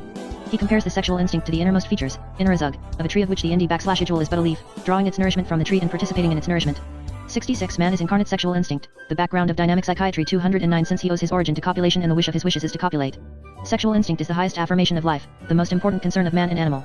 In conflict with it, no motivation, however strong, would be sure of victory. The sexual act is the unceasing thought of the unchaste and the involuntary, the ever-recurring daydream of the chaste, the key of all intimations, an ever-ready matter for fun, an inexhaustible source of jokes. But, it is a delusion of the individual, who believes to care for his welfare whereas he is fulfilling the aim of the species. This is an example of how we are deluded by the will. The will conducts our thoughts and is the secret antagonist of the intellect. The will can compel man to prevent the intrusion of thoughts that would be unpleasant to him, that which is contrary to our wish we cannot perceive. In a famous paragraph about insanity, Wang-Sin, Schopenhauer explained it with the occurrence of repression. The will's opposition to let what is repellent to it come to the knowledge of the intellect is the spot through which insanity can break through into the spirit. 6-7 The similarities between certain essential teachings of Schopenhauer and Freud have been shown. Heike 68 Schiller, 6 and particularly by Thomas Mann. 70 Mann, who during his youth had been deeply immersed in the metaphysics of Schopenhauer, declares that, while becoming acquainted with Freud's psychoanalysis, he was filled with a sense of recognition and familiarity. He felt that Freud's description of the ID and the ego was to a hair Schopenhauer's description of the will and the intellect, translated from metaphysics into psychology. Dream psychology, the great importance given to sexuality and the whole complexus of thought is a philosophical anticipation of analytic conceptions, to a quite astonishing extent. Actually, if Freud's psychoanalysis has sometimes been called a pansexualism, that term would apply much more to Schopenhauer's teaching. The main difference is that Schopenhauer viewed the sexual instinct above all as a trick of the will at the service of generation, while Freud viewed that instinct in itself and seldom spoke of its relation with procreation. Louis S. Grangel says that Schopenhauer and Freud have 3 main points in common: an irrationalistic conception of man, the identification of the general life impulse with the sexual instinct, and their radical anthropological pessimism. 71 These similarities, according to Grangel, cannot be explained only in terms of a direct influence of Schopenhauer upon Freud, but also in terms of the similarity in the personalities of these 2 thinkers, a reaction against the contemporary bourgeois society on the part of those men who, for different reasons, were permeated with resentment. The speculations and findings of German Romantic philosophy in the first 2/3 of the 19th century culminated in 1869 in Eduard von Hartmann's famous philosophy of the unconscious. 72 The will of Boehme, Schelling, and Schopenhauer finally took the much more appropriate name of unconscious. Von Hartmann's unconscious apparently acquired the qualities of Hegel's Idee, thus it is a highly intelligent although blind dynamism underlying the visible universe. Von Hartmann described 3 layers of the unconscious: 1. The absolute unconscious, which constitutes the substance of the universe and is the source of the other forms of the unconscious; 2. The physiological unconscious, which like Kara's unconscious, is at work in the origin, development, and evolution of living beings, including man; 3. The relative or psychological unconscious, which lies at the source of our conscious mental life. The main interest of the philosophy of the unconscious lies not so much in its philosophical theories as in its wealth of supporting material. Von Hartmann collected numerous and relevant facts concerning perception, the association of ideas, wit, emotional life, instinct, personality traits, individual destiny, as well as the role of the unconscious in language, religion, history, and social life. Romantic medicine. Though romantic medicine has often been regarded as a chaos of vague and confused speculations, it contained, according to Leib Brand, quite a number of valuable insights. 73 The nature of illness, to which they brought dozens of ingenious theories, was foremost in its preoccupations. Navalus, himself a sickly man, said that diseases should be the most important concern of man, that they are perhaps the most interesting stimulant and food for our thinking and acting, and that we know very little about the art of utilizing them. 74 He added that there are 2 kinds of hypochondriasis, a common one and a sublime one, and that the latter could provide an approach to the investigation of the soul. This leads one to believe that Navalus had anticipated the concept of creative illness. Actually, there is no doubt that such a thing as creative illness exists from which a person emerges with a new vision of the world or with a new philosophy, as we have seen when speaking of the shamans and will see when speaking of Fechner, Nietzsche, Freud, and Jung. 75 Mental hygiene was also one of the Romantics' preoccupations, although, in contrast to the optimistic outlook of the Enlightenment, it had now acquired a somewhat pessimistic connotation. Feuchtersleben, in his book Dietetics of the Soul, says that every person harbors a frightful seed of insanity, and he advises, struggle, with the help of all cheerful and active forces, to hinder its awakening. 76 No means are more efficient to tame the emotions than gaining an understanding of them. Also, one should immerse oneself into absorbing work, which demands the total commitment of all of one's forces. Any slackening means sickness or death. The Romantics' interest in mental illness was furthered by the fact that in that period, numerous mental institutions were opened and began to be headed by specialized physicians who lived constantly with the background of dynamic psychiatry 211 their patients. A specific kind of psychiatry developed in this milieu. Asylum physicians, being quite independent, could each develop views concerning the nature and treatment of mental illness, which may account for the originality and audacity of those pioneers, whether they belong to the school of the physical Iker, organicists, or to that of the psych Iker, who emphasized the psychological roots of mental illness. Some of those asylum physicians were strongly influenced by the Romantic tide. Unfortunately, it is difficult to explore this forgotten chapter of psychiatric history. The writings of these men have become scarce and are often written in obsolete terminology. 77 But whoever studies them is surprised to see to what extent they had anticipated notions that we believe today to be quite new. We will restrict ourselves to 4 of these pioneers: Rei, Heinroth, Ideler, and Newman. Johann Christian Rei, 1759 to 1813, was a student of brain anatomy and one of the foremost clinicians of his time. Kirchhoff calls him the conscious discoverer and founder of rational psychotherapy. The great interest and particularly the modern character of his work have been pointed out by Ernest Harms. 78 Under the title Rhapsodies on the application of the psychic cure method to mental disorders, Rei elaborates an entire program for the treatment of mental illness with existing methods as well as with others of which he proposes the introduction. First, the name of the institutions must be changed. The notorious word toll house, lunacy asylum, must be replaced by hospital for psychic cure methods or such like, and placed under the threefold direction of an administrator, a physician, and a psychologist. The hospital must be located in a pleasant landscape and subdivided into pavilions and should have a farm on its grounds. It must be conceived in 2 sections which differ radically in their aim and construction. 1. Devoted to those patients who are obviously incurable, should aim not only at the protection of society, but should strive to make life as pleasant as possible for the patients and keep them occupied. The other, of a quite different character, should be devoted to the cure of mental illness and neurosis. Rei distinguishes 3 types of cures: chemical cures, which include dietetics and drug treatment; mechanical and physical cures, which include surgery; and psychic cures which, Rei emphasizes, is a branch of therapy in its own right as important as surgery or pharmacology. For those cases where a physical cause underlies the mental disturbance, appropriate medical cure will be given. Psychic cure must be based on a precise system of practical empirical psychology.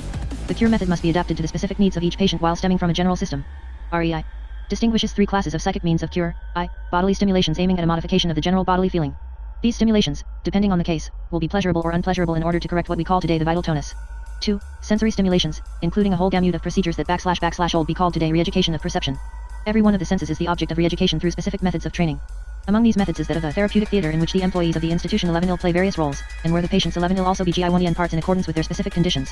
3. The method of signs and symbols is a kind of shoe, based on reading and writing.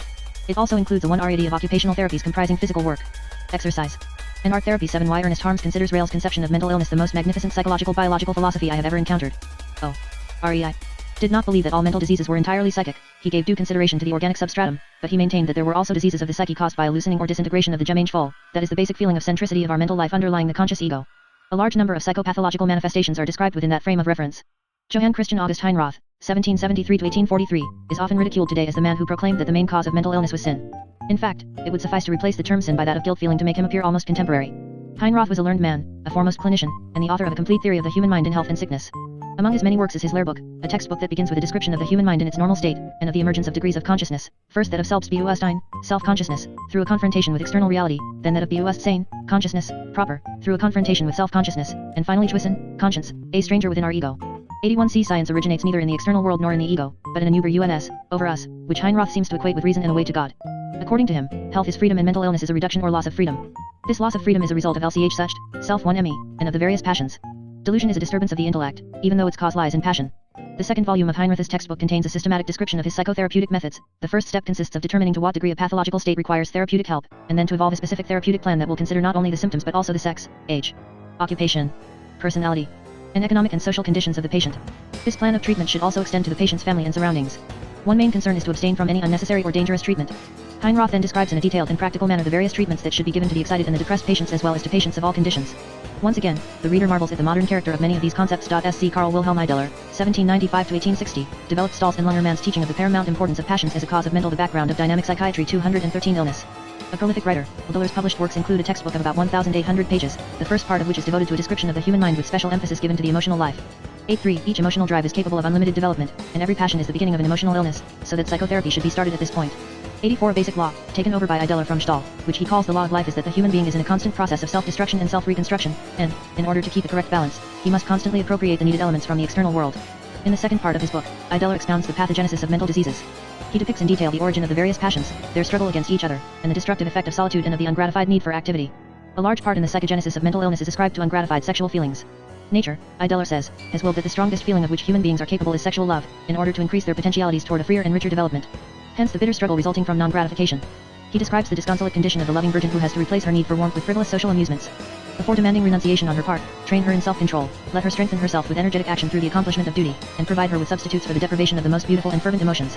Hysterical attacks, Ideler adds, are nothing but a struggle of the soul with itself. Mental disease, however, is never the result of one cause alone. Predisposition plays a part, as does the discrepancy between overwhelming desire and restricted reality. Hence, disgusted with reality, man takes flight into fantasy where he can revel in the measureless joy of his dream world, or justify to himself his sufferings in horrifyingly distorted images. 85 Ideler insists that the genesis of delusion can be traced back to earliest childhood, this in Die Frühestkindheit. With regard to treatment, he firmly believes in the possibility of a psychotherapy of psychoses. However, he contends that the cure of delusion can be accomplished only by psychic self-activity which the physician should but stimulate and direct. This direction entails a well-organized hospital and the well-balanced and devoted personalities of the doctor and of his co-workers. One of the last representatives of this psychiatric trend was Heinrich Wilhelm Neumann, 1814-1884, whose textbook also starts with an original system of medical psychology. 86 There are no chance happenings in mental life, Neumann says. As does Ideler, he holds that life is a constant process of self-destruction and reconstruction. To the former belongs forgetting, to the latter memory. In the course of his development, man acquires an increasing capacity for self-control, which can be equated with the individual degree of freedom. With regard to psychopathology, Neumann ascribes the greatest importance to disturbances of the drives, tree. Instinctual needs express themselves in the consciousness by what Neumann calls the aestheses, which not only have the characteristics of sensation but also of a challenge toward the organism as a whole. Aesthesia also acts as a warning of a potential danger, teaching at the same time how the danger should be met. There are instances when the alarm is given but where the aesthesia is metamorphosed in such a way that it fails to show how the danger is to be met. The result is anxiety, angst. Neumann emphasizes the relationship between drive and anxiety. The drive which cannot be gratified becomes anxiety, and he adds that anxiety originates only when vital functions are threatened and when the threat comes to our awareness. Age 7 Among the many topics developed by Neumann is that of the clinical manifestations of the sexual instinct originating in mental patients. The following symptoms can be noted: interest for bodily cleanliness or uncleanliness, undoing of one's hair, perpetual washing of one's body, or, what I consider pathologically equivalent, absolute uncleanliness and smearing of one's body, dislike, or tearing of clothes. Uninhibited relieving oneself in the physician's presence, irritation at female personnel who are called names such as whores or accusations of a sexual nature made against female acquaintances, constant talk of marriages other than one's own, frequent spitting, morbid religiosity, and exaggerated interest for the divine service and the pastor. Neumann proclaimed that the physician should not treat diseases, but patients, and that he should treat both body and mind simultaneously. However, the specific cure of mental illness, he added, lies in psychic means. From the brief discussions of Rei, Heinroth, Ideler, and Neumann we can see each one's originality of thought, and the same is true for a number of their contemporaries. 88 Within the framework of romantic psychiatry, we find that these men all had a number of features in common. They distrusted psychiatric classifications. Diagnosis, Neumann said, has nothing to do with name-giving, it is finding a key that will make the symptoms intelligible. Each insisted upon the necessity of regarding every individual case as a specific one in its own right. All of them, following the tradition of Stahl and Langermann, distinguished physical and psychic causes of mental illness, but believed that psychic causes were sufficient to cause severe mental illness. However, they differed with regard to the respective importance of the various passions. Heinroth insisted upon the role of sin, actually guilt feelings, Guislain on the role of anxiety, Ideler and Neumann on the role of sexual impulses and frustrations. Each of these men expounded a highly original system of medical psychology. Among other concepts, they developed that of the law of balance between psychic intake and output, thus acknowledging the role of overly intensive stimuli. We recall Neumann's concept of the aesthesia, the background of dynamic psychiatry 215, and of the metamorphoses, and of the connection between ungratified drives and anxiety. They were all deeply impressed with therapy, particularly with psychotherapy, even for severe mental illness. Rei and Heinroth devised elaborate systems of psychotherapeutic methods ranging from work to shock therapy, and even to what would today be called psychodrama, Rei. Unfortunately, these men lived in comparative isolation and apparently met with little or no understanding on the part of the public authorities. The mid-century was not over when new scientific concepts arose. The study of brain anatomy became of prime importance, and the work of these pioneers fell into disrepute or oblivion. But anyone acquainted with the work of R.E.I., Heinroth, Ideler, Newman, and Guy's Lane will recognize a return to these forgotten sources in many of the discoveries of Bleuler, Freud, Jung, and the newer dynamic psychiatry. The epigones of Romanticism, Fechner and Bach event after 1850, the philosophy of nature and Romanticism seem to have completely disappeared. It was the period of positivism and the triumph of the mechanistic Weltanschauung. However, Romanticism produced belated representatives, including two who are of particular importance to us, Fechner and Bach Open. Gustav Theodor Fechner, the son of a Protestant minister, studied medicine in Leipzig, where he remained until his death. 89 His first interest led him to experimental physics. He obtained an unpaid university position and earned his living writing scientific translations and compiling elementary textbooks and popular encyclopedias. From time to time he published brief literary pamphlets under the pseudonym of Dr. Mises. In one, Comparative Anatomy of the Angels, Fechner followed the curve of evolution of the animal kingdom, from the amoeba to man and then, by extrapolation, attempted to construct the ideal form of a still higher being, an angel. 90 He concluded that such beings must be spirit, must perceive universal gravitation in the same way as humans perceive light, and communicate with each other by means of a language of luminous signs, much as humans converse with each other by means of an acoustic language. In 1836, Fechner published the Little Book of Life After Death under his own name, 91 in which he wrote that human life is divided into three periods, from conception to birth, from birth to death, and after death. Embryonic life is a continuous sleep, present life an oscillation between sleep and waking state, life after death may be a continuous waking state. In 1833 at the age of 32 Fechner married and obtained the post of professor of physics at Leipzig University. In Wundt's words, from the moment he attained an independent position which would give him freedom for his own work, from that very moment his strength was broken. His excessive work had exhausted him. He had difficulty in finishing his lectures. During the following 6 years from 1834 to 1840, Fechner pursued his occupation under considerable strain, and performed experiments on subjective visual phenomena on himself. His eyesight was damaged and in 1840, at the age of 39, Fechner collapsed and had to give up his professional activities for the following 3 years. In modern nosology Fechner's illness would be termed a severe neurotic depression with hypochondriacal symptoms, possibly complicated by a lesion of the retina resulting from looking directly into the sun. Actually, it can also be considered as an instance of what novelists called sublime hypochondriasis, a creative illness from which a man emerges with a new philosophical insight and a transformation in his personality. During most of his illness, Fechner felt compelled to live in complete seclusion, remaining in a darkened room the walls of which were painted black or wearing a mask on his face so as to shut out the light. He was unable to tolerate most foods, felt no hunger, and ate very little, so that his physical condition became precarious. His cure, according to his own account, occurred in an unusual way. A lady friend of the family dreamed that she was preparing a dish of strongly spiced ham cooked in Rhine wine and lemon juice for him. The following day, she actually did prepare the dish and brought it to him, insisting that he should at least taste it. He did so reluctantly, and felt improved. From that day on, he regularly ate small quantities of this dish and felt his physical strength returning to him. He then started to force his mental faculties back into action, which for 1 year required a tremendous effort on his part. In his own words, he felt like a rider trying to subdue a runaway horse. He then had a dream in which he saw the number 77, which he understood to mean that he / old be cured on the 77th day. And, he says, this actually happened. The 3-year period of depression was followed by a shorter one of elation. Fechner enjoyed an increasing feeling of well-being, expressed ideas of grandeur, felt as though he had been chosen by God and was now able to solve all of the world's riddles. All of this culminated in his conviction that he had discovered a universal principle as fundamental for the spiritual world as Newton's principle of gravitation was for the physical world. Fechner called it Das Lustprinzip, the principle of pleasure. His hypomaniac euphoria had been transformed into a philosophical concept. Opening his eyes in his garden for the first time after his 3 years of darkness, he was struck with the beauty of flowers. He understood that they had a soul, and this led to his book Nana, or the Soul of Plants. 9-2 After his recovery, Fechner lived in perfect health for the remainder of his life, but a noteworthy metamorphosis had taken place within him. Prior to his illness, he had been a physicist who, according to Wundt, despised the philosophy of nature. Now, he had himself become a philosopher of that school.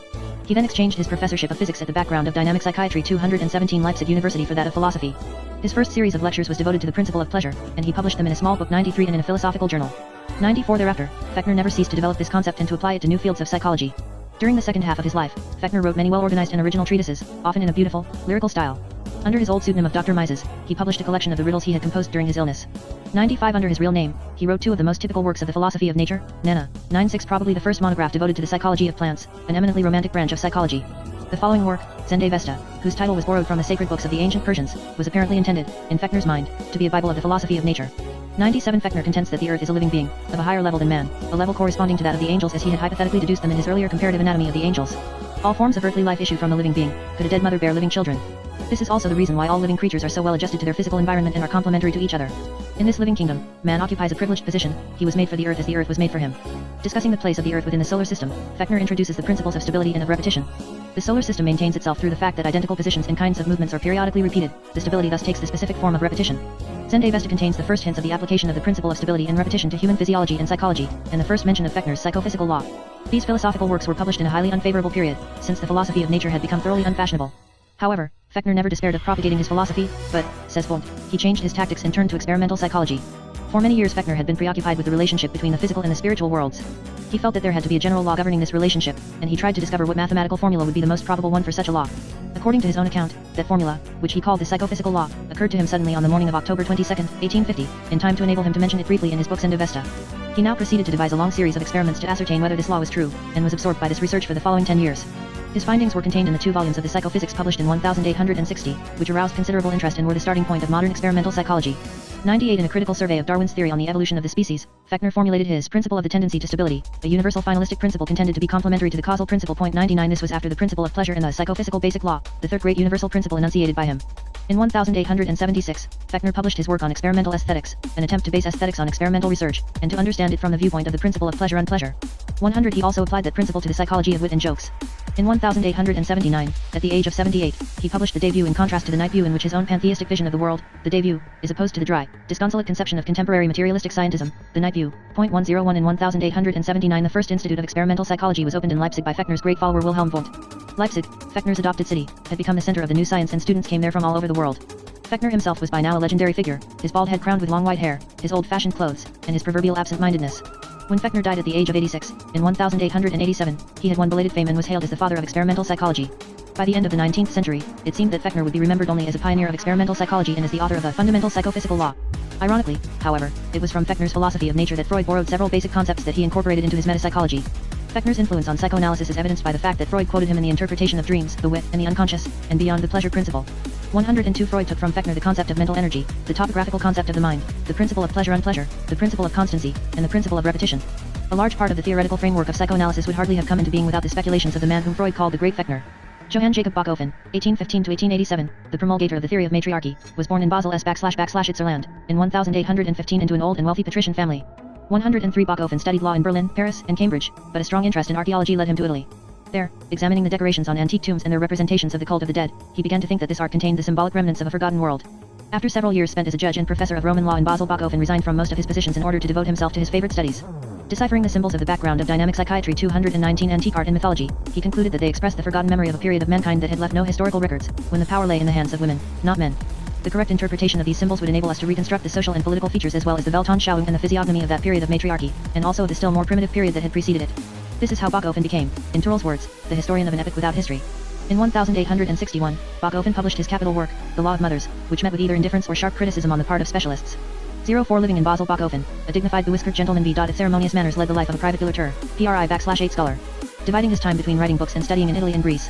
A bachelor, he had lived in his parents' house until the age of 50, when he married a beautiful young cousin aged 20.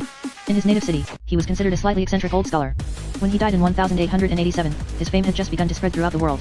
Unknown to Bachhofen, the theory of matriarchy had already been anticipated by Joseph Frandaller Lt. Ois Lafitte, 1681–1746, a Jesuit scholar who spent 5 years among the Iroquois. 10's father Julian Garny, who had spent 60 years of his life with the Algonquin, Huron, and Iroquois, told Lafitte all that he knew about their customs and social organization. Property and the real power belonged to women, who delegated part of their power in civilian and military matters to the chiefs. Lafitte compared this system with that of the ancient Lycians and several other ancient civilizations, and contended that gynecocracy had once been widespread among ancient Mediterranean and Asiatic populations. Another French scholar, the Abbé Desfontaines, described, in a novel purporting to relate the adventures of Gulliver's son, an imaginary island of Bobulary, where the power resided in the hands of women who used it in the same manner as do men in most contemporary civilizations. 106 The book contained an appendix allegedly written by a scholar, who, having read the story of Gulliver Jr., found that there was nothing on his island that was new to anyone who was acquainted with the history of the ancient Lycians and Scythians.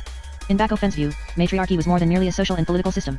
It was a wider notion involving religion, Weltanschauung, and the totality of the culture, related to every possible aspect of life. Furthermore, Bachhofen contended that the development of mankind had undergone 3 stages, Hetaerism, matriarchy, and patriarchy, each of which had retained symbolic remains of the preceding one. The first stage, Hetaerism, was one of sexual promiscuity, where women were defenseless and exposed to the brutality of men, and where children did not know their fathers. It was also the period of Tellurism, the symbol of which is the muddy swamp, and its divinity the goddess Aphrodite, Venus. The second stage, matriarchy, was established after thousands of years of struggle. Women founded the family and agriculture, and wielded social and political power. The mothers favored a social system of general freedom, equality, and peaceful relations between citizens. The main virtue resided in love for the mother. Matricide was considered the most heinous of all crimes. Matriarchy was also a materialistic civilization that praised education of the body above education of the intellect, and where practical values prevailed and found their expression in the development of agriculture and the building of huge town walls. Its highest divinity was the goddess Demeter, Ceres. Among its symbolic features were the primacy of night. Time was computed according to the number of nights, battles were fought, counsel was given, justice was rendered, and cults were held during the night. Other features included primacy of the moon, the earth, the dead, preference was given to sisters over brothers, to the last born over the older children, finally the preference for the left side over the right side. Bachhofen considered the shift from matriarchy to patriarchy a progress toward a higher stage of civilization. This transition took place after bitter struggles, of which Bachhofen believed to have found numerous proofs in Greek mythology. There had also been temporary relapses from patriarchy to matriarchy, as before from matriarchy to Hetaerism. Bachhofen interpreted the phenomena of Amazonism and the Dionysian cult from that point of view. Amazonism, as expressed in the ancient legends of the Amazons, was a kind of feminine imperialism, said Turrell, which occurred during the old struggle between Hetairism and matriarchy, and later as a degeneration of matriarchy during its struggle against emerging patriarchy. The cult of Dionysus, which had been an episode in the struggle between Hetairism and matriarchy, occurred as a rebellion of women against patriarchy. The Dionysian system favored the fine arts, but in contrast to the chaste discipline that prevailed in Demeteric matriarchy, it brought forth moral corruption, and, under the pretense of emancipating women, it actually led them to be exploited by men. It was a system favored by tyrants. Once the patriarchal system had been solidly established, the memory of matriarchy became so intolerable to men that it was forgotten. We recall that a similar occurrence of collective forgetting had already been invoked by Boulanger in his theory about the destruction of a former civilization by the flood. But the memory of matriarchy survived in the form of symbols and myths. And according to Bachofen, indirectly inspired some of the great masterpieces of Greek literature. Aeschylus' trilogy, the Oresteia, was interpreted by Bachofen as the symbolic representation of the background of dynamic psychiatry 221, the victory of matriarchy, the revenge of the patriarchal principle, and the latter's final triumph. In the myth of Oedipus, Bachofen considers the Sphinx to be the symbol of the old Hetairistic stage. By killing the Sphinx, Oedipus contributed to the establishment of matriarchy in Thebes under the scepter of Queen Jocasta, but the ensuing disaster meant the collapse of matriarchy, which was to be replaced by patriarchy. 107 Bachofen described patriarchy as a complete reversal of the matriarchic political and social organization, and of its religious and philosophical principles. Patriarchy favors individual independence and isolates men from each other, but brings them to a higher spiritual level. Human beings first love their mother, and come to love their father only at a later stage. Motherhood implies a more direct and material relationship with the child because of pregnancy and breastfeeding. Paternal love rises above such features and is a more abstract principle. This was expressed in law by the procedure of adoption and by the concept of spiritual procreation. It was also expressed in the symbolic shifting from night to day, from noon to sun, from earth to sky, from left to right side. Patriarchy's highest divinity is Apollo, the god of light and the fine arts. The lack of success of Bachofen's work was due in part to the poor organization of his book, his numerous digressions, and the long Latin and Greek quotations for which he gave no translation. Above all, it was because of the fact that his theories shook the previously unchallenged notion that the patriarchal family had been a permanent institution throughout the history of mankind. In Basel, not even a scholar such as Jacob Burckhardt understood these theories. However, old Bachofen found an admirer in the young Nietzsche, who adopted his concepts of the Dionysian and Apollonian civilizations, with the difference that Nietzsche considered Dionysian civilization a virile rather than a feminine one. 108 In his first philosophic work, The Origin of Tragedy, Nietzsche explained the birth of Greek tragedy as resulting from the fusion of two streams, the Dionysian impetuous inspiration and the Apollonian principle of order and perfection, much as Freud later explained the origin of the work of art by the fusion of the principle of pleasure and the principle of reality. 109 But historians, sociologists, and anthropologists alike ignored Bachofen for a long time, with a few exceptions. Such as Lewis Morgan, the father of American ethnology, who had already given an excellent description of the matriarchic system prevailing among certain American Indian tribes and upon discovering Bachofen's theories, quoted him abundantly in his book Ancient Society. 11 Morgan was instrumental in having scientific societies and the government of the United States send a gift of numerous books dealing with the American Indians to Bachofen. Bachofen's work later inspired the concept of Kulturkreis, popular among German anthropologists, Wilhelm Schmidt, Koppers, and Grabner, and attempts of certain prehistorians to reconstruct past stages of culture, one of which was matriarchy. Friedrich Engels gave a socialistic interpretation of Bachofen's work in his Origins of the Family. 111 Mathilde and Matthias Vierting endeavored to distinguish between a man-dominated and a woman-dominated society, and concluded that what we call the male and female characters correspond only to the character of the dominating and the dominated sex, so that, according to them, women in a woman-dominated society would have the so-called male character, and vice versa. 112 Another socialist theoretician, August Bebel, explained that women had been the first human beings to be enslaved. 113 Meanwhile, Bachofen had also been interpreted by Lycée Replus and by Bakunin in the sense of their anarchistic ideology, and he even became popular among suffragettes. Unexpectedly, Bachofen's fame reached the wider public at the beginning of the 20th century because of a group of neo-romantic poets, philosophers, and artists of Munich who called themselves the Kosmacher. 114 They became enthusiastic about Bachofen's descriptions of previous cultures and about his method of interpreting symbols. They proclaimed him a prophet and named him the mythologist of Romanticism. 11 chosen texts of his works were published under their influence, and his ideas, thus propagated, eventually reached wider circles. Although almost none of Bachofen's / works has been translated into other languages, many of his concepts became popular and are to be found, in a more or less distorted form, in numerous publications by historians, ethnologists, sociologists, political writers, psychologists, and psychiatrists, mostly without reference to his name. The influence of Bachofen's ideas reached psychiatric circles through various channels, and his influence on dynamic psychiatry has been immense. Turrell pointed to certain similarities in the basic concepts of Bachofen and Freud. 11 Bachofen. He wrote, discovered the phenomenon of repression half a century before Freud. One could add that he had also found the phenomenon of reaction formation. He pointed out, in the pictures of battles with the Amazons, that the women warriors were always shown as defeated, wounded, and killed. Bachofen also asserted that, if the Romans destroyed Etruscan culture to its last remains, it was because of their excessive fear and hatred of Etruscan matriarchy. There is a great similarity, Turrell says further, between Bachofen and Freud in their concepts of interpreting symbols. Both claim that there is a limit beyond which the memory of the individual or of mankind cannot reach, and this is where Bachofen reconstructs mankind's history by interpreting myths, and Freud the individual's history by interpreting symptoms. Bienler pointed out that, long before Nietzsche and Freud, Bachofen had upset the system of values of 19th century bourgeoisie by showing that the realm of sexual life was not originally subordinated to moral values, but that it had unsuspected dimensions and an elaborate symbolism of its own. 117 The background of dynamic psychiatry 223 The comparisons between Bachofen and Freud could be carried further. From thoughts sometimes expressed by Bachofen, it would seem that he had the notion that the stages of evolution he described for society as a whole were also valid for the individual. Should this thought be followed through and transposed from society to the individual, one would obtain the following picture: Bachofen Hetairoch period of primitive promiscuity matriarchy, domination of the mothers, gynecocracy Dionysian period myths of Orestes, and Oedipus, symbolizing the shifting from matriarchy to patriarchy repression of the memory of matriarchy myths Freud infantile period of polymorphous perversion pre-Oedipal, incestuous period, strong attachment to The mother phallic stage Oedipus complex genital adult stage infantile amnesia screen memories, symptoms Bacofen's concept of the origin of Amazonism could also be compared with Freud's theory of the origin of female homosexuality. Bacofen's influence reached Alfred Adler through the intermediaries, Engels, and Babel. Adler contends that the present oppression of women by men was an overcompensation of the male against a previous stage of female domination. Man internalizes the notion of the ancestral struggle between the sexes. According to Adler, the neurotic, being handicapped by a fear of women, develops within himself a virile protest, so that he is, in his neurosis, the plaything of that struggle between the male and female principles. As for C.G. Jung, he most probably had read Bacofen's main works, and his teaching is filled with concepts that may at least partly be ascribed to Bacofen's influence, such as those of the anima and animus, the old wise man, and the magna mater. Mid-century crisis powerful social, political, and cultural transformations took place during the 19th century. These transformations did not come about consistently, but rather in cycles of acceleration and deceleration. The greatest crisis occurred in the mid-century. Its most conspicuous aspect was the Revolution of 1848 and its subsequent repression that shook Europe. But it extended over all other fields of human activity, and its consequences were decisive even for the fate of dynamic psychiatry. Many changes had taken place during the first half of the century. After its inception in England, the Industrial Revolution had expanded all over Europe and North America, resulting in an increase in the forces of production, industrial output, volume of commercial transactions, and in the creation of new means of transportation. Parallel to the Industrial Revolution was a considerable increase in the birth rate of the European population. The comparatively poor conditions in which the peasants lived caused many of them to migrate to the urban centers. The general process of urbanization was particularly marked in France. Paris absorbed the best of the economic, political, and intellectual life of the nation. The combined effect of urbanization and industrialization resulted in the emergence of a new social class, the proletarian masses, who became the fertile ground for the spread of socialism. After Owen and St. Simon, who were the first pioneers of that doctrine, there came between 1830 and 1848 a new generation of men such as Proudhon, who were of generous inspiration but of often vague ideas, and who were later called utopian socialists. The Communist Manifesto, published in 1848 by Karl Marx and Friedrich Engels, marked a new turning point, and after 1860 the socialist movement identified more and more with the ideology and the movement created by those two men. As a consequence of the demographic change, masses of Europeans streamed into the North American countries, and to Argentina, Australia, and Siberia. Countries unfit for mass immigration were opened up by the white man for their exploitation. 118 These industrial, demographic, and scientific developments and the rapid political and economic conquest of the earth gave the white man optimism, self-confidence, and aggressiveness which belonged to the Western culture of the second half of the 19th century. The bourgeoisie, the leading class and creator and operator of large-scale industry was becoming fearful of the new growing class, the proletariat. Socialism became the nightmare of the bourgeoisie. The world was divided more and more into large sovereign, independent nations. England was the leading power in the center of the British Empire.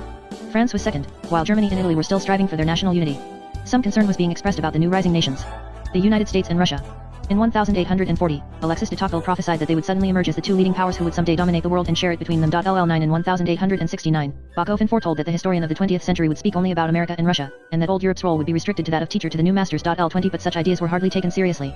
The nationalistic ferment that had been stimulated by Romanticism was beginning to shake the great multinational empires, Austria, Russia, and Turkey. The Revolution of 1848 gave further proof of the strength of national aspirations. Meanwhile, a new philosophy had emerged that was to become in the background of dynamic psychiatry 225 increasingly popular, that of positivism.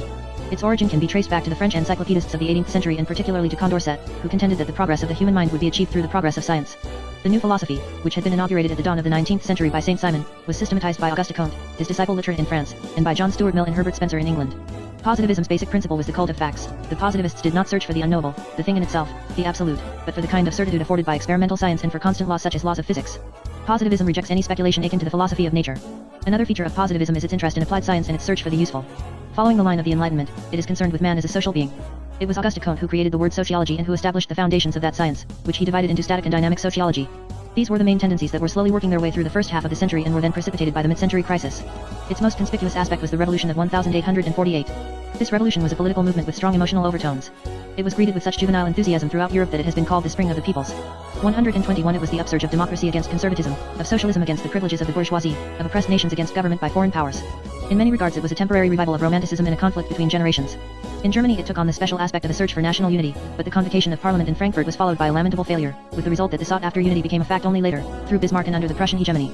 Everywhere in continental Europe the revolution started in enthusiasm, was followed by a period of euphoria, and was then defeated, bringing with it the triumph of the political reaction. This resulted in a period of depression among the youth.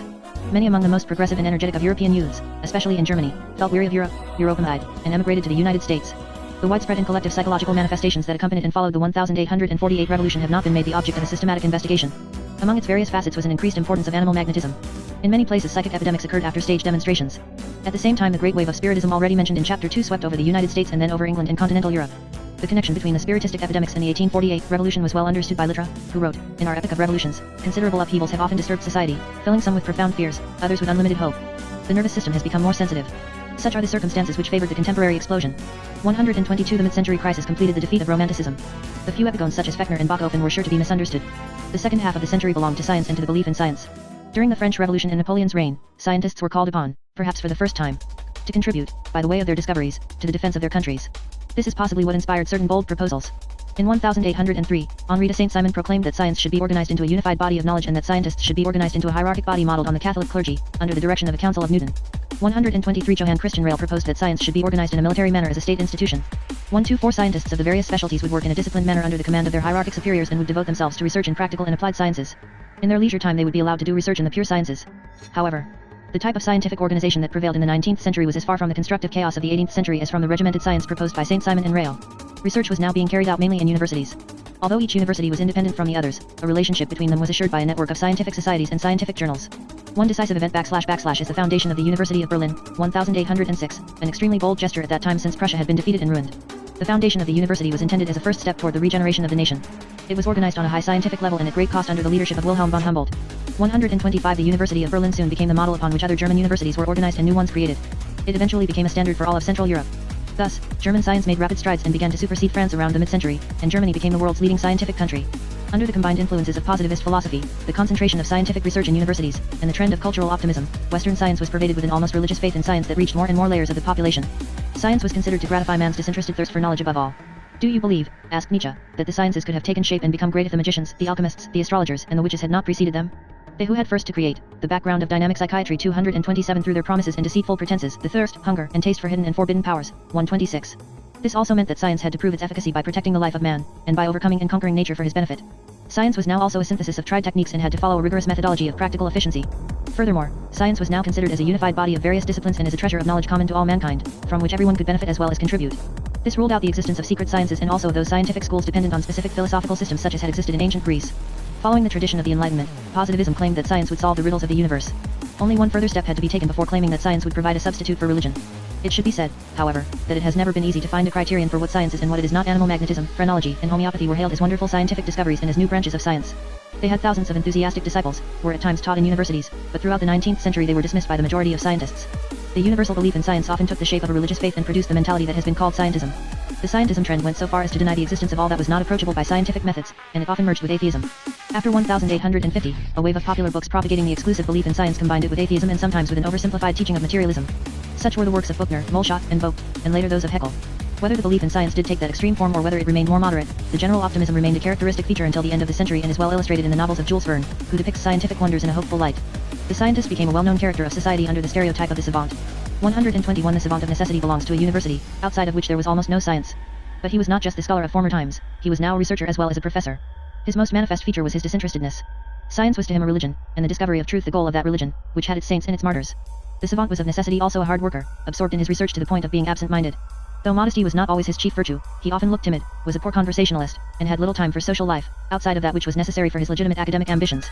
His emotional life was shrouded in secrecy. His wife was a modest and courageous person, concerned only with his welfare and that of the children, often unable to understand her husband's work but always standing by him. The savant believed in pure science and felt nothing but contempt for the industrial researcher whose work was applied to practical ends. It was of course known that science could be applied also toward the means of killing, but it was considered an amusing paradox when people such as the anarchist Bakunin and T2S or Ernest Renan expressed the idea that science might someday be used for the oppression and destruction of mankind. 129 The general faith in science was maintained, not only by the positivists' worship but also through the innumerable discoveries and inventions that ceaselessly came to increase that belief, following one another so rapidly that one could, so to speak, see the face of the earth modified under their impact. The progress of medicine and hygiene was changing the conditions of human life, the average length of which had never ceased to increase from the beginning of the 19th century. This progress had deep social and biological implications. 13 degrees Finally, the discovery of surgical anesthesia between 1840 and 1850 not only made the progress of surgery possible but eliminated the experience of physical pain, which was furthered by the subsequent discovery of analgesics and sedatives. Man was no longer conditioned to pain as he had been previously, and he became more sensitive and also more fearful of pain. L31 Thus, man at the end of the century was not quite the same biological being as he had been at its beginning, and it is therefore not surprising that he did not have quite the same psychopathology. The new doctrines, Darwin and Marx, the great sociological and political changes that took place in the Western world during the 19th century and more particularly after 1850 resulted in a need for new ideologies. Romanticism seemed to have completely collapsed. The Enlightenment never regained the prestige it had enjoyed at the end of the 18th century, however, it did remain sufficiently strong to bring forth the emancipation of the serfs in Russia and the slaves in the European colonies and in the United States. However, the spirit of the Enlightenment was increasingly countered by new cultural trends. The philosophy of the Industrial Revolution, free enterprise, competition, the opening up of new countries and the fierce struggle for world markets, found a seemingly scientific rationalization in Darwinism, whereas Marxism provided a philosophical basis for the socialist parties that arose from the development of a growing industrial proletariat and the intensification of the class struggle. These two doctrines, Darwinism and Marxism, exerted an overwhelming influence after 1860, an influence that made itself felt in all areas, including dynamic psychiatry. Charles Darwin, 1809 to 1882. Charles Darwin first made him the background of dynamic psychiatry 229, self-known as a gifted young scientist who, in his capacity of naturalist, participated in the circumnavigation made by the Beagle, a boat whose mission was to make geodesic and cartographic inquiries of coastal areas in the southern hemisphere. 132 The result of Darwin's observations during those 5 years of travel around the world, 1831 to 1836, established him at once as one of the eminent naturalists of his time. A few years later his poor health forced him into seclusion on his property near London, where he devoted the few daily hours during / which he felt well enough to work to the natural sciences. In October 1838, Darwin chanced to read Malthus' essay on the principle of population, in which the struggle for existence was conceived as a principal rule in the development of human populations. It occurred to Darwin that the struggle for existence could also provide an explanation for the natural selection from which the progress and transformation of natural species originate. He wrote brief outlines of that theory in 1842 and 1844. During the following 20 years he continued to write monographs on various subjects of geology and zoology, while slowly perfecting his theory on the evolution of species and collecting a great amount of relevant facts. He began to write his magnum opus in May 1856 and had completed half of it by June 1858 when he received a manuscript from Alfred Wallace in which the same theory of evolution of species through natural selection and struggle for existence was developed. Darwin's friends arranged for a joint presentation of Wallace's paper and excerpts of Darwin's sketch of 1844 at the Linnean Society in July 1858 and for a joint publication. 133 Thereupon, Darwin started writing a condensed version of his book. And in 1859 the publication of The Origin of Species brought him world fame. 134 He suddenly found himself in the center of scientific, philosophical, and religious controversies which he attempted to avoid as well as he could. Among his later works was The Descent of Man, which extended to man the theories developed in The Origin of Species, and the expression of emotions in which a clue is sought to that old problem in an analysis of the instincts underlying the various emotions. When Darwin died in 1882, a parliamentary petition requested his burial in Westminster Abbey, where his grave can be found near that of Newton. Darwin's fame is associated foremost with transformism, which he called the theory of descent, the evolution of species, a theory opposing the conception of the constancy and immutability of species. Actually, the transformism theory can be traced as far as the Greek philosophers Anaximander and Empedocles and their Chinese contemporary, Sun Tzu who, according to Nehru, had written the following in the 6th century BC, all organizations are originated from a single species. This single species has undergone many gradual and continuous changes and then given rise to all organisms of different forms. Such organisms were not differentiated immediately, but on the contrary they acquired their differences through gradual change, generation after generation. Historians of science have found a number of forerunners of Darwin during and after the 17th century and concluded that evolutionist thinking was fairly widespread in the century before Darwin. 136 The weak point of the early systems was their lack of convincing arguments supporting the theory and of a plausible explanation for the mechanism of the transformation of the species. Lamarck, 1744-1829, explained the transformation of species by the effect of adaptation, the prolonged use and non-use of organs, and the transmission of acquired characteristics, but evidence was scarce. The merit of Charles Darwin is not that he introduced the notion of transformism but that he proposed a new causal explanation and substantiated his theory with an overwhelming amount of arguments patiently accumulated for 20 years. Darwin began with the fact that many spontaneous chance variations occur in plants and animals and are transmitted to their descendants. This fact is well known to breeders of plants and animals, who select varieties with certain characteristics, cross them, and thus obtain new races bearing the sought-for characteristics. Sometimes, breeders merely select those samples that they consider the best, cross them and obtain new, unforeseen variations. This is what Darwin called unconscious selection. So much for the artificial selection by the breeders. In regard to natural selection, Darwin surmised that new species could originate through chance variations and their hereditary transmission could occur in the same way as with new races. But who does nature carry through a process of selection comparable to the directed selection of the breeders? Darwin thought that the main agent must be the struggle for existence within nature, a process similar to the one invoked by Malthus in the field of demography. This would mean that in a given species of plant or animal, the number of individuals exceeds the limitations set by space and fodder, that there is an incessant struggle for existence and that those individuals will survive who belong to a spontaneous /variation that makes them more fit for that struggle, whereas the unfit are eliminated. However, modifications of environment constantly set up challenges to the fitness of living beings. Among the arguments brought forward by Darwin in favor of transformism were facts such as the homologous structure in individuals of related species, the existence of rudimentary organs, surviving from prior ancestral species, phenomena of reversion, the resurgence of ancestral forms, and numerous facts pertaining to the distribution of animals in the geologic periods and in space.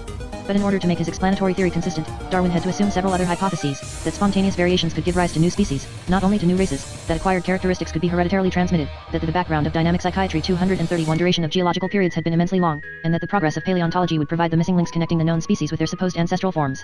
In The Origin of Species, Darwin had said nothing about the human species, but his theory was soon extended to The Origin of Man by Thomas Huxley in England and by Ernst Haeckel in Germany.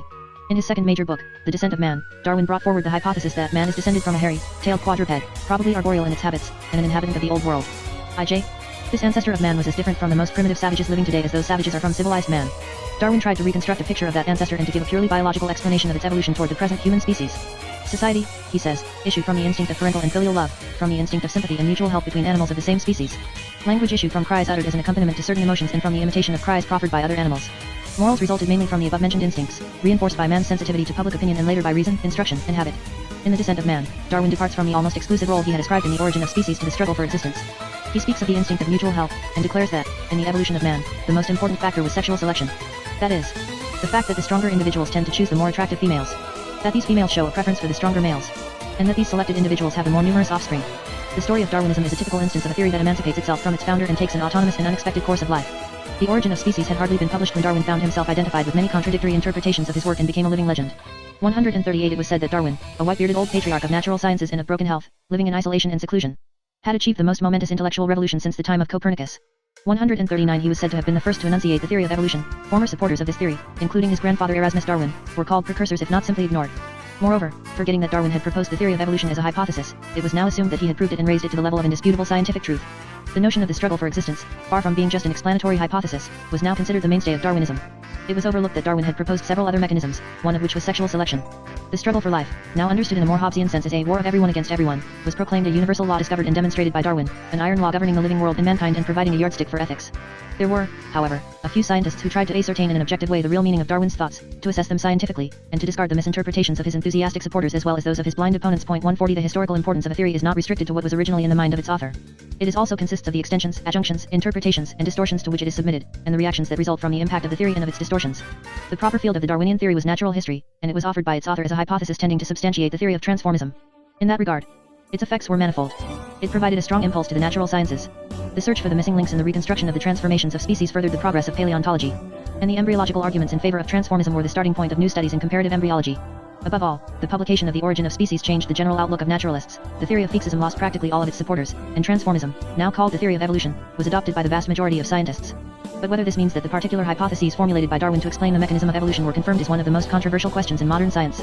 In spite of the widespread acceptance of the Darwinian theory, doubts are still being expressed in regard to the true role played by the struggle for existence, 141-142 and to its effect on evolution, as to whether chance variations can result in new species, not only new races, and as to the existence of most of the missing links. 143 Gertrude Himmelfarb quotes statements of several prominent contemporary naturalists who claim that the common acceptance of Darwinism is not the result of any satisfactory evidence, but stems from the fear in the human mind of any gap in our knowledge and from the fact that scientists prefer an unsatisfactory explanation to no explanation at all. 144 Had it remained restricted to its original field, Darwinism would never have attained the fame it did reach. But its principles were soon extended to other sciences. Biologists called intraselection the supposed struggle between parts of the organism during its development. Psychologists assumed that instincts and mental faculties also originated in a process of natural selection. The evolution of human societies, the family, languages, moral institutions, or religions, were reconstructed in similar ways, and no branch of science remained free from such speculation.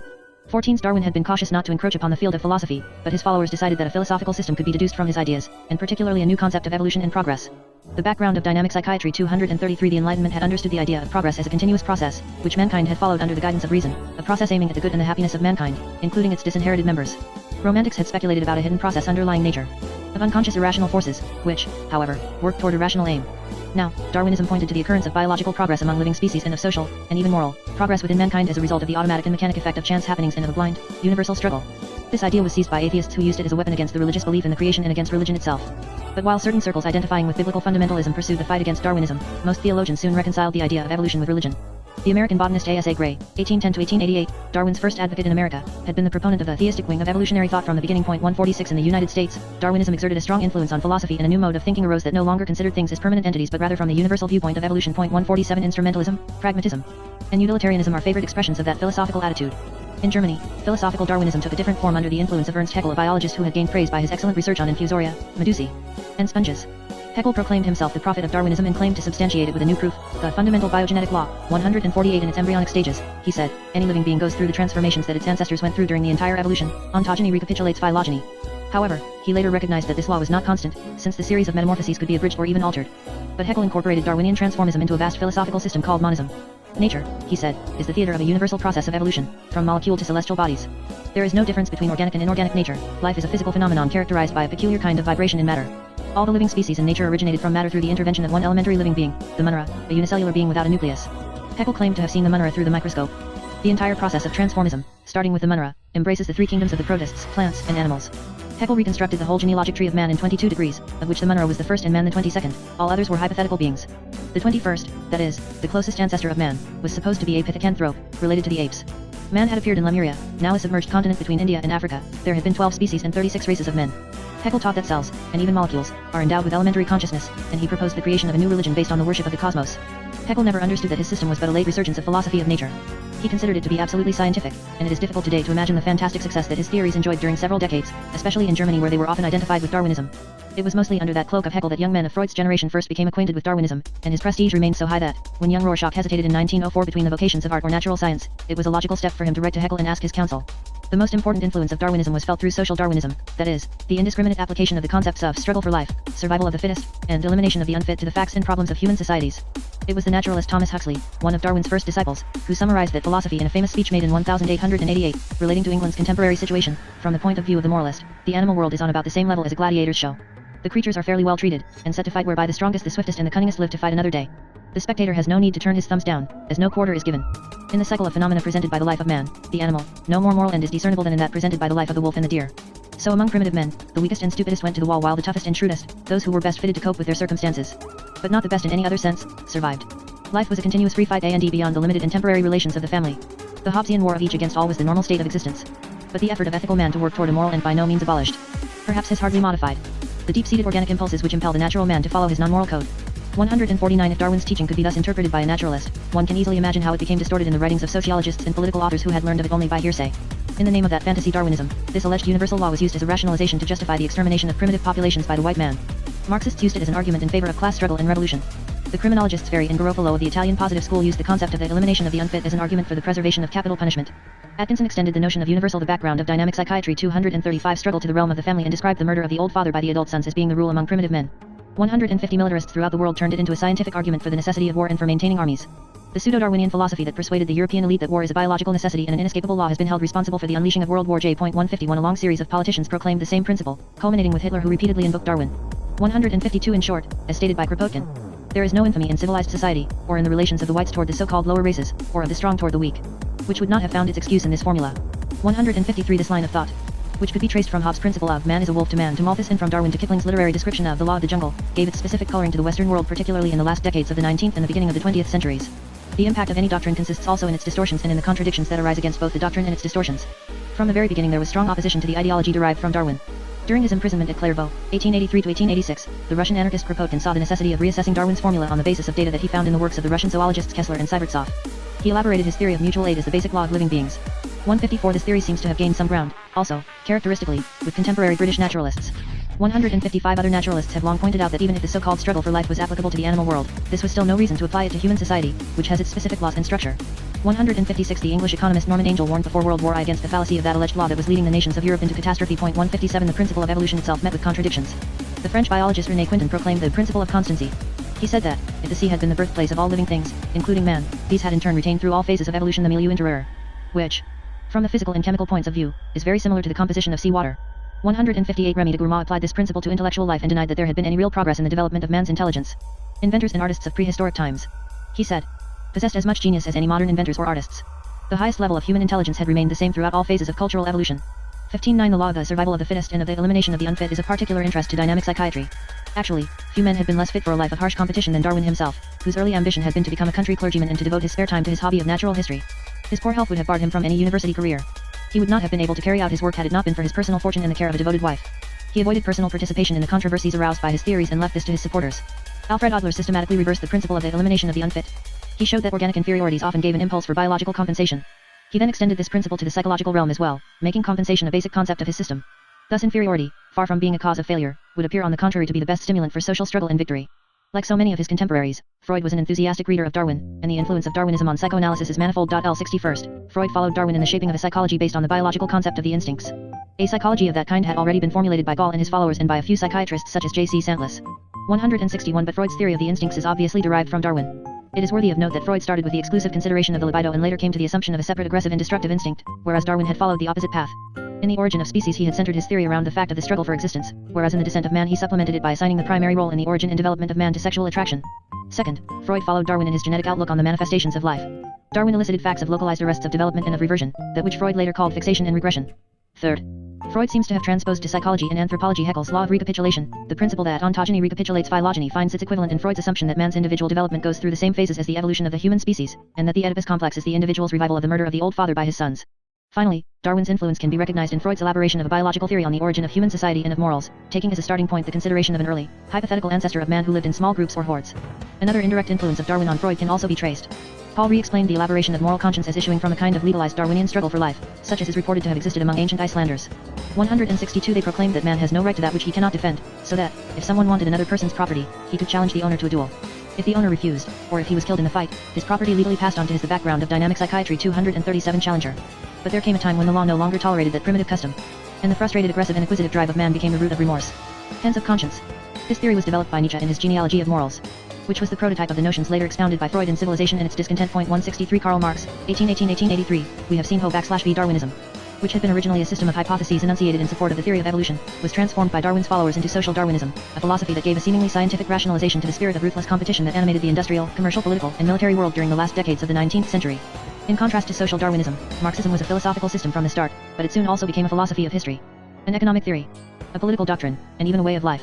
Its author was Karl Marx, who collaborated with his friend Friedrich Engels, 1821–1895.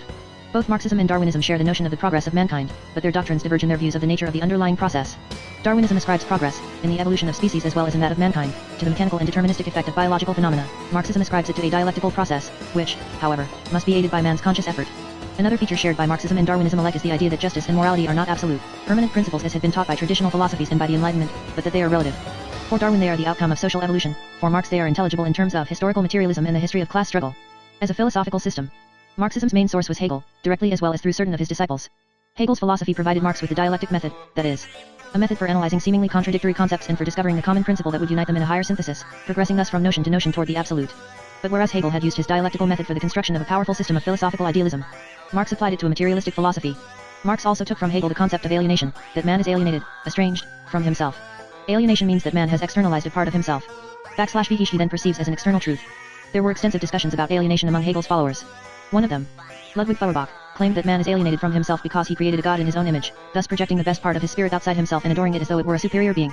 By putting an end to this alienation, man would reconstruct the synthesis of his own being. Marx modified and enlarged the concept of alienation. Not only are religion and abstract philosophies an alienation, but there is also a political, social, and economic alienation. Man is alienated from himself. Marx contends, because of the division of society into classes. The ruling class oppressing and exploiting the ruled classes. Therefore, he said, a classless, socialist society would bring about the disappearance of alienation in all its manifestations. Marx claimed that up to that time, philosophy had tried to explain the world, whereas the true problem consisted in changing it. His philosophy is therefore inseparable from action. That is, practically, from revolutionary action. In fact, Marx and Engels were not content with directing revolutionary organizations, but participated in various revolutionary movements in Germany. As does Hegel, Marx says that the human species undergoes a dialectical process of evolution, but he views that process in a substantially different way. Marx's philosophy of history is based on the idea that history can be interpreted by class struggle, and class struggle can itself be understood by the notion of an ideological superstructure superimposed upon a social substructure. 104 The discovery of means of production determined changes in the social structure, that is in the division of classes and the relationship of these classes to each other. The ruling classes oppress the inferior ones, to that end. They impose their political systems and organizations. But the ruling class also creates an ideology, which includes religions, morals, and philosophy, and which is at the same time a reflection of the social structure and a means of oppressing the inferior classes. By means of that ideology, the ruling class establishes a body of laws and the judicial apparatus required to maintain its domination over the inferior classes. When applying their ideology, men of the ruling classes are often unaware of what they are doing. In Friedrich Engels' words, the reflection of economical relations under the form of legal principles occurs without the awareness of those who are acting. The lawyer believes to act in accordance with a priori propositions, whereas they are only economical reflections. 165 Therefore, one practical rule of Marxist analysis is, behind that which people say, behind that which they think of themselves, to discover what they are by analyzing what they do. 166 The work of Marx contains many analyses of what he calls mystifications, that is those processes by which people deceive both themselves and the others to their own advantage.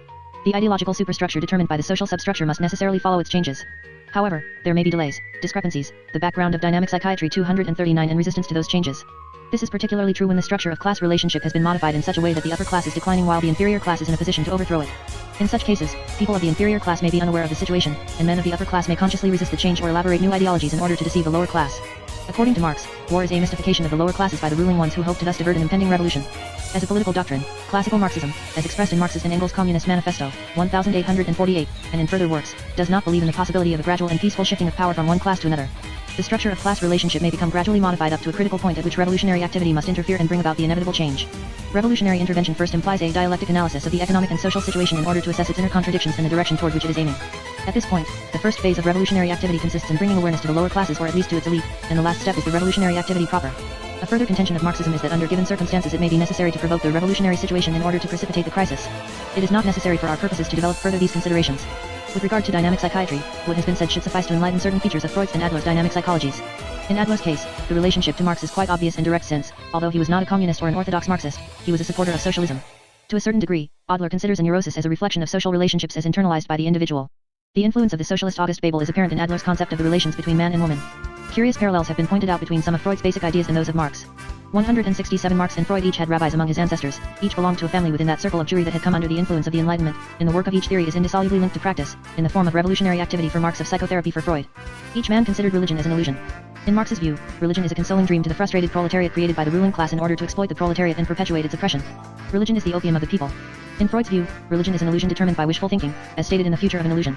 Although there is no evidence that Freud read either the works of Marx or of his followers, similarities can be found in their ways of thinking. If we transposed certain Marxist concepts from the social and political fields to that of psychology and therapy, we would obtain the following parallels. Marx's emphasis on the economic aspect of man. A society's culture is a superstructure built on a substructure of class relationships and economic factors. The ruling class creates an ideology to further its class interest, and the individual, under the influence of that ideology, unconsciously believes himself to be acting and thinking freely. The inferior classes are the victims of mystifications, by which the ruling classes also deceive themselves, for example, war. Man is alienated from himself because of the division of society into social classes, which bring forth class struggle. In order to bring about the revolution, it is necessary to perform a dialectic analysis, to bring awareness, and to provoke a revolutionary situation. The goal is the establishment of a classless society where man will no longer be alienated from himself. Freud emphasis on the sexual part of man, libido theory. Conscious life is a superstructure built on the substructure of unconscious and conflicting forces. The individual believes himself to think and act freely, whereas his conscious thoughts and actions are determined by unconscious complexes, rationalization. This would be at the same time a rationalization and a defense mechanism. The neurotic individual is alienated from himself because of his inner conflicts. In order to cure the patient, the therapist must perform a dynamic analysis, bring the individual to awareness, where LD was must ego be, and provoke a transference neurosis to resolve it. The goal is to have a healed person, conflictless and fully aware of himself. These similarities should not be pushed too far. However, there is no doubt that a common pattern of thought existed that Marx applied to economic and social facts and Freud to the psychology of the individual. Changes in 19th century psychiatry. There was a duality during the 19th century between the first dynamic psychiatry, which issued from Mesmer and Puisiger, and official psychiatry. Despite certain reciprocal influences, each had its separate development and unintended changes that we will briefly summarize. Official psychiatry / is the name given by magnetists to the psychiatry that was recognized by the state, taught in medical schools, and expounded in their textbooks. During 1850 to 1860 a gradual shift occurred from the background of dynamic psychiatry 241 mental hospital psychiatry, Anstalts psychiatry, to university psychiatry.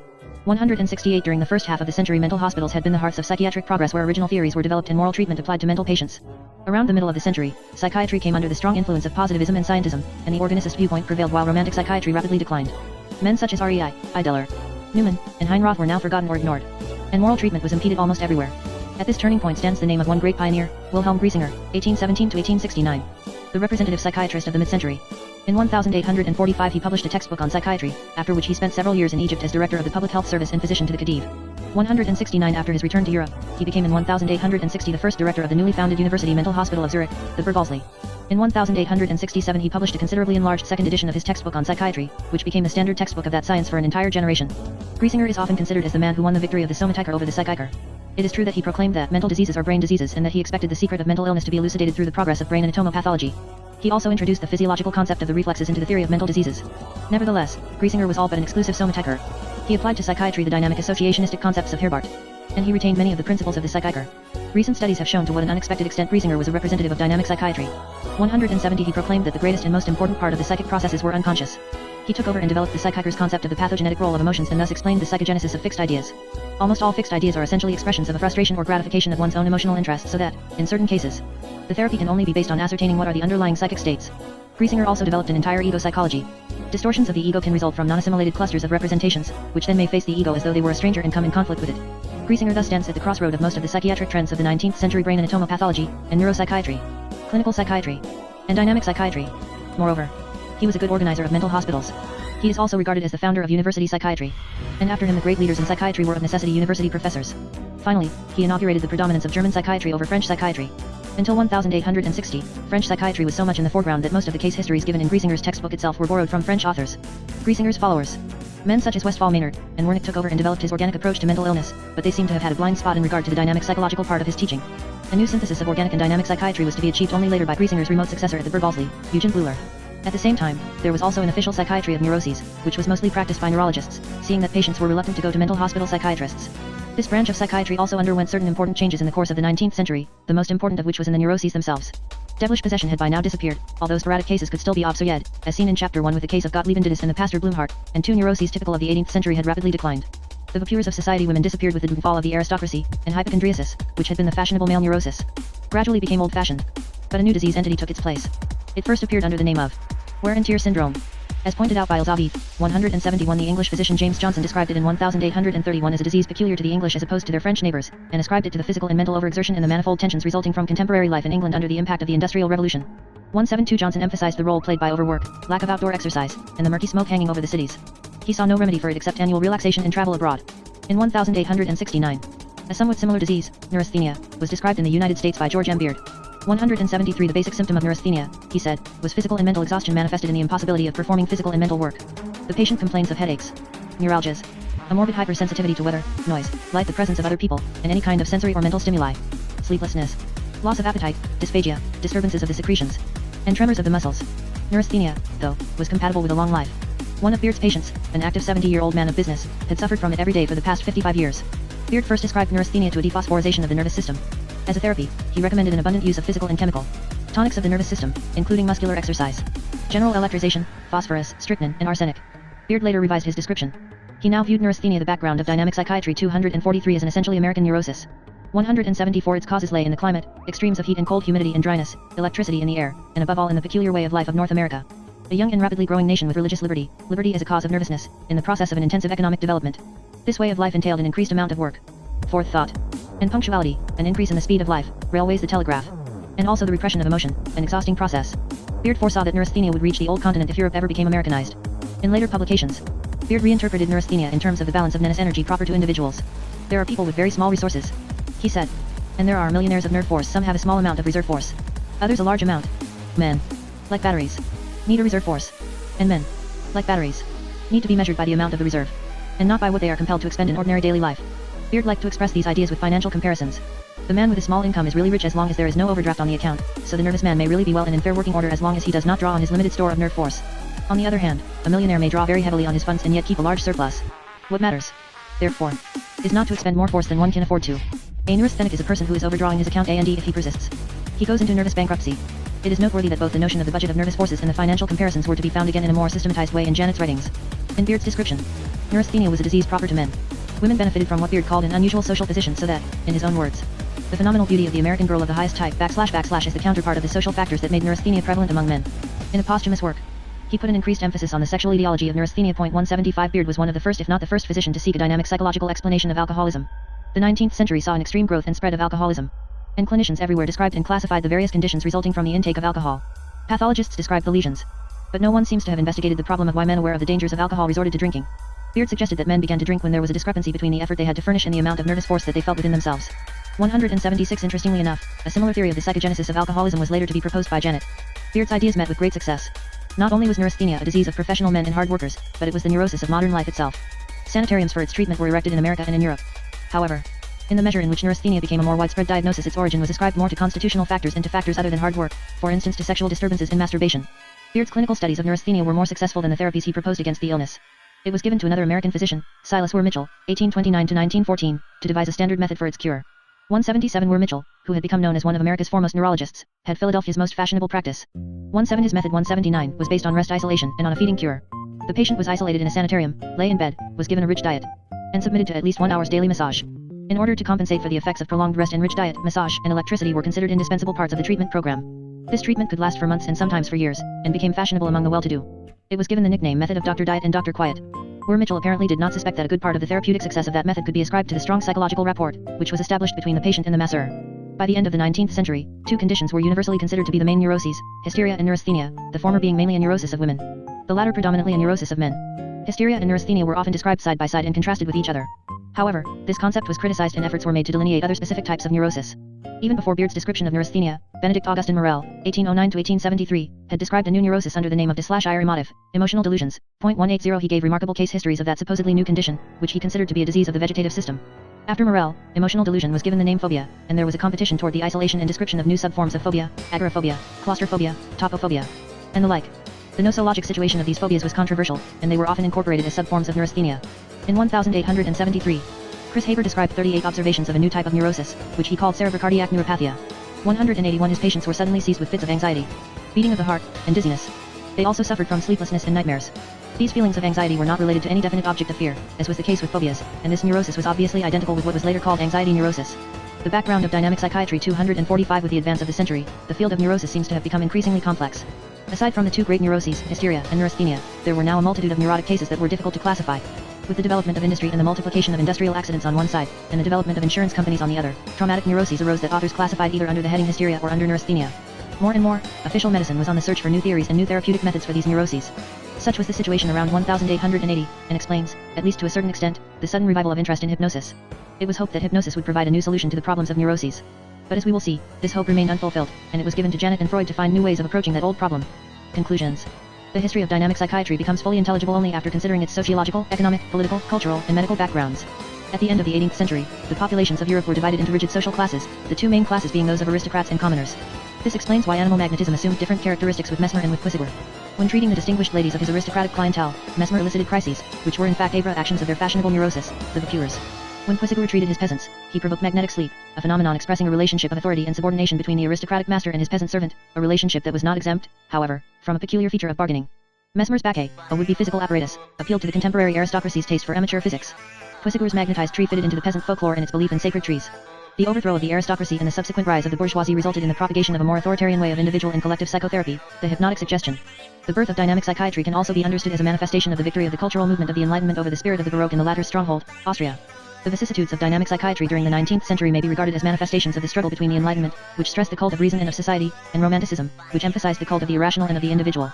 Romantic philosophy and psychiatry exerted a particularly great influence on dynamic psychiatry.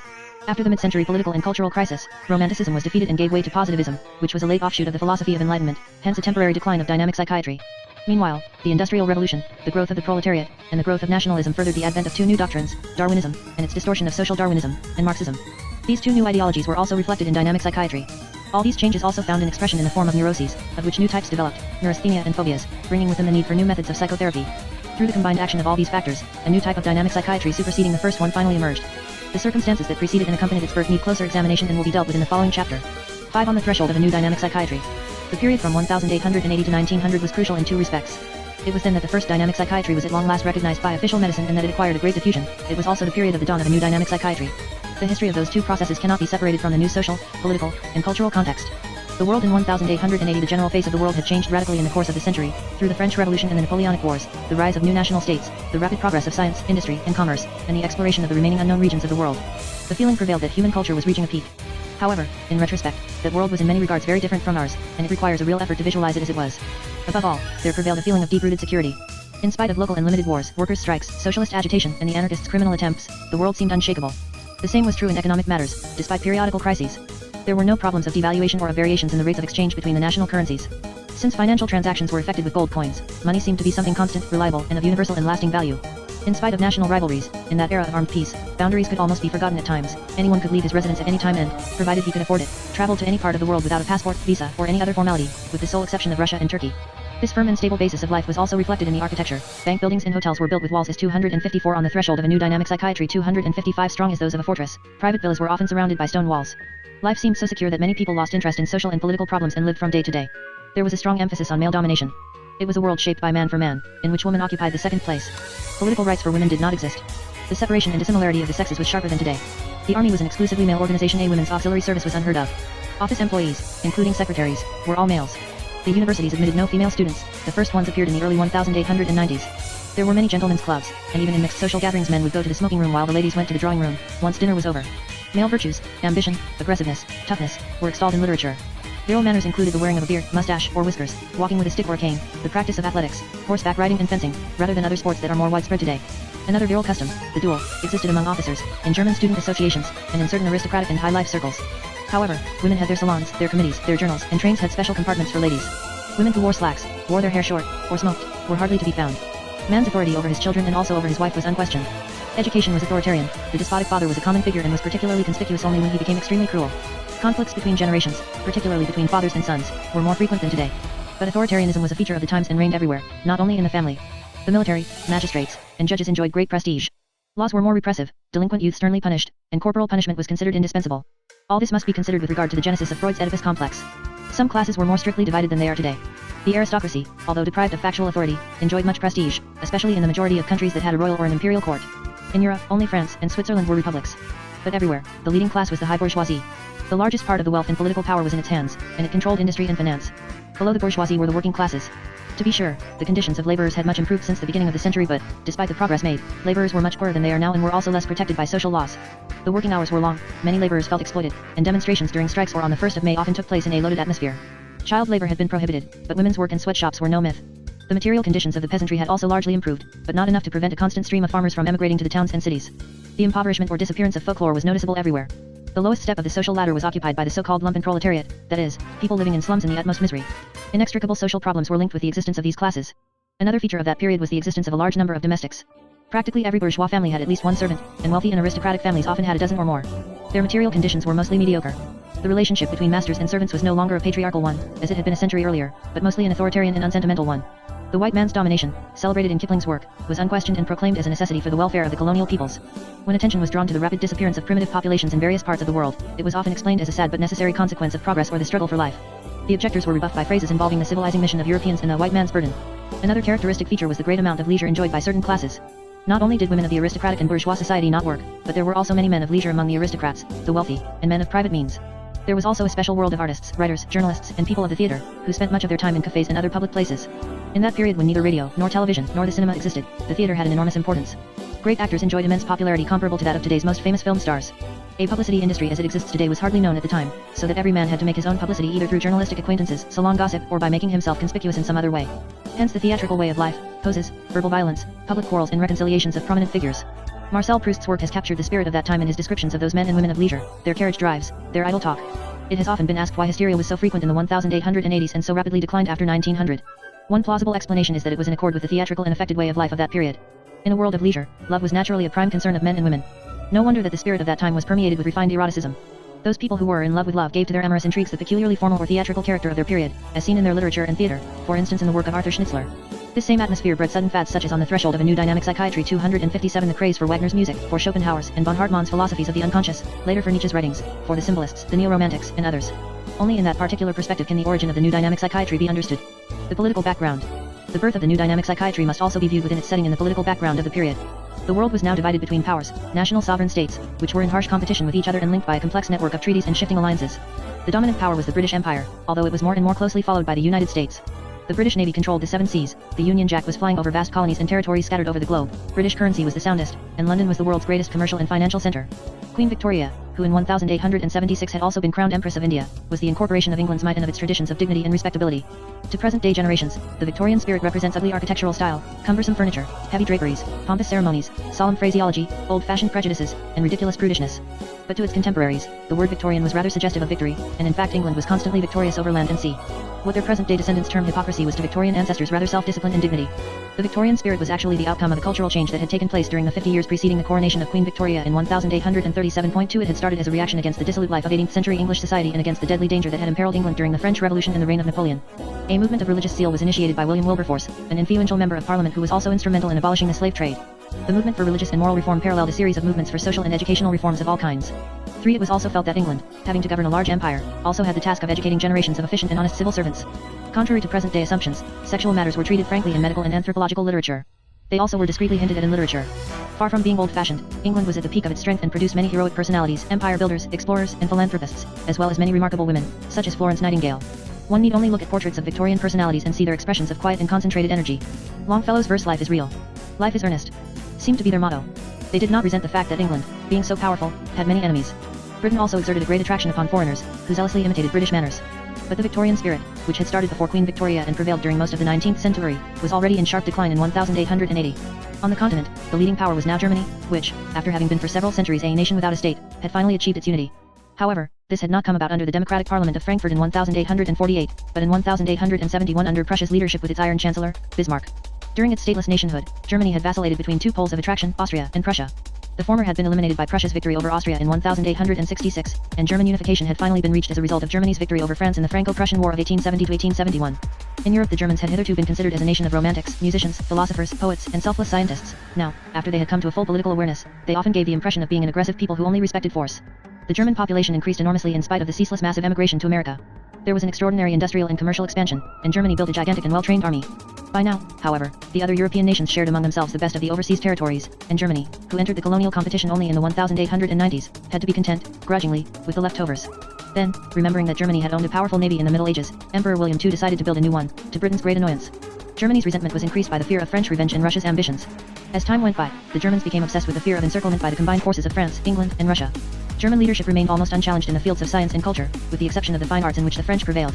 German had become the foremost scientific language of the Western world, to the extent that the lack of its knowledge could be a severe handicap to scientists in many fields, including psychology and psychiatry. Germany's victory over France in the War of 1870-1871 had disastrous consequences for Europe. In the eyes of many Germans, the annexation of Alsace was only a reconquering of old German territory stolen by Louis XIV, which, however, did not justify their simultaneous annexation of a large part of French-speaking Lorraine, which had strategic importance.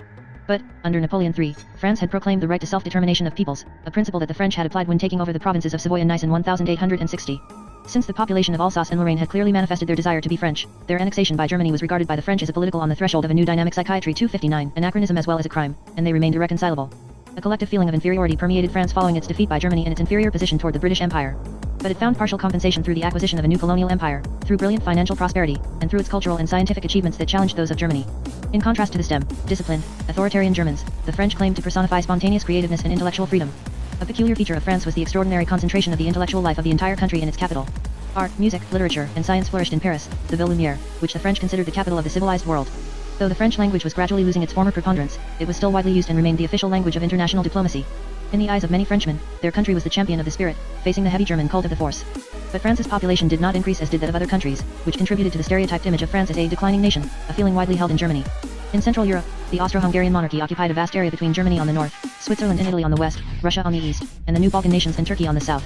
Austro-Hungary was not a unified national state such as France or Germany, but was described as a mosaic of nations and debris of nations mixed in the most complex way. Present-day opinion often views the Austro-Hungarian monarchy as ridiculously old-fashioned with its imperial court and its aristocracy that still held on to traditions from the Baroque. It is accused of having oppressed some of its nations, and sometimes, on the contrary, of having granted them too much freedom. Actually, as well expressed by Summary, far from being a political anachronism, Austro-Hungary was well ahead of other countries in having established what would today be called a supranational state, which those who strive today for Europe's unification study with wonder. For after the emperor had relinquished his absolute power in 1859, and following a few years of crises, the empire was given a constitution based on the Ausgleich Compromise of 1867.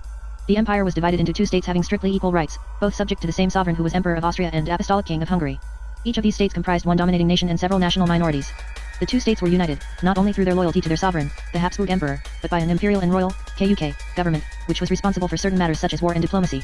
The internal matters were the responsibility in Austria of the imperial royal, KK, government and administration, and in Hungary of the royal, KNGL, government and administration. The relationships between the central administration and the national minant 1ES within each one of the two states were ruled by complex regulations. Most of the national minorities were turbulent and demanding, and it was a constant concern of the government of the states to grant them as many rights as it deemed necessary or admissible without disrupting the cohesion of the empire. The unity of that vast political structure was secured, not only through its loyalty to Emperor Franz Joseph, but also by an efficient civil service and by the army. The Austro-Hungarian monarchy was considered by some as a castle in the air that would collapse at the slightest touch, and by others as a miracle of political wisdom and an indispensable element of European equilibrium. Many Austrians and Hungarians considered their country as being the outpost of civilization. Thorny problems resulted from the proximity of Turkey. Because of the Sultan's despotic court with its harem and eunuchs, and the periodic massacres of Armenians and other Christian Marides, Turkey was not considered a civilized country. But the decomposition of the Turkish Empire, called Europe's sick man, had given rise to newly independent countries whose turbulence and aggressiveness were a threat to peace. But the dual monarchy felt threatened by Russia, whose government, while oppressing the Slavic minorities within its own territory, claimed to be their protector and encouraged their rebellion outside. The Austro-Hungarian monarchy embraced a large and diversified country with the entire gamut of landscapes, from seaside to mountains, wide plains, lakes, and forests, and three beautiful historical cities, Vienna, Budapest, and Prague. The capital of the empire and the seat of a glorious and ancient court, Vienna was one of the most famed cities in the world. In spite of the multilingual character of the monarchy, German was its main language, being spoken at the court and having cultural prestige. Vienna was the seat of many public offices, an important diplomatic center, a place of great culture concentration where the level of education was extremely high. Numerous artists, musicians, poets, writers, and playwrights, as well as scientists of the highest distinction lived there. Because of the constant flow of people belonging to the various minorities of the empire, life in Vienna was most picturesque. But many of its inhabitants led a rather provincial kind of life. The Viennese population, very different from the cold, stern, and disciplined Germans, was cordial, easygoing, good-humored, and fond of jokes. They spoke German with a specific accent and used particular terms and idioms that constituted the so-called Viennese dialect. A typical feature of Viennese life was the cafés, which at that time were still frequented only by men. Many of these cafés had a distinct clientele of a given social class, occupation, and political outlook. In Eastern Europe, Russia was a rapidly expanding empire, and after the emancipation of over 22 million serfs by Tsar Alexander II in 1861, it had also become the scene of a rapid industrial and commercial expansion. The autocratic government had granted a number of liberties on the threshold of a new dynamic psychiatry 261 to the people. The arts were flourishing. Russia had produced some of the world's greatest writers and distinguished scientists in various disciplines, including psychiatry. Two other features deserve special mention. First is the fact that, whereas in the rest of Europe the higher classes looked down upon the peasantry, there was among the Russian intelligentsia a widespread belief that the people were the source of all culture. Under the motto "The Return to the People," many intellectuals and artists tried to renew their inspiration at that yet untouched source. Actually, the Russian peasantry still enjoyed their rich folklore and popular arts, and was endowed with an innate sense of beauty. A second feature was that Russia was the chosen ground for nihilism, a trend that could be defined as a fascination with the idea of destruction. Remote sources of nihilism can be traced back to the wide-scale genocide perpetrated by the Mongols, who from the 13th to the 15th centuries swarmed over half of Asia and Central Russia, massacred countless millions of human beings, reduced whole countries to deserts, and destroyed flourishing towns to the last resident. In Russia, mass slaughter became in turn a political method in the hands of Tsar Ivan the Terrible. But an apocalyptic mentality spread among the people and resulted in mass self-destruction. Thus, in the mid-17th century, the Raskolniki, old believers, destroyed their farms and burned themselves to death rather than accept certain modifications in church books. The Raskolniki inspired a number of sects in which self-destructive tendencies were conspicuous, such as the Skoptsi or self-castrates and the Klisti or self-flagellants. It was also among Raskolniki communities that the political nihilists originated, particularly the notorious Nechayev, whose revolutionary catechism is a textbook in the science of the destruction of society by violent means. Russia's political history of the 19th century was dominated by the activities of revolutionary groups more or less influenced by nihilistic trends, and nihilism was a general concern of thinkers and writers. One may wonder whether it was by sheer chance that the concept of the death instinct was expressed by two Russian scientists around the end of the 19th century, the psychiatrist Tokarsky and the physiologist Mechnikov. 7 to other Europeans, the Russian trends of the return to the people and of nihilism appeared as disquieting features of the Russian soul, which did not concern them directly. Most Europeans still considered their country as the leading part of the world and Russia and America as being on the borderline. The picture of the United States in European eyes, however, had changed greatly since the time of the American Revolution. The French, who had at first looked upon the new republic as being a revival of ancient Greek or Roman democracy, now viewed it as a political experiment on a mass scale. De Tocqueville, a representative of the declining French aristocracy, studied the development of the American democracy with passionate interest, and foresaw the model of European governments of the future. A romantic view of America as being the land of noble Indians and carefree cowboys was also popular in Europe, and no doubt contributed in furthering the mass-scale emigration of German youth to the United States. America also soon became praised for its ingenious scientists, and in the 1880s Edison became a popular figure in Europe. Europeans began to look with wonder at the unprecedented American economic and industrial development. And shortly before the end of the century, in 1898, the Spanish-American War brought the sudden revelation that the United States had taken its place among the leading world powers. American cultural achievements were less known in Europe. However, as we shall see in the following chapter, the psychiatric work of George Beard and S. Were Mitchell, the philosophy of Josiah Royce, the psychology of William James and James Mark Baldwin exerted a great influence on the dynamic psychiatry of Pierre Janet. Culture, science, and university. Two basic facts are characteristic of that period: the predominance of classical culture in education, and the predominance of the university as a center of science. The meaning of Greco-Latin culture had changed since the Renaissance and the Baroque eras. Latin is no longer the great universal language for science, culture, church, or government. It had lost its last stronghold when Magyar was proclaimed Hungary's official language in place of Latin in the 1840s. Yet Latin had not quite disappeared as a scientific language. A Latin dissertation remained compulsory for the doctoral lettres in France until 1900. In addition to the main dissertation in French, Bergson, Durkheim, Pierre Janet, and others still had to write a Latin thesis. It was believed that nothing is more important than the imparting of a thorough knowledge of Latin in the secondary schools through the method of analysis and synthesis. The young student first had to memorize the declensions, conjugations, and grammatical rules, as well as the vocabulary, and then went on to compose sentences, translate from and into Latin, write compositions first in prose and then in verse, while paying much attention to his style so that it would be as close as possible to that of the great Roman classics. After 6 or 8 years of such study, he would have a perfect command of Latin, but this was used only for writing, hardly ever for speaking. Some people scoffed at the wasted hours spent at learning a dead language, which would be of no use in life, but, seen in the perspective of that period, it fitted perfectly into the rationale of what was expected from a liberal education. As the philologist Willemoet Smollendorf said, it was an exercitio intellectualis comparable to the spiritual exercises of the Jesuits. 8. It was a method of acquiring an ever-increasing capacity for mental concentration and mental synthesis, which might also be compared with the study of mathematics. Men who underwent such training on the threshold of a new dynamic psychiatry 263 became capable of constructing a vast synthesis of their own. This is how we can understand that Janet, Freud, or Jung were well prepared for the construction of an immensely systematized building of knowledge. Another advantage of this classical education and culture was that it provided the student with the key to ancient Greco-Roman culture and to everything that had been written in Latin in the course of 25 centuries. Janet, who read Bacon's works in Latin. Freud, who read old books on witchcraft in the original texts.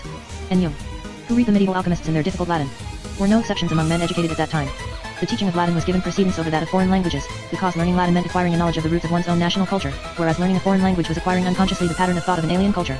A Frenchman, an Englishman, or a German who underwent a classical education was thus more French, English, German than their present-day descendants, but they were at the same time more European because they all shared the knowledge of the common basis of their respective cultures. They also shared a common treasure from their knowledge of the classics. They were able to recognize many quotations and allusions from Greek and Latin authors, which few would be able to do today. For instance, there was nothing extraordinary in putting in an epigraph to a scientific book a verse of Virgil, as Freud did to his interpretation of dreams. Not only Rousseau or Puységur, but also contemporaries, such as Fraser or Myers, did so. These men expected the reader to understand the quotation, to locate it in the context of the poem, and to grasp the meaning. In addition to the study of ancient Greco-Roman culture, much time was given to the study of national and foreign classics. In France, a working knowledge of German was considered indispensable for any intellectual. In Germany, the knowledge of French was considered essential, and familiarity with Goethe and Shakespeare a matter of course. Another basic element of culture /vast philosophy. In France, the final year of the Lyceum was devoted to its study. In Germany and Austria, those aspiring to a doctorate had to take a compulsory course in philosophy. The main center of science and culture was the university. Every cultured man had gone to a university, and a scientific career was necessarily linked with a university career.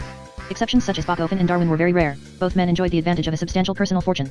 It was not so much the aim of the university to graduate specialists, but rather to develop men of general culture who specialized in one branch of science. It emphasized the value of unbiased research. Pure research often had more status than applied research, especially if that applied research was being performed outside of the university. Within the university, professors enjoyed a wide autonomy and there was a general respect for the learned professions, at least in continental Europe. A university career was usually long and arduous. It was exceedingly rare that a scholar should be appointed a titular university professor while he was still young. The 25-year-old Nietzsche, who was appointed in 1869, was a conspicuous exception. Not only was there fierce competition, but material conditions in the lower university degrees were precarious. The time had disappeared when young scholars could wait for university openings while tutoring the children of wealthy families, a task that Fichte, Hegel, and others had so much disliked. In Germany and Central Europe, the prevailing system was that of the Privatdozent, which consisted in lecturing at the university with the sole remuneration being the fees paid by the students who attended the lectures. Even at its best, this could never enrich the lecturer. Thus, the young scientist could spend the best years of his life in tedious and wearisome waiting for the longed-for appointment as extraordinarius, which at least brought with it some financial security. As for the appointment as ordinarius, or titular professor, which was the crowning of a successful university career, there were many called but few chosen.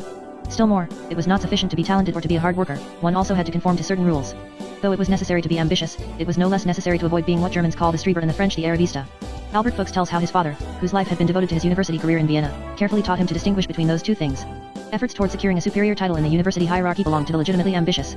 But it was considered Streberei to seek to obtain a title of nobility or decoration. Fuchs admits that the difference between legitimate ambitions and Streberei was at times rather nebulous.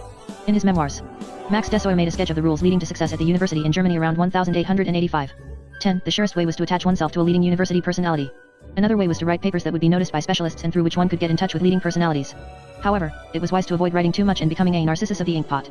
The fastest way was to do active research in one of the acknowledged prevalent trends, which also meant that it was dangerous to remove oneself too far from the beaten track.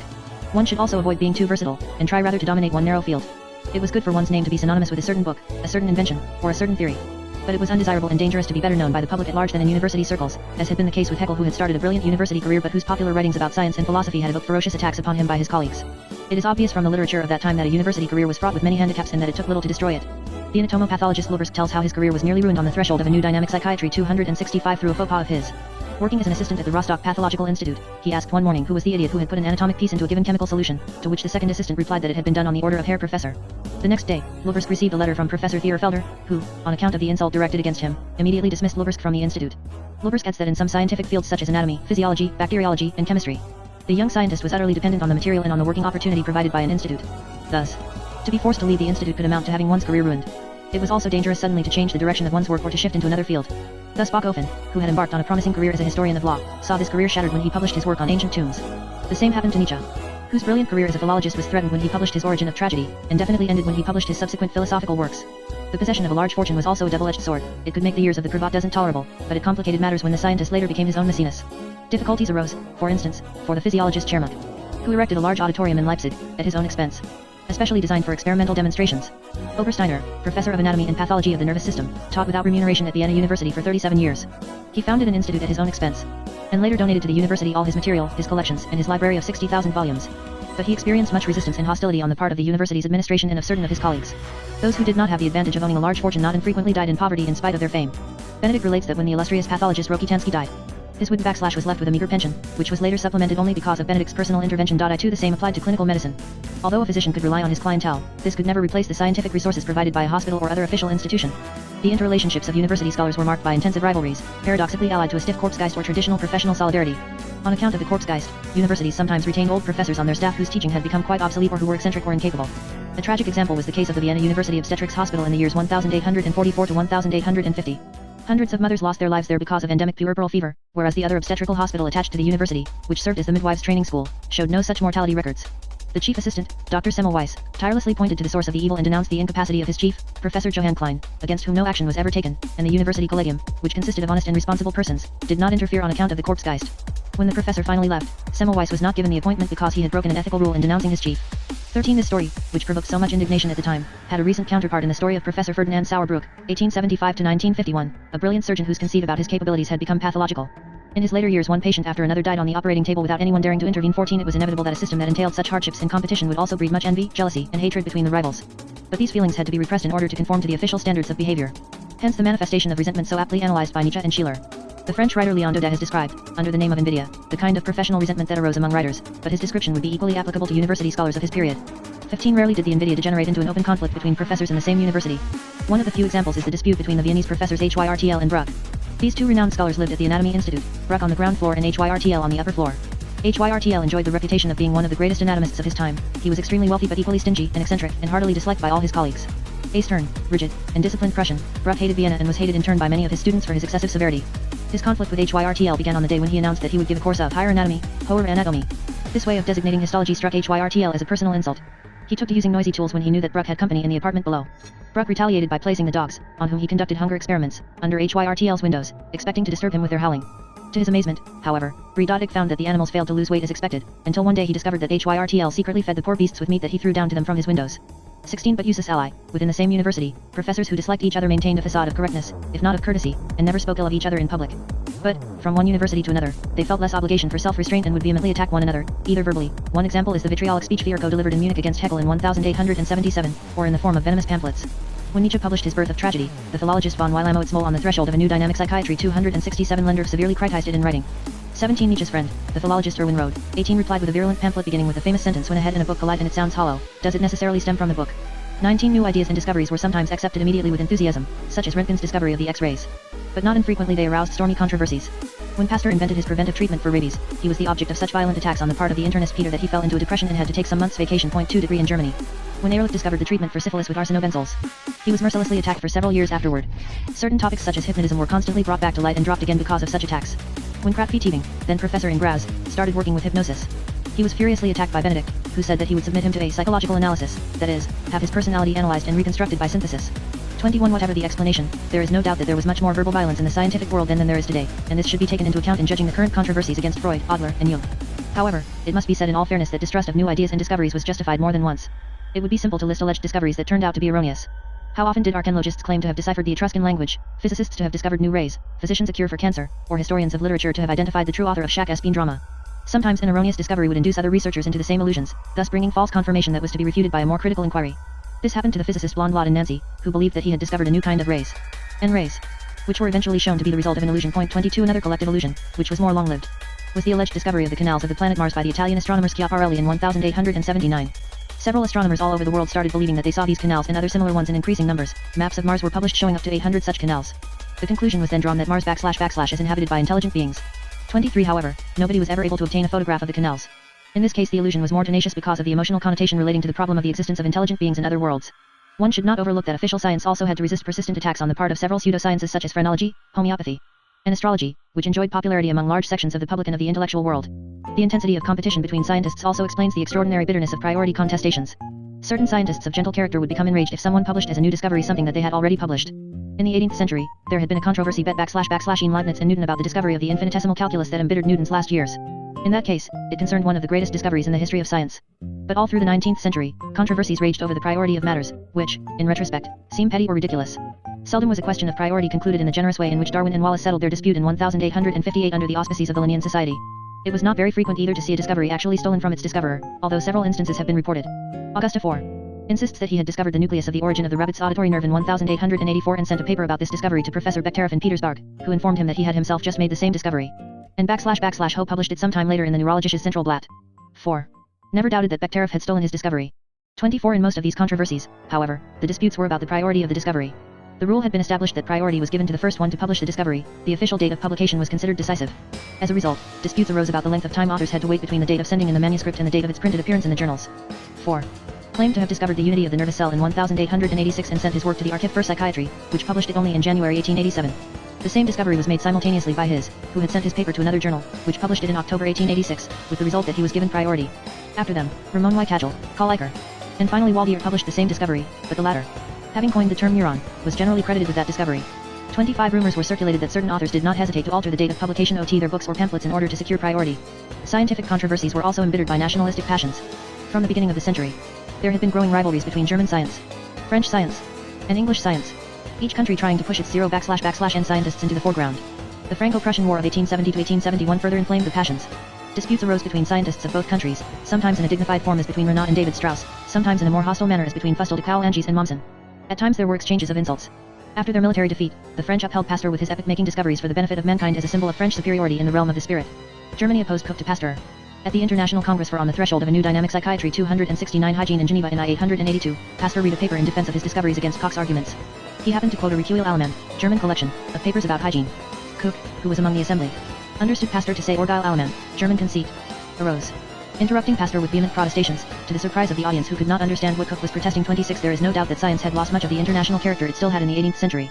Attempts to create a new international science met with increasing difficulties because of the expansion of science in the meantime and the increasing number of scientists. In the past, a scholar was able to concentrate for years on one important volume, which would be the synthesis of the work and thought of a lifetime. With the development of the scientific movement came the era of academies and learned societies that met regularly, at which scientists announced summarily any new discovery as soon as they had made it. It was also the era of the numerous congresses, at which scientists hastily announced discoveries that were still in the making and results they expected to find. It is not generally realized that scientific congresses are a relatively new thing. There had been annual national meetings of professional scientific associations, and also meetings of scientists delegated by their respective governments for the discussion of certain problems, but the large congresses that we take for granted were quite new in the 1880s. 27 The first international congresses were small gatherings. As an example, the first International Congress of Psychology in 1886 had 160 registered participants, the second in Paris in 1889, 210, the third in London in 1892, 300, the fourth in Munich in 1896, 503. The official languages were French, German, English, and sometimes Italian. Scientists from all countries were expected to be able to understand one another without interpreters. There being of course no simultaneous translation, a procedure that did not even exist in the science fiction of that time. The history of science, as it is usually taught, extols the victors and ignores the many who were vanquished in that fierce struggle. Some of the latter were men of the most brilliant qualities, if not of genius. We will cite but one example, that of Moritz Benedict, 1835 to 1920, whose memoirs tell a disconsolate account of a life of scientific and professional frustration in Vienna. 28 At first glance it old seemed that Benedict had had a successful career, a pioneer in neurology, electrology, criminology, and psychiatry. He taught at Vienna University, had a wealthy private clientele, published numerous papers, and traveled widely in foreign countries where he was hailed as one of the heads of Austrian medicine. He had won the admiration and friendship of Charcot, who gave his name to a rare disease, the Benedict syndrome, which Benedict had actually been the first to describe. However, Benedict's memoirs are those of a frustrated man who literally chokes with resentment. He tells how his discoveries had, one after the other, been appropriated and developed by other scientists who then gleaned the credit that was due to him, how he was never appointed to the professorship that he felt was his by right, and how his merits were never acknowledged by his countrymen. He describes the hostility of the Austrians toward any kind of greatness and recalls their ingratitude toward great artists, musicians such as Mozart, Haydn, Schubert, the poet Grillparzer, and others. It is unquestionably true that Benedict's contribution to dynamic psychiatry was of great value, as we will see later. It would be a great contribution to the secret history of science to analyze in detail those factors that bring fame to some scientists, oblivion to others. As an example, a comparison could be made between Champollion, 1790 to 1832, who is hailed as a genius for having deciphered the Egyptian hieroglyphics, and Grotefend, 1775 to 1853, who, although he deciphered the ancient Persian cuneiform script, is almost forgotten today. 29 There is no evidence to assume that there was more merit in deciphering the one rather than the other. How then can the difference of attitude toward them be explained? In the first place, Champollion benefited from a century-old myth surrounding ancient Egypt.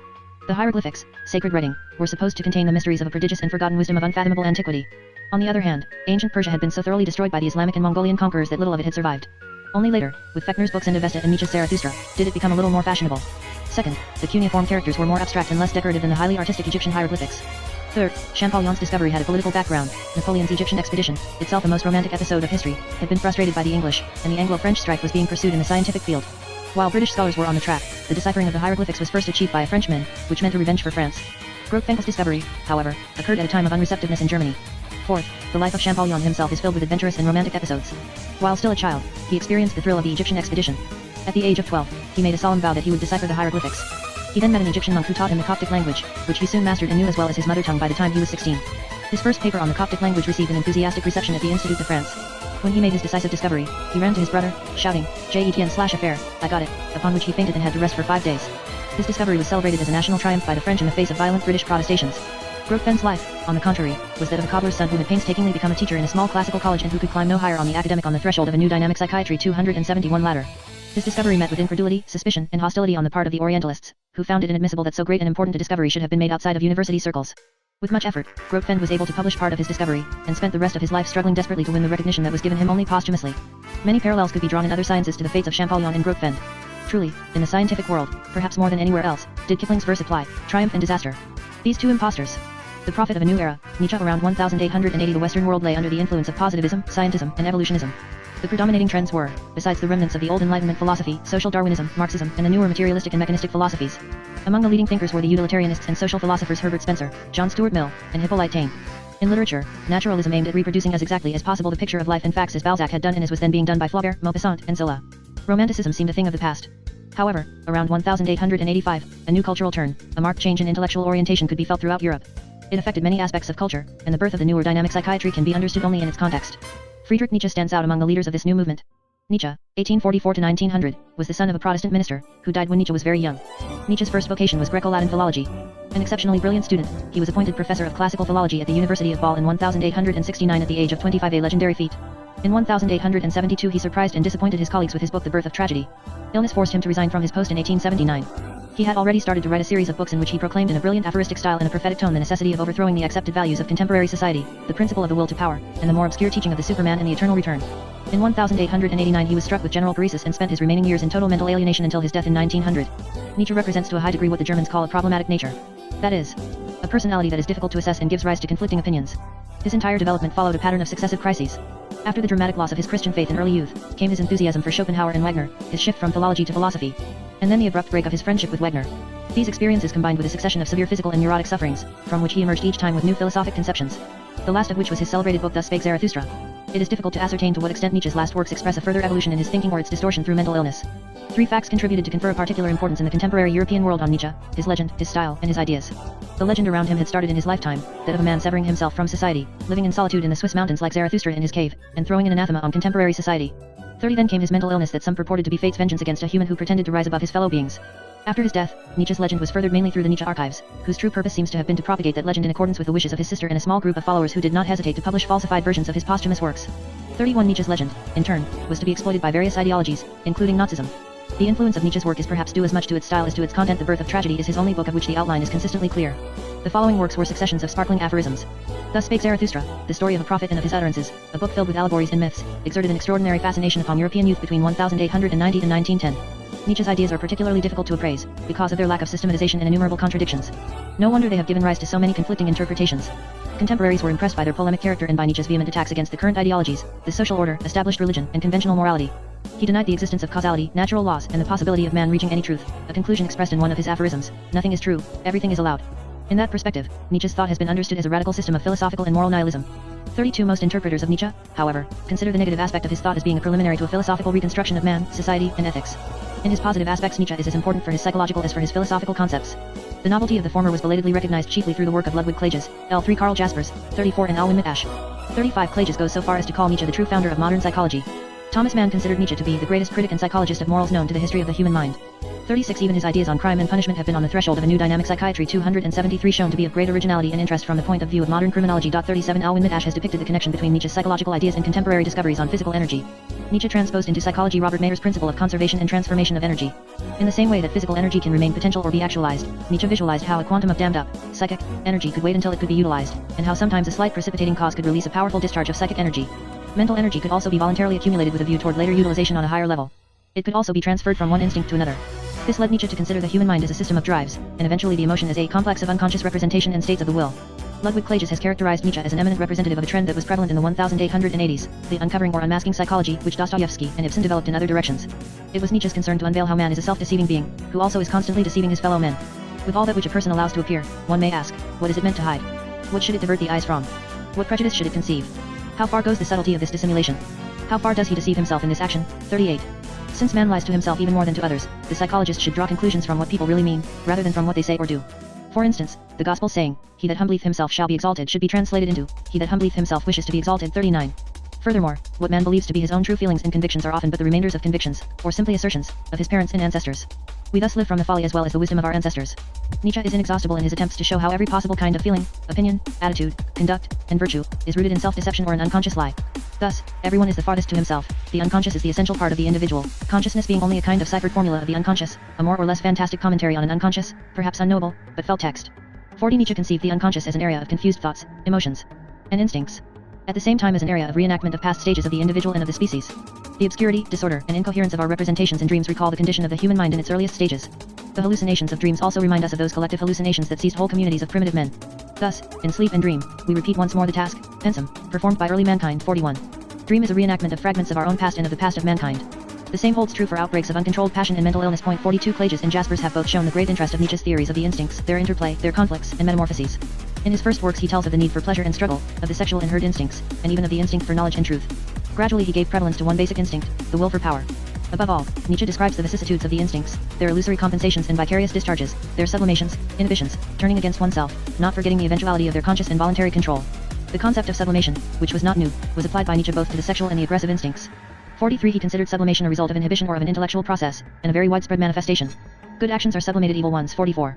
Even in their most sublimated forms, instincts retain their importance. The degree and quality of a person's sexuality finds its way into the topmost reaches of his spirit. 45 Under the name of inhibition, Hemmung, Nietzsche describes what is called today repression, and applies it to perception and memory. Oblivion is not a mere force of inertia.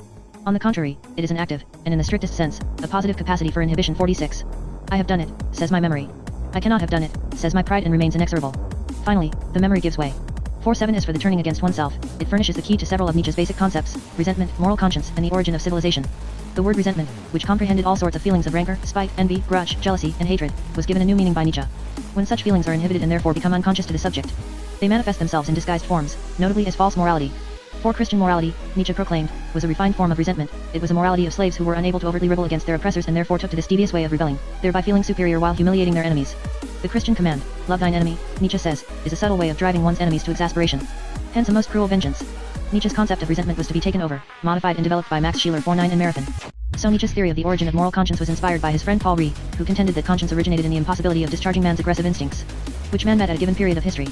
51 In his Genealogy of Morals, Nietzsche, like Rée, on the threshold of a new dynamic psychiatry 275 figured primitive man as a wild beast, a beast of prey, the magnificent roving blonde beast, craving booty and victory 52. But with the founding of human society, the instincts of the wild, free man, could no longer be discharged outwardly and thus had to be turned inwardly. This was the origin of guilt feelings, which in turn were the first roots of moral conscience in mankind.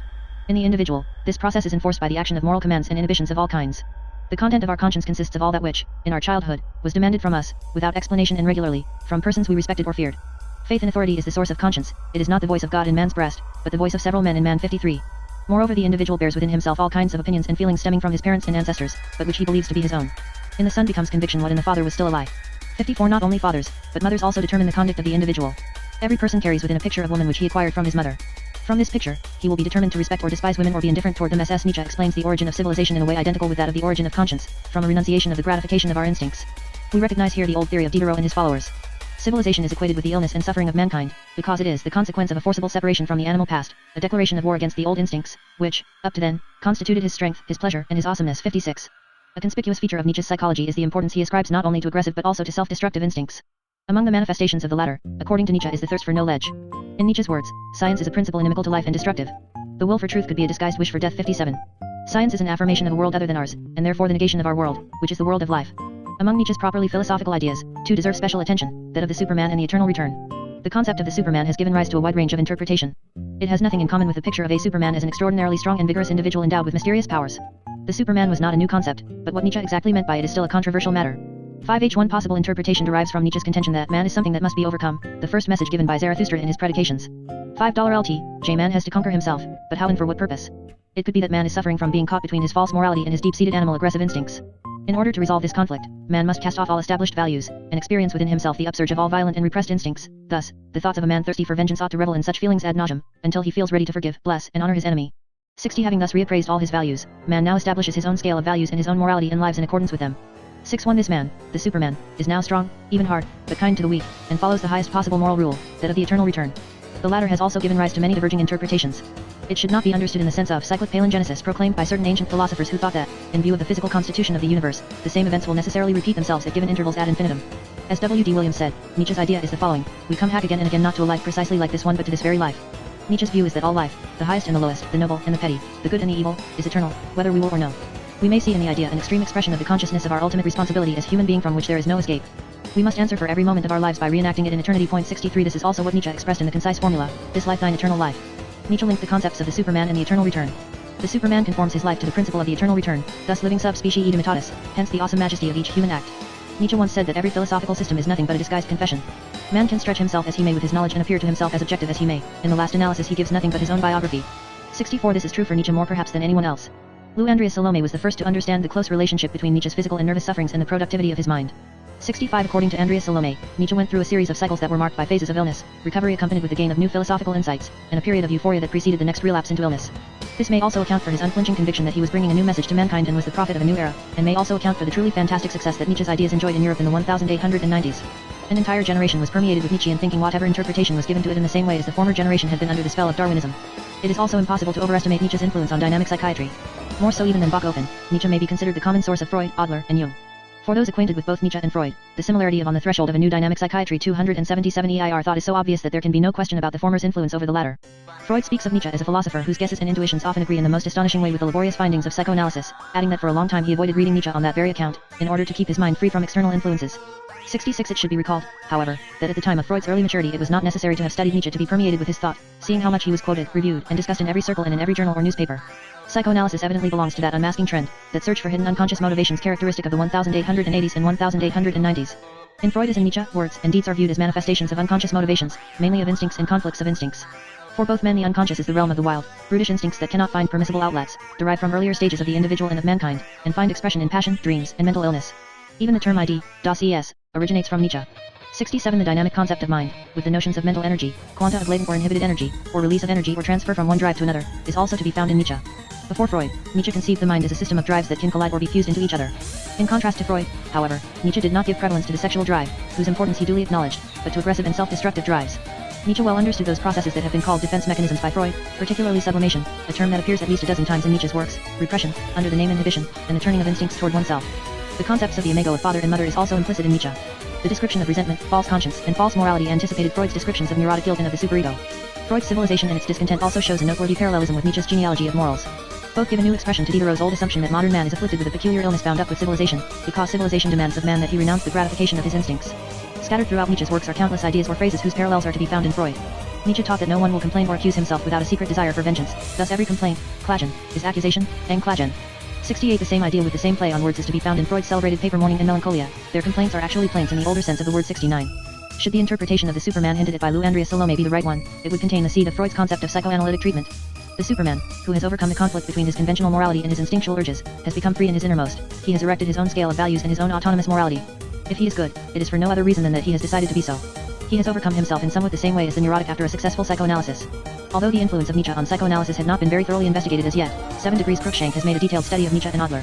71. Extensive parallels can be drawn. For Nietzsche as for Adler, man is an incomplete being who must achieve his own completion himself. Nietzsche's principle man is something which must be overcome finds its equivalent in Adler's principle to be human means to be stimulated by a feeling of inferiority which aims at being overcome. Nietzsche's later concept that the one basic drive in man is the will to power is reflected in Adler's teaching of man's basic striving toward superiority. In that regard Nietzsche's works are an inexhaustible mine of instances showing how the will to power manifests itself under countless disguised forms, including even asceticism and voluntary subjection to other men, in modern language, moral masochism. The main divergence between Adler and Nietzsche is that the former equates man's overcoming of himself with his acceptance of the community feeling, whereas Nietzsche, a radical individualist, speaks with contempt of the herd instinct. However, Nietzsche's idea that the error about life is necessary to life and that self-deceit is necessary to the individual anticipates Adler's concept of the guiding fiction in the neurotic. Unlike Freud, Lung has always openly proclaimed the enormous stimulation he received from Nietzsche. Lung's theories are filled with concepts that can be traced, in more or less modified form, to Nietzsche. Such are Lung's reflections on the problem of evil, on the superior instincts in man, on the unconscious, the dream, the archetypes, the shadow, the persona, the old wise man, and many other concepts. Lung also gave an interpretation of Nietzsche's personality. Zarathustra, he said, was a secondary personality of Nietzsche, which had formed and slowly developed in his unconscious until it suddenly erupted, bringing with it an enormous amount of archetypical material. Lung's courses on Zarathustra are contained in 10 unpublished typewritten volumes, which constitute the most thorough exegesis that has ever been attempted on Nietzsche's celebrated work. 72 Neo-Romanticism and fin de siècle. As already stated, a rapid and marked change of intellectual orientation occurred throughout Europe around 1885. This movement was a reaction against positivism and naturalism and to a certain extent, a return to Romanticism, which is why it was given the name of Neo-Romanticism. 73 It did not supersede the positivist and naturalist trends but went side by on the threshold of a new dynamic psychiatry. 279 Side with them for the remainder of the century. It affected philosophy, literature, the arts, music, and the general way of life, and exerted an unmistakable influence upon the deep-reaching changes that took place at that time in dynamic psychiatry.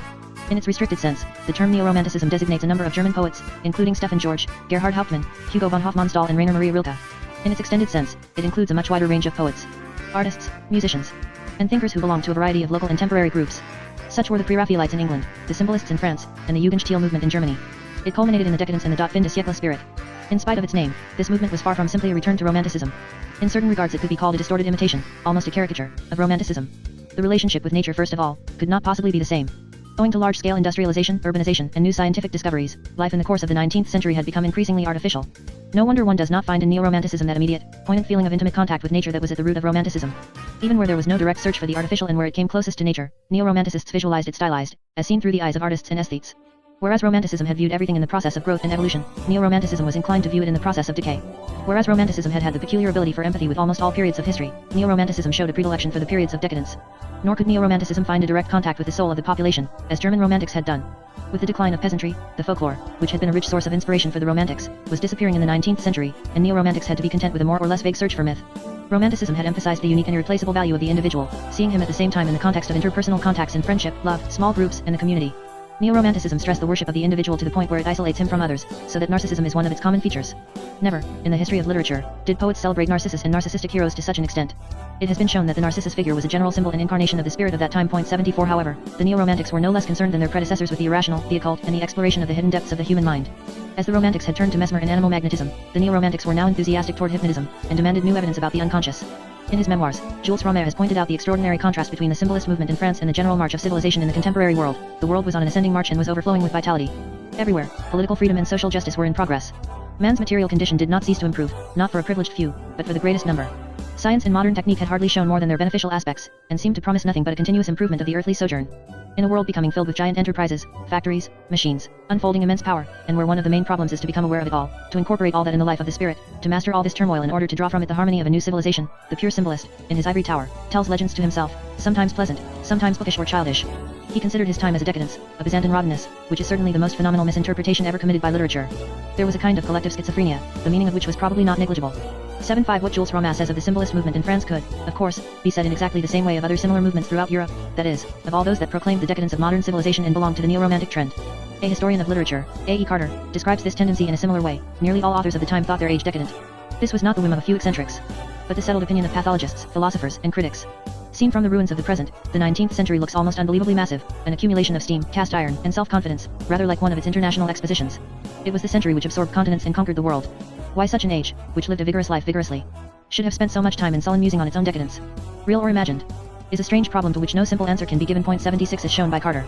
The word decadence had changed its meaning and by the end of the 19th century had acquired a peculiar connotation of rich and alluring corruptness. Men of that time compared their era to that of the decline of Rome, or rather to a legendary and fanciful picture of imperial Rome, to a no less legendary picture of Byzantine decadence, and to the frivolous debauchery of the court of Louis XV. Everywhere one found expressions of the idea that the world had grown old, supported by pseudo-scientific theories, particularly that of degeneration. Hence the success of Max Nordau's book Degeneration, which contained a radical condemnation of contemporary cultural movements of that time. 77 On the threshold of a new dynamic psychiatry. 281 The notions of decadence and degeneration, under all imaginable forms and disguises, pervaded the thinking of that time. In the 1850s, Morel had formulated a psychiatric theory in which almost all mental chronic disturbances were united under the name of mental degeneration. Morel's theory met with great success, and in the 1880s it dominated French psychiatry with Magnin. There came a point where almost all diagnostic certificates in French mental hospitals began with the words degenerescence mente / avec. Mental degeneracy, with, upon which the main symptoms were listed. In the early 1880s, Lombroso told of the born criminal, who supposedly resulted from a regression to an ancestral type of man. Morel's and Magnin's medical theories were popularized by the novels of Zola and other naturalist writers. But it also spread in a more subtle way through neo-romantic groups. The Count de Gobineau contended that human races were unequal and that all existing civilizations had been founded by superior races, which, through the process of intermarriage with inferior races, had been absorbed by the latter, so that mankind was doomed to a final state of mongrelization in which it will have lost all its creative ability. 78 More often, however, thinkers were content to describe the alleged decadence of one specific race or nation. In France and Italy, and also in Spain after its defeat of 1898 in the Spanish-American War, the idea of the inferiority of the Latin peoples was fairly widespread and was often associated with an obsession of the superiority of the Anglo-Saxons. 79 Nevertheless, the British Houston Stewart Chamberlain asserted the superiority of the Germans and the need for them to protect themselves by racial selection. 80 Another version of the decadence concept was the idea of aristocratic decay. As a consequence of the universal spread of democracy, superior individuals and families would be swallowed up by the masses. Finally, there was Nietzsche's contention that the human species as a whole was in decline, because civilization is incompatible with the nature of man. Hence also the then current nostalgia for primitive life, primitive populations, and primitive art. This general trend culminated in the fin de siècle spirit. This expression seems to have appeared in Paris in 1886 and was made fashionable by Paul Bourget in 1887 through his novel Mensonges. By 1891, it had become a literary calamity, which occurred at every moment during conversations and could be read a dozen times in every page of the newspapers. 81 Just as the epoch of Romanticism had experienced the mal du siècle, the period before the end of the century was now impregnated with the fin de siècle mood. There was, firstly, a general feeling of pessimism allegedly founded upon the philosophical doctrines of von Hartmann and of Schopenhauer. It is difficult for us today to imagine the fascination that Schopenhauer's philosophy exerted upon the intellectual elite of that time. Malwida von Meysenbug, a friend of Wagner and Nietzsche, tells in her memoirs how the discovery of Schopenhauer's work was a kind of religious conversion for her. 82 Philosophical problems that had preoccupied her for years were suddenly clarified. She found a new interpretation of Christian faith, together with peace of mind and a new meaning of life. But more often, Schopenhauer's and von Hartmann's pessimism was expressed in less dignified forms, and inspired gloomy and morbid essays, plays, and novels. A second feature of the fin de siècle was the cult of the antithesis, that is, of everything that is the opposite of nature. Whereas, in the 18th century, the prevailing myth was that of the noble savage, of the vigorous, primitive man living in his forest and fighting for his freedom, there was now an inverted myth of a corrupt civilized man, weakened and sophisticated amidst the luxuries of the great city. 83 In direct contrast with the romantic's communion with nature, the man of the fin de siècle feels at home in the monstrous, sprawling cities, the six lice tentaculaires of the poet Verhaeren, and revels in the corrupt and perverted luxuries that they offer. All this was allied with the cult of aestheticism, of refined elegance in clothing and furnishings, and of the search for the rare that led to every possible kind of eccentricity. Seldom in the history of culture were there as many eccentrics as in that period. A further characteristic of the fin de siècle SPMT was its vague mysticism. In the most favorable cases, it led some literary men to a more or less sensational religious conversion, as it had also happened with several romantics, but it led others to join spiritistic or occult sects of one kind or other. It frequently heightened the interest in the phenomena of hypnosis, somnambulism, dual personality, and mental illness. A new literary device, the inner monologue, was adopted, purporting to be an exact reproduction of the individual stream of consciousness. The French writer Edouard Dujardin, age 4, and the Austrian Arthur Schnitzler, 85, began writing novels in which there was no action, only description of the alleged unrolling of the character's thread of thoughts during a given period of time. Another major characteristic of the fin de siècle spirit was its cult of eroticism. The so-called Victorian spirit, which had reigned mostly in England until the middle decades of the century, had declined everywhere, and little of it remained in continental Europe. On the contrary, books, journals, and newspapers were filled with erotic preoccupations, though with slightly more restraint and more subtlety of expression than today. The abundance of obscene literature was such that Jules Clarity, in a review of the year 1880, wrote the epitaph "Here rests the pornographic year 1880. 86 Eroticism dominated literature from the very top in the refined works of men such as Anatole France and Arthur Schnitzler down to the trashiest publications for the uneducated. An abundant medical or pseudo-medical literature on perversions was readily available and found a large audience. Sexual perversions were also described, in a more or on the threshold of a new dynamic psychiatry 283 less veiled form, in many novels of that time. It was actually then that some sexual perversions were given the names under which they are still technically referred to today: sadism, masochism, fetishism, and the scientific description often followed the literary one. Mario Praz has shown the role played by vampirism in the 19th century, and that the character of the male vampire, destructive seducer or wolf, was gradually replaced by the character of the female vampire, the femme fatale, by the end of the century. 87 Another conspicuous theme was the cult of the prostitute. Artists such as Toulouse-Lautrec and Klimt painted these women with a certain fondness. Writers such as de Maupassant, Wedekind, Wildgans, and Popper-Lindqvist glorified them. The fin de siècle spirit prevailed particularly in two cities, Paris and Vienna. Historians of thought emphasize that the generation that was 20 to 30 years old in France in 890 was one of the most gifted France had ever known. There was a flowering of genius and talent in the philosophical, scientific, artistic, and literary realms, and a flurry of new contradictory ideas. Representatives of the older generations were often apprehensive of that spiritual anarchy. They did not suspect that the fin de siècle was a temporary mood and that original forms of thought were in the making. Writers such as Paul Morand, looking back in retrospect at that period, are prone to view it as a frivolous one that produced nothing but trivialities, and insist on the morbid eroticism that permeated life. 88 André Billy, however, claims that eroticism, which he does not deny, was of a high quality and part of the then current search for happiness. 89 He thinks that the fin de siècle period suffered above all from an overabundance of cultural riches. Vienna was the other great center of the fin de siècle atmosphere. In Austria, the idea of decadence that prevailed over Europe took on special meaning because it was being applied to the monarchy and the empire, of which many predicted the forthcoming downfall and disintegration. As in Paris, Vienna's young generation was extraordinarily talented and brilliant. The Circle Young Vienna counted among its members poets such as Hermann Bahr, Richard Beer Hoffmann, Hugo von Hofmannsthal, Richard Schlegel, and Arthur Schnitzler. Here, too, the main evil was probably the overabundance of ideas and cultural riches. The deep-reaching affinity bet // the new incipient dynamic psychiatry and the spirit of the times is revealed by the similarity between patients described by the psychiatrists and by the novelists and playwrights. It has already been pointed out that many of Pinel's case histories seem to be borrowed from Balzac's novels. In the same way, Janet's patients show remarkable similarities with some of Lola's characters. Janet's Irene, for instance, with Pauline, the heroine of Zola's novel La Joie de Vivre. However, Hofmannsthal's Electra resembles Brewer's celebrated Anna Zero much more than Euripid's Electra. And Freud's Dora seems to belong to one of Schnitzler's short stories. No wonder, since writers and psychiatrists had grown up in the same generation and lived in the same atmosphere, and since it was from the same refined and highly eroticized fin de siècle milieu that the ones drew their literary characters, the others their patients. Psychiatry and psychotherapy. As we have seen in the preceding chapter, two main psychiatric trends prevailed in the first decades of the 19th century, that of the Somatiker, and that of the Psychiker, as they were called in Germany. The first attributed mental diseases to physical causes and to brain conditions, the second emphasized the emotional causes of such diseases. As we have also seen, the latter tendency declined around 1840, and a combination of both trends was attempted by Friesinger. After him, however, the organicist tendency dominated the entire field of psychiatry. Throughout Europe, two main principles apparently presided over the treatment of mental patients. First, a humanitarian principle issued from Pinel and his contemporaries: mental patients must be treated as humanely as possible. The second was the principle that mental diseases are brain diseases. Therefore, the best thing a psychiatrist could do for his patients was to study brain anatomy and pathology, with the hope that this investigation would eventually lead to the discovery of specific treatments for mental diseases. This attitude resulted in many mental hospitals becoming centers for the study of brain anatomy and pathology. Occasionally a physician was appointed medical director of a mental hospital, his only qualification being that he was a good student of brain anatomy. Several outstanding discoveries in that field were thus actually made in small remote mental hospitals. With his slogan that mental diseases are brain diseases, Griesinger declared war against the survivors of the old romantic psychiatry. At that time, Rokitansky and Fierko were laying the foundations of cellular anatomopathology, which appeared to be the one firm basis of all medicine. Thereupon Maynard, Wernicke, and their followers tried to found psychiatry on this same basis. Theodore Maynard, 1833-1892, and Karl Wernicke, 1848-1905, two keen students of brain anatomy and skilled clinicians, attempted to build an overall system of organic and mechanistic psychiatry. But they often supplemented their objective findings with hypotheses on the anatomical and physiologic substratum of psychic activity, and by the end of the 19th century many psychiatrists used to formulate psychopathological disturbances in terms borrowed from brain anatomy. This was called Hern mythology, brain mythology. The credit for overcoming that tendency goes to Emil Kraepelin, 1856-1926, with his multiple approach to psychiatry, neurology and brain anatomy, experimental psychology with the application of new elaborated test methods, and the thorough investigation of the patients on the threshold of a new dynamic psychiatry 285 life history. Kraepelin has become the whipping boy of many present-day psychiatrists who claim that his only concern for his patients was to place diagnostic labels on them, after which nothing more was done to help them. In fact, however, he took the greatest care that every one of his patients should receive the best treatment available in his time, and he was an extremely humane person. 91 of his major achievements was the construction of a rational nosology and classification of mental illness, with the conception of dementia praecox and manic depressive illness. Around 1900, Kraepelin was being praised as the man who had introduced clarity into the chapter of mental diseases, and his system gradually found acceptance everywhere. Meanwhile, the work of men such as Heinroth, Ideler, Newman, and the other Psychiker, which had perhaps never been completely forgotten, experienced a revival in the 1880s. Two men deserve special mention in this connection: Four and Bleuler. Auguste Four, 1848-1931, was an extraordinarily vigorous personality whose life is fairly well known thanks to his autobiography 91 and to a biography by Anne-Marie Wetley. 92 His life is a typical example of a young boy suffering from feelings of inferiority, finding compensation, and becoming one of the foremost scientists of his generation. The compensation that he found in his childhood was the study of ants, of which he became probably the world's greatest specialist. Farrell's wish was to study the natural sciences, but he chose medicine for practical reasons and soon distinguished himself by his discoveries in the field of brain anatomy, which led him to the post of professor of psychiatry at the University of Zurich, a function that included the supervision of the Bergbolsli Mental Hospital. He brought about a much-needed reform in this institution, with such success that the Bergbolsli achieved world renown. 4. Initially belonged to the school of the organicists, but his attitude gradually changed. He wondered why psychiatrists were unable to cure alcoholics, whereas some laymen succeeded in doing so. He asked one of these laymen, the cobbler Boschert, what his secret was, and was told, "No wonder, Herr Professor, I am an abstainer while you are not." 9.3 This reply impressed 4. So much that he himself signed a pledge of abstinence, and from then on he was able to treat alcoholics successfully. This was Farrell's first step toward the realization that the secret of successful therapy resided in the personal attitude of the psychotherapist. His second step in this direction was his discovery of hypnosis. Having heard of Bernheim's work, he forthwith traveled to Nancy and remained there long enough to acquire the technique of hypnotic treatment, which he then brought back to Zurich. 4. Soon became one of the leading specialists of that method.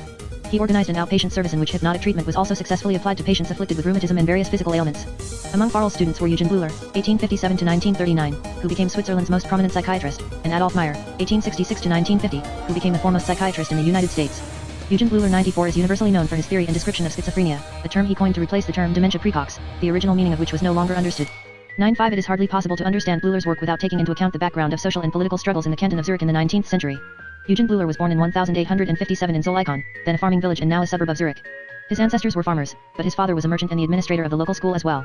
Bleuler's father, grandfather, and all the members of his family still had a vivid recollection of the times when the farming population of the canton was under the domination of the Zurich city authorities, which narrowly restricted the farmers' access to certain trades, professions, and above all to higher education.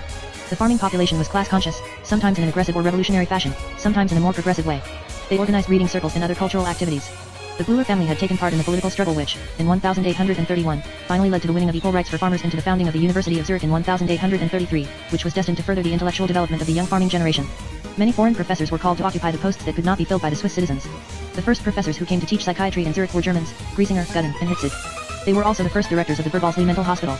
Complaints arose that these men busied themselves more with their microscopes than with their patients and that they were unable to make themselves understood by the patients because they spoke only High German and were not familiar with the local dialect. During the years he spent in secondary school, Bleuler often heard such complaints from people in his own environment. He decided to become a psychiatrist who would understand mental patients and make himself understood to them.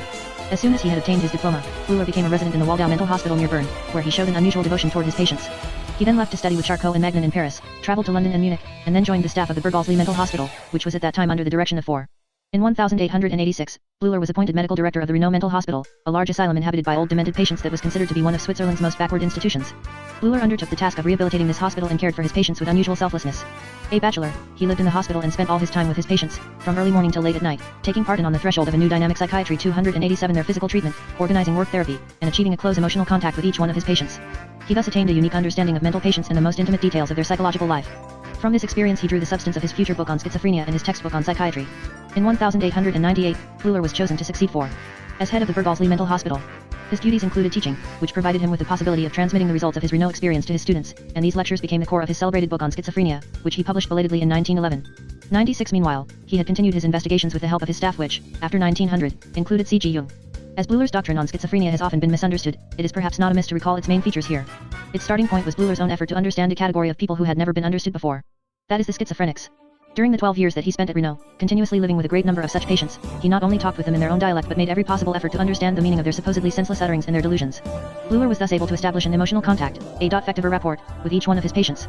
This clinical approach was supplemented later at the Bergbolsli Mental Hospital with an investigation by means of the word association test under the direction of Jung, and still later with the help of Freud's psychoanalytic concepts. On the basis of his clinical research, Bleuler developed a new theory of schizophrenia. In contradistinction with the purely organicist theories that were prevalent in his time, Bleuler professed a theory that would be called organodynamic today. He assumed that schizophrenia derived from an unknown cause, perhaps from the action of toxic substances on the brain, and in which heredity played an important part. In the chaos of the manifold symptoms of schizophrenia, he distinguished primary or physiogenic symptoms caused directly by the unknown organic processes, and secondary or psychogenic symptoms deriving from the primary symptoms. This distinction was probably inspired by Janet's concept of psychasthenia. Just as Janet distinguished a basic disturbance in psychasthenia, that is, the lowering of psychological tension, so did Bleuler in much the same way conceive the primary symptoms of schizophrenia to be a loosening of the tension of associations, in a manner more or less similar to what happens in dreams or in daydreams. He thought that all the rich varieties of the secondary symptoms derived from these basic symptoms, notably the Spaltungen or splits between the various psychic functions, for instance between affectivity and intellect, and between affectivity and will.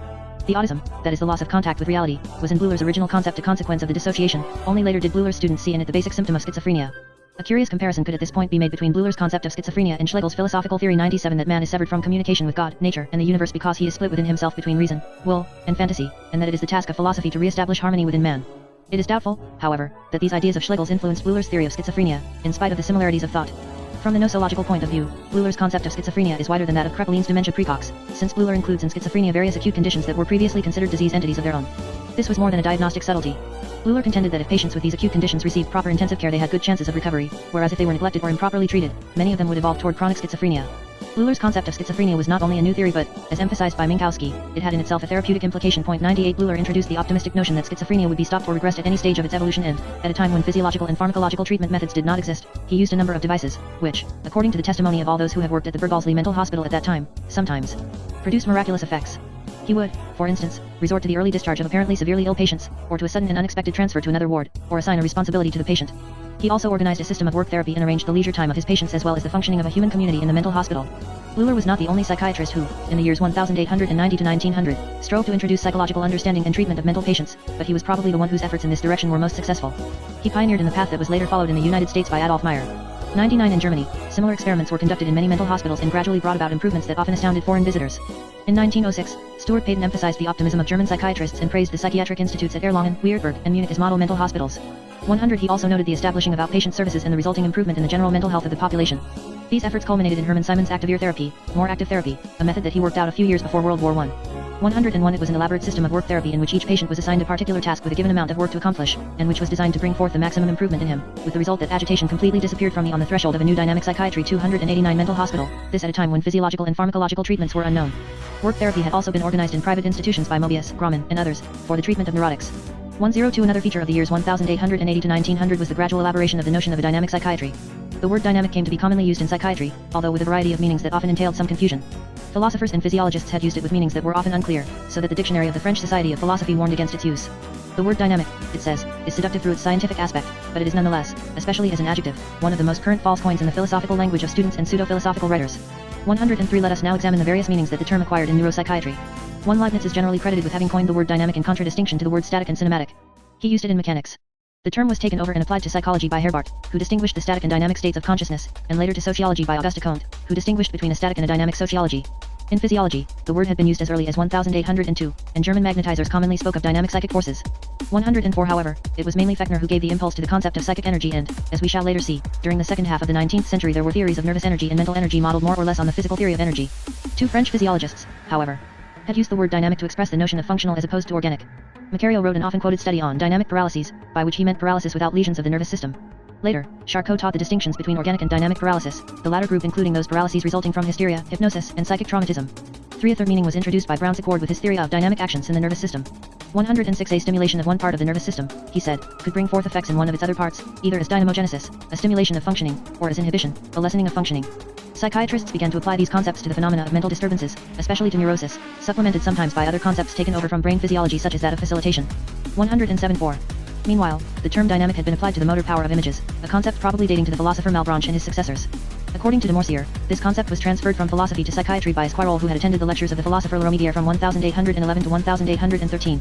108 This concept was taken over by Bernheim, who centered his theory of suggestion around it. Under the name law of ideodynamism, he expounded his contention that any suggested and accepted idea tends to turn into acts. 109 and 1897, Amé sketched a theory of dynamic psychology based on the teachings of Brown-Séquard and of the Nancy School. 110 He distinguished 3 classes of nervous disturbances, purely organic ones, purely dynamic ones, without known lesion, and intermediate conditions, which today would be called organodynamic. He taught that ideas and emotions are dynamic nervous facts, that is, expressions of dynamogenic or inhibitory phenomena in certain nervous structures. A true diagnosis aims at making an evaluation of the respective parts of organic and dynamic factors in illness. There are 2 classes of dynamic treatments, those based on inhibition, and those based on dynamogenesis. Among the latter are suggestion proper, hypnotic suggestion, materialized suggestion, now called placebo therapy, and finally, methods of training. The author attributes a particularly important role to dynamic therapy in the treatment, or at least alleviation, of many physical diseases. 5 Finally, the word dynamic acquired yet another meaning related to the concept of evolution and regression. It would seem that the first one to apply these notions to psychiatry, without as yet using the term dynamic, was Moreau, de Tours, who taught that mental illness is a world of its own, basically different from our world and comparable to the world of dreams, even though its elements are all taken from the real world. 111 The basic fact underlying this world of delusion and hallucination is not the stimulation of any brain function, but, on the contrary, a modification bringing about a diminution of intellectual functions and a disproportionate development of vestigial psychic activities.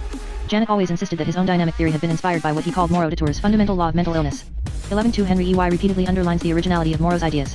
113 A similar concept was later introduced in neurology by Hughlings Jackson, who first applied it to the study of aphasia and epilepsy. 114 Jackson took into consideration the evolution of the nervous system. In the human nervous system, certain centers have appeared at a more recent phase of human evolution than others. The more recent the centers, the more vulnerable they are, and when one of them is damaged, the activity of the older centers increases. Hence the distinction made in nervous lesions of negative symptoms, caused directly by the lesion, and positive symptoms, resulting from the reactivation of the functions of the more ancient centers. Actually, the term dynamic, as Jackson used it, combined several of the previous meanings of that word. It designated the physiological aspect in contrast to the anatomic, the functional in contrast to the organic, the regressive in contrast to the status quo, and it expressed at the same time the energetic aspect, even including on the threshold of a new dynamic psychiatry 291 at times the connotation of conflict and resistance. Jackson's conception, as it is well known today, had a great influence not only on neurologists such as Head and Goldstein, but also on psychiatrists, probably on Freud, and certainly on Adolf Meyer, who studied under Jackson in London in 1891. Sexual Psychology and Pathology, 1880 to 1900. One of the characteristics of the 1880s and 1890s was the rapid progress of investigations into sexual psychology and psychopathology. Although this period is not too distant, it is very difficult for us to get an exact picture of it. The usual stereotype represents it as an era of sexual ignorance, repression, and hypocrisy, which to boot sexual subjects. A closer examination shows, however, that in the 1880s, Victorian hypocrisy was mostly a thing of the past, although it still persisted in some genteel bourgeois circles. The stereotype image we have of that period may result from our misunderstanding of the fact that its social code made people refer to sexual matters in a more discreet way than is the case today, and that certain matters, like homosexuality, were ignored and banned. Sexual repression, a supposedly characteristic feature of that period, was often merely the expression of two facts, the lack of diffusion of contraceptives, and the fear of venereal disease. Gonorrhea entailed several months of painful treatment, and syphilis, as a rule, remained with the patient for the duration of his life, often threatening to end it in general paresis. Syphilis was the cause of innumerable tragedies, which literature reflected in works such as Ibsen's Ghosts, Brûlé et Verys, and Anton Wildgangs's poems. But literature was unable to express the full horror of individual fates that occurred in reality. Young Nietzsche, who, at the age of 20, stopped over for one night in Cologne, in February 1865, and was taken unawares to a house of prostitution, contracted syphilis and was never treated. The illness went insidiously on its course, and led to general paresis and the ultimate catastrophe of 1889. 115 Venereal disease was all the more dangerous because of the great spread of prostitution, and because prostitutes were almost invariably contaminated, and therefore potential sources of infection. We can hardly imagine today how monstrous syphilis appeared to people of that time, made worse by the fact that it was likely to be transmitted to the next generation in the form of hereditary syphilis, which, in turn, had become a nightmarish myth into which many physicians attributed all diseases of unknown origin. Thus, when Freud considered hereditary syphilis as one of the main causes of neuroses, he simply reflected an opinion that was common to medical circles of that time. Another feature of that period was the struggle for the recognition of women's rights. The feminist movement went back to Mary Wollstonecraft and to some French revolutionaries of the end of the 18th century, but it had developed slowly. In the period 1880 to 1900, however, the struggle was taken up again with renewed vigor, even though most contemporaries viewed it as idealistic and hopeless. Nevertheless, it resulted in ideological discussions about the natural equality or non-equality of the sexes, and the psychology of women. Several opinions were represented. The common opinion maintained that man was naturally superior to woman, not only in physical strength, but in character, willpower, intelligence, and creativity. In 1901, the German psychiatrist Mobius published a treatise on the physiological imbecility of woman, according to which, woman is physically and mentally intermediate between the child and man. 116 She has a more animal nature than man, she displays a total lack of criticism and of self-control, but this is fortunate, because, in Mobius' words, if woman were not bodily and mentally weak, she would be extremely dangerous. There was no lack of men, and even of women, who supported this view. Even at the beginning of the 20th century, the inferiority of woman was generally taken for granted, and the only problem discussed in that connection was that of the reason for her inferiority. The opposite theme, that of the natural superiority of woman, was claimed by a few passionate feminists, and no one could have guessed that there would also be men to advocate it later on. Point 117 The thesis of the natural equality of the sexes was claimed by most feminists, who replied to the argument of the lesser creativity of woman, that this intellectual inferiority was the result of centuries of male oppression. Back offense writings were used as an argument in such discussions, notably by the socialist Babel, who demanded exactly the same rights and duties for women as for men, and equal education for both sexes. A third thesis was that of a qualitative difference rather than one of superiority and inferiority, which held that the sexes were psychologically complementary to each other. This theory was sometimes associated with that of the fundamental bisexuality of human beings. It was the old romantic myth of the androgyne, which came back to light under a psychological cloak. Michelet had already said that man and woman are two incomplete and relative beings, since they are but the two halves of the same whole. 118 This theory was now being revived under various forms. It is noteworthy that each of the three great pioneers, Freud, Adler, and Jung, later adopted one of these three theories. Freud seems to have taken the natural inferiority of woman for granted, since, in one of his early writings, he assumed that the stronger sexual repression in woman is the cause of her intellectual inferiority. Later, he came to speak of the natural masochism of woman. Adler, on the other hand, was a staunch defender of the theory of the natural equality of the sexes. As for Jung, it is obvious that his theory of the anima in man and the animus in woman is related to the third contention. During the last 2 decades of the 19th century, many ideas sprang up around these discussions, and many of them found their way later into On the Threshold of a New Dynamic Psychiatry 293 The theories of the newer dynamic psychiatrists. One favorite idea maintained that man, instead of seeing woman as she really is, projects onto her images that could be classified into 3 categories: I, the imaginary ideal; 2, images drawn from his own past; and 3, what could be called archetypal images. E.T.A. Hoffmann, H. M. von Arnim, and other romantics had already depicted at length the imaginary and illusory character of the beloved's image as seen by the lover, and had written of the destructive consequences of such delusions. The conflict between the illusory and the real woman was later to be used by Spitteler as the theme of his novel Imago, a novel greatly admired by Freud and Jung, whose title furnished psychoanalysis with one of the favorite terms of its vocabulary. 119 Another theme was that of the lasting influence of the first love, whether forgotten or not. In The Disciples in Seius, Novalis had already told the story of a young man who wanders from place to place, searching for the object of his vision. Arriving finally at the temple of Isis, this object is revealed to him and he recognizes in her his childhood sweetheart. 12. The theme of this novel anticipates that of Wilhelm Jensen's Gradiva, which Freud admired so much and honored with a commentary. T21 For others such as Nietzsche, the ideal guiding figure was thought to be that of the mother. Karl Neisser contended that, if a woman is to be loved by a man, she will have to resemble his female ancestors, those women who have in the past aroused the love of his forefathers. 122 What Nisa explained in 100 pages of psychological language was expressed by Verlaine in his beautiful sonnet My Familiar Dream, and this concept is not very far removed from Jung's concept of the anima. A third favorite theme was that man projects onto woman one of several ready-made pictures that he carries within him, the picture of the mere sexual object, of the femme fatale, of the muse, the Virgin Mother, those figures belonging to what Jung later called archetypes. Some of those archetypes were the object of much discussion at the time. One of those archetypal figures, or Frauenphantom as they were called in German-speaking countries, was that of the woman as a mere sexual object, an image that could be traced from Luther to Schopenhauer, and was being revived at that time in the writings of Laura Marholm. The goal of woman is to gratify man's desires, this being the only meaning of her, Ifat. 123 This idea was to be developed and pushed to its extreme by Weininger in his celebrated book Sex and Character. 124 He contended that woman possessed neither intelligence, nor character, nor any relationship to the world of ideas or to God. She is an individual, but not a person, that the essence of her being is sex, that she is a born prostitute, and that, on becoming older, she schemes to make young women follow the same path. Weininger's book was enormously successful and was greatly admired by several prominent writers of that time. Another phantom or archetype was the muse, or what the French called the femme inspiratrice, who often played a great role in the lives and work of writers and thinkers. 125 Biographies of an author would be divided into periods according to the women who had inspired him successively. There was a variety of inspiratrices, ranging from the aventuriere seeking love affairs with famous men, to the idealist seeking platonic friendships with thinkers of whom they could be in turn disciples, spiritual collaborators, or protectresses. One celebrated femme inspiratrice was Malwida von Meysenbug, a woman from a German aristocratic family, who fled to England because of her democratic convictions, lived in France and Italy, and played a great role in the lives of Alexander Herzen and Richard Wagner. 126 Her memoirs describes an impressive gallery of famous men, patriots and revolutionaries, composers, novelists, and playwrights, philosophers and scholars. 127 She was instrumental in introducing Nietzsche to another, younger femme inspiratrice, Lou Andrea Salome. The latter was to play an important role in the lives of a succession of great men, from Nietzsche to Rilke, and was to end her career as a psychoanalyst. The femme fatale was also a popular phantom. She is the woman who destroys the genius of a man, or even leads him to his death. Sometimes she is all the more dangerous because she appears in the disguise of the inspiring muse, like Rebecca in Ibsen's Strong Rosmersholm. Not very different from her, but of a somewhat more ambiguous character, is the type of woman that Jung named the anima figure in whom he sees an example in Aisha of Rider Haggard's novel She, the woman who is fascinating to men and who could easily destroy him, but whose spells can be overcome, as seen in the story of Ulysses and the magician Circe. Another archetypal figure, that of the Virgin Mother, was defined by Ria Clausen as the woman who helps man to sublimate and spiritualize his lower instincts. 1-2 Such was the role of the Holy Mother's image in the spiritual life of Catholic monks, and the image of Beatrice for Dante. A curious literary product of these preoccupations about women is found in Villers de l'Isle-Adam's novel Elle Eve Future, in which we can find several of these female archetypes.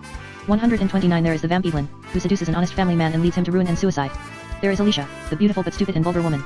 There is a make-believe woman, made up by Thomas Edison to be the exact physical resemblance of Alicia, but whose inner void is to be filled with the spirit of a deceased woman, Hadley, who will be the femme inspiratrice of the novel's hero. It is indicative of the spirit of that period that the author also resorted to the themes of dual personality and spiritism when writing this typical masterpiece of 1886 science fiction. While all these psychological discussions about the sexes were taking place, biologists were seeking new approaches to the same problems in their laboratories. Decisive progress had been made around 1830 when Baer in Germany and other scientists after him had discovered or clarified on the threshold of a new dynamic psychiatry the phenomena of ovulation. Michelet, in France, emphasized the importance of these discoveries for the understanding of the psychology of women and vulgarized them in a somewhat romantic tone. 130 later, in the 1880s, when physiologists were beginning to lay the foundations of endocrinology. The 72-year-old physiologist Brown Secord on June 1, 1889. Read a paper at the Société de Biologie in Paris on the effects produced on man by subcutaneous injections of a product extracted from guinea pigs and dogs' testicles. 131 He related that he had given a series of 8 injections of that product to an old man with the result of an extraordinary physiological and psychological rejuvenation. The subject was Brown Secord himself, and the listeners who knew him could not but recognize the fact that he looked 20 years younger. It had been known for centuries, from the example of the castrates, that male sexual glands contained a product that had a powerful action upon the male organism and furthered aggressiveness among others. A proof was now given of the dynamogenetic action of that glandular secretion and was to be confirmed later by the discovery of the male hormone itself. Brown Secord emphasized the parallelism between the physiological phenomenon and the psychological effects. This may well have been the starting point for Freud's theory of the libido, which he first conceived as a psychobiological phenomenon on the substratum of an unknown chemical substance. The psychological approach to the study of sexual facts was no less fruitful, but here 2 remarks are necessary. First, it is a frequent occurrence in the history of science that certain facts are common knowledge to scientists in one discipline and are completely overlooked in others. Certain facts could be well known to gynecologists and unknown to neurologists, well known to educators and unknown to physicians. The other fact is the great persistence of certain errors once they have taken root.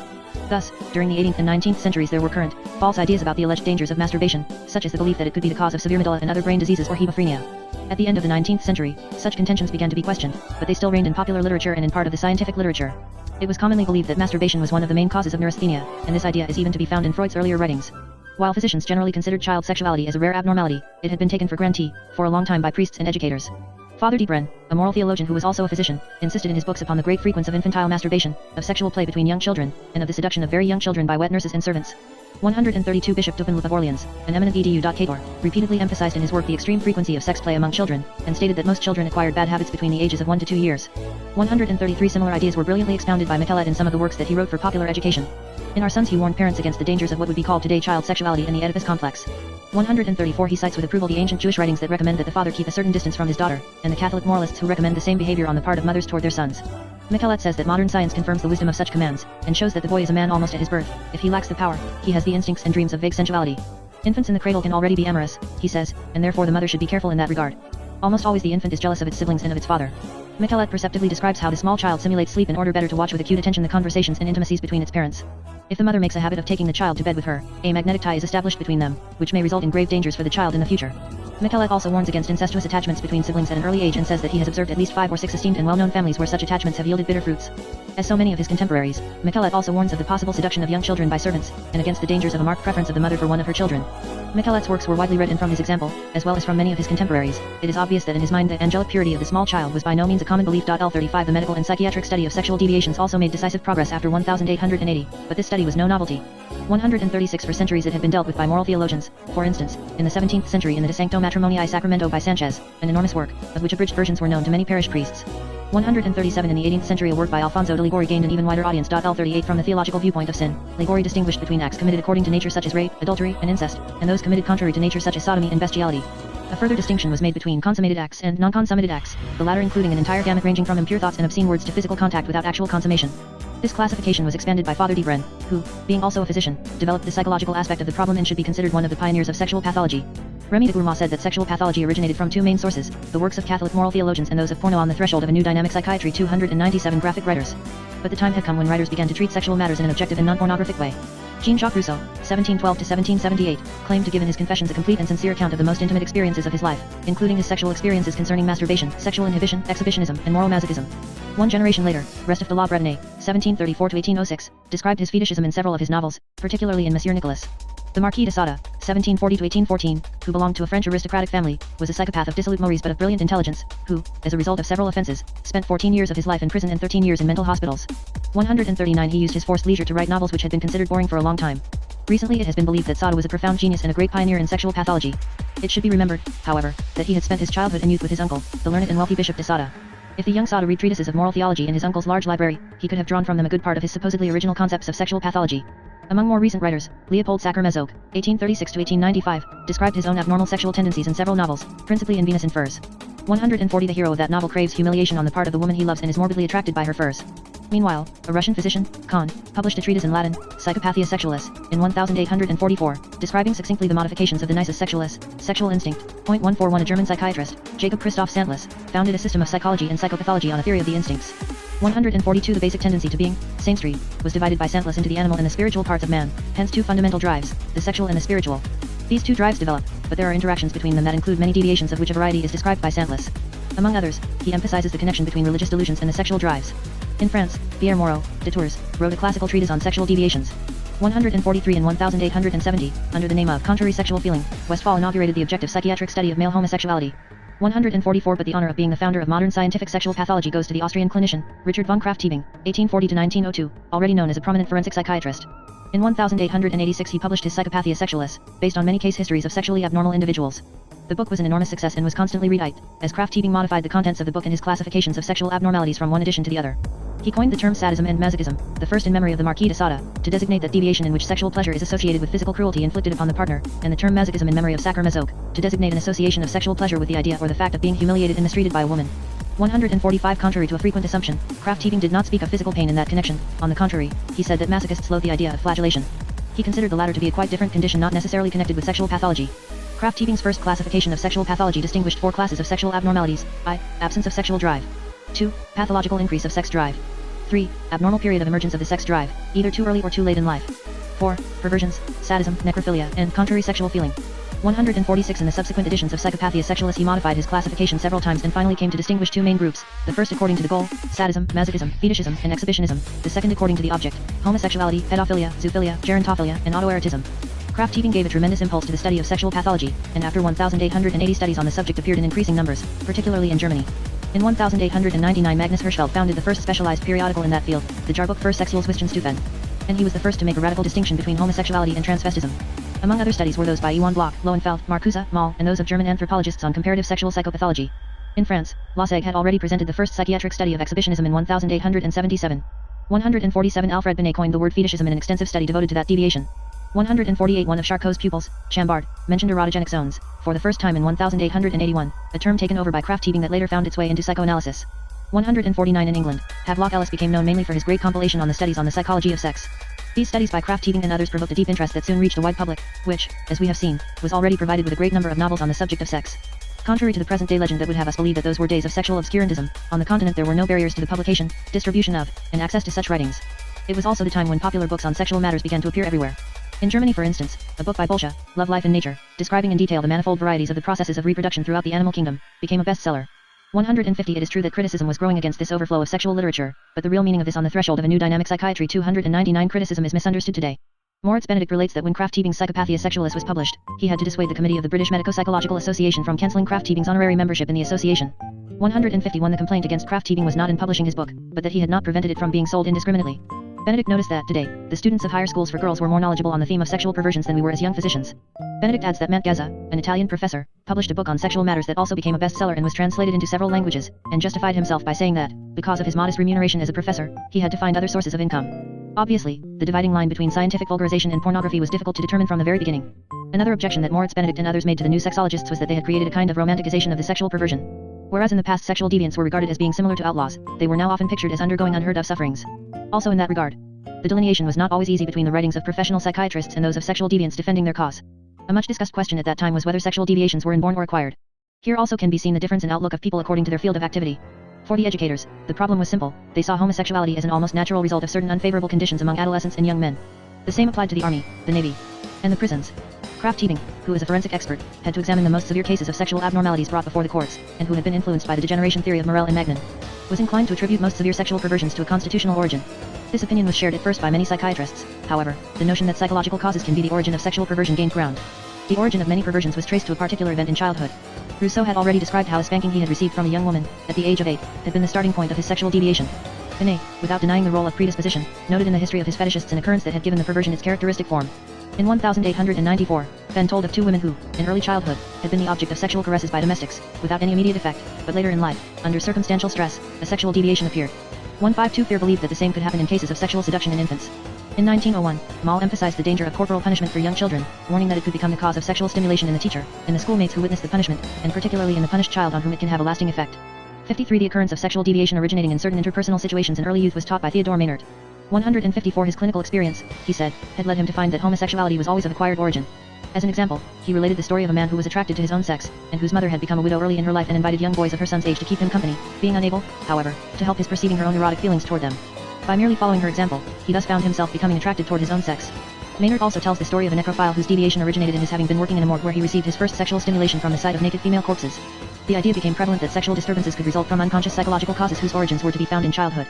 Dallemagne told of transient sexual arousals at the age of 5 or 6, producing associations that in turn formed in later years the unconscious substratum of our feelings and acts. 155 Ribbett, in 1886, gave a classification of sexual disturbances based on their origin. 1. Anatomical and physiological causes. 2. Sociological causes, closed communities of men. 3. Unconscious psychological causes of the type described by Dallemagne, expressing the action of an unconscious subpersonality that directs the conscious personality. And 4. Conscious psychological causes, the imagination working on an erotic theme, much as it might do on an artistic or scientific theme. _1 So. The assumption of a psychogenesis of sexual perversions naturally led to attempts to treat them by psychotherapy. Such was the case with a patient of Charcot and Magnin, who, at the age of 6, had watched soldiers masturbating, and who from that time on had been stimulated only by the sight of men, showing no interest in women. 157 The treatment consisted in substituting the picture of a naked woman for that of a man, and after some months the patient became able to have satisfactory relations with a woman.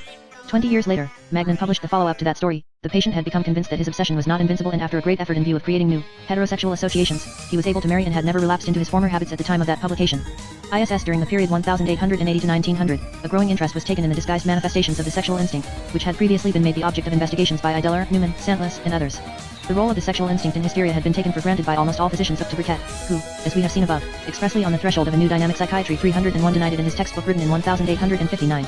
After Briquet, opinions on this subject were divided. Here occurred one of those curious splits that sometimes happen in the history of science, whereas most neurologists tended to follow Briquet's and Charcot's view, gynecologists still believed in the sexual psychogenesis of hysteria. We have described in Chapter 3 how the American gynecologist, A.F. Aking, after adopting Binet's theory of the dual personality of hysterical patients, contended that these two personalities are the reproductive ego and the self-preservative ego.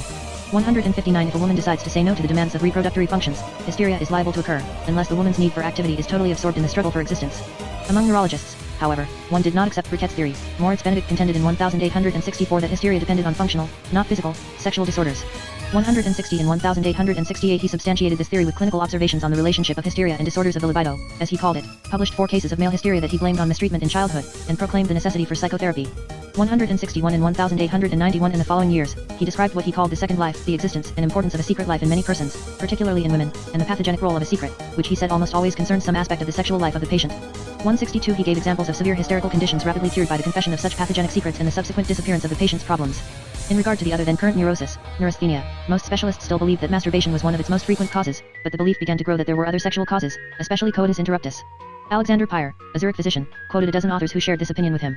163 Pyer also contended that there was also a special form of asthma caused by a variety of disturbances in sexual life and especially by coitus interruptus. L64 Another frequent topic for discussion was the various reactions assumed when sexual instincts were ungratified, aside from psychosis or classical neurosis. The Austrian criminologist Hans Gross gave special attention to that problem, because he assumed that frustrated sexual instinct could in given circumstances become the starting point of crimes, and that it was therefore necessary for the investigator of justice to know the various masks of hidden sexuality. 165 One of them, he said, is false piety, another one is boredom, that is, an inner void, which, no matter how busy life may be, is never filled. A third one he described as morbid vanity, and a fourth one, resentment. A much discussed question was whether sexual abstinence could be harmful. Most authors believed that it was. Krafft Ebing, however, was one of those who thought that sexual abstinence could harm only predisposed individuals, in whom its effects could range from slight agitation or sleeplessness to hallucinations. 166 No less discussed were the normal or superior metamorphoses of the sexual instinct.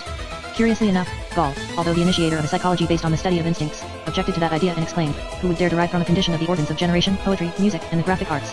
167 Ostwald in his biography of great scientists, pointed out that their love lives had been of little importance and had exerted no influence on their discoveries.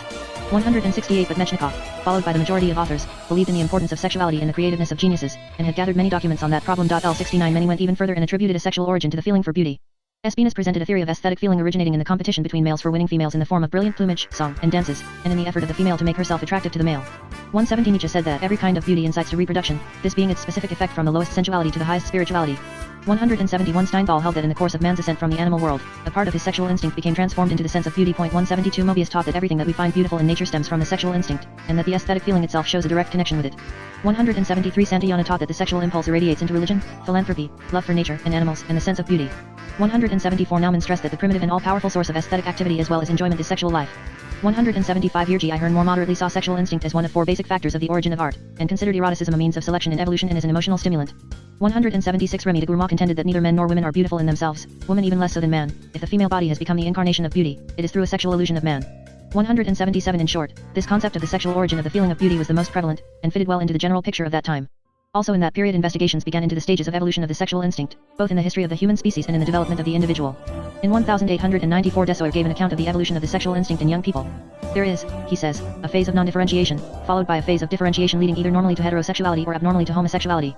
Disturbances in that differentiation process can lead to sexual abnormalities, but sexual feeling can also remain at such an embryonic stage that the individual remains sexually indiscriminating and may be attracted by any warm living body, even that of an animal.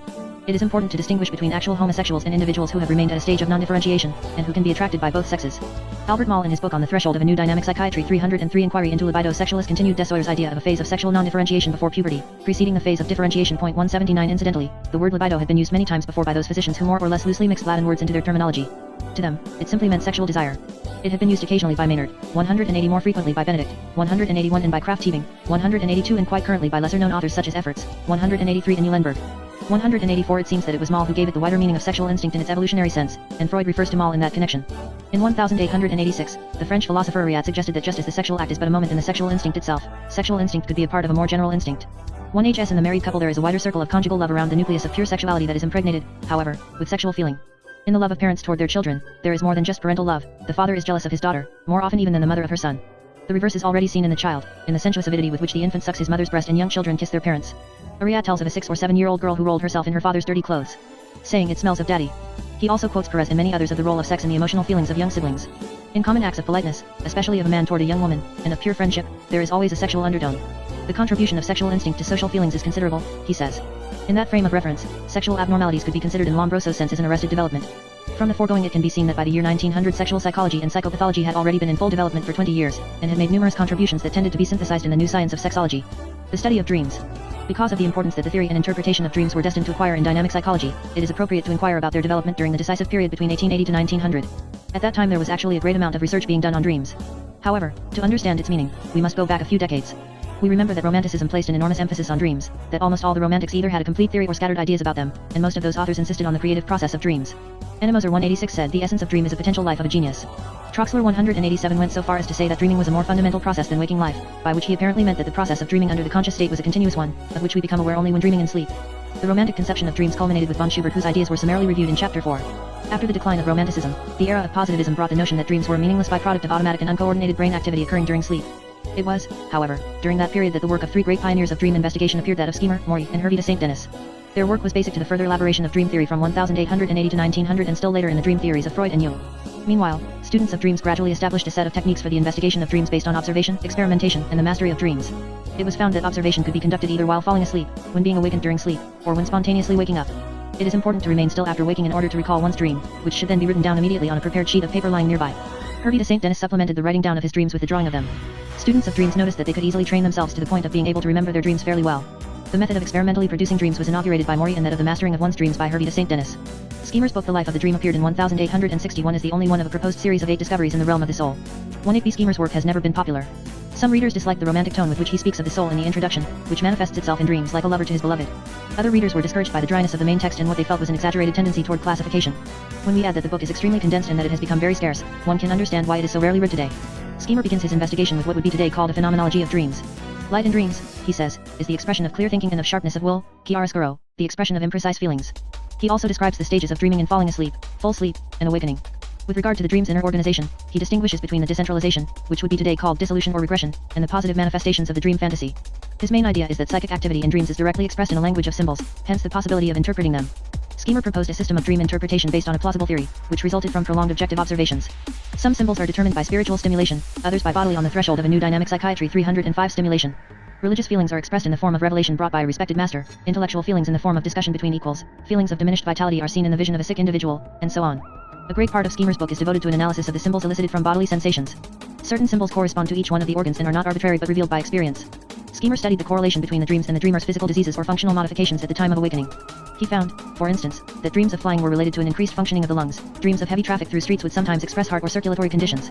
According to Schemer, there is one basic dream symbol, the image of a house, which is the expression of the human body, parts of the house representing parts of the body. Schemer relates the story of a lady who went to bed with a violent headache and who dreamed that she was in a room in which the ceiling was covered with cobwebs swarming with large and disgusting spiders. A dozen pages in Schemer's book are devoted to symbols related to the sex organs. As male symbols he mentions high towers, pipes, clarinets, knives, and pointed weapons, running horses, and fluttering birds being chased. Among female sex symbols Schemer mentions a narrow courtyard and a staircase that one must climb up. After Schemer, several authors, either with or without reference to him, found the same symbols relating to the same parts of the body. 189 In his explanation of sexual symbols Freud refers to Schemer. However, Freud's symbols are more abstract units of meaning and are independent from physiological conditions. But Schemer's work had other, unexpected developments. Friedrich Theodor Vischer showed the parallelism of the Schemerian symbolism with the architectural symbolism of temples in ancient Egypt and in India, which seem to have been conceived as a symbolic representation of the human body. Recently, much speculation of that kind has been given to the Temple of Luxor. L90 Schemer's idea was also the starting point of a new concept of aesthetics, first expressed by Robert Vischer, and developed by Friedrich Theodor Vischer. 191 We have the tendency to project, Heine Versetzen, our bodily feelings onto things, as revealed by certain idioms, for instance, a dwarf tree, in the waking state as well as in dreams. Artistic empathy, Einfühlung, rests on an obscure drive to unite with other beings. In modern language one would say to project our body image into other beings or representations. Maury's classical book Sleep and Dreams appeared in the same year as Schemer's, but in contrast to the latter it was retyped many times. L92 Maury experimented on himself with two methods of dream investigation. First, he trained himself to write down his dreams as soon as he awoke, and devoted considerable attention to writing down all the circumstances that might have led to each one of them. He was struck by the great sensitivity of his own dreams to any change in diet or in atmospheric conditions. He also believed that he observed that the hypnagogic illusions of hallucinations were furnishing the embryogenesis of the night's dream. His other method was experimentation with sensory stimulation. Maury's assistant would give him perfume to breathe during his sleep, and Maury dreamed that he was in Cairo, in the shop of a perfume merchant. His assistant would make a noise with metallic vibrations and Maury dreamed of hearing the alarm bell and that a revolution had broken out. Maury understood that sensory stimulation did not account for the greatest part of the dreams. His prolonged observation and noting of his dreams led him to reduce the part of fantasy and creativeness in dreams. He noticed that many things that he believed to have imagined in his dreams were but forgotten memories, sometimes going back to early childhood. Maury also believed that the speed of dreams greatly exceeded that of thought in the waking state. Maury's work inaugurated the study of experimental stimulation of dreams. John Maurly Voigt, of Norway, performed experiments upon himself and his students in which the limbs were tied, and found that this induced dreams of movement. The dreamer saw either himself or someone else moving. Point 113 Incidentally, this later became the theoretical basis of Hermann Rorschach's concept of kinesthetic responses in his ink blot test. Santa de Sanctis' criticism of Maury's experiments was that his expectation to have certain dreams sufficed to create in the dreamer dreams fit to confirm the theory of the dreamer experimenter, a criticism that also applied to all those who experimented with dreams. 194 The third great pioneer of dream psychology was the Marquis Hervé de Saint-Denis, I-823-1892, who taught Chinese language and literature at the Collège de France. His book Dreams and the Means to Direct Them, published anonymously in 186-7, is one of the most extensive and thorough studies ever devoted to the author's own dreams. 195 It is also one of the most quoted but least read books on dream literature because it is exceedingly rare. Freud stated that he had never been able to find a copy of it. The scarcity of the book is the more regrettable because it contains the findings of a lifetime of dream investigation by a man who opened new paths that few men were able to follow. In the first part, Hervé de Saint-Denis tells how, as a 13-year-old boy, the idea occurred to him to draw a curious dream he had had the night before. He was pleased with the result and started an album in which he drew all his dreams. He noticed that he became increasingly able to remember them, so that after 6 months he rarely forgot any of his dreams. But he became so absorbed in this occupation that he could think of nothing else and had headaches, so that he was obliged to stop for a while. He took it up again and continued noting and drawing his dreams for the next 20 years. He said that he never missed a single dream during all that on the threshold of a new dynamic psychiatry 307 time and thus obtained 22 notebooks contained the dreams of 1946 nights. Hervey describes the successive stages of the training he went through in order to master his dreams. The first step was taken when, a few months after the beginning, he became aware that he was dreaming. The second step was achieved when he became able to wake himself at will in order to note interesting dreams. The third step was acquiring the ability to concentrate at will on any part of the dream that he wished to explore more deeply. The fourth and last step was the voluntary directing of at least a part of his dreams, although he had to recognize that there were certain limitations. To give but one example, Hervey wished to dream about his own death, and directed his dream to take him to the top of a tower from which he threw himself, but at this point he found himself dreaming that he was among the crowd of spectators watching a man who had thrown himself from the top of a tower. The second part of Hervey's book is devoted to a critical survey of previous dream theories, to which Hervey adds a great amount of material drawn from his own experience. The first question is, from where do dream images come? Here, Hervey confirms Maury's observation that memory's part is far greater than we imagine. Like Maury, he cites examples of dream pictures that seemed quite new to him, but which he was able to identify later by chance as forgotten memories, dream images being mostly the reproduction of cliché souvenirs, which could be translated as snapshot memories. To the question, why are dreams sometimes confused or absurd? Hervey answers that the perception may have been quick and unclear, so that the reproduction in the dream is itself unclear and blurred. Sometimes dreams are obscure because there are two or more cliché souvenirs superimposed on one another. Finally, there is sometimes an abstraction, that is a certain quality is abstracted from one object and attributed to another. Thus what Hervey calls abstraction and superimposition is what is today called displacement and condensation. Conversation between several persons, another occurrence in dreams, represents, according to Hervey, a conflict within the dreamer. Image memories, however, do not account for the entire material of dreams, Hervey says. Creative fantasy also plays its part. Although he once relates the story of a chess problem solved in a dream, Hervey emphasizes the imaginative dream performances. Several of his dreams are actually of high poetic quality and beauty. In one of them Hervey looks into a magic mirror, sees himself as a youth growing older until he becomes an ugly old man, and awakens in fright. Another one, pages 322 to 323, curiously anticipates an episode in H.G. Wells' Invisible Man. Still more remarkable are those dreams that would be called archetypal in Jungian terminology, and that would actually seem, to the present-day reader, to be borrowed from one of Lung's writings. Hervey also contributed to the experimental study of dreams. Whereas Maury had been content to experiment with simple sensory stimulation and the response to them, Hervey imagined a technique of solidarite rememorative, that is, something similar to dream conditioning. During a 2-week stay in a picturesque part of the French countryside, he put a drop of a certain perfume on his handkerchief every day, and ceased to do so on his return to Paris. Several months later, he asked his assistant to put some drops of that same perfume on his pillow during his sleep. Actually, 12 days later he dreamed of Vivarais, the region where he had spent his holiday and, when waking up, realized that the perfume had been put on his pillow that night. He then devised more complicated experiments. In a ball where he danced with 2 ladies, he had paid the musicians so that they would always play a given tune when he danced with each lady in turn. Some time later, he had the tunes played to him from a music box, during his sleep, and found that each one of the 2 waltzes brought the dream image of the lady with whom he had danced that particular tune. It is to Hervey's credit that he drew attention to the plasticity of the dream process.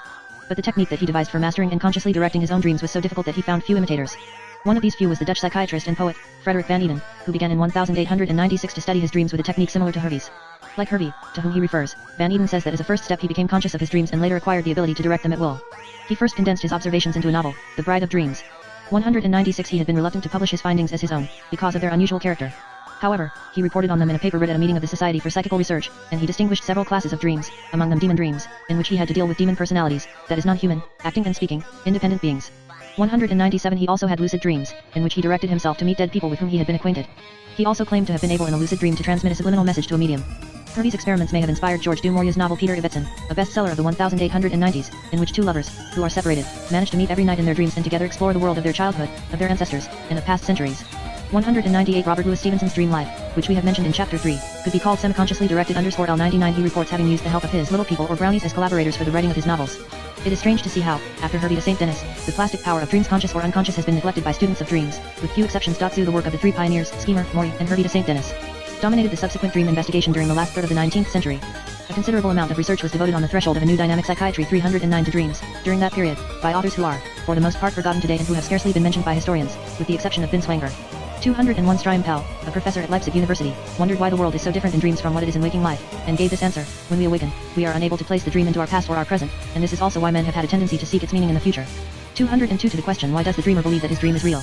He answers that the dreaming soul constructs a dream space in which images and memories are projected that give the impression of true perception at the moment when the distinction between the objective and subjective and the sense of causality disappears. To the problem why is the dream so easily forgotten? Streimpel points to the weakness, looseness, and incoherence of most dream images, and says that the true question should be why do we remember so much of it? He also pointed to the role of speech images in dreams. Folkelt's book Dream Fantasy criticizes previous students of dreams because they gave too much importance to the negative processes in dreams and not enough, with the sole exception of Schemer, to the positive element, dream fantasy. 203 they also gave too much importance, he believed, to the role of associations, and not enough to the fact shown by Schemer that dream fantasy translates bodily impressions directly into symbols. Folkelt brings several personal instances of dreams in which Schemer's symbols are confirmed. Far from admitting, as most romantics did, that in dreaming the soul escapes from the ties of the body, Folkelt says that, on the contrary, it falls into a more immediate dependency upon the body. The perception of one's body as a whole occurs in a very different way in dreams from that which it does during the waking state. Volkelt here tackles the problem of the modification of the body image in dreams. In the same year, 1875, Friedrich Theodor Vischer's study on dreams appeared, which presents a searching analysis of the process by which the dreamer surrenders himself to his images, thus creating the possibility of seeing himself mirrored in these images. 204 Schemers' ideas are developed from the point of view of their application to the theory of aesthetics. In 1876, Hildebrandt's study on dreams and their utilization in life appeared. 205 He distinguishes 4 possibilities in that regard. First, the beauty of some dreams can be a comfort to the dreamer. Second, the dream gives a magnified image to the dreamer of his moral tendencies. The scriptural words, "Whosoever is angry against his brother is a murderer," are confirmed in dreams in which the dreamer commits an immoral act that distresses him when he awakes. On closer examination, he may find that the dream was the materialization of some incipient immoral thought. Hildebrandt concludes that a perfectly moral man would never dream anything impure.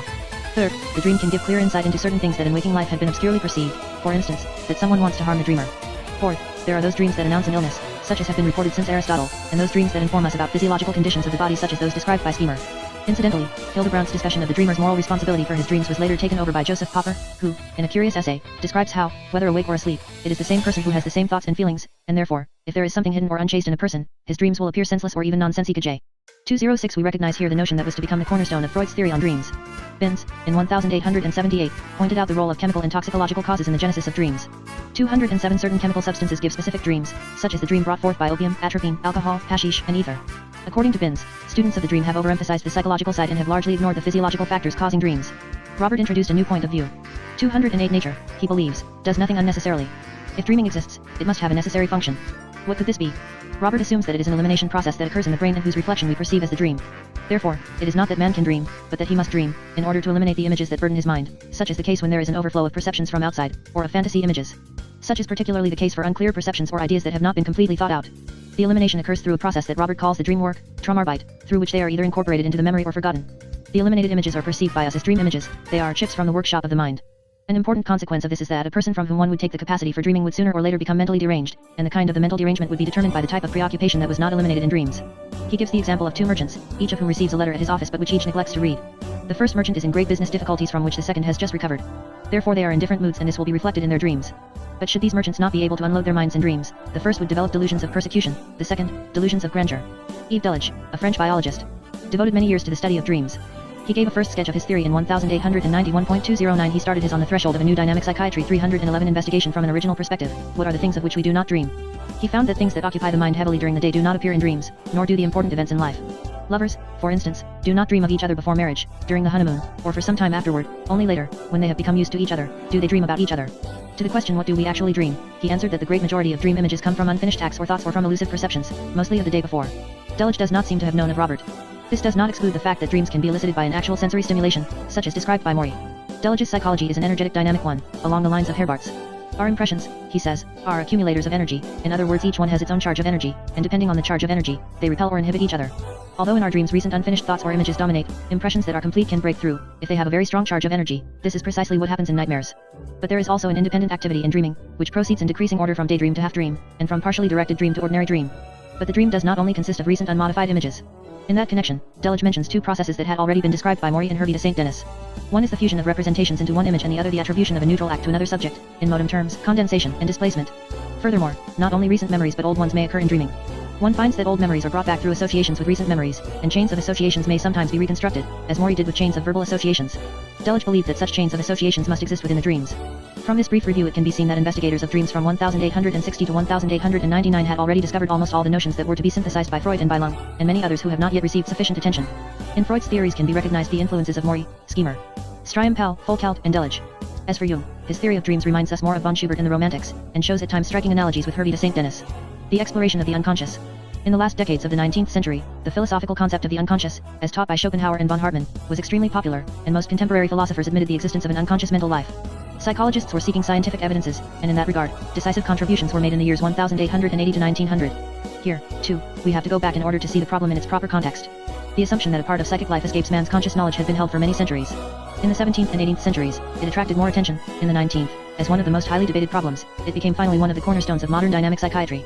The traditional speculative approach, which was also that of the Romantics, was now supplemented by 2 other approaches, the experimental and the clinica. J.210 The speculative approach was that of the pantheistic philosophers and the mystics of India and Greece, the Vedanta, Plotinus, Dionysius Areopagita, many mystics of the Middle Ages, Boehme, Schelling, and the philosophers of nature, Schopenhauer, C.G. Carus, and von Hartmann. It should be noted, however, that in the course of time, the arguments brought forth by these philosophers were more and more of a psychological nature. The speculative approach was also used by certain philosopher-psychologists. It was Leibniz who proposed the first theory of the unconscious mind supported by purely psychological arguments. 211 He pointed to the small perceptions, that is, those that are under the threshold of perception even though they play a great part in our mental life. Herbart took the concept of small perceptions and the threshold from Leibniz, but introduced a dynamic viewpoint. 212 Herbart thought of the threshold as a surface where an ever-changing multitude of perceptions and representations constantly fight against one another. The stronger ones push the weaker ones down under the threshold, the repressed representations strive to re-emerge, and for that reason often associate themselves with other representations. Under the threshold, the obscure representations constitute a kind of chorus that accompanies the drama being played on the conscious stage. Lying below the threshold is also the apperception mass, a compact organized bundle of unconscious representations. Whether a new perception will be retained or not depends on whether it fits into the apperception mass and can be readily assimilated by it. Herbart gave mathematical formulations of the relationships of forces between perceptions. Although his theory of the unconscious was a largely speculative one, it exerted a great influence on German psychology throughout the 19th century, extending up to Griesinger and to Freud's psychoanalytic concept. A biological, speculative approach was used by Hering, who contended that memory is a general function of organized matter and that besides the individual's memory there is also a memory of the species of which the instinct is one manifestation. Similar ideas were expressed in England by the novelist Samuel Butler, and were later developed by Richard Seaman, Hans Driesch, and Eugen Bleuler. The experimental approach to the study of the unconscious was introduced by Fechner with his psychophysics. 213 In order to check his meta on the threshold of a new dynamic psychiatry 313 physical hypothesis about the relationship of mind and body, about 1850 he began a long series of experiments on the mathematical relationship of the intensity of stimulations and the intensity of perceptions. While computing the intensity of perceptions, he gave negative values to those below the threshold of perception. However, he found that the difference between the waking state and the sleeping state was not mainly a difference in the intensity of a certain mental function. It was as if the same mental activities were displayed alternately on different theater scenes or stages, a remark that was to be the starting point of Freud's topographical concept of the mind. While Fechner and his successors tried to measure unconscious perceptions, Helmholtz discovered the phenomena of unconscious inference. We perceive the objects not as they impress our sensory organs, but as they should be. 214 Perception is a kind of instantaneous and unconscious reconstruction of what our past experience taught us about the object. It not only adds to sensation, it also abstracts from it, retaining only that which is utilizable for our knowledge of objects, from the sensory data. A new experimental approach was devised by Chevreul 215 who was able to show that the movements of the divining rod and the pendulum resulted from unconscious muscular movements of the subject caused by unconscious thoughts. Chevreul extended his research to the movements of the turning tables. It is not the spirits, he said, who are moving the tables, but the unconscious muscular movements of the participants. The alleged messages of the spirits are the expression of unconscious thoughts of the medium. 216 Chevreul's concept of unconscious thoughts being expressed through unconscious movements was later applied to the phenomena of Cumberlandism, that is, mind reading, and automatic writing. Another experimental approach was conceived by Galton when he devised the word association test. He found that answers were not given haphazardly but had some relevance to the thoughts, feelings, and memories of the individual. 217 This aspect of the word association test, however, was overlooked by Galton's followers, and it was C.G. Jung who first used that test as a detector of unconscious representation. Finally Narcissus A.C.H., who, in a series of perfected laboratory investigations, directly tackled the problem of unconscious activity in thinking and in will, showed experimentally the role of unconscious determining tendencies in the execution of conscious acts of will and thought. 21 Another approach was given by the new parapsychological research, which had its origins in England. In the 1870s, a movement arose at Cambridge University to explore the depth of the unknown mind and particularly the facts of clairvoyance, foreknowledge of the future, and purported communications with the deceased. After a long period of informal association, the Society for Psychical Research was founded in 1882 by a physicist, William Barrett, a clergyman, Reverend Stanton Moses, a philosopher, Henry Sidgwick, and a young classical scholar, Frederick Myers, who was to play the major role in the first 20 years of the Society. 219 The basis of Myers' thinking was the philosophical question, is the universe friendly? A satisfactory answer to this, he thought, could be given only after answering a preliminary question, does man's life have any continuity beyond the grave? In order to secure further development and fulfillment, the problem of survival after death was thus set in the foreground of parapsychological research. In this context many other problems arose, and Myers believed that a thorough analysis had to be made of the problems of hypnosis and dual personality, as well as the current parapsychological phenomena, before the question of the communication with deceased spirits could be properly approached. He began a critical examination into the entire literature dealing with these topics. The results of this inquiry, in addition to the results of his own parapsychological research and that of his colleagues, were compiled in an encyclopedic work that was published posthumously in 1903. 220 Myers was thus not only a parapsychologist, but also one of the great systematizers of the notion of the unconscious mind. In Myers' view, the subliminal self, as he called it, has inferior and superior functions. The inferior functions are shown in those processes of dissociation, described by psychopathologists, and the superior functions are revealed in certain works of genius, which could be understood as the subliminal uprush of rich storehouses of information, sentiment, and reflection that lie beneath the consciousness of the creative thinker. Myers believed that through the superior functions, the human mind can also occasionally be in communication with the spirits of the deceased. A third function of the unconscious Myers called mythopoetic function, that is the unconscious tendency to weave fantasies. It is unfortunate that Myers did not follow the implication of this very fruitful notion to its full extent. The clinical approach to the exploration of the unconscious had largely been utilized during the entire 19th century, since a great part of the work of the magnetists and hypnotists was basically a clinical investigation of the unconscious, although it was largely done in an unsystematic way and often without criticism or sufficient distinction between experimental concepts and theory. In France the interest in such research was renewed after Charles Richet's publication in 1875.221 in the early 1880s, when Charcot and Bernheim initiated the clinical study of hypnosis. A continuous flow of research and publications began to emerge. The state of the problem of the unconscious, as it was in the late 1880s, was sketched by Harcourt in a survey published in 1889, stating that the unconscious activity of the mind is a scientific truth established beyond any doubt, and he gave credit to Chevreul for having experimentally proved this. 222 as everyday manifestations of the unconscious life. Harcourt mentions habits and instinct, forgotten memories, occurring spontaneously in the mind, problems being on the threshold of a new Dynamic Psychiatry 315 solved during sleep, unconscious movements that have psychological content and meaning, and unaccountable feelings of sympathy and antipathy. Even in daily life, our conscious mind remains under the direction of the unconscious. We receive suggestions from the environment not only in hypnotic experiments, but in the waking state, and transform them into thoughts and feelings that we believe to be our own. Other proofs of the activity of the unconscious are found in hysteria, mediumism, and automatic writing. The relationship of the conscious and unconscious mind can be of three types. Normally, there should be peaceful collaboration, the unconscious being content to be a silent auxiliary. 2. But a kind of estrangement may occur and the unconscious then organizes itself in the form of a second personality. This is what occurs temporarily in hypnosis and permanently in such patients as Felida. 3. Finally, an open rebellion of the unconscious against the conscious mind can take place with a more or less prolonged struggle, and a variety of results such as impulses, phobias, and obsessions may occur. Insanity is manifested when the conscious mind has yielded to the unconscious. Between 1889 and 1900, great strides were made in the clinical exploration of the unconscious. Janet published his Automatisme Psychologique in 1889, the impact of which, as we shall see in the following chapter, was considerable and dominated the exploration of the unconscious for some time to come. Janet pursued his investigations in that line for several years. Meanwhile, Breuer and Freud published their preliminary paper of 1893, and their studies in hysteria in 1895, to which we will return in chapter 7. At the same time, Flournoy independently conducted in Geneva a research of great originality. Theodore Flournoy, 1854–1920, a physician, philosopher, and psychologist, and a disciple of Wundt's, was appointed as professor of psychology at the University of Geneva in 1891.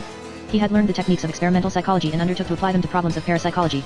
He took as his maxims what he called the principle of Hamlet, everything is possible, and the principle of Laplace, the weight of evidence must be in proportion to the strangeness of the fact. He carried on a lengthy study of the mediums of Geneva. In December 1894, Flournoy was invited to a sitting at which a medium, Catherine Muller, was revealing her capacities. He was intrigued to hear the medium tell of certain events that had occurred long ago in his own family, and wondered how she could know of them. But Flournoy did not hasten to draw any conclusion. He conducted a lengthy inquiry into the origin and background of the medium, and found that, long ago, there had been some temporary connection between the medium's parents and his own, so that she could have heard about these events and forgotten them. Flournoy became a regular attendant at the sittings with the subject, and from that time on her mediumism underwent a remarkable change. 223 She now fell into a full somnambulistic state and manifested changes in personality in which she supposedly reenacted scenes from her previous lives. This was the beginning of a 5-year investigation. Catherine Muller, the medium, better known under the pseudonym of Helen Smith, was a tall and handsome woman 30 years of age, who worked as a saleslady in a department store. She was a fervent believer in spiritism, and never accepted any money for her mediumistic work. Her utterances were considered by her circle of admirers as being revelations from another world, whereas the skeptics considered her a fraud. Flournoy asserted that it was neither one nor the other, and that a natural explanation could be given. He began by analyzing the 3 cycles of the medium. In the first cycle, she reenacted her supposed previous life as a 15th-century Indian princess. In the second cycle, she reenacted scenes of the life of Marie Antoinette, of whom she also claimed to be a reincarnation. In the Martian cycle, she pretended to be familiar with the planet Mars, its landscapes, inhabitants, and language, which she could speak and write. Flournoy was able to identify a great deal of this material as coming from books she had read as a child. In A History of India, he found the main details that had given birth to the Hindu cycle. The result of Flournoy's 5-year investigation was published in a book From India to the Planet Mars, in which he showed that the revelations of the medium were romances of the subliminal imagination based on forgotten memories and expressing wish fulfillments, and that Helen Smith's guiding spirit, Leopold, was an unconscious subpersonality of the medium. 224 Each one of the cycles, Flournoy added, was built upon a reversion of the personality to a different age, the Marie Antoinette cycle to the age of 16, the Hindu cycle to the age of 12, and the Martian romance to early childhood. Flournoy concluded, just as teratology illustrates embryology, which in turn explains teratology, and as both of these unite in throwing light on anatomy, similarly, one may hope that the study of the facts of mediumship may someday help to furnish us with some just and fruitful view of normal psychogenesis. One aspect of the investigation that seems insufficient today is that of the rapport, in present-day language, transference, between the medium and the investigator. The attachment of Helen Smith to Flournoy is intimated more than once in the book. According to Claparad, Flournoy had understood its psychosexual nature very well, but discretion prevented him from enlarging upon it, since he knew that the book would be read by the medium in her circle of acquaintances. 225 The publication of the book had unexpected repercussions. Whereas Flournoy had shown that the Martian language was constructed on the grammatical pattern of the French language, a linguist, Victor Henry, contended that a great part of the vocabulary was composed of distorted Hungarian words. 226 Hungarian was the mother tongue of the medium's father. Helen Smith thereupon broke with Flournoy and with her spiritist on the threshold of a new dynamic psychiatry. 317 Friends. A wealthy American woman gave her a fortune large enough to enable her to devote herself entirely to her mediumistic activity. This was a fatal blow to the mental health of the medium. She left her position, thus severing her last tie with reality, and lived in almost complete isolation, entering into somnambulism in order to paint religious paintings. 227 After her death, these paintings were exhibited in Geneva and Paris. 228 This was the best known of Flournoy's investigations into the realm of the unconscious, and it shows the direction that he followed. His first concern was to avoid unnecessary hypotheses involving parapsychological processes. He could trace many of these phenomena back to unconscious forgotten memories, for which he coined the word cryptomnesia. In the same manner, he demonstrated the psychological, though unconscious, origin of certain spiritistic messages. 229 Another main concern of Flournoy was the investigation of the various functions of the unconscious, with the first one being the creative activity. He describes a young mother who from time to time dictated philosophical fragments that were far above the scope of her interests and knowledge. 232 The unconscious has protective functions. Flournoy mentions cases where the unconscious provides warning, comfort, or means of recovering from a blunder one has committed. A third function is compensation, and it was particularly noticeable in the case of Helen Smith, a well-educated and ambitious young woman who felt frustrated in her social and financial conditions and to whom romances of subliminal fantasy brought vicarious wish fulfillment. Finally, the ludic, or play function, of the unconscious is manifested in these romances of subliminal imagination. According to Flournoy, this is essential to the understanding of the psychology of the medium. Most mediums do not wish to deceive, they just wish to play, like little girls with their dolls, but sometimes fantasy life gains control. At the end of the 19th century, the problem of the unconscious had been approached from several points of view. To summarize, we can say that by the year 1900 4 different aspects of the activity of the unconscious had been demonstrated: the conservative, dissolutive, creative, and mythopoetic. The conservative functions were recognized as being the recording of a great number of memories, even of unconscious perceptions, that have been stored away and of which the conscious individual knows nothing at all. There were case histories of patients who during a fever spoke a language that they had learned as young children and completely forgotten. 23 Hypnotism provided abundant instances of hypermnesia, and we have seen that shrewd students of dreams such as Maury and Hervey de St. Denis were able to identify seemingly new dream images as forgotten memories.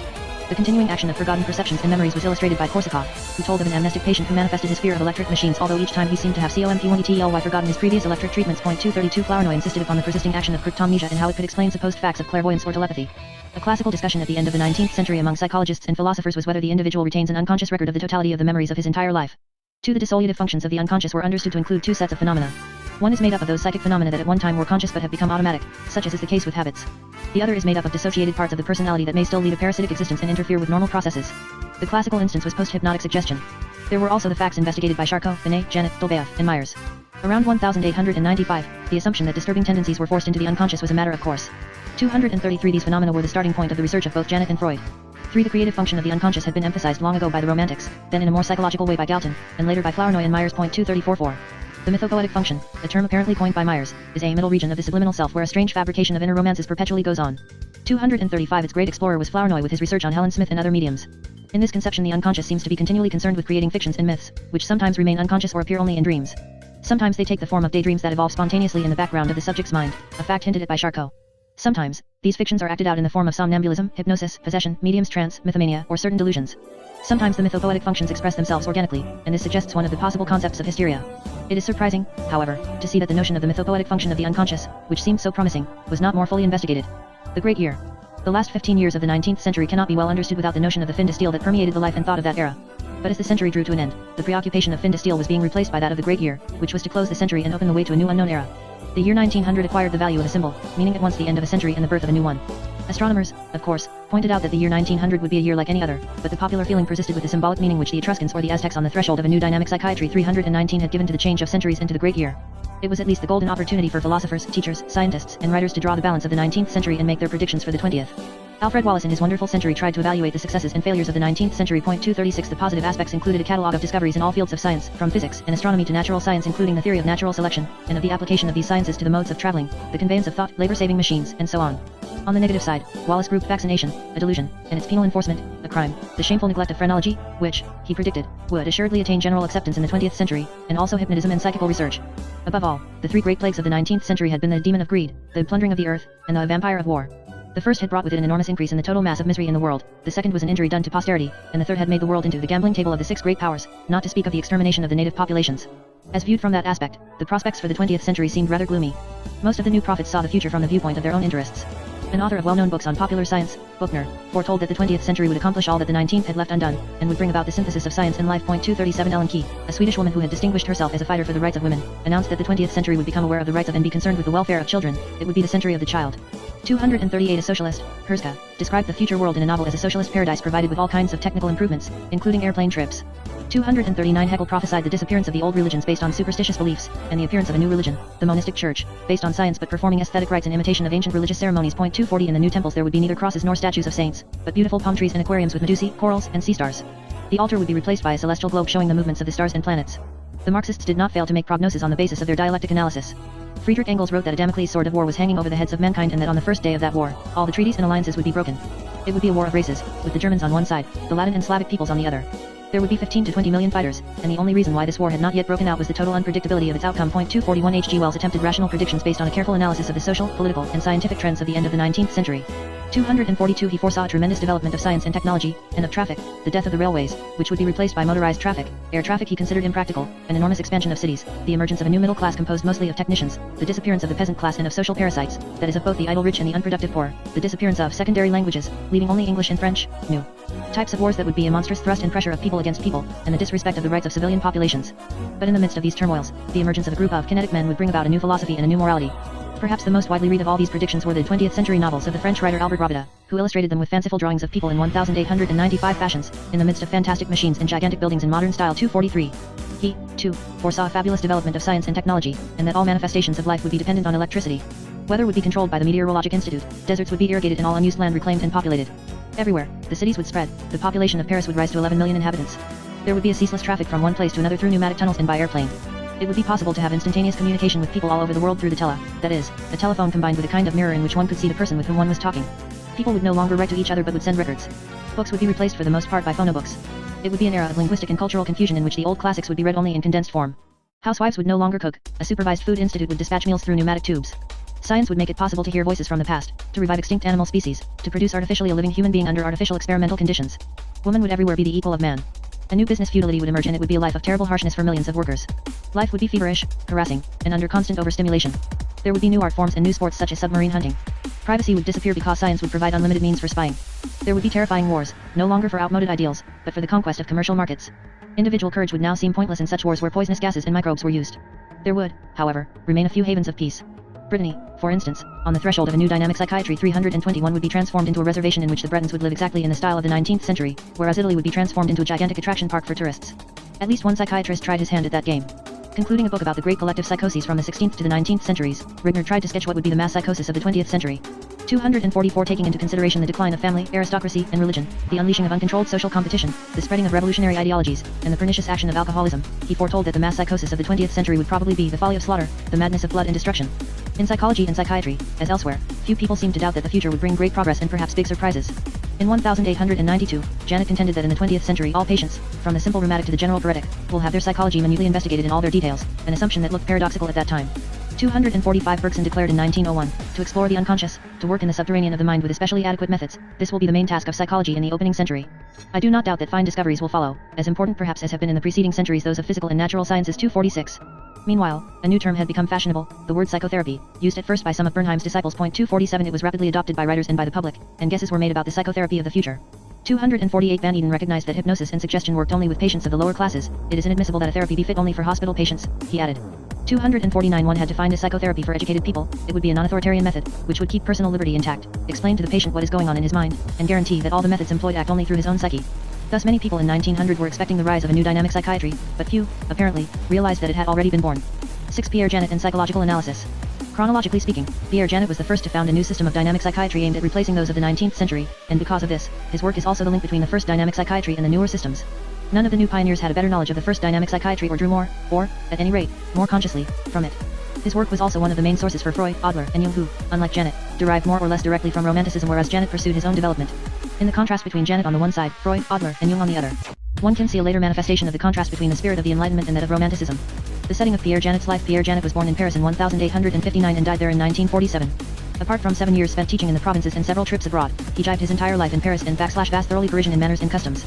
At Janet's birth in 1859, the reign of Napoleon III was at its zenith. A few years later, however, Napoleon III became involved in the disastrous Mexican War, the regime declined, and was eventually swept away by defeat in the Franco-German War of 1870. At the age of 11, Pierre Janet endured with his family the siege of Paris with the hunger and bombardments that went with it. Strasbourg, his mother's birthplace, was occupied and annexed by the Germans. The years of his adolescence and youth were those of France's swift recovery and great economic and intellectual prosperity and of the constitution of the French colonial empire. In 1886 when Janet published his first scientific papers, France was experiencing the fever of the Boulangism movement that aroused, turned 331 Poe-Riley, of hypnotic exaltation and the wish to re-annex Alsace and Lorraine. Janet's first major works were published during the relatively peaceful period of 1889 to 1905. Increasing tensions were felt in Europe from 1905 to 1914, manifested by a series of crises, the seriousness of which increased until, in 1914, World War I broke out. Janet was 60 years old when the war ended with the Allies' victory in the Treaty of Versailles. France, exhausted by the war, had lost its status as a great world power and underwent an intellectual and moral crisis. Janet started reconsidering his theories in 1925 and built a new system which remained almost unnoticed in the midst of the political and moral confusion. When Hitler seized power in Germany in 1933, Janet was 73. He retired 2 years later, but remained productive. At the outbreak of World War II he had reached 80 years of age. He then experienced the German invasion and occupation of France, and by the time of the liberation of Paris in 1944, he was an old man of 84. He seemed to be a man of another age when he died in 194 at the age of 87. Janet came from the upper middle class, from a family that had produced many scholars, lawyers, and engineers. He belonged to professional circles and was acquainted with the foremost French savants of his time. He was an agnostic and a liberal, but never took part in politics. From 1907 to his death he lived in the Rue de Varennes in an exclusively aristocratic and diplomatic environment. However, most of the patients whom he treated and who provided the material for his psychiatric work belonged to the poorer classes. Thus, Janet may be depicted as a representative of the French upper middle class, whose life, covering the entire period of the Third Republic, was spent almost entirely in Paris. The family background. 1 Pierre Janet's great-grandfather, Pierre Etienne Janet, 1746 to 1830, was the prosperous founder and owner of a bookstore that he had established on the Rue Saint-Jacques in Paris. 2 He had cultivated a taste for literature and the theater in his 6 sons. One of these sons was Pierre Honore Janet, who also became a bookseller, specializing in music. He died prematurely in 1832, leaving 2 sons and a daughter, Jules, Paul, and Félicite. The younger son, Paul, 1823 to 1899, became a well-known philosopher and the pride of the family. The older son, Jules, 1813 to 1894, began a commercial career, although according to family records he was encouraged by Paul to switch to the study of law.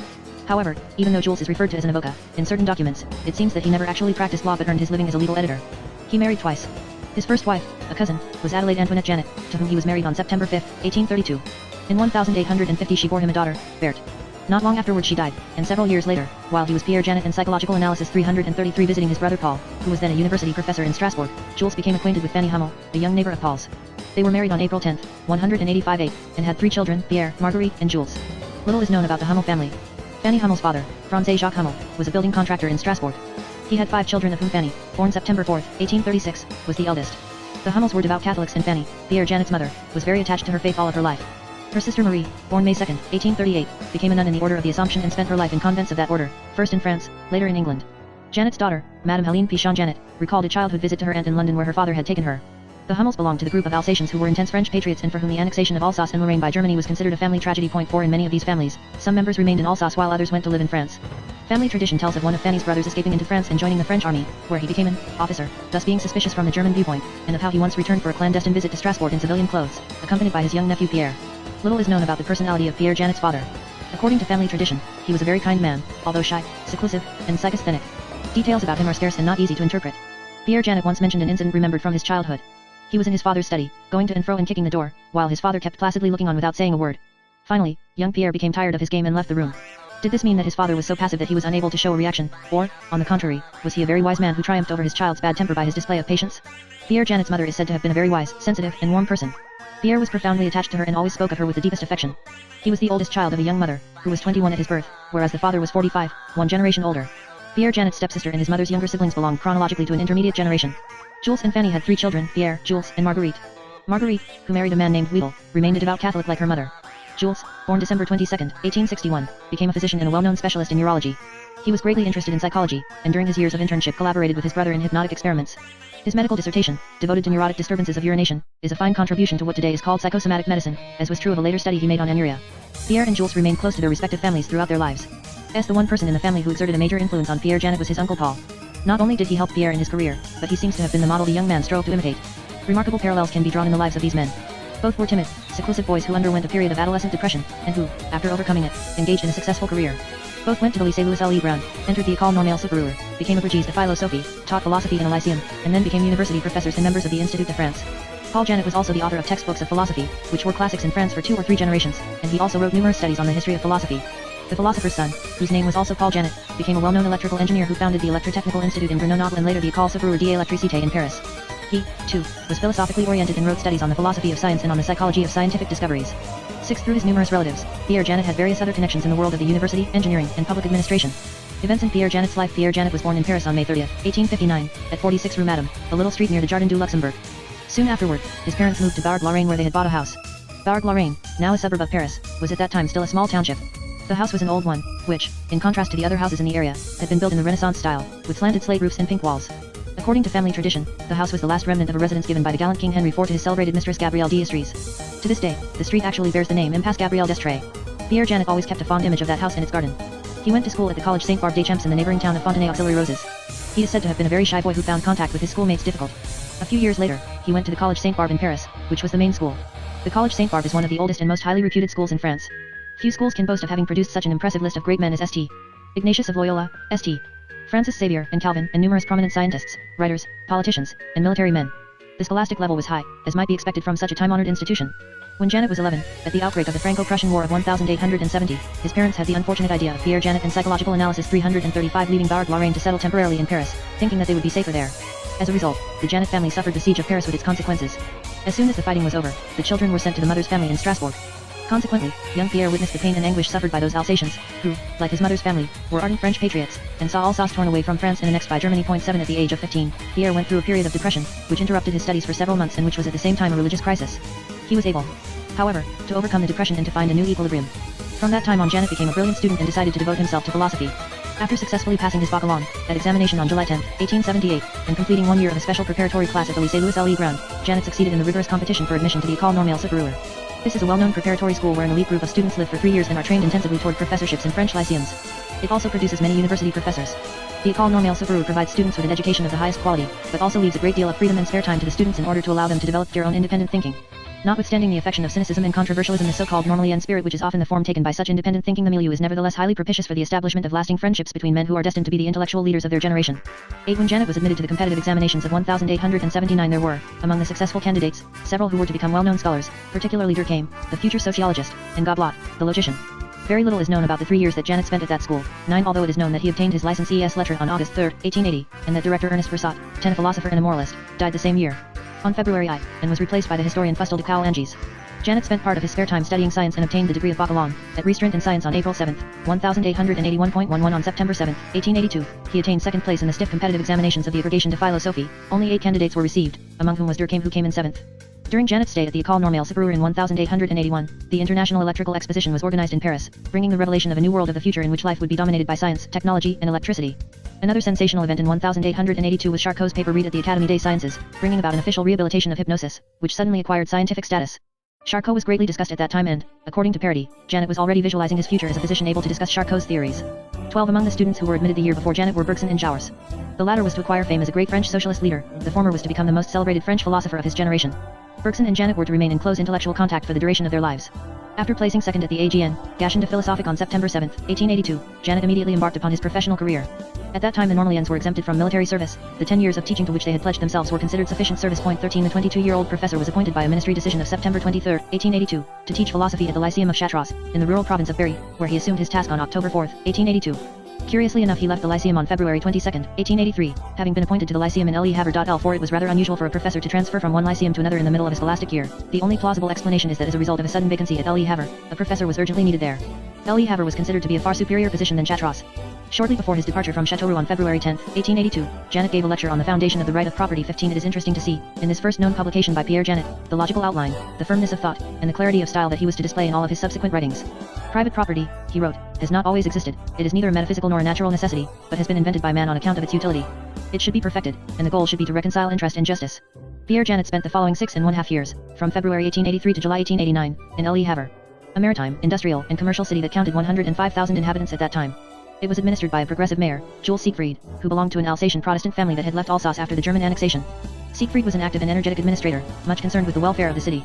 A perusal of 2 local weekly periodicals of the day, Le Passé Temps du Havre and Le Carillon, shows that the Victorian spirit, which allegedly predominated Europe at that time, certainly had no stronghold in Le Havre, 2 weekly papers being filled with jibes at the puritanical mayor who was trying to control prostitution and vice in the city. Another aspect of the city's life was the political fervor. Waves of nationalistic and anti-German feelings swept over Le Havre from time to time. With regard to entertainment and social activity, there were, in addition to frequent performances by theatrical groups from Paris, spectacular stage performances Pierre Janet and psychological analysis 337 by hypnotists. In May 1883, for instance, the weeklies reported a professor who had had the unfortunate idea of trying to expose the tricks used by Donato and who was forced to leave the scene under the sneers of the audience. Cases of women falling in love with musicians, or sending anonymous letters, were ascribed to hysteria, which in turn was considered to be the result of sexual non-gratification in women. Such hysterical women were sarcastically advised in these newspapers to see Charcot. It is not known to what extent Janet was interested in that feverish life or whether he took part at all in the social life of the city. To him, a great advantage of living in Le Havre was that communication with Paris was rapid and easy, so that he was able to visit his family fairly often. During his stays in Paris, he also used to see patients with his brother Jules, who was a medical student and who was also deeply interested in neuroses and in hypnotism. It was also during those years that Pierre Janet lost his mother, who died on March 3, 1885, at the age of 49. We do not know much about Janet's professorial activities. No doubt he gave a carefully prepared and original course in philosophy, as can be seen from the textbook that he later published. It is the custom in French schools that the concluding ceremony of the scholastic year is devoted to the distribution des prix, the awarding of prizes to the most successful students, which is preceded by a speech given by one of the younger members of the teaching staff, who chooses his own theme. Thus on August 5, 1884, Pierre Janet came to give an address entitled On the Teaching of Philosophy, under the chairmanship of Mayor Jules Siegfried. 16 We take for granted, Janet said, that philosophy is being taught in every French lyceum, but we forget the struggles fought by our predecessors in order to establish the right to teach an independent philosophy in our schools. Now that we enjoy so many civilian and political liberties, the teaching of philosophy has become still more important, since the true aim of philosophy is to teach man to beware of his own preconceived opinions and to respect the opinions of his fellow men. 2 years later, in 1886, Janet published an edition of one of Malebranche's works with an introduction and notes for use in secondary schools. 17 In Le Havre, Janet shared a house with a friend. It was surrounded by a garden, in which he could enjoy his hobby of gardening. For some time the other occupant of the house was the mathematician Gaston Milhaud, a colleague and, like Janet, a bachelor. It is known that Janet devoted the greatest part of his spare time to voluntary work at the Le Havre Hospital and to the psychiatric research that he was pursuing on his own. In an autobiographical note, Janet described his arrival in Le Havre as a young professor eager to find a suitable topic for his thesis for the doctoral es lettres. 18 He was considering a thesis on hallucinations in connection with the mechanism of perception and turned to Dr. Guibert, a well-known physician in Le Havre, who had no suitable patient to suggest but who had told Janet of a remarkable subject, Leonie, who could be hypnotized from a distance. Leonie, at Dr. Gibbert's request, was called Tollhaver and submitted to Janet's experiments for a period lasting several years, at various intervals. Janet's first experiments with Leonie took place from September 24 to October 14, 1885. He was able to prove to himself that it was easy to hypnotize Leonie, not only directly but also from a distance, and to give her mental suggestions that she would carry out exactly. He wrote a paper about his first experiments, which was read by Paul Janet on behalf of his nephew at the Société de Psychologie Physiologique in Paris on November 30, 1885, under the chairmanship of Charcot. 19 It is not known whether Pierre Janet was present at that session. However, the paper created a sensation, as can be seen from the discussion that followed the reading, as was reported by one of the participants, Dr. Akoroas. 20 Janet had been careful to state his observations without drawing any conclusions, but, as a result of that communication, a number of distinguished visitors came to Le Havre, eager to see Leonie. From Paris came Charles Richet, Julian Akoroas, and Merrill Leiter, and from England came a delegation from the Society for Psychical Research with Frederick Myers, his brother A. Myers, and Sidgwick. Janet's uncle Paul and brother Jules also joined the group. Preliminary experiments started on April 13, and the main experiments took place from April 21 to 24, 1886. The results seemed to confirm the existence of the phenomenon of suggestion from a distance. These experiments, however, were apparently kept from the public at that time, when there was such a craze for stage hypnotism in Le Havre. 21 Nonetheless, these experiments were highly regarded in the scientific world, and Janet became acquainted with Charcot, Richet, Myers, and others. But to Janet's astonishment and regret, many people quoted him from hearsay instead of writing to him for exact information. He felt that not enough precautions had been taken to avoid indirect suggestion and that the reports published were not accurate enough. He also acquired a lasting suspicion of parapsychological research, and decided to restrict himself, at least temporarily, to the systematic investigation of the elementary phenomena of hypnosis and suggestion. Meanwhile, Janet had already begun regular clinical work at the hospital in Le Havre, where Dr. Powell had placed a little ward at his disposal where he could examine hysterical women. It is reported that Janet jokingly called this room Salle Saint Charcot. At that time, wards in many French hospitals were named after saints. The great advantage of working in Le Havre, Janet felt, was that the patients there were fresh and unsophisticated and, unlike the inmates of the Salpêtrière, had not been examined hundreds of times by physicians and students. But Janet was soon to make an unexpected discovery. Leonie had already been magnetized in the past. Her present performances were the repetition of magnetic exercises Pierre Janet and Psychological Analysis 339 she had performed previously, and which Janet now found described in the writings of the magnetizers of the past generation. Everything taught by Charcot and Bernheim as amazing novelties had already been known to these obscure men. It was a world of forgotten knowledge that Janet rediscovered, and, going back into the past from generation to generation, he found that even the earliest magnetizers, Puissigor and Bertrand, had already known most of what the moderns believed they discovered. Janet began collecting the works of these old pioneers and later used this knowledge for the historical part of Les Medications Psychologiques. On the basis of his experience with Leonie and with the delegation that had come to examine her in Le Havre, Janet imposed 3 methodological rules upon himself. First, always to examine his patients by himself, without witnesses. Second, to take an exact record of everything the patients said or did. This he called the fountain pen method. And third, to scrutinize the entire life history of the patients and their past treatments. Such principles may seem obvious today, but in those times they were a novelty. The first results of those investigations were published serially in the Revue Philosophique from 1886 to 1889 and were the basis for Janet's main thesis, L'automatisme psychologique. The doctorat es lettres required the elaboration of a main thesis in French and a lesser one in Latin on a different subject. For his Latin dissertation, Janet chose as a topic Bacon and the Alchemists. 22 Francis Bacon's personality, that of one who was at the same time a pupil of the old alchemists, thus heir to an obsolete knowledge, as well as a pioneer of the new experimental science, seemed to fascinate Janet. One might assume that he found a reflection of his own problem. He, too, was the heir to a century-old tradition of philosophical psychology of which his uncle Paul was one of the late representatives, and at the same time he felt himself called to participate in the founding of a new experimental psychology to which Ribbet was pointing and to which his main thesis, L'automatisme psychologique, was a first step. A picture of 1889 shows the 30-year-old Janet seated at the foot of his favorite tree in his garden in Le Havre, toward the end of his stay in that city. He was shortly to leave for Paris to face the trial of the Soudanese disease, after which he was to begin a new scientific career.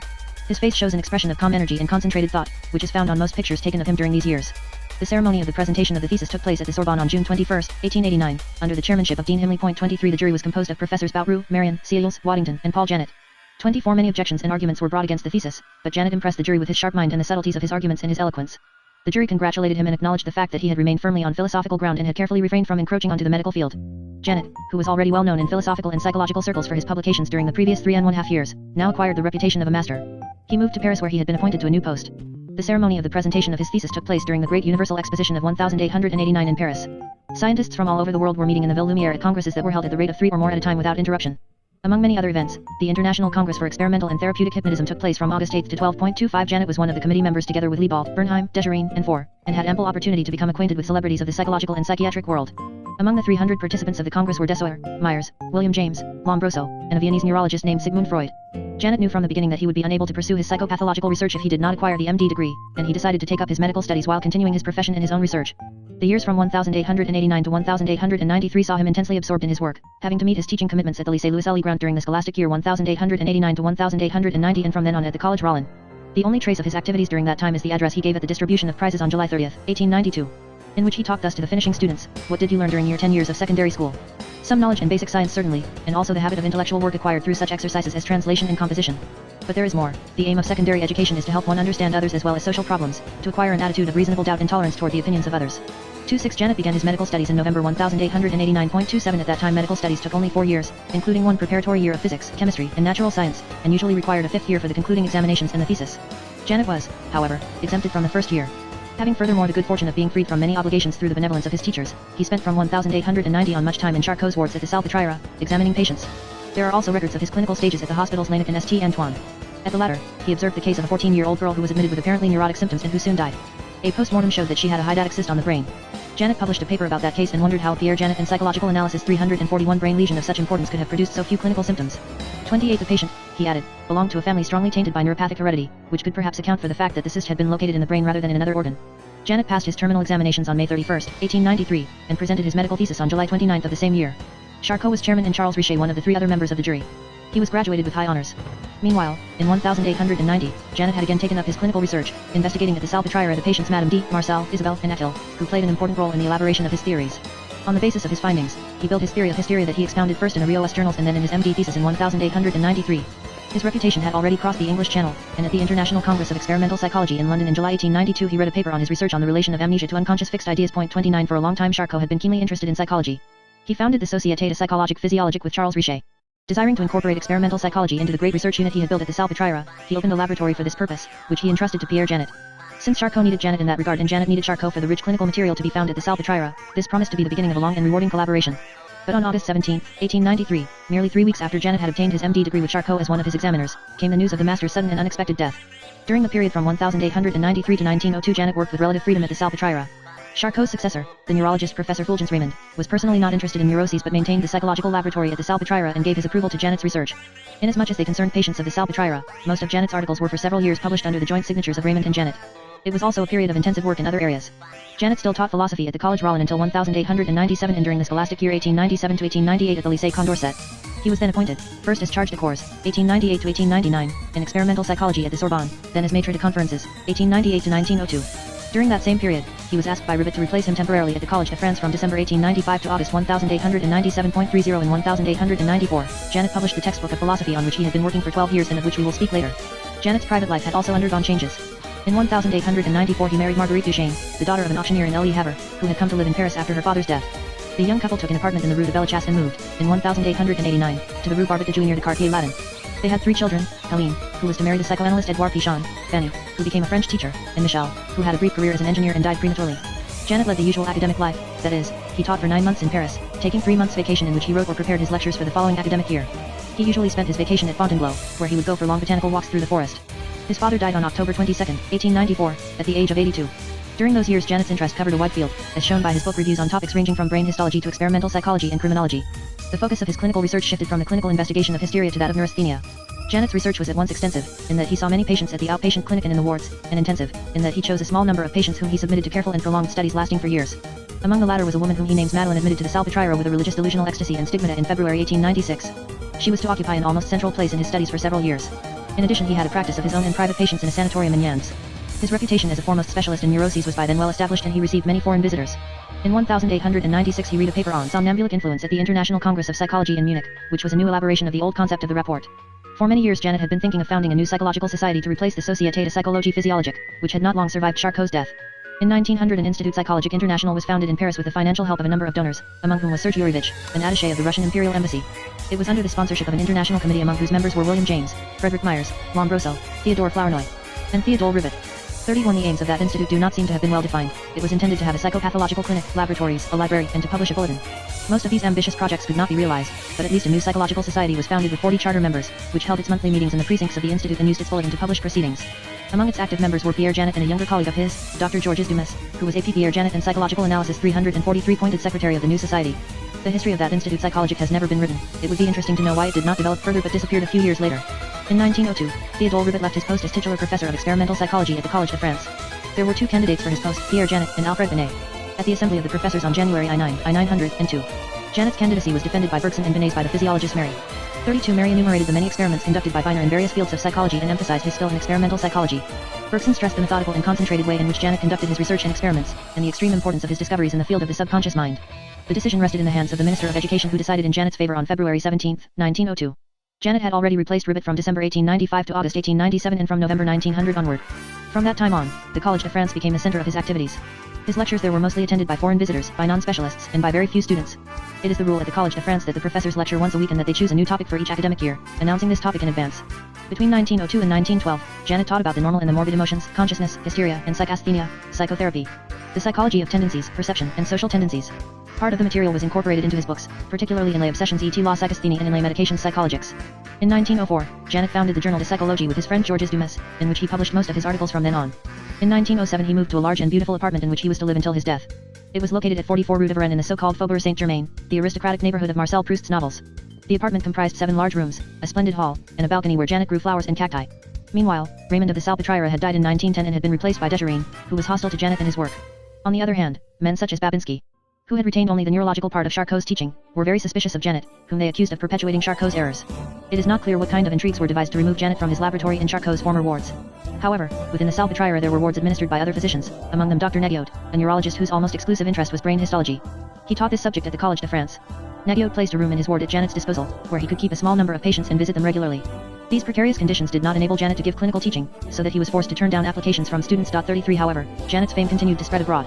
On September 24, 1904, he lectured on psychopathology at the International Congress during the Great Universal Exposition at St. Louis, Missouri, under the chairmanship of Dr. Edward Cowles and with Dr. Adolph Meyer as secretary of the section. 34 According to family accounts, Janet was enthusiastic about the United States and the splendid reception he was given in St. Louis, Boston, Chicago, and elsewhere.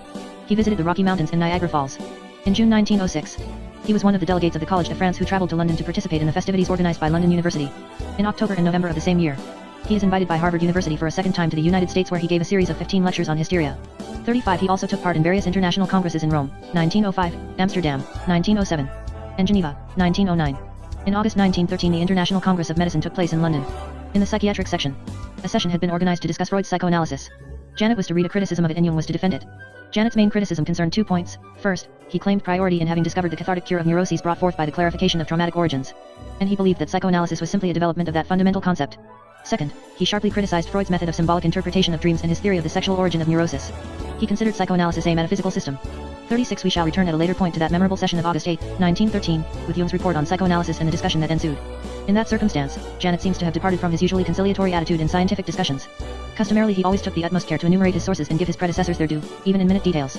However, he expected the same courtesy from others, and was therefore no doubt hurt and irritated at seeing Freud develop what he considered were originally his own ideas with hardly a mention of obligation. Janet regretted having shown his irritation, but remained convinced for the rest of his life that Freud had done him an injustice. Yet when Freud was fiercely attacked at a meeting of the Société de Psychotherapie on June 16, 1914, Janet defended him. An act that took courage considering the growing anti-German feeling in France. His intervention was published in the Revue de Psychotherapie in 1915, when the war was already raging. 37 From 1910 onward, Janet developed his teaching toward a more perfected system of the hierarchic functions of the mind. His study on alcoholism in 1915 also revealed a preoccupation with social and national Pierre Janet and psychological analysis. 345 Problems. In the flood of jingoism, which submerged France as well as Germany during World War I, only a few scientists remained immune to that mental contagion. In all of Janet's writings of those years one cannot find the slightest trace of chauvinism, despite or perhaps because of his mother being Alsatian and some of his Alsatian relatives probably serving in the German army, while some members of the Janet family were in the French army. The publication of Les Médications Psychologiques, into which Janet had put many years' toil, was postponed until 1919. A thorough and systematic treatise on psychology comprising more than 1,100 pages, it was, however, in organization and style not in keeping with the post-war outlook and feeling. The spirit of the times had changed. Of all of Janet's works, this was the last to be translated into English. But Janet had started to develop his system in new directions. In 1921 and 1922 he gave a course on the evolution of moral and religious conduct. An American who attended the course, the Reverend W. M. Horton of New York, published a digest of it in the American Journal of Psychology. 38 Janet, who had for 25 years been fascinated by the case of Madeleine, made this a starting point around which he organized a great deal of psychological research that was expounded in his book De /Angoisse/Extase. Scientific communications between France and other countries were gradually reorganized, and in May 1920 Janet gave 3 lectures at the University of London. In May 1921 he was invited to attend the ceremonies of the centennial of Bloomingdale Hospital near New York, where he gave a lecture on May 26. In May 1922 he attended the ceremonies marking the centennial of the independence of Brazil as a delegate of the Institut de France and of the Collège de France. He also took part in the International Congress of Psychology in Oxford, July 27 to August 2, 1923. In 1925 he was delegated by the French government as an exchange professor to Mexico and was given a grand reception at the University of Mexico City, where he gave 15 lectures in French. 39 He also gave 2 in Puebla and 1 in Guadalajara. On his return voyage to France, he again visited the United States with stopovers in Princeton, New Jersey, Philadelphia, and Columbia University in New York. From 1925 on, Janet further developed his new system of the psychology of conduct. His courses at the Collège de France from 1925 to 1930 were published in a version that did not pass under his revision. In the following years he began writing down his courses, and later used them for the preparation of his last books. But in spite of the enormous amount of work devoted to this new system and to the originality of his new theories, it seems that not many people in France were able to follow Janet in that new path. Apparently his name had been too long identified with the concept of psychological automatism and psychasthenia. His fame, however, was still great abroad. In September 1932 he was invited to give a series of lectures in Buenos Aires and traveled through the country as far as the Iguazu Falls. 40 In 1933 he again gave a series of 20 lectures in Rio de Janeiro. In April 1937 he also went to Vienna and visited Wagner von Jauregg. Freud, though, refused to see him. 41 In February 1935 Janet retired from the College de France but kept his private practice. He now turned his curiosity to new realms of psychology, such as graphology, and to new types of patients. He examined paranoid cases at the age 6 Pital Henri Roussel and was led to modify and complete his theory of delusions of persecution. 42 He also examined delinquent and criminal women at the prison Petit Roquette. 43 It is regrettable, however, that he never wrote anything about his criminological research. Between 1935 and 1937 he published his last 3 books, and in 1938 he wrote a condensed outline of his entire psychological system in the form of a contribution to the official French encyclopedia. 44 He was invited in September 1936 to take part in the ceremonies of the tercentenary of Harvard University, where he also lectured. Janet celebrated his 80th birthday in 1939. A geste critique in his honor was compiled by his son-in-law, Edouard Pichon, containing papers written by relatives. His brother Jules wrote reminiscences of the Leone case and about the experiments in Le Havre. 45 On June 22, 1939, the centennial of Theodule Ribet was celebrated at the Sorbonne, and the organizers decided to combine the celebration for Janet with that of his master Ribet. Janet passed his thesis L'automatisme psychologique exactly 50 years and 1 day earlier. There were addresses in Janet's honor by Piaget, Minkowski, and others, after Janet himself had read an address in memory of Ribet. 46 But the year was not over when World War II broke out. At the beginning of the invasion of France, Janet and his wife left Paris and spent some time at Ledignan, in the south of France, with their friends Professor and Mrs. Georges Dumas, but then chose to return to Paris. Besides the general tribulations of the French people, Janet suffered the loss of his closest relatives and friends. He had already lost his son-in-law Edouard Pichon in January 1940, his sister Marguerite and his brother Jules died in 1942, his wife in October 1943, shortly before their 50th wedding anniversary, his son Michel in January 1944, his sister-in-law in 1945, as well as many dear old friends. After the death of his wife, Janet continued to live in his large apartment on the Rue de Varenne with his daughter Fanny. In 1942 Dr. Jean Delay, who had been one of his students, was appointed professor of psychiatry and head of the University Psychiatric Clinic Saint Anne in Paris. He invited Janet to come to see a few patients each week. 47 Janet was seized with a renewed interest in psychiatry and during the scholastic year Pierre Janet and Psychological Analysis 347 1942 to 1943, at the age of 83, he regularly attended Professor Delay's lectures, never missing one, to the astonished admiration of the students who were also attending the course. They were not a little surprised to see the passionate interest of the grand old man. He was also asked to give several lectures to the students. Keenly observant, Janet witnessed the achievements of a new psychiatry, vastly different from that which he had learned at the Salpêtrière. He was also delighted to see how some of his own ideas had taken a new shape. Narcoanalysis was the fulfillment of his old prediction that a new kind of hypnosis would be induced by chemical substances, and he noticed the similarity of the narco-hypnotic treatment of psychic trauma with his old experiments with his first patients in Le Havre. 48 He was keenly interested in electric shock therapy and in seeing a depressed patient, who had been undergoing psychoanalysis for almost a year without success, cured after the third electric shock. 49 In August 1946 Janet was invited to Zurich and received at the Burghalsli Mental Hospital by Professor Manfred Bleuler, the son of Eugen Bleuler with whom he had been well acquainted. Janet gave talks at the Burghalsli Mental Hospital and at the Swiss Society of Applied Psychology. He was still working on a book on the psychology of belief in 194/7, but that work remained unfinished. He died during the night of February 23 to 24, 1947, at the age of 87. The funeral ceremony took place on February 27 at St. Clotilde Church in Paris, and he was buried in the family grave in the cemetery of Bargue-Lorraine beside his mother, father, wife, brother, and sister-in-law. His tomb bears this simple inscription: Pierre Janet plus 1859 to 194/7. The personality of Pierre Janet. It is not easy to make an exact appraisal of the personality of Pierre Janet. He always drew a sharp line of distinction between his public and private lives, and shunned all publicity. He never, for instance, granted any interviews to journalists. 50 Even when talking freely with intimate friends, he did not easily reveal his own feelings. Pierre Janet was a man of rather short stature, lean in his youth but thick-set in later years, with brown hair, dark eyes, thick black eyebrows, and a well-kept beard. Many people remember him as a very active and lively man, vivacious, sharp-witted, and a brilliant conversationalist. Others describe him as a quiet man who listened with an expression of concentrated attention, but who would also become absorbed in his meditation, was often absent-minded, and had a tendency to depression. It would seem that these two facets reflected the personalities of his active and vivacious mother on the one hand and of his psychasthenic father on the other. Both facets are also reflected in the photographs that exist of Pierre Janet. Those photographs for which he sat usually show him in an attitude of quiet attention. Some snapshots taken unexpectedly show him engaged in vivacious conversation. His handwriting was clear and legible. As most scholars of his time, he had an active correspondence with colleagues. He never dictated his letters but wrote them himself, and later typed his own manuscripts. Janet twice wrote short autobiographical notices, the first for Karl Murchison's History of Psychology and Autobiography. 5-1 in the second, written 1 year before his death and more complete than the first, he explains his psychological vocation as a kind of compromise between his definite inclination for natural science and the strong religious feelings of his childhood and adolescence. 52 He always repressed mystical tendencies and dreamed, like Leibniz, of achieving a reconciliation of science and religion in the form of a perfected philosophy that could satisfy reason as well as faith. I have not discovered that marvel, he wrote, but I remained a philosopher. Turning his efforts toward psychology, Janet built an extremely vast and comprehensive system in which almost every possible aspect of that science found its place. There is a remarkable continuity between his first philosophical writings and those that death prevented him from completing. There were, of course, many changes, but these assumed rather the character of new developments that rarely superseded his previous theories. The same continuity can also be noted in the unfolding of his life. As a child, Janet was said to have been shy and secluded. Then came the crisis of his 17th year with his depression and religious preoccupations, after which he became a brilliant student and the hard worker he remained throughout his entire life.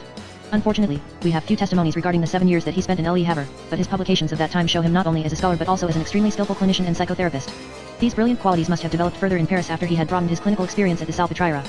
Max Desoyer, who visited Janet in Paris in 1894, spoke of him thus: he was a reputed scholar and a sought-after specialist of nervous diseases. He was a vivacious, black-haired man who spoke French in the Parisian manner and who liked to talk about his experiences. 53 Dessoir adds that although Janet had made successful experiments with telepathy and suggestion at a distance, he had remained skeptical about these matters. His criticism contained an acid which would dissolve the platinum of facts. But he always remained courteous in his manners. At this point, a hypothesis might be proposed. In 1893 Marcel Prévost published a novel, The Autumn of a Woman, describing several neurotic persons as well as a certain Dr. Daumier of the Salpêtrière who gives extremely skillful psychotherapeutic treatments with methods reminiscent of Janet's. 54 One cannot help thinking that Dr. Daumier, as described in his mannerisms and speech, was a portrait of Janet himself. Pierre Janet in Psychological Analysis 349 During his entire Paris career Janet was not only a busy physician and hard-working scholar but was also engaged in an extensive social life, giving fine receptions in his apartment. He had close friends among his colleagues, at home and abroad, two of the latter being Morton Prince and James Mark Baldwin. According to all testimonies, Janet was a man of refined courtesy, with, however, a penchant for paradox, so that people not well acquainted with him were sometimes in doubt as to whether or not he spoke in earnest. Thus at times he gave the impression of playing with ideas rather than appearing to seek a serious exchange of thought. In his later years it seems that the psychasthenic features, which had never been completely jacking in Janet, became more conspicuous. He may well have been more affected than he wished to reveal by the hostility of his colleagues at the Salpêtrière and by the relative isolation that ensued. Perhaps the hard worker had gone beyond the limit of his strength. Janet is depicted as having had increasingly frequent depressive moods and as having also become more and more impractical and absent-minded. According to his family, his judgment about the people he met in everyday life was often superficial unless they became his patients. These traits became more pronounced during the last years of his life in the midst of gloomy world events and personal losses. Janet was also reported to cling obstinately to old habits and notions. However, when he came to accept new ideas, he showed a renewed freshness of mind. Madame Pichon Janet reports that, once he was convinced that he should go beyond his old favorite authors such as Victor Hugo, he became enthusiastic about Marcel Proust and Paul Valéry, to the point of quoting frequently from the former and learning by heart Ali Cimetière Marin. Janet was a man of regular habits, thrifty and orderly, and was a fervent collector. His main collection was that of his patients' case histories, minutely recorded in his own handwriting. They eventually numbered more than 5,000 and occupied an entire room in his apartment. Another room was taken up with his extensive library, which contained a unique collection of the works of the old magnetizers and hypnotists, and also a large number of books presented to him by the authors. He kept a card catalogue of all his books. A third collection was his sizable herbarium, containing plants collected and classified throughout his entire life. Pierre Janet belonged to that generation of scientists who considered it their duty to give much of their time and activity to official academic organizations and to the acknowledged scientific societies and journals. He thus was an active member of the Société de Neurologie, the Société Médico-Psychologique, and particularly the Société de Psychologie, and fulfilled various functions at the Académie des Sciences Morales et Politiques. According to all accounts, Janet was always punctilious in his dealings with colleagues. At the Société de Psychologie, he did not speak frequently, but regularly attended meetings, listened attentively to speakers, and sometimes took notes. If he did discuss the papers, he would translate their contents, so to speak, into the language of his own theories. We have found no descriptions of Janet's teaching of philosophy at the Lyceums, but it is likely that he carried it out in much the same way as he lectured later at the Collège de France and elsewhere. The universal consensus is that he was an admirable lecturer. Whatever the subject matter, his audience was captivated from the start. Reverend Walter Horton of New York, who attended Janet's lectures in the winter of 1921 to 1922, writes of the listeners: "They crammed his dingy lecture room to its capacity at the first session, and all the winter long they cheerfully endured the discomfort of backless benches and bad ventilation without once flagging in their interest." The popularity of the course was due in some measure, to be sure, to the scintillations of Janet's Voltairian with which no dull reproduction could ever hope to preserve undimmed, but chiefly, I believe, to the intrinsic importance of the subject and the originality of the views presented. I am confident that I was not the only foreign auditor who felt that these lectures alone had repaid him for his trip to France. 5. Janet's manner of speech was clear and lively, and his style somewhat between the written and the oral style. His way of lecturing is illustrated in the publication of the stenographic records of his lectures from 1926 to 1929, as these were not revised by him prior to publication and sometimes even contain slips of the tongue such as Arnold Meyer instead of Adolf Meyer, or some of those little jokes that a teacher sometimes tells in a course but will not retain in his published papers. He would say, for instance, that love is a hypothesis transformed into a fixed idea. 56. Sometimes, when discussing a matter that was close to his heart, Janet spoke more vivaciously and made movements with his hands to underline his thoughts. An eyewitness says that at the International Congress of Psychology in Paris in 1937 Janet had been asked to speak slowly for the interpreter's sake, but forgot this request after a few minutes and started talking with animation. The interpreter in his booth, who could not see Janet, was seized with the same animation and made the same gestures as Janet as if in a kind of telepathy. In Janet's relationship with his patients, two features stand out. The first is his perspicacity. He was extremely keen in discerning what was authentic in the patient and what was feigned.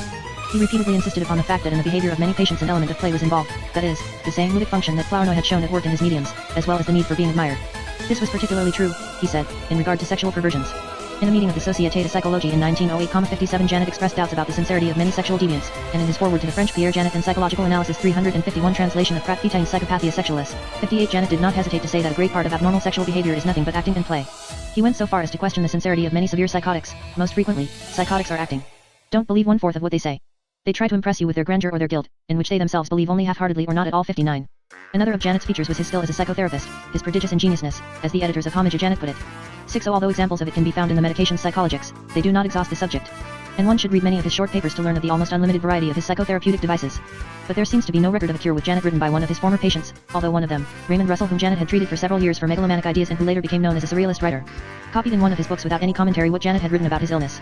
61. Very few students could learn psychotherapy from Janet, who, as already mentioned, had been deprived of the material possibility of giving any consistent clinical teaching following the intrigues at the Salpêtrière. Dr. Ernest Harms, who visited Janet at the Salpêtrière, Wrote the following: when I went to Paris to study Janet's techniques, I was directed to familiarize myself with the inmates and their living quarters. Coming from Crepelin and Zurich, I was startled by the setup. I found housed together many persecutionist patients who fired one another emotionally with fantastic tales. When I asked Janet what his therapeutic approach here was, I received the strange reply: I believe those people, until it is proven to me that what they say is untrue. I had just faced a young man who avoided stepping into any shadow because, in shadows, roamed Napoleon, who wanted to draft him into the army. Beside him was a woman of past 70 who feared persecution from the mayor of Paris, who wanted to make LME to her. I found it difficult to see any truth in such fixed ideas. Janet noticed my perplexity at his oracular words. He came over to me. You see, these people are persecuted by something, and you must investigate carefully to get to the root. What he wanted to make me see was that one ought not discard persecutional fantasies as ridiculous, or view them only symptomatically. One ought to take them seriously and analyze them, until the causal conditions were re-backslashed. I have never forgotten Janet's wise words about persecution, nor the many others which were a major element in his relations with his students. They represented a Socratic art which I have never experienced from any other prominent teacher of psychiatry. In Janet's case it was inseparable from his concept of psychiatry. 62 One small incident shows Janet's consideration for his hospital patients and how he protected them from indiscretions and inopportune curiosity. During one of Madeleine's stays at the Salpêtrière, the President of the Republic paid a visit to the hospital. The intern, who was none other than Jean Charcot, son of the great neurologist, called her to demonstrate her to the President. Immediately, wrote Madeleine to her sister in a letter of June 26, 1898, Dr. Janet, who knows my reluctance, stepped forward and motioned to Mr. Charcot to say nothing. 63. Some people thought that Janet went too far to disguise the identity of patients whose case histories he published. When he died, his 5,000 or more patient files were burnt according to his will. One cannot help regret the loss of this extraordinarily rich and well-classified material, and particularly of the files of patients such as Leonie and Madeleine, but at the same time one feels compelled to respect this act of reverence for professional secrecy. About Janet's family life, a few notes have been written by Madame Helene Pichon Janet. Her parents were both rather reserved in the expression of their feelings, she said, but they never left each other and were inseparable. Madame Janet accompanied her husband in all his travels and was indispensable to him in his social life and in practical matters. She adds that he was an affectionate and tender father. For example, although he was extremely absorbed in his work, he always found a moment to read to his children after lunch. As is the case with many scientists, Janet started out with manifold interests in his youth, but gradually restricted his field of interest in order to concentrate on his life work. At the time he studied at the École Normale Supérieure, the teaching of Greek and Latin was excellent and the philosophy students were thoroughly conversant with Cicero and Virgil, as well as with the French classics. Janet seems to have somewhat lost the living contact with the classics, although he could occasionally demonstrate his ability in the Latin language. According to family tradition, on his first meeting with J.M. Baldwin, neither of them could speak the language of the other, and so they resorted to a conversation in Latin, which the difference in pronunciation made rather laborious. Janet had learned German at school, but, possibly due to the influence of his patriotic mother, he seemed to have developed an inhibition for that language. The lack of a fluent knowledge of German was a severe handicap for him. As to English, he learned it later and came to master it, though always speaking it with a pronounced French accent. Perhaps because of lack of time, Janet did not read much besides psychological and psychiatric literature. Nor was he particularly interested in music, art, or architecture. But nothing would be further from the truth than to picture Janet as an absent-minded old scholar or bookworm. Deep-seated in his soul was the love of nature. The herbarium, which he collected for so many years, was only one aspect of his love of flowers. Beginning with his childhood, // he kept a little garden of his own. He liked to grow plants of all kinds. Each species of flowers, he said, had its own individuality, which he described in poetic terms. Janet had done some Pierre Janet and psychological analysis 353 horseback riding with one of his uncles Hummel. Later, he learned to ride a bicycle, at that time a new invention. But his preference was for walking. Even in his old age he liked to wander through the streets of Paris. He rested from his work during the year in hiking and botanizing in the Fontainebleau woods. The highlights of his life were his journeys to the Rocky Mountains and to Yellowstone Park, and to the Brazilian primeval forests and the Iguazu Falls. Before becoming a psychologist and psychiatrist, Janet had long been a philosopher. His textbooks on philosophy reveal his opinion about many matters. He shows himself preoccupied with social justice and the future emancipation of colonies. He says that the idea of private property is a notion that should be perfected, that the death penalty is a leftover from barbarism, and that it would be good for mankind to have an international artificial language. 64 Although he took great care never to mingle philosophical concepts with psychological theories, there is one metaphysical idea that occurs repeatedly in his writings as a kind of leitmotif, the idea that the past of mankind as a whole has been preserved in its entirety in some manner. 65 He went so far as to predict that the time would come when man would be able to travel through the past in the same way as he now travels through the air. Everything that has existed, he said, still exists and endures in a place which we do not understand, to which we cannot go. He also said that should the paleoscope ever be invented, man would learn extraordinary things about which we do not have the slightest inkling today. In the background of all his philosophical ideas lay not only the influence of the spiritualist philosophy of his uncle Paul Janet, but the suppressed religious feelings of his childhood. Although he was commonly designated as an atheist, Janet was actually an agnostic who probably never completely relinquished his ties with religion. His wife, who had been brought up in a convent, seems to have gone further than him in her dissociation from religion and to have been openly opposed to the Catholic Church. Madame Helene Pichon Janet told the author of her father's insistence that the three children attend the Protestant religious instruction in one of the Protestant churches in Paris. It was apparently his idea that his children might wish to turn to religion later in life, and that in that eventuality he would not deprive them of elementary religious teaching. At the death of Madame Janet, he insisted that she have a Catholic burial, as he himself was given some years later. The more one studies Janet's works, the more one gets the feeling that his Socratic smile concealed the wisdom that he took to the grave. Janet's contemporaries' no creative mind ever works alone. The greatest pioneers have not only masters and disciples, but also fellow travelers, men of the same generation who may be friendly, hostile, or indifferent, but who follow a parallel course of evolution and whose ideas are bound to influence one another. If we take a bird's eye view of Pierre Janet's generation, that is of the men who were born in the same year or within 1 or 2 years from that year, we find, in France, an impressive list of great thinkers. To Pierre Janet's generation belong among others the philosophers Henri Bergson, 1859–1941, Émile Meyerson, 1859–1933, Edmond Goblat, 1858–1935, and Maurice Blond. 1861 to 1949, the sociologists Émile Durkheim, 1858 to 1917, and Lucien Levy-Bruhl, 1857–1939, the socialist leader Jean Chouars, 1859 to 1914, the mathematician and philosopher Gaston Milhaud, 1858 to 1918, and the psychologist Alfred Binet, 1857 to 1911.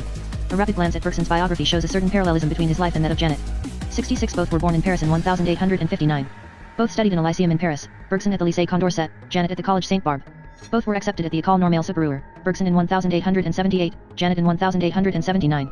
Both taught philosophy first in a provincial lyceum. Bergson spent 1 year in Angers and 5 years in Clermont-Ferrand, Janet, 1/2 year in Châteauroux and 6½ years in Le Havre. For both men, these years spent in the provinces were a period of maturation and intensive work. Both experimented with hypnotism. Bergson's first paper, in 1886, was devoted to the subject of unconscious simulation in hypnosis, and Janet's first paper in the same year was about his experiments with Leonie. 67 Both papers revealed their authors' skepticism about parapsychological interpretations. Both men also edited the work of a philosopher, and both presented their theses at the Sorbonne in 1889. 68 Each man sought to find a starting point for psychology in the most elementary psychological phenomena. Bergson in his essay on the immediate data of consciousness and Janet in his psychological automatism approached the same problem, though in a different way. Both were appointed to teach philosophy in a Paris lyceum, Bergson coming somewhat earlier in the Collège Rollin where Janet became his immediate successor. Both also taught at the Sorbonne and later at the Collège de France, where Bergson had been appointed earlier than Janet and defended Janet's candidacy at the Assembly of Professors. For many years afterward they were colleagues at the Collège de France, later also at the Académie des Sciences Morales et Politiques, and they also met socially. Finally, it is also remarkable that both men revealed their deep-seated preoccupation with religion late in life. Bergson's influence on Janet's work was extremely important, as Janet duly acknowledged. Bergson's notion of the attention to life, attention à la vie, shows much similarity to Janet's fonction du réel, and what Bergson said about the spearhead of life as the avant-garde of evolution also shows much similarity with Janet's concept of psychological tension. Janet also acknowledged that when he began presenting psychological facts Pierre Janet and Psychological Analysis 355 as conducts, it was most probably through the influence of Bergson's first books. 69 But Janet's influence on Bergson was of no lesser importance. In Matter and Memory, Bergson refers to Janet's research on the dissociations of personality, and he also borrowed the term fonction fabulatrice from Janet, a concept that is perhaps not very different from what Frederick Myers had called the mythopoetic function of the unconscious. No less complex were the reciprocal influences between Janet and Binet.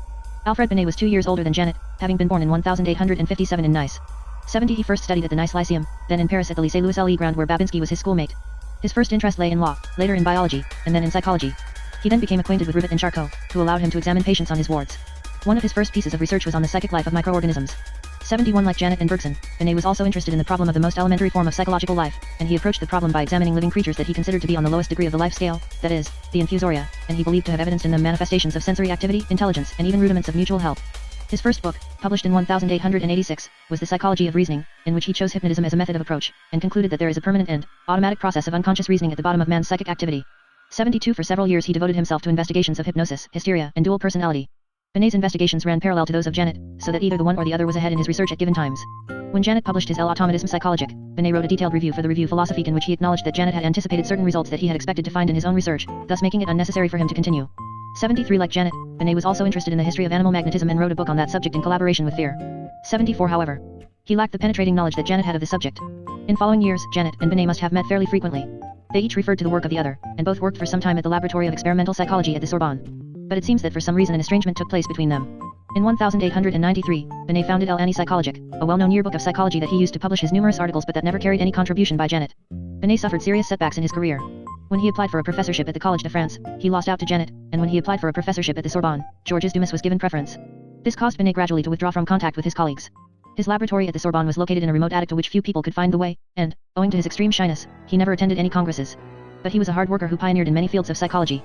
In his experimental study of intelligence, he published a detailed investigation of the intellectual functions of his two daughters, Armande and Marguerite, conducted with the help of psychological tests, and showed that they represented two psychological types precisely those that, some years later, C.G. Jung was to call the introvert and the extrovert. 75 It was Binet who established the first scale for measuring the intelligence of school children, the Binet and Simon test. In 1905, he was a pioneer in child psychology and experimental pedagogy, and in sexual psychology. He described fetishism, which term he coined. Binet also wrote gloomy theatrical plays under a pseudonym, either alone or in collaboration. He was an indefatigable writer who unfortunately scattered his activities in many fields and never succeeded in creating the final work in which he would have concentrated the result of his life's work. When he died prematurely in 1911, he had apparently lost all contact with Janet, with whom his work had been so closely related for a long time. Other parallels could be drawn between Janet and Durkheim, Levy-Bruhl, and others among his contemporaries. It would be an impossible undertaking to try to ascertain the mutual influences these men had on one another. Seen from a distance, they appear like statues standing in majestic isolation. Seen at close range, it becomes apparent that they were engaged in more or less intermittent dialogues. Janet's work, One Philosophy. One cannot fully understand Pierre Janet's psychological system without taking into account its philosophical substructure. Janet had studied philosophy at the Lycée Louis Legrand, and then at the École Normale Supérieure, where that discipline was taught by the moralist Brissot, the logician Robier, the academic philosopher All Lapron, and the neo-Kantian Baubrou. No doubt Janet was also familiar with the works of his uncle Paul Janet. As he says in his autobiography, Janet had shown deep religious feelings in his youth and underwent a religious crisis at the age of 17. He had dreamed of building a philosophy that would achieve a reconciliation of science and religion. I have not found that marvel, he admitted in his old age, adding that his endeavors to build a new psychology had been a substitute for the dream of his youth. There is reason to believe, however, that Janet did more than merely dream, for some time, but actually sought for that philosophical system. The only way to gain some clarity in this question is to examine Janet's philosophical writings, i.e. his textbooks of philosophy. In his first textbook, published in 1894, Janet makes a sharp dispute Janet and Psychological Analysis 357 distinction between scientific and moral philosophy. 76 The first part starts with a definition of science. Men have defended themselves against natural forces, have mastered them, and have then tried to modify the world. Science was born out of man's urge to conquer the world, which implied understanding it, first by means of acquiring knowledge of it, hence the need for an appropriate method based on analysis and synthesis. Janet then gives a classification of sciences and a survey of the main ones: mathematics, natural sciences, moral sciences, which include psychology and sociology, and history. Next comes a chapter on the great scientific hypotheses. It includes a criticism of the Darwinian theory and of the exaggerated cult of progress, saying that it is dangerous to expect too much of progress because it leads to contempt for the present and destruction of the past. The second part of the book, devoted to moral philosophy, includes an analysis of such problems as freedom, responsibility, conscience, and justice, and finally the existence of God and religion. The book, which had started with a Baconian outlook, ends with a quotation from Epictetus: "I am a rational being and I have to praise God, that is my calling and I follow it." It is clear that Janet devoted considerable care and thought to that book. It contains almost verbatim the lecture he gave in 1882 at the age of 22 in Châteauroux on the concept of property. Each philosophical term receives a clear definition. For each problem, the main theories are expounded in an objective way. It would seem that, under the guise of a textbook for schools, Janet had given a sketch of his own philosophy. 2 years later, in 1896, the second edition was fully recast. It contained the same matter, but now arranged according to the syllabus of the official teaching of philosophy in the lyceums, as were the following and often augmented editions. It is not clear at what point Janet's main interest shifted from philosophy to psychology, as it had previously shifted from religion to philosophy. His later attitude toward philosophy may be inferred from what he wrote in his introduction to his edition of Malebranche: "Science is possible only through the inspiration of some general ideas that furnish a method and means of explanation." These general ideas are invented by philosophers, who, in order to conceive them, need a metaphysical or mystical scaffolding. 77 In that regard, it is interesting to see what Janet took from philosophy when he turned to psychology. His concern was to use a strictly scientific method, to approach psychological phenomena in a scientific spirit of which he said curiosity and independence were the basis, to the exclusion of the principle of authority and tradition. Janet defined the scientific method as a combination of analysis and synthesis. Analysis means to break down a whole into its elements, provided that the latter are the true constituent elements. An anatomist, for instance, does not cut the body into 4 or 100 parts, but separates the muscles, nerves, blood vessels, and other parts of the body. Janet visualized scientific psychology in the same manner. It must begin with psychological analysis, that is, identification and separate study of elementary psychological functions, a phase that would be followed later by psychological synthesis, that is, the reconstruction of the whole on the basis of the separate parts. Janet's work, 11 Psychological Automatism. Quite a number of philosophers before Janet had attempted to reconstruct the human psyche by means of analysis and synthesis. Most of them have used sensation as the basic element and starting point. Condillac had imagined the philosophical myth of a statue that would be endowed with one sense after another, and with this starting point he described the hypothetical development of the statue's mind. The only drawback was that it was a purely fictitious construction. When Janet embarked on a similar undertaking, he remained on the solid foundation of experimental psychology. His main thesis, Psychological Automatism, bears the revealing subtitle, Experimental Psychological Essay on the Inferior Forms of Human Activity. Thus, Janet does not start, as did Condillac, from pure sensation, but from activity, or rather he never dissociates consciousness from activity. Psychological Automatism contains the fruit of the research performed by Janet and L. E. Haver from 1882 to 1888. The articles he published serially in the Review Philosophique during that time enable us to follow the development of that research. After the first experiments with hypnosis at a distance on Leonie that Janet found unconvincing, he examined Lucy, a young woman of 19, who was seized with fits of terror without apparent motivation. By means of automatic writing, Janet found both the cause and the meaning of the terror fits. When she was 7, 2 men hiding behind a curtain had made a practical joke of frightening her. A second personality within Lucy, Adrian, was reliving this initial episode when she had her fits of terror. Janet described how he made use of the rapport in order to relieve the patient of her symptoms, and how the second personality eventually disappeared. 78 Lucy had a relapse 8 months later, which, however, receded rapidly with the help of a therapy combining hypnosis and automatic writing. Janet described the phenomenon of the rapport in a more precise way, and particularly its characteristic feature of electivity, that is, the permanent state of suggestibility toward one person only, Janet, to the exclusion of all others. 79 New experiments with Leonie brought Janet to a number of discoveries of particular interest. 80 He showed that, under hypnosis, 2 very different sets of psychological manifestations can be elicited. On one side are the roles played by the subject in order to please the hypnotist, on the other side is the unknown personality, which can manifest itself spontaneously. Pierre Janet and Psychological Analysis 359 particularly as a return to childhood. In hypnosis, Leonie referred to herself by her childhood surname of Nichette. But behind that hypnotic personality, a third hidden one may exist and emerge in turn as the hypnotization of the second personality. The remarkable fact was that this third personality was a reviviscence after 20 years of an old hypnotic personality that the magnetizers had elicited in Leonie in the past. It had never manifested itself in the meantime, but now appeared exactly as it had been in the past. Janet found that a similar case had already been published by Bertrand in 1823. L'Automatisme psychologique was dedicated to the doctors Gibbard and Powys who had provided Janet with the patients, 14 hysterical women, 5 hysterical men, and 8 psychotics and epileptics. Most of the research, however, was based on the investigation of 4 women, Rose, Lucy, Marie, and above all the celebrated Leonie. Janet strove to remain on the solid ground of objective facts, and for that reason refrained from speaking of parapsychological experiments with Leonie. He also had to be careful about and abstain from reporting on the therapeutic implications of his research. First because the Faculté des Lettres was sensitive on this point, and second in order not to arouse the suspicion of the physicians. The term psychological automatism was not new. It had been used among others by Despin, who defined it as very complex and intelligent acts reaching a goal which is perfectly specific and adjusted to circumstances, acts exactly similar to those which the ego commands in other occasions through the same apparatus 81. However, for Despin, psychological automatism is the product of a living machine devoid of consciousness, whereas for Janet it is a psychological phenomenon in its own right, always entailing a rudimentary consciousness. Janet classified the manifestations of psychological automatism into two groups: total automatism, a process extending to the subject as a whole, and partial automatism, which implies that a part of the personality is split off from the awareness of the personality and follows an autonomous, subconscious development. 82 The most rudimentary form of total automatism, he said, is catalepsy. The state of consciousness of a cataleptic could be compared to that of an individual who begins to recover from a syncope. There is some consciousness without consciousness of the ego. Janet's investigations on catalepsy revealed three findings: 1. That these states of consciousness tend to continue without modification unless there is some stimulation from outside. 2. That there is no consciousness without some form of motility. 3. That any emotion that is elicited during that state tends to determine a movement adequate to that feeling, provided that the feeling is not contrary to the personality of the subject. A less rudimentary state than catalepsy is artificial somnambulism, that is, the hypnotic state of which Janet gives three criteria: 1. Amnesia upon awakening. 2. Memory of previous hypnotic states during hypnosis. And 3. Memory of the waking state during hypnotic states. But things are more complex, and here Janet gives an account of his experiments with Leonie and her three conditions, Leonie I, Leonie II, and Leonie III, alias Leonore, and of the relationships of these three existences to one another. Janet believed that he had found definite correlations between the various conditions of amnesia and memory on one hand and the various conditions of amnesia and memory on other hand, and he interprets the phenomenon of post-hypnotic amnesia by a changed condition in sensitivity. More complex than the hypnotic state is that which Janet calls successive existences, thus avoiding the expression alternating personalities. Janet analyzes how each of these personalities feels about the others. Sometimes the other ones are not perceived as such, but there is a sense of something strange or peculiar in oneself. Sometimes they are perceived with a feeling of hostility or contempt. Sometimes the other personality is more childish and adopts the nickname of its childhood.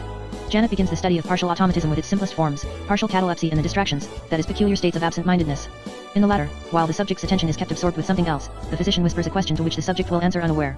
Janet showed that by means of distractions, suggestions, or even hallucinations can be impressed upon the subject, which produces curious mixtures and interferences between conscious and subconscious manifestations.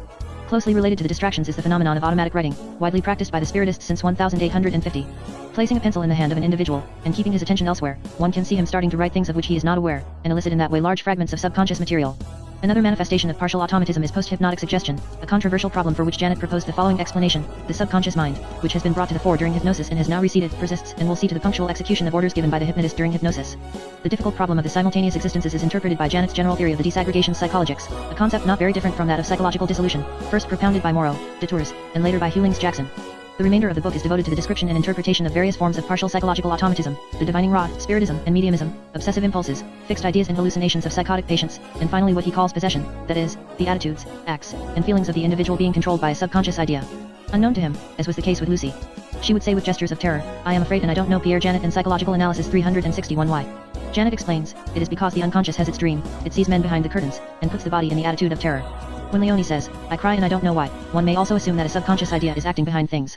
One should go through the entire field of mental diseases and a part of physical diseases to show the mental and bodily disturbances resulting from the banishment of a thought from personal consciousness, Janet concludes.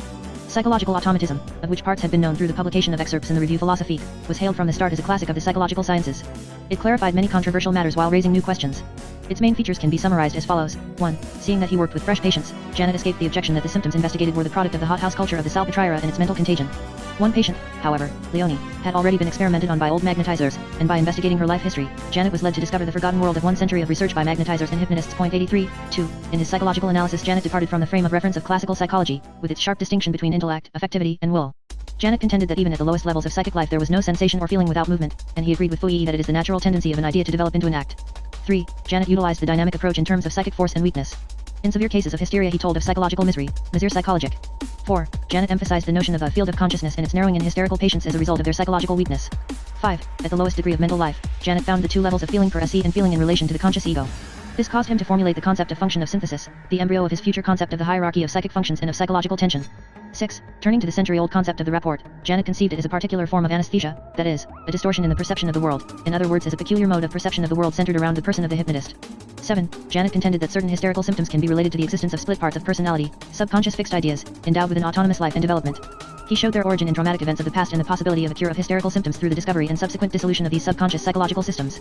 In that regard, the story of the illness and psychological cure of Marie deserves special mention. This young person was brought from the country to the hospital of Le Havre at the age of 19 because she was considered insane, and the hope of seeing her cured had almost been given up. The facts were that she had periods of convulsive attacks with delirium which lasted for days. After a period of observation, it became clear that the sickness consisted of periodical manifestations which occurred regularly at the time of her menstruations, and of less severe manifestations which were more prolonged and occurred at irregular times during the intervals. Let us begin with the first ones. At the time preceding her menstruations, Marie's character changed. She became gloomy and violent, which was not in her habits, and suffered pains, nervous spasms, and shivering in her entire body. However, Things went on almost regularly during the first day, but hardly 20 hours after the beginning, the menstruation stopped suddenly and a great tremor seized the whole body. Then, a sharp pain ascended slowly from the abdomen to the throat, and a great hysterical crisis ensued. The attacks, although they were very violent, never lasted for a long time, and never had resembled epileptoid tremors. Instead, there was a very long and severe delirium. At times, she would utter cries of terror, ceaselessly speaking of blood and fire, fleeing in order to escape the flames. At other times she would play as a child, speak to her mother, climb on the stove or on the furniture, and create havoc in the ward. This delirium and the violent bodily contortions alternated with short periods of rest during 48 hours. The attack ended with vomiting blood several times, after which everything came back approximately to normal. After 1 or 2 days of rest, Marie would quiet herself and remembered nothing of the episode. During the intervals of those intense monthly manifestations, she maintained limited contractures at the arms or the intercostal muscles or various, changing anesthesias, and above all a complete and permanent blindness of the left eye. Furthermore, she occasionally had smaller crises without the great delirium, but which were characterized predominantly by attitudes of terror. This sickness, which was so obviously linked to the menstrual periods, seemed to be uniquely a physical one, and of little interest for the psychologist.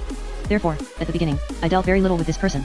At most, I performed on her a few hypnotic experiments and a few studies on her anesthesia, but I avoided anything which could have disturbed her at the time when her major manifestations were approaching. She remained for 7 months at the hospital, during which the various medications and hydrotherapy had not brought forth the least modification. Moreover, therapeutic suggestions, notably suggestions concerning her menstruation, had nothing but bad effects and increased the delirium. Around the end of the 8th month she complained about her sad lot and said, with a kind of despair, that she was well aware that her symptoms would continue to recur. Look here. I told her out of curiosity, explain to me now what happens when you are going to be sick. But, you know it, everything stops, I have a big shivering, and I don't know what happens next.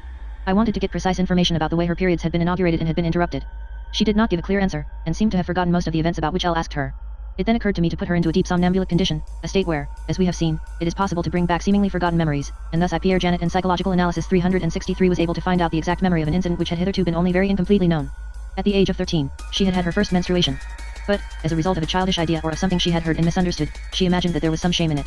And she tried a means of stopping the flow as soon as possible. About 20 hours after the beginning, she went out secretly and plunged herself into a big bucket of cold water. The success was complete, the menstruation was suddenly stopped. And in spite of a violent shivering, she was able to come back home. She was sick for a rather long time and had several days of delirium.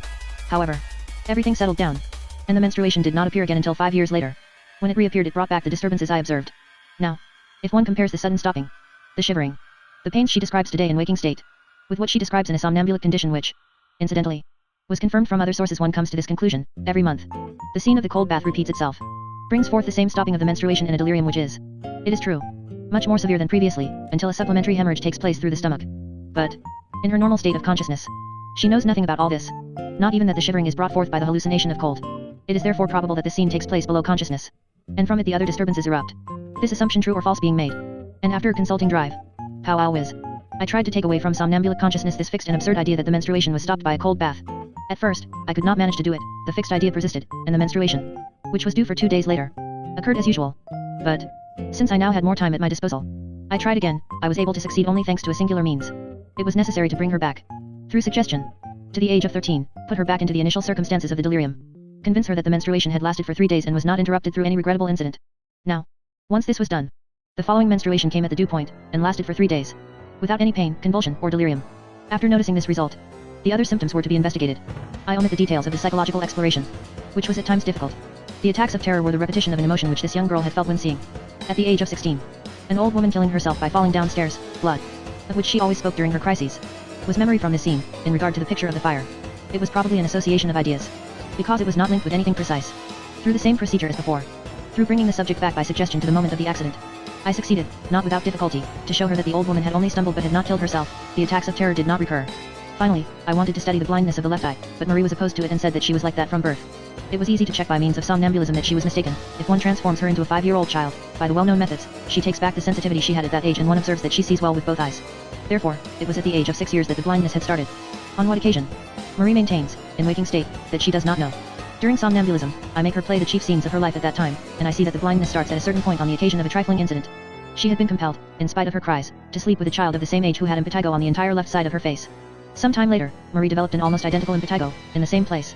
Then plagues appeared again several times at about the same time of year and were finally cured, but no one noticed that, henceforward, she had an anesthesia of the left side of her face and was blind in the left eye. Since that time the anesthesia had persisted, or at least in order not to go beyond that which can be observed whatever be the period into which I set her back through suggestion, this anesthesia remains constant although her various other anesthesias would disappear completely at times. Same attempt as previously at cure.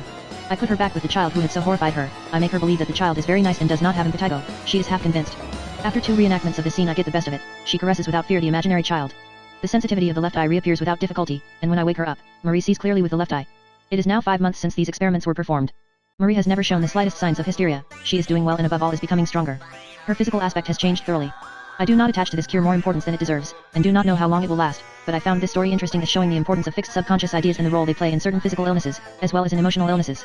8.4 Janet's work, Ill Psychological Analysis. As soon as he started his medical studies in Paris at the end of 1899, Janet took up his psychological investigations at the Salpêtrière, where he had the patients of the wards of Charcot, Falret, and Seglas at his disposal.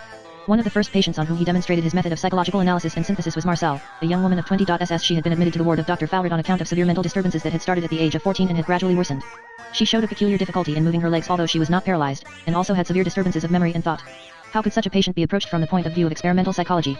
Janet warned that any kind of psychological measurement of functions would be fruitless. An experimental approach, he said, consists above all in knowing one's patient well in his life, his schooling, his character, and his ideas, and to be convinced that one never knows him enough. Then one must put that person in simple and specific circumference. Janet and Psychological Analysis 365 stances and note accurately what he will do and say. The observation must be directed first toward the behavior of the patient, beginning with his actions and words. Then scrutinizing each specific function. The most conspicuous symptom in Marcel .. is her difficulty in movement. It appeared that automatic habitual movements were easy, whereas movements implying a voluntary decision were hampered. The stream of thought was often interrupted by what the patient called clouds, during which her mind was invaded by all kinds of confused ideas and hallucinations. Memory proved good for all events that had occurred before the age of 15, vague for the events extending from 15 to 19, and there was complete amnesia for all that had happened from that time onward. The patient was absolutely unable to picture the future and felt estranged from her own personality. Janet now undertook to range the symptoms according to their depth, profundeur. On the most superficial level were the clouds, which he compared to the effects of post-hypnotic suggestions. He wondered whether their content might not be a partial reflection of the popular novels she had read with passion for several years. On an intermediate level were the impulses that Janet ascribed to the action of subconscious fixed ideas issuing from certain traumatic memories. Deep-seated was the morbid ground, depending on heredity, severe past physical illnesses, and early traumatic events. Psychological analysis had to be followed by psychological synthesis, that is, a reconstruction of the development of the illness. First there had been hereditary constitution, then a severe typhoid fever at the age of 14, which had struck a fatal blow by robbing the patient of the capacity for adjustment. This resulted in a vicious circle. Being unable to adjust to new situations, Marcel retreated into her daydreams, which made her more maladjusted. And so on. Another trauma came a year later. Her father, who had been a paraplegic for the past 2 years, died. An unfortunate love affair was the last blow, bringing suicidal ideas. At this point the patient lost her memory of recent events. What could be done for this patient? At first, Janet tried vainly to develop the function of synthesis by means of elementary reading exercises. Then he tried using suggestion to combat the fixed ideas, but one symptom was hardly dispelled when it was replaced by another, while the patient's resistance during hypnosis was increased. Attempts with automatic writing resulted in classical hysterical crises. However, Janet soon noticed that these various attempts were not fruitless. To be sure, hypnosis and automatic writing unleashed crises, but afterward the mind was clearer. The crises became increasingly severe, and the fixed ideas that emerged were of increasingly ancient origin. All those ideas that the patient had developed in the course of her life appeared one after the other, in reverted order. By removing the superficial layer of the delusions, I favored the appearance of old and tenacious fixed ideas which dwelt still at the bottom of her mind. The latter disappeared in turn, thus bringing forth a great improvement. Among other points discussed in that case history was the statement emphasized by Janet that in the human mind, nothing ever gets lost, and subconscious fixed ideas are both the result of mental weakness and a source of further and worse mental weakness. Though Janet was careful to choose only fresh patients at the Salpêtrière in order to avoid the ill effects of mental contagion that was rampant there, he made an exception in the case of an almost legendary patient, Madame D, around whom Charcot had developed his concept of dynamic amnesia. In a town in western France, the 34-year-old married seamstress was found on August 28, 1891, in a state of utmost anxiety. An unknown man, she said, had just called her by her name and told her that her husband was dead. The news was untrue and the incident was never clarified, but for 3 days, the patient remained in hysterical lethargy and delirium. On August 31st, she manifested a retrograde amnesia extending over 6 weeks. She remembered her entire life up to July 14, 1891. During the previous 6 weeks there had been some events in her life such as the prize distribution ceremony at her children's school, and a trip she had made to Royan, but she did not remember any of it. She also had a complete anterograde amnesia. She forgot from one minute to the next as do patients afflicted with Korsakoff disease. Thus, she was bitten by a presumably rabid dog, burned with a cautery, brought to the Pasteur Institute in Paris by her husband, but could remember nothing of this. Before leaving Paris, her husband brought her to Charcot at the Salpêtrière, where she was admitted. It was observed that she spoke at night in her dreams and told of seemingly forgotten incidents. This prompted Charcot to have her hypnotized by one of his assistants. In one of Charcot's memorable clinical lectures, on December 22, 1891, Madame D was shown to the audience before being hypnotized. Charcot asked her about her husband's death, Royan, the dog bite, the Eiffel Tower, the Pasteur Institute, and the Salpêtrière. She could remember nothing of that. After this first interrogation, the patient was taken away, hypnotized, and brought back to the auditorium. This time, when Charcot asked the same questions, she was able to answer all of them. 8.6 The patient was entrusted to Janet for psychotherapy. He noticed that, in spite of the continuous amnesia, recent memories must have been somehow retained, otherwise the patient could not have become so well adjusted to hospital life. Janet then undertook to explore those subconscious memories. In addition to the manifestation of forgotten memories in dreams and in hypnotic state, he was able to elicit them by means of automatic writing and distractions, and by a new procedure, automatic talking, consisting of letting the patient talk aloud at random instead of writing automatically. 87 But why had the patient been unable to remember those latent memories? Janet assumed that it was Pierre Janet and Psychological Analysis 367 because of the psychic trauma, and so undertook the dissolution of the fixed ideas. Under hypnosis, he cautiously evoked the figure of the man who had frightened her, and suggested to the patient a modification of the man's picture. He then brought her to reenact the scene, in which the unknown man was now replaced by Janet himself asking her if he could be a guest in her house. Memories crowded back into consciousness, but the patient now had severe headaches and suicidal impulses, which eventually disappeared. The hypnotic treatment was supplemented by a specially devised program of intellectual training. Here, too, Janet emphasized the twofold aspect of the fixed ideas as being both result and cause of mental weakness. 88 In the last volume of Charcot's Clinics of Diseases of the Nervous System, Madame D.'s story was included with a note acknowledging the favorable result of Janet's treatment. 89 Another of Janet's first patients in Paris was Justine, a 40-year-old married woman who came to the outpatient service of Dr. Seglas at the Salpêtrière in October 1890. For several years she had a morbid fear of cholera and would shout repeatedly, "Cholera, it's taking me," which would signal a hysterical crisis. As a child she already had a morbid fear of death, probably because she sometimes helped her mother who was a nurse and who had to watch dying patients. She also once saw the corpses of 2 patients who had died of cholera. Janet treated Justine as an outpatient for 3 years and achieved one of his most celebrated cures with her. 90 Here too, psychological analysis could not be separated from the therapeutic process. Janet began by analyzing the content of the hysterical crises. It was useless trying to talk to Justine during her crisis. She did not seem to hear. Janet therefore entered the private drama of her crisis as a second actor. When the patient cried, "Cholera. He will take me," Janet answered, "Yes, he holds you by the right leg." And the patient withdrew that leg. Janet then asked, "Where is he, your cholera?" To which she would reply, "Here. See him, he's bluish, and he stinks." Janet could then begin a dialogue with her and was able to carry it on throughout the crisis and gradually transform the crisis into an ordinary hypnotic state. Later he could easily elicit hypnosis directly and obtain a full description of her subjective experience during the crisis. She saw 2 corpses standing nearby, one of whom stood closer to her, an ugly naked old man of greenish shade with a stench of putrefaction. Simultaneously she heard bells tolling and shouts of "Cholera, cholera." Once the crisis was over, Justine seemed to have forgotten everything but the idea of cholera, which remained constant in her mind. Janet elaborated on how hypnosis could be used in such a case. Commands given to the hypnotized patient were of limited usefulness. The breaking down of the hallucinatory picture was more effective, but it was a slow procedure and also had limitations. The most effective method proved to be substitution, that is, suggestions of a gradual transformation of the hallucinatory picture. The naked corpse was provided with clothes and identified with a Chinese general whom Justine had been greatly impressed to see at the Universal Exposition. The Chinese general started to walk and act so that instead of being terrifying his picture became comical. The hysterical attack changed in that it now consisted of a few cries followed by fits of laughter. Then the cries disappeared, and the visions of cholera persisted only when she dreamed, until Janet expelled them in turn by suggesting innocuous dreams. This result had required about 1 year of treatment. But the fixed idea of cholera persisted both on the conscious and the subconscious level. Sometimes Justine was observed whispering the word cholera while her mind was taken up with some other activity. Attempts with automatic writing produced nothing but endless repetitions of the word cholera, cholera. Janet now directed his attack against the word itself, and suggested that Cholera was the name of the Chinese general. The syllable Cho was associated with other terminations until the day arrived when the word cholera lost its evil connotations. But the patient was not yet cured. After the disappearance of the main fixed idea, secondary fixed ideas began to develop. Janet classified them into 3 groups. 1. The derivative fixed ideas resulting from association with the main one, for example morbid fear of coffins and cemeteries. 2. The stratified fixed ideas. One is surprised, after having removed a fixed idea, to see another one emerge that has no connection with the first, or any relation to circumstances surrounding it. It is then a more ancient idea, previous to the one just treated, which reappears. When this one is removed in turn, one discovers a third, even older one, so that treatment of the principal fixed ideas from which the patient has suffered during his life must be applied in reverse order. 3. The accidental fixed ideas that are absolutely new and provoked by any incident in daily life are easy to erase, however, provided they are treated immediately. The fact that they can occur so easily proves that the patient is in a state of high perceptivity, which in turn creates the need for further treatment. Suggestive treatment cannot be applied here. Rather, the solution of the problem lies in developing the capacity of attention and mental synthesis in the patient. To that end, Janet devised a program of elementary school exercises for Justine, beginning with easy arithmetic operations or a few lines of writing, for which he secured the cooperation of her very understanding husband. After 1 year of training, that is, by the end of the 3rd year, the patient was in an apparently normal condition, but Janet still cautioned against talking of full recovery. In the synthetic reconstruction of Justine's illness, Janet considered heredity and the life history of the patient. In the latter, he discussed the reciprocal action of physical illnesses and psychic trauma. At the age of 6 or 7, Justine had a severe disease of unknown nature, perhaps meningitis. Later she had typhoid fever. Janet stresses that in many patients Pierre Janet and psychological analysis 369 typhoid fever or influenza often occur prior to a severe neurosis. As a child, Justine had suffered several frights and emotional shocks, culminating in the episode of the corpses of the patients who had died from cholera. Reconstructing the genealogy of the patient over 3 or 4 generations, Janet found that there had been, in the older generations, morbid impulses and obsessions, and alcoholics, in the younger generations, epileptics and imbeciles, exactly as in those pedigrees on the basis of which Morel based his theory of mental degeneration. However, Janet did not believe in the fatal character of degeneration. He contended that diseases of families can recede just as can diseases of individuals. The main point, he said, was to understand that the disease extends beyond the individual, this being also the reason why, in a case of that kind, one should never expect complete recovery. Warning against another illusion, he stressed that the easier the cure seems to be, the sicker the mind actually is, because a high suggestibility is the mark of great weakness of the mind, which leads the patient to a need for somnambulism, a need that can become a kind of addiction, which Janet deemed as dangerous as morphinism. Such patients not only crave to be hypnotized but have a permanent need to confess to the psychiatrist whose picture they keep constantly in their subconscious mind, and to be scolded and directed by him. Justine had frequent visions of Janet and heard his voice. In a hallucinatory state she asked him for advice, and he answered with good counsel which, interestingly enough, was more than a mere repetition of what he had actually said, but proved to be of a novel and wise nature. The therapeutic problem, Janet concluded, consists first of assuming direction of the patient's mind, and second of reducing that direction to the necessary minimum, particularly by spacing the sessions with the patient. At first he saw Justine several times a week, then once a week, and, in the 3rd year, once a month. For how long would such treatment have to go on? Janet answers by quoting the story of Morel who had magnetized a psychotic patient at his mental hospital and cured her. The patient was discharged but came to see him at regular intervals. However, when Morel died, she relapsed abruptly and had to be committed permanently. Let us hope that this accident will not happen too soon to our patients, Janet concluded. Another of Janet's celebrated cures was that of Achilles.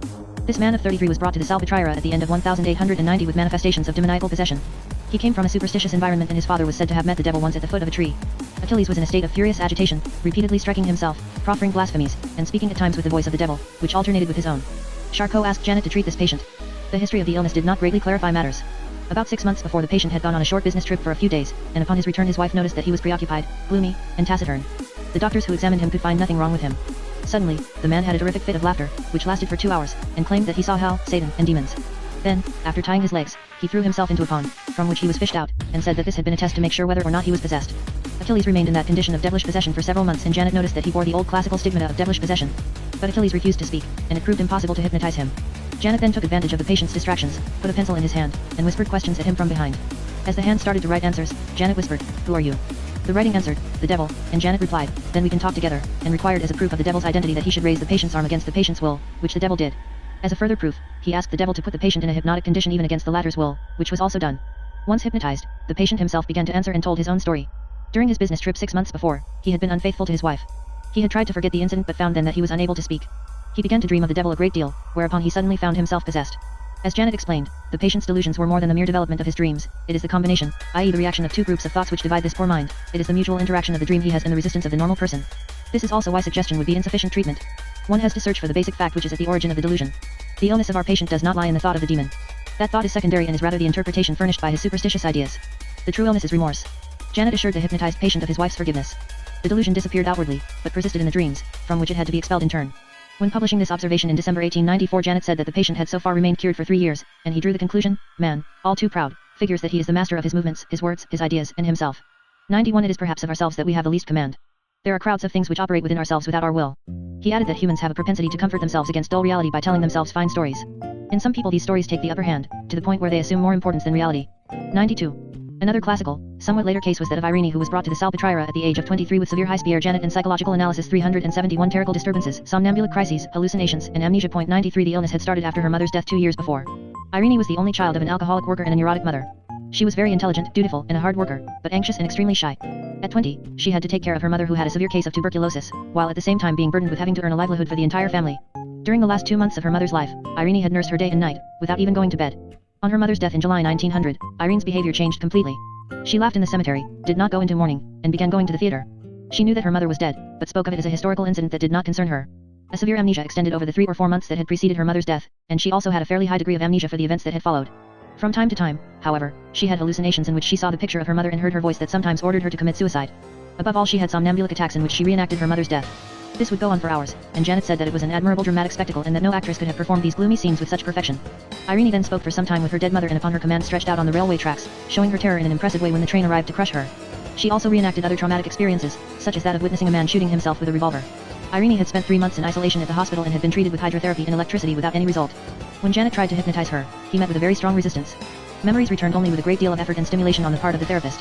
Moreover, the recapture of lost memories was accompanied by severe headaches, as had been the case with Madame D, and recovered memories would easily relapse into amnesia.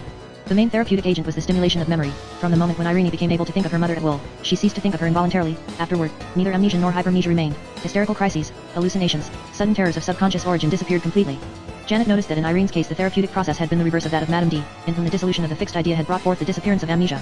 Janet concluded that in such hysterical cases the illness consists in 2 things simultaneously: 1. The patient's inability to consciously and voluntarily evoke certain memories; 2. The automatic, irresistible, and inopportune revival of these same memories.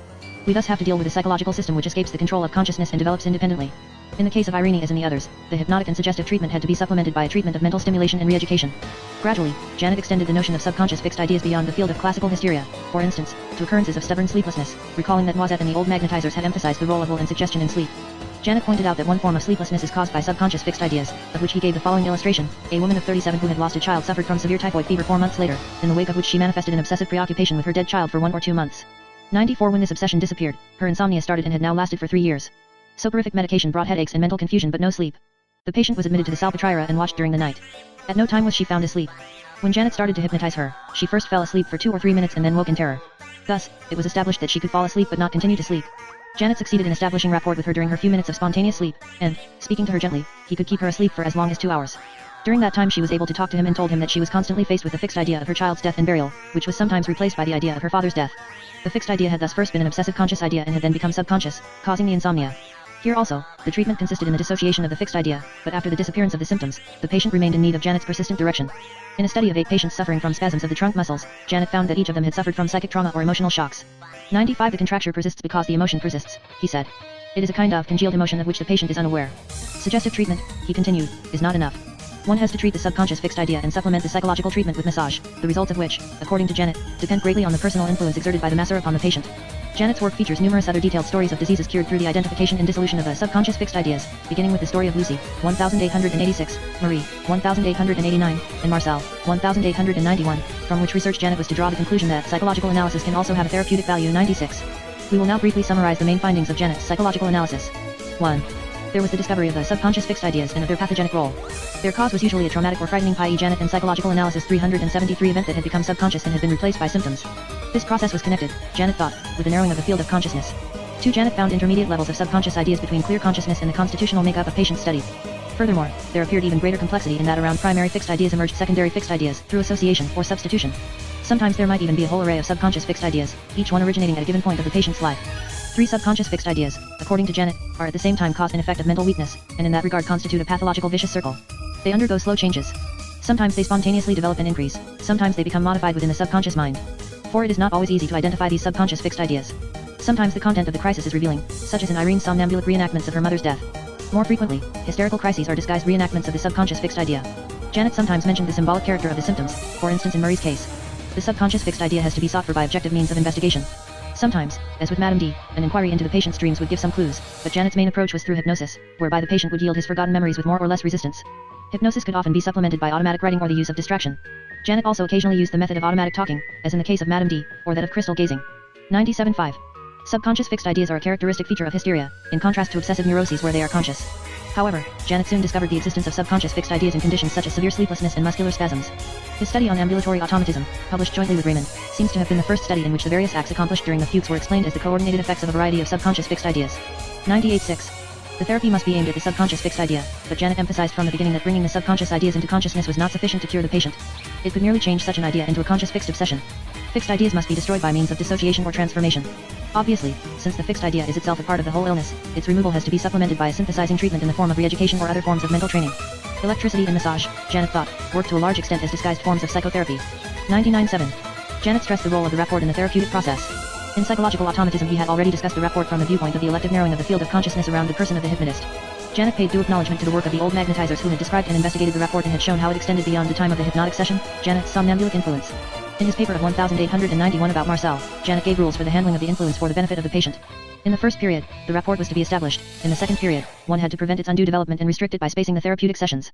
In August 1896, at the International Congress of Psychology in Munich, Janet read a paper on somnambulic influence and the need for direction. 100 He noted that the interval between 2 hypnotic sessions could be divided into 2 periods.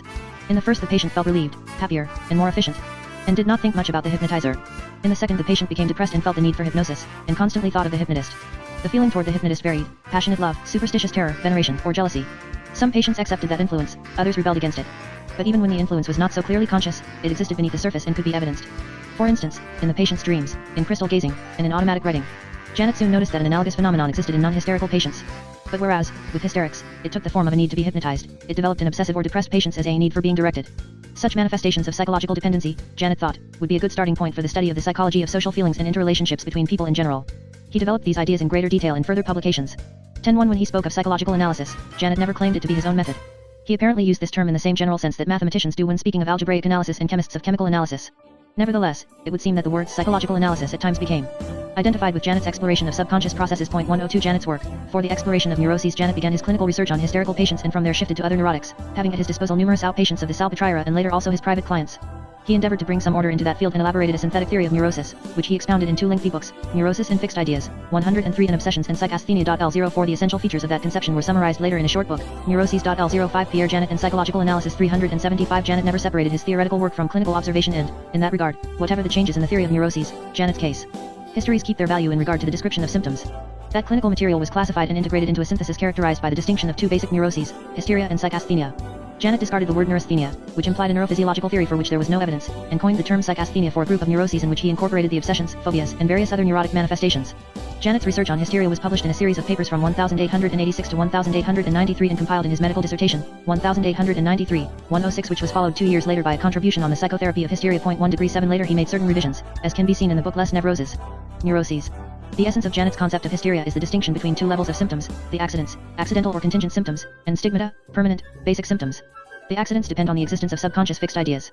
The stigmata, which Janet also calls negative symptoms, are the expression of one basic disturbance that Janet calls the narrowing of the field of consciousness. In 1893, Janet made a survey and revision of the various theories of hysteria that had been propounded up to that time. 108 he rejected both the purely neurological theory and the theory according to which hysterical symptoms were faked. Following Briquet and Charcot, Janet considered hysteria as a psychogenic disease, though developing on the basis of an abnormal physiological makeup. The theory of morbid representations, defended by Mobius and Strumpel, was accepted by Janet insofar as it concerned the pathogenesis of hysterical accidents. He agreed with Binet's theory of hysteria as a form of dual personality. He said that in hysterical persons, there actually is a subconscious existence that overtly manifests itself during the attacks and in hypnosis, and which is the invisible cause of accidents. However, a full account of the nature of hysteria must involve a more basic feature, the narrowing of the field of consciousness. To quote Janet, the hysterical personality cannot perceive all the phenomena, it definitively sacrifices some of them. It is a kind of autotomia, and the abandoned phenomena develop independently without the subject being aware of them. 109 The narrowing of consciousness, in turn, is conditioned by the patient's lack of psychological strength. Janet's descriptions and investigations of hysteria bear no mention of metalloscopy and transfer phenomena, in which certain of Charcot's students were keenly interested. Obviously, Janet never believed in them, but he abstained from contradicting them. Janet also gathered a great amount of material on psychasthenia, which he systematized into a vast theoretical framework. Here, too, he distinguished two levels of symptoms. On the more superficial level were the various types of psychasthenic crises, fits of anxiety, and all kinds of conspicuous manifestations related to fixed ideas. But in contrast to hysteria, those fixed ideas were conscious in the form of obsessions and phobias. On the lower level were the psychasthenic stigmata, which Janet related to AB1SIC disturbance of the function of reality. The most difficult mental operation, since it is the one which disappears first and most frequently, is the fonction du real. Says Janet. He equated it to what Bergson had called the attention to present life, but gave a more detailed analyse as of it. The most conspicuous manifestation of the function of reality is the ability to act upon exterior objects and to change reality. Its difficulty increases when it has to deal with the social environment, with the more complex activities of one's profession, with adjusting to new situations, and when it has to bear the stamp of our freedom and personality, that is, when the action must be coordinated both with the requirements of the outer world and with the whole of our personality. The function of reality implies attention, which is the act of perceiving outside reality as well as our own ideas and thoughts. These two operations, voluntary action and attention, are combined into a synthetic operation, presentification, that is, the formation in the mind of the present moment. The natural tendency of the mind is to roam through the past and the future. It requires a certain effort to keep one's attention in the present, and still more to concentrate it on present action. The real present for us is an act of a certain complexity which we grasp as one single state of consciousness in spite of this complexity, and in spite of its real duration which can be of greater or lesser extent. Presentification consists of making present a state of mind and a group of phenomena LLT. The operations of the mind at a lower level are called disinterested activity by Janet, habitual actions, indifferent and automatic actions. At a still lower level are the functions of imagination, representative memory, fantasy, abstract reasoning, daydreaming. There are finally two inferior levels, that of the emotional reactions and that of useless muscular movements. One can see how Janet's concepts had developed. In El Automatisme Psychologique he distinguished only two levels, the function of synthesis and the automatic function. Later, he conceived a system of the hierarchy of functions with 5 levels, at the top of which is the function of reality whose highest point is the presentification, that is, the capacity for grasping reality to the maximum, and having at its lowest level the motor discharges. This new conception makes it possible to ascribe to each operation of the mind a coefficient of reality, which provides the key to Pierre Janet and Psychological Analysis 377 the understanding of the symptoms of psychasthenia. If one considers the order of frequency and rapidity in which psychological functions disappear in the patient, one sees that the higher the coefficient of reality, the more rapidly they recede, but the lower the coefficient, the longer they persist. Janet now came to think that it was not sufficient to think of mental energy in terms of its quantity, but that one must also take into account the individual's psychological tension, that is, his ability to raise that energy to a certain level in the hierarchy of functions. Psychological tension, as defined by Janet in 1903, consists in the combination of two facts. 1. The act of concentrating and unifying psychological phenomena in a new mental synthesis. 2. The number of psychological phenomena that are synthesized in this way. L12 The degree of psychological tension of an individual is manifested by the highest level that he reaches in the hierarchy of mental functions. In Les Obsessions et Psychasthenia Janet thus sketched that dynamic theory that he was to develop considerably in the following years.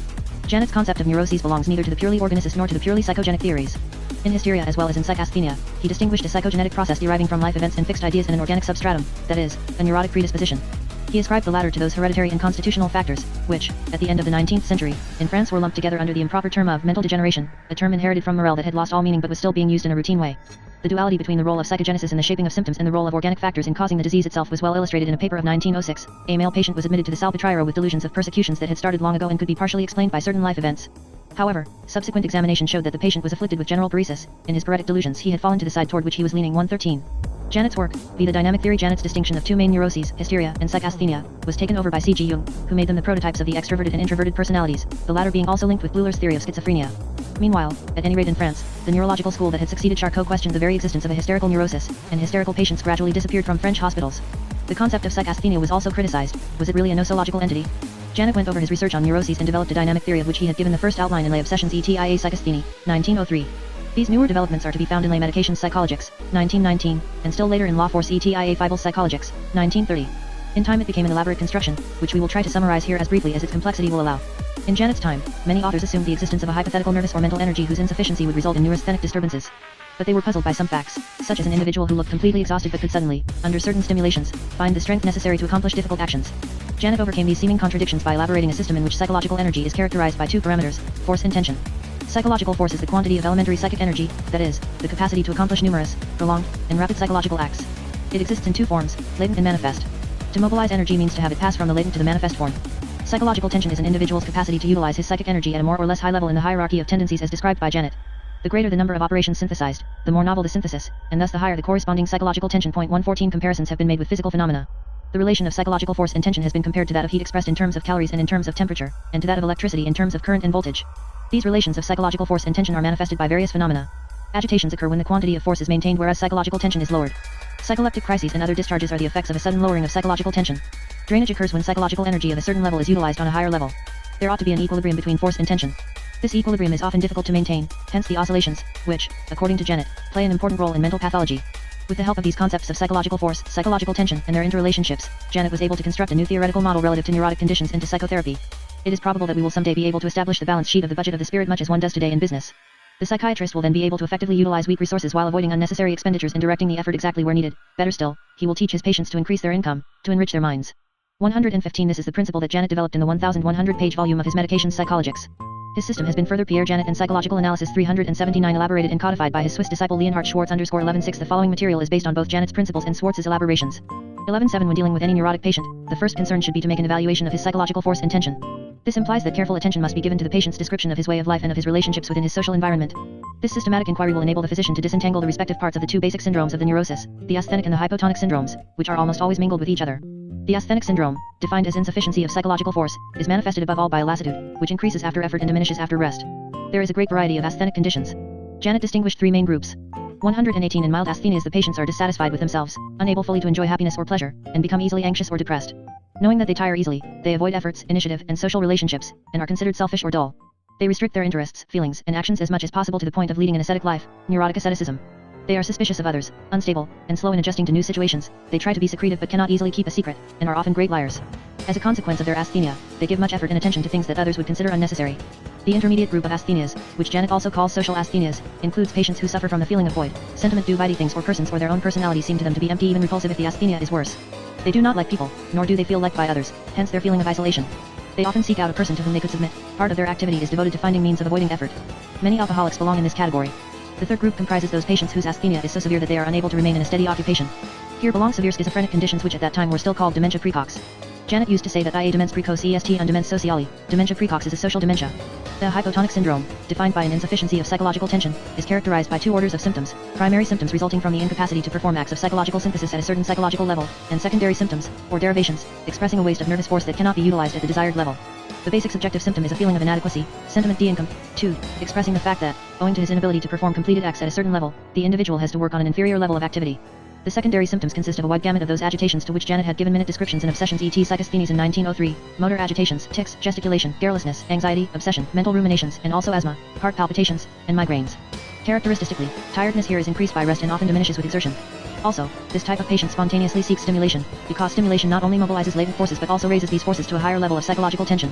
It is obvious, then, that these two syndromes demand different kinds of treatment, which may sometimes even be diametrically opposed. The treatment of the asthenic syndrome must consider that the asthenic individual is psychologically poor. The treatment can be summarized in 3 points. 1. To increase the income. 2. To diminish expenditure. And 3. To liquidate debts. First, to increase the income. We do not know the exact nature of psychological forces. Janet never doubted that they are of a physiological nature, and he seems to have believed that the day would come when they could be measured. He considered that these forces were, to a great extent, connected with the condition of brain and organs and also related to the various tendencies. Each tendency has a certain charge of psychic energy that differs from one individual to another. These forces can obviously be reconstituted and stored in some way. I don't know where these reserves are, but I do know that they exist, said Janet. One of the main sources of this reconstitution is sleep, hence the importance for the therapist to teach his patient the best way of preparing himself for sleep. The same could be said about the various techniques of rest and relaxation, the distribution of pauses during the day, of rest days during the month, and of vacations during the year. Another source of forces resides in nourishment, not in the sense of Weir Mitchell's method of overfeeding, but rather in the sense of a qualitative diet utilizing the action of vitamins and other yet insufficiently known dietetic agents. Stimulants are usually not helpful here because they tend to mobilize reserves that are often insufficient, and waste them. However, it seems that some kinds of stimulation are actually energy increasing. They include certain endocrinic products and physiotherapeutic methods that exert a stimulating action upon the skin. LL 9 second. To diminish the expenditure is what Janet called psychological economy, economy psychologics. Here, too, one should recall that psychological forces are to a certain extent identical with physiological forces. Therefore, one has to look for all possible leakages of physiological force, sometimes connected with chronic infections, diseases of the digestive tract, and eye strain. There are also superfluous or excessively energy-consuming activities. But, as emphasized by Leonhard Schwartz, the two Pierre Janet and psychological analysis 381 weak spots are usually found in the patient's relationship with his social environment and his professional work. The physician will first inquire about the various people with whom the patient comes in contact and about his relationship with each of them, in order to ascertain to what degree they give him strength or deprive him of it. Most dangerous are the energy eaters, or leeches, that is, those people who, through their perpetual ill temper, quarrels, jealousy, and authoritarianism, exhaust their fellow men. Their action is sometimes sufficiently noxious that the psychiatrist might feel authorized to carry out an operation of social surgery, as Janet said. That is, to space or separate individuals, or even to part them permanently. Asthenic women, for example, should not have children. Or if they do, for a time they should have them cared for in an institution or at a vacation camp. In milder cases it would be sufficient to give a family certain rules or advice in regard to the handling of the situation and treatment of the patient. It is fair to add here that the neurotic patient himself is often an energy eater to his environment and that he is greatly in need of counsel about his attitudes toward the people around him. The most important goal is to arrive, in one way or another, at the resolution of the conflicts. Point 120. It would also be of the utmost importance to give the patient advice in regard to his professional work. This is a point that Dr. Leonhard SCL. Schwartz elaborated because of his knowledge of psychotechniques and the psychology of professional work. Schwartz had inquired in detail into the demands placed upon the worker by various professions with regard to psychological force and tension. It is regrettable that he never published more than a preliminary outline of his findings. 121 Many neurotics, he said, can be greatly helped merely by changing their occupation, or perhaps the timing or duration of their work. The human element, the relationship with superiors, fellow workers, and subordinates must also be considered. The Janetian concepts thus should have a great relevance with regard to industrial hygiene and industrial psychology. Third, to liquidate debts. When the patient, thanks to the aforementioned treatments, has regained a certain amount of strength, the liquidation of psychological debts can then be undertaken. In certain cases one will consider what Janet called the moratorium. Following physical or emotional overwork, an individual may appear normal for a certain time and then suddenly collapse. This happens when he has lived for some time at the expense of his latent reserves and has depleted them. The psychiatrist who sees an individual $LT in that latent period should be able to diagnose real exhaustion under the mask of apparent health, and give treatment as he would to an asthenic. Here belong also the subconscious fixed ideas, or traumatic reminiscences, with which Janet had been so concerned in the past. Later he came to consider them as one particular form of a more general phenomenon, that of non-liquidated acts. Any event, any conflict, any illness, even any phase of life should be liquidated at a certain point, otherwise pathogenetic traces may subsist and cause a continuous invisible loss of mental energy. With the psychiatrist the patient should make a survey of his entire life history, discuss with him the interpretation of certain facts, and also the desirability of performing certain acts of renunciation and liquidation. Janet insisted on the GRE$GT importance of acts of termination. It is striking to see, when looking over the life histories of neurotic and mental patients, the number and the importance of inadequately terminated, non-liquidated situations, among which mental disease itself can be ranged. 122 The treatment of the hypotonic syndrome includes two groups of therapeutic devices, the proportion of which will vary from one case to another. The first group is related to the derivations, the second aims at the heightening of psychological tension. First, it is necessary to resorb the derivations. It would be possible to diminish the derivations to a certain extent by weakening the patient's energy, as happens naturally in a fever. According to Janet, bromides and sedatives work in a similar way, thus giving only a kind of pyrrhic victory. A far better method consists of channeling agitations by transferring them into useful or tolerable activities. This is similar to the strategy of a clever mother who assigns specific games and occupations to her children so that, instead of quarreling and disrupting the peace of the household, each will be absorbed in his own task. This principle also lies at the basis of the method of systematized work therapy elaborated in Germany by Hermann Simon. 123 By determining the exact type of work that for each patient would bring a resorption of his agitation, Simon succeeded in having all noise and agitation disappear from his mental hospital at a time when physiological treatment methods did not exist and there were almost no sedatives. In regard to hypotonic neurotics, a psychiatrist could commit no greater error than to treat them with rest, which is advisable for asthenic patients. Depending on the individual's strength and the degree of their agitations, they should be engaged in active occupations, hiking, sports, hunting, or manual work. The problem becomes more difficult when the derivations have taken a character of autonomous organization, as is the case with obsessive-compulsive syndromes. In such cases the aforementioned prescriptions must be combined with other devices aimed at obtaining the dissociation of these autonomous activities. Second, it is necessary to heighten psychological tension. By raising psychological tension to a sufficiently high level, the primary hypotonic symptoms disappear, as well as the secondary symptoms resulting from the derivations. In Janetian terms, the surplus of psychological energy is now drained, that is, utilized at a higher level. A first means of heightening psychological tension is stimulation, a Pierre Janet and Psychological Analysis 383 says that the patient has a natural tendency to seek out. Stimulation is a complex phenomenon combining the mobilization of latent forces with a heightening of these forces to a higher level of psychological tension. Janet has described in detail the various kinds of stimulants, both the chemical type, alcohol, coffee, and strychnine, and the psychological type, stimulating emotions, travels, changes in life, love affairs, which patients spontaneously seek out. But stimulation is no more than a displacement or transformation of energy, and is therefore a temporary and uneconomical method. A much better procedure, though a longer and more difficult one, is training, whose underlying principle is that by performing a complete and achieved action, the heightening of psychological tension is obtained. This method, as applied and perfected by Schwartz, Consists of 4 steps. I. To ascertain the level at which a patient is able to accomplish a complete action. 2. To have him execute and complete a task of that kind, first slowly and minutely, then more rapidly but always perfectly, until the task presents no further difficulty. 3. To shift the patient to another type of work, more difficult, and of a somewhat higher level. 4. To find various other psychological investments. This is indeed exactly the principle of all varieties of education and re-education worthy of that name. Janet and Schwartz have pointed out that disturbances exactly similar to those of the hypotonic syndrome can appear in individuals who are compelled to work on a level of psychological tension lower than their own, for instance in immigrants having to work in an occupation inferior to their previous profession, and of course still more in unemployed workers. The Jamepian theory of mental energy goes far beyond the interpretation of the above-mentioned neurotic conditions. There are infinite transitions between the normal individuals, the neurotics, and the psychotics. Janet never elaborated a typology based on his concepts of dynamic energy, but it would be easy to establish one by putting together various observations scattered throughout his work. Janet sometimes mentions the psychological millionaires. That is, those endowed with a great amount of psychological force combined with a high level of psychological tension. Such people are able to perform a great number of highly synthesized acts. One might think of Napoleon on the battlefield combining a large number of known and assumed data about the strength and the movements of the enemy and having to guess, weigh, and make decisions rapidly over a prolonged period of time. Another type frequently referred to by Janet are those individuals who are prone to a sudden lowering of psychological tension. The epileptic crisis is nothing but a sudden collapse of psychological tension in the form of a discharge of energy. The individual sinking to a low level from which he slowly rises. Less spectacular are the psycholeptic crises of the psychasthenics. 124 There is a sudden blurring of action and perception and a loss of the feeling of reality, and its termination can be either sudden or gradual. Janet assumed that in certain individuals the oscillations of psychological tension had a cyclic pattern. These patients could live for a certain length of time in a state of perfect equilibrium, then, due either to exhaustion or to the effect of external events, their psychological tension could decrease and stay at a lower level for a given period, and this would give certain patients the aspect of suffering from a manic depressive illness. The type of individual whose psychological tension is permanently below the desirable level though he has sufficient psychological force is also frequently referred to by Janet. Not only does this makeup account for a great number of psychasthenics in the classical forms of obsession, phobias, and the like, but it also enables an understanding of a variety of psychopathological disturbances. The need for stimulation may bring such individuals to resort to artificial ways of raising their psychological tension. This is in Janet's view the main psychogenesis of alcoholism, and it also accounts for many cases of drug addiction, sexual perversion, and certain forms of criminality. 125 The relationship between kleptomania and mental depression was well illustrated in the case of a patient who had accidentally learned to relieve her depression through the stimulation provided by shoplifting. 126 The individual who has a very small amount of psychological energy, at a low level, would be the reverse of the psychological millionaire. Such men are sometimes able to attain a certain adjustment in life, adopting a humble and restricted way of life. Their occupation may be poorly paid but quiet and secure. They have few acquaintances, no wife, no mistress. Janet wrote, people consider them selfish and cowardly, perhaps they are merely wise individuals. 12.7 On a still lower level are certain schizophrenics about whom Janet speaks in terms of asthenic dementia, though always acknowledging the importance of hereditary, congenital, and organic factors. Janet ascribes a large place to the autonomous dynamism of psychic energy. Provided that the psychiatrist understands and knows how to utilize the laws of that psychological dynamism, he is entitled to expect substantial psychotherapeutic results. In that regard, the main law of psychological dynamism could be formulated as follows: the completed and terminated act heightens the psychological tension of the individual, while an incomplete and unachieved act lowers it. Janet makes comparisons with financial investments. A sound investment brings benefits, a succession of good investments brings increasing gains and an increased Pierre Janet and Psychological Analysis 385 in Fortune. A bad investment brings a loss, a succession of bad investments ends with debts and ruin.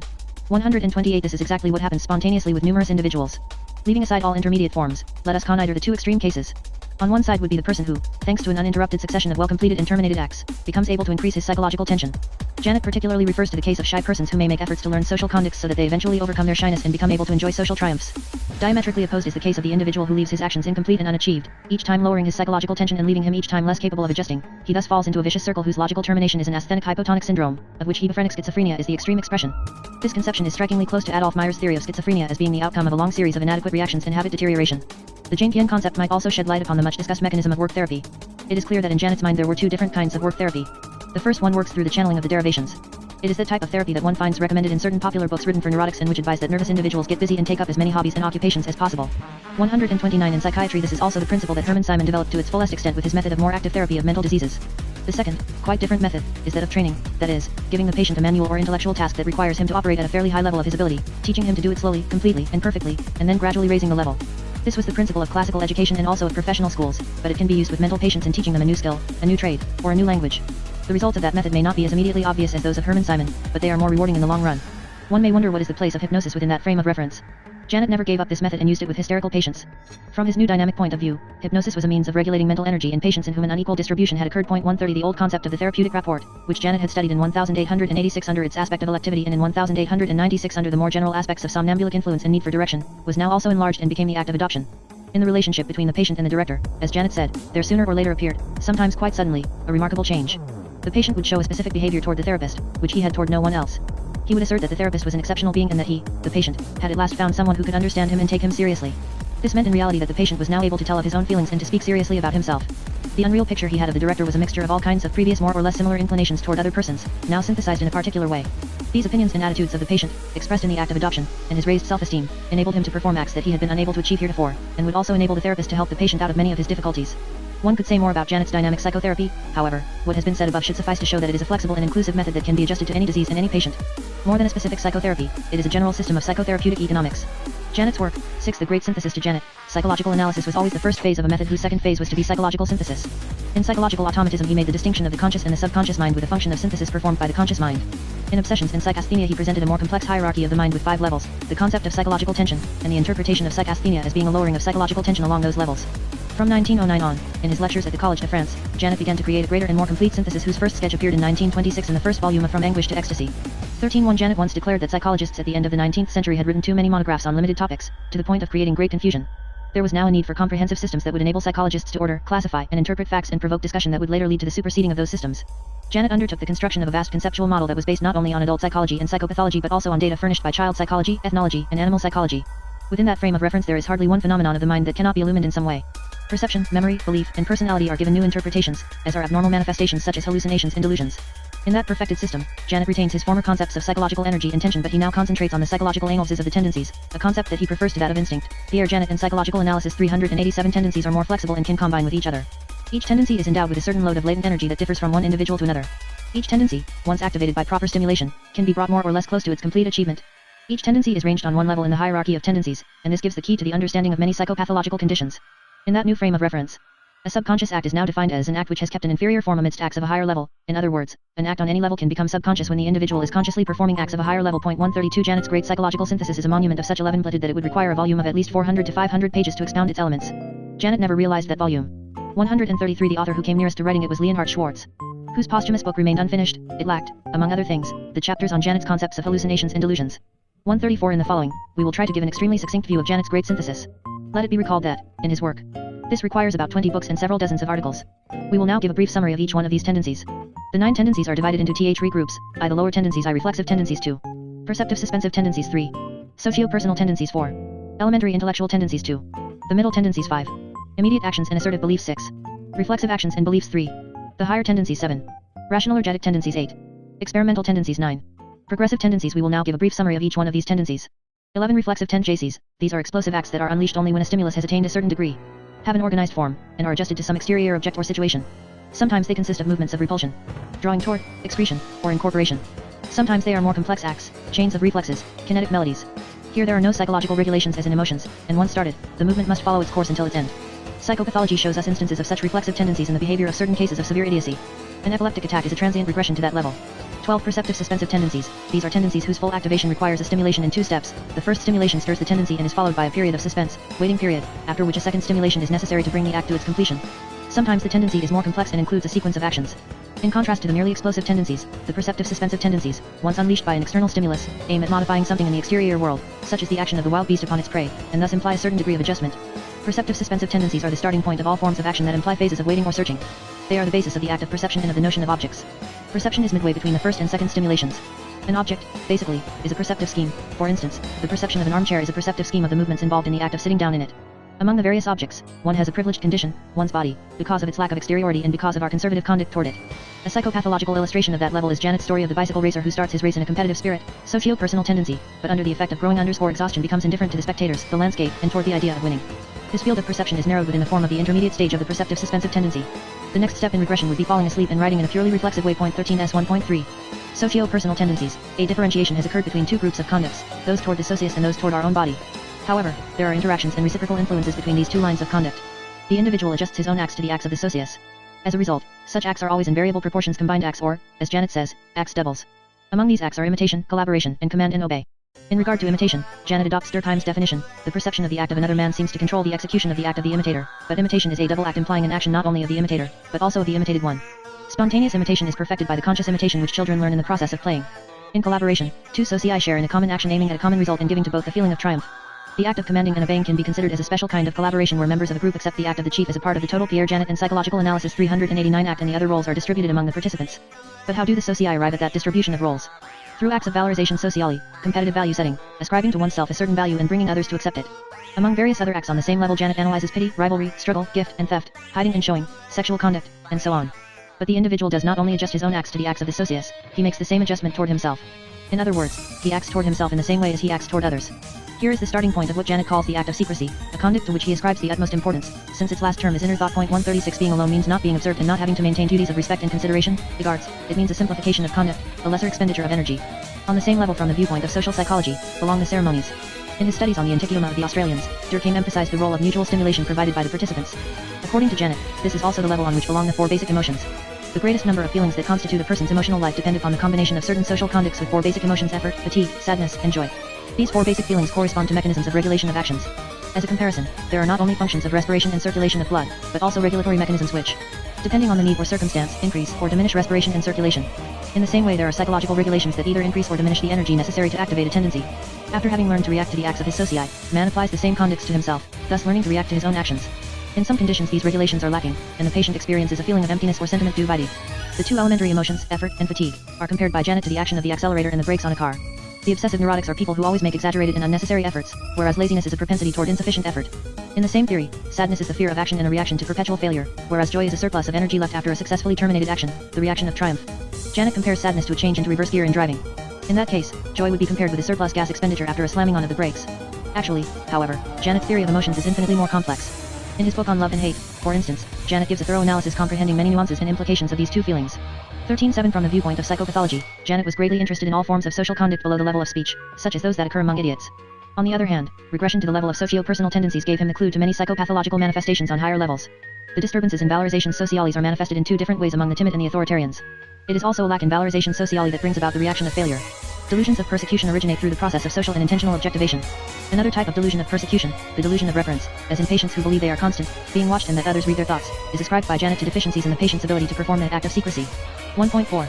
Elementary intellectual tendencies. This level became one of Janet's favorite subjects, to which he devoted two of his last books. 138 It is the level of intelligence before language and the beginnings of language, memory, symbolic thought, production, and explanation. The most elementary act of intelligence, according to Janet, consists in the confrontation and combination of two conducts toward two different objects. As an illustration, Janet analyzed the conduct of the apple basket. It consists of two actions that belong neither to the basket nor to the apples, filling the basket and emptying it. In the same manner, Janet analyzed the meaning of the elementary tool, of the portrait or statue, of the chest of drawers, of the door, and of the street and the public place. In each one of these subtle analyses, Janet showed how there is a combination of two actions in which two objects are involved. It is also the level of the beginning of language, which is also an act double, that is, a combination of speaking and being spoken to. 139 Janet thought that language originated in a transformation of acts of commanding and obeying. Vocal acts such as a war cry replaced the necessity of gesturing a command for the chief. A similar theory would explain the beginnings of memory. Memory is a transformation of action such as that which can be communicated even to the absent. For example, a sentry, upon arrival of the enemy, will give the alarm, and this is incipient language. In the absence of the enemy, he will give a report to the chief, and this is incipient memory. Thus, mer.ri is the order given to the absent ones, before becoming the order given by the absent. Another elementary intellectual conduct also explains the origin of production. The potter, in his mind, combines two representations, that of the act to which the object will serve, and that of the act which he is performing. He shifts ceaselessly from one vantage point to the other, inventing actions that combine the two views. Close to the origin of production is the origin of explanation, the becoming aware of other acts of production. On this level there are also psychopathological implications. Certain idiots and imbeciles who are on the pre-language level are able to perform certain acts of rudimentary intelligence. Regressions to that level may occur in certain states of mental confusion and onirism. 115.1 Immediate actions and assertive beliefs. Once it was born, Pierre Janet, and psychological analysis 391 Language developed enormously, extending to every human act. Each motor act was now paralleled by an act of speech. This development had momentous consequences. Language was dissociated from action and man utilized it to speak to himself as well as to the socii. Human conduct began to be dissociated into bodily conduct and verbal conduct. As Janet put it, at this stage the whole conduct of man becomes the analysis of the relationships between bodily conduct and speech. Bodily conduct, the only one that can immediately and directly change the world, is the only efficient one, but it is slow, heavy, and exhausting. Verbal conduct is easy, quick, and inexpensive, but it cannot immediately change the world. Janet thought that this great difference between the two conducts became the starting point of the concept of the separation of body and mind. At the beginning the spoken word was just the beginning of an action. But speech now emancipated itself from bodily conduct, man began to play with language, and this is what Janet calls inconsistent language. L40 Inconsistent language may be observed in children 3 to 6 years of age who often speak together without paying attention to what the other is saying, as described by Piaget. It is also seen, Janet adds, in the collective monologues of certain imbeciles, and even at times among normal adults. A reaction against inconsistent language was manifested in two ways. First, by means of the affirmation, /Vihesh Janet equates with a promise and considers as the origin of belief.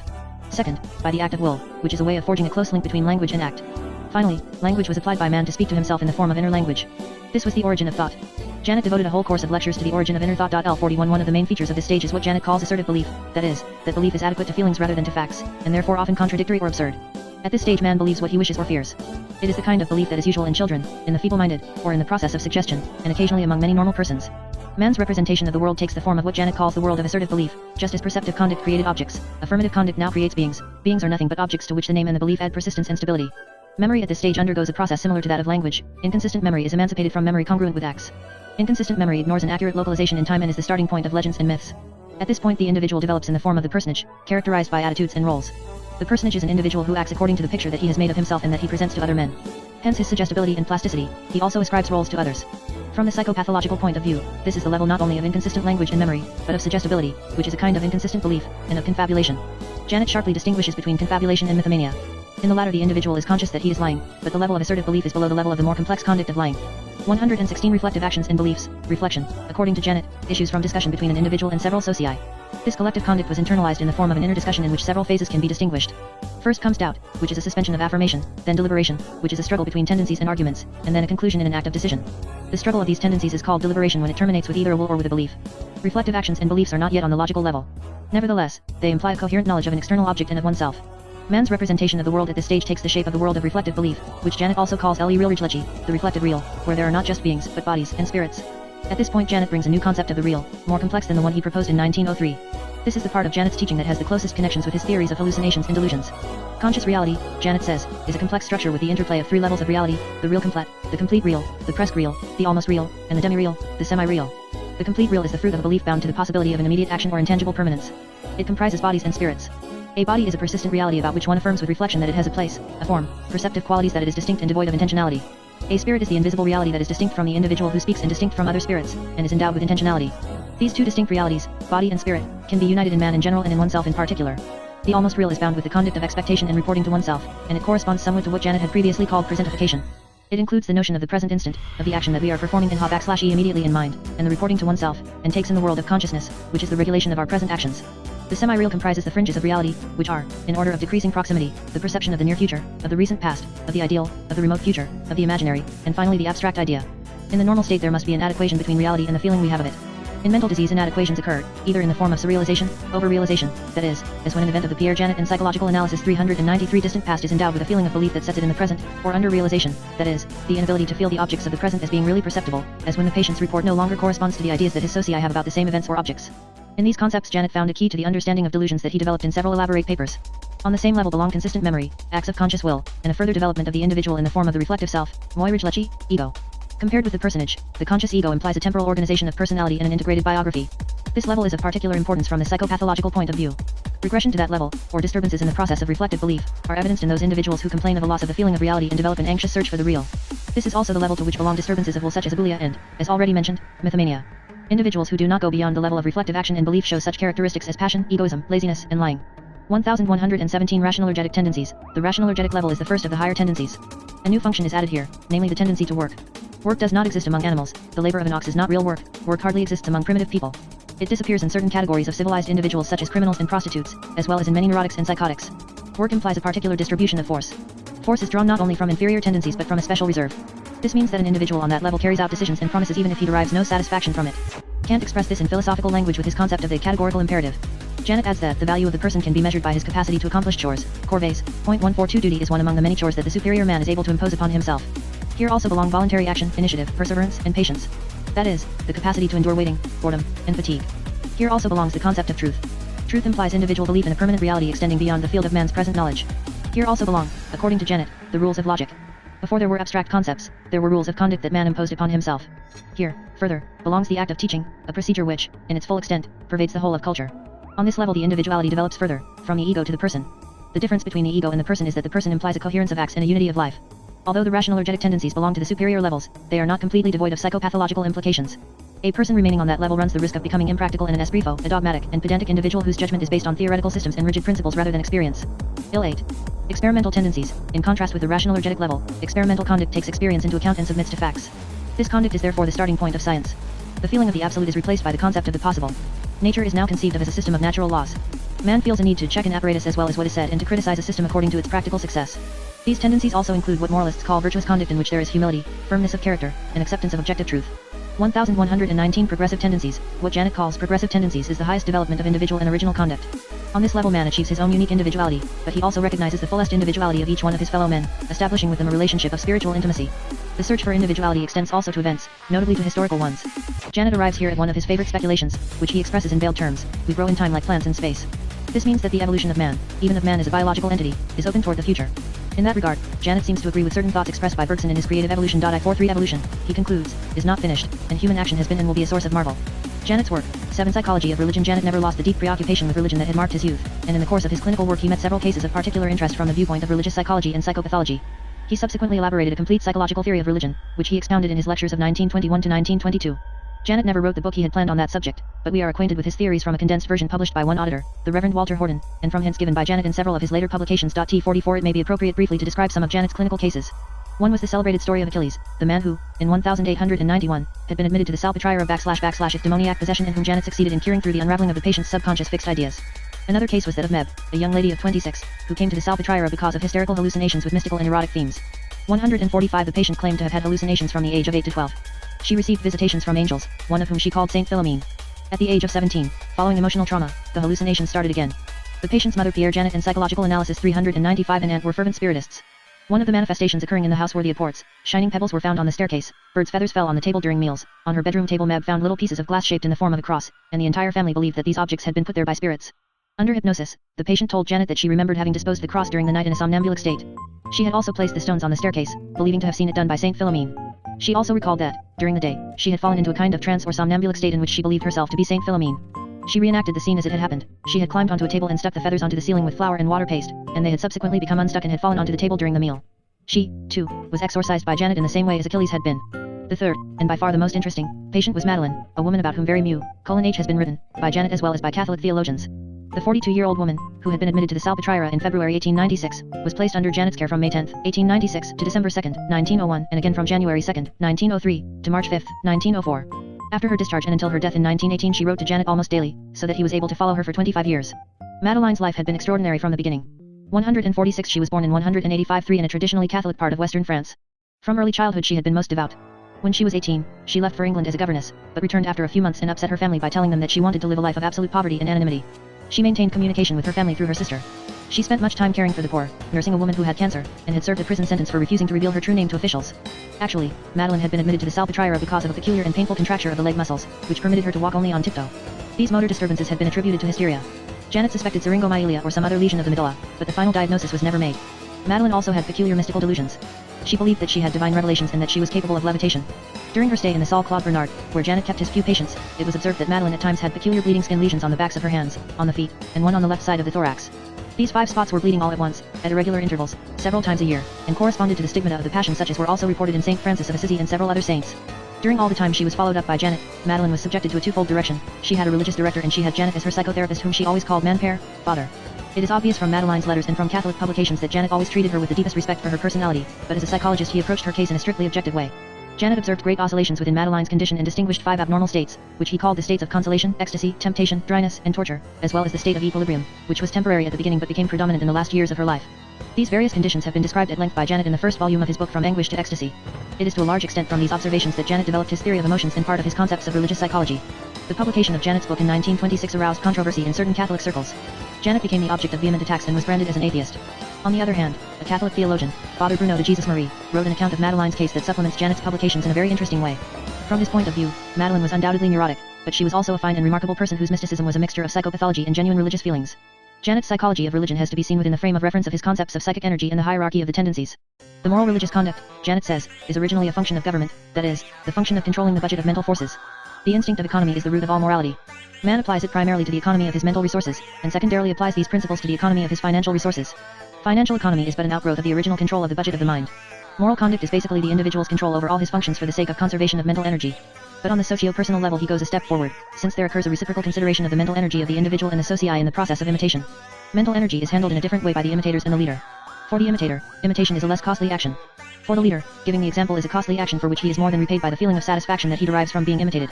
Thus, imitation is energy conserving both for the imitated leader and his imitators. On the level of elementary intelligent tendencies, social specialization increases. The leader tends not only to continue to perform his functions but to increase them, and he insists upon being obeyed. On the assertive level, rites and myth are created.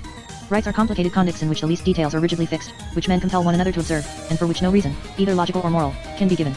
Myths, Janet says, are not so primitive as rites and are usually attached to them as an afterthought, to explain them. The function of the Pierre Janet and Psychological Analysis 397 rite is the stimulation of mental reserves, the toning up of the emotional content of consciousness. At their highest pitch, collective rites bring forth a kind of collective intoxication. It is not surprising that in many primitive religions orgiastic rites were performed in which alcoholic intoxication played a prominent part. Even morning ceremonies aim at heightening the energy of the participants, as pointed out by Durkheim. The reflective level is, according to Janet, the one in which the God idea arises. Janet says that there is no real religion where there are no gods.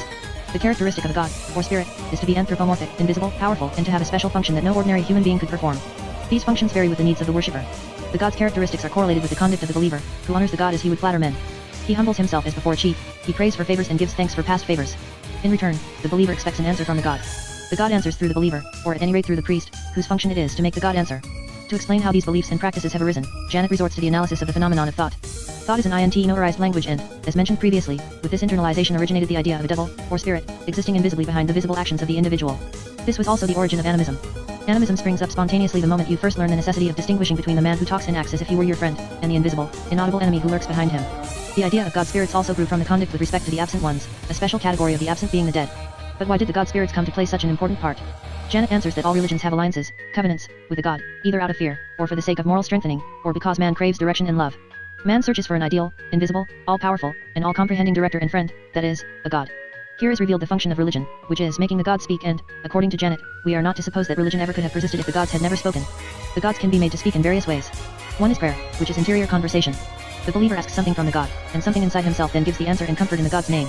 Here is a part of automatism, which may be observed as if under a magnifying glass in pathological states. Mep, for instance, invokes Saint Philomene, whose role she would herself play when in a somnambulic state, granting her own requests. Madeline also alternately plays the role of the humble supplicant and of Christ answering her and comforting her. Janet assumes that the same occurs in prayers, although the believer is unaware of it. Somewhat more complex is the Tromba cult in Madagascar, where the entire tribe prays to the spirits, following which some among the crowd are possessed by the spirits and thus reveal their answer to the community. However, it also occurs that the expected answer is not forthcoming, as in occurrences of acedia, a condition that was frequent in monasteries in the Middle Ages. Acedia could be explained as a gradual impoverishment of mental energy. The reverse of acedia is conversion, which involves a recovery of faith and a new sense of mental power and stability, following a certain process of recovery of mental energy and of certain stimulations. This is also where the phenomena of fanaticism and proselytism enter. Fanaticism can be made explicit by pointing out the difference between a philosophical and a religious discussion. In a philosophical discussion there is acceptance of a possible defeat, respect for the adversary, and intellectual honesty. In a religious discussion there is a lack of scientific resignation, scorn for the adversary, and a lack of intellectual honesty, for example, in the form of incorrect quotations from the adversary's writings. Proselytizing zeal is another characteristic mark of every real religion. Depending on the times, converts may be frightened into the fold or seduced into it by the promise of benefits. Among arguments in religious discussion, a prominent one is the occurrence of miracles that Janet defines as events following some religious act and bearing the official religious stamp. The highest degree of proselytism is religious persecution, which Janet explains as a desire for mastery, for intellectual unity, and for relief from mental depression. The phenomenon of demoniac possession is considered by Janet as being the reverse of prayer. As in prayer, it is a double conduct in which the subject plays two roles, but, whereas in prayer the second personality is good, a god or saint, in possession it is evil, a devil or demon. In prayer, the believer remains master of the inward drum. The divinity's speech can be stopped at will while in possession, the second role gets beyond control and the first role disappears. In regard to ecstasy, which mystics regard as being the authentic form of communion with the divine, Janet refers to his observations on Madeline. During ecstasy, movements are reduced to a minimum, the ecstatic wishes to be left alone, his psychological tonus mounts, and a wave of calm, passive, beatitudinous joy sweeps over him. He feels illuminated and has an emphatic conviction that whatever happens to be in his mind is true and immensely important. In some ways, it resembles somnambulism, but differs from it in that the memory of the experience is preserved and the effects of it often last throughout life. It is an experience that religion treasures but also mistrusts, for the ecstatic is prone to have private revelations, apart from the church dogma. The question, do the gods exist, is approached by Janet from the point of view of the psychological analysis of belief. The gods are neither things. Pierre Janet and Psychological Analysis 399 nor facts, but in Janet's terminology beings, that is, religious entities. Facts are on the level of experimental verification, but religious entities are on the assertive and reflective levels. Belief in a fact of science and belief in a religious reality are two entirely different matters. In the former, belief comes step by step through hypothesis and experimentation. Religious belief comes all at once, and no amount of experience can discredit it. It can also go all at once, and the loss of belief is often accompanied by nervous collapse. Scientific or philosophical truths never engage our loyalties as does religious belief, for which one may die as one does for one's country. The influence of religion, Janet says, has been immeasurable. It is religion that has created morality in the modem sense. Compared with the usual commands of the leader, moral commands have dignity, categorical quality, and imperative quality, that is, they must be also obeyed in secret, and obedience to them gives a feeling of pride. The reason for that difference, Janet says, is that duties are the commandments not of the chief or leader, but of the gods. Thus morality has a religious stamp and is an outgrowth of religion. Because of religious morality man has become an ego, that is, he has learned to subordinate and organize his desires. Logic, Janet adds, which is intellectual morality, also bears the imprint of religious influence. The rational energetic and the experimental levels have introduced influences making for the destruction of religion. According to Janet, four important types of conduct appear for the first time at the energetic or the experimental level: work, education, philosophy, and science. All are directly or indirectly the fruit of religion, but all tend to exercise a destructive influence upon religion. Religion is challenged by philosophy and most of all by science, so that the problem arises as to what will happen to mankind should religion be destroyed. Because of the enormous role religion has played and still plays in the life of mankind, the problem is to find a substitute for religion. Religion in recent years has been breaking up into its constituent moments, as made explicit in the three phases of prayer: interrogation, the search for the God, answer of the God, and satisfaction at the answer. The interrogatory moment has been taken over by philosophy, which, however, will never be able to replace religion. The responsive moment has been taken over by Spiritism, a movement to which Janet devoted much attention. 147 Spiritism, being the attempt to converse through mediums with disembodied spirits, is a very ancient phenomenon, but modern Spiritism, which developed around 1850, is different from all that went before because it is analytic and performed in an atmosphere of scientific curiosity. Thus Spiri SM involuntarily furnished valuable contributions to scientific psychology, such as the work of Flournoy, but for most of its adherents, Spiritism became a kind of popular metaphysics, a cheap and unsatisfactory substitute for religion. As for the moment of satisfaction in religion, it has been taken over by Romanticism, a term that Janet uses here in an extended sense as the religion of sentiment.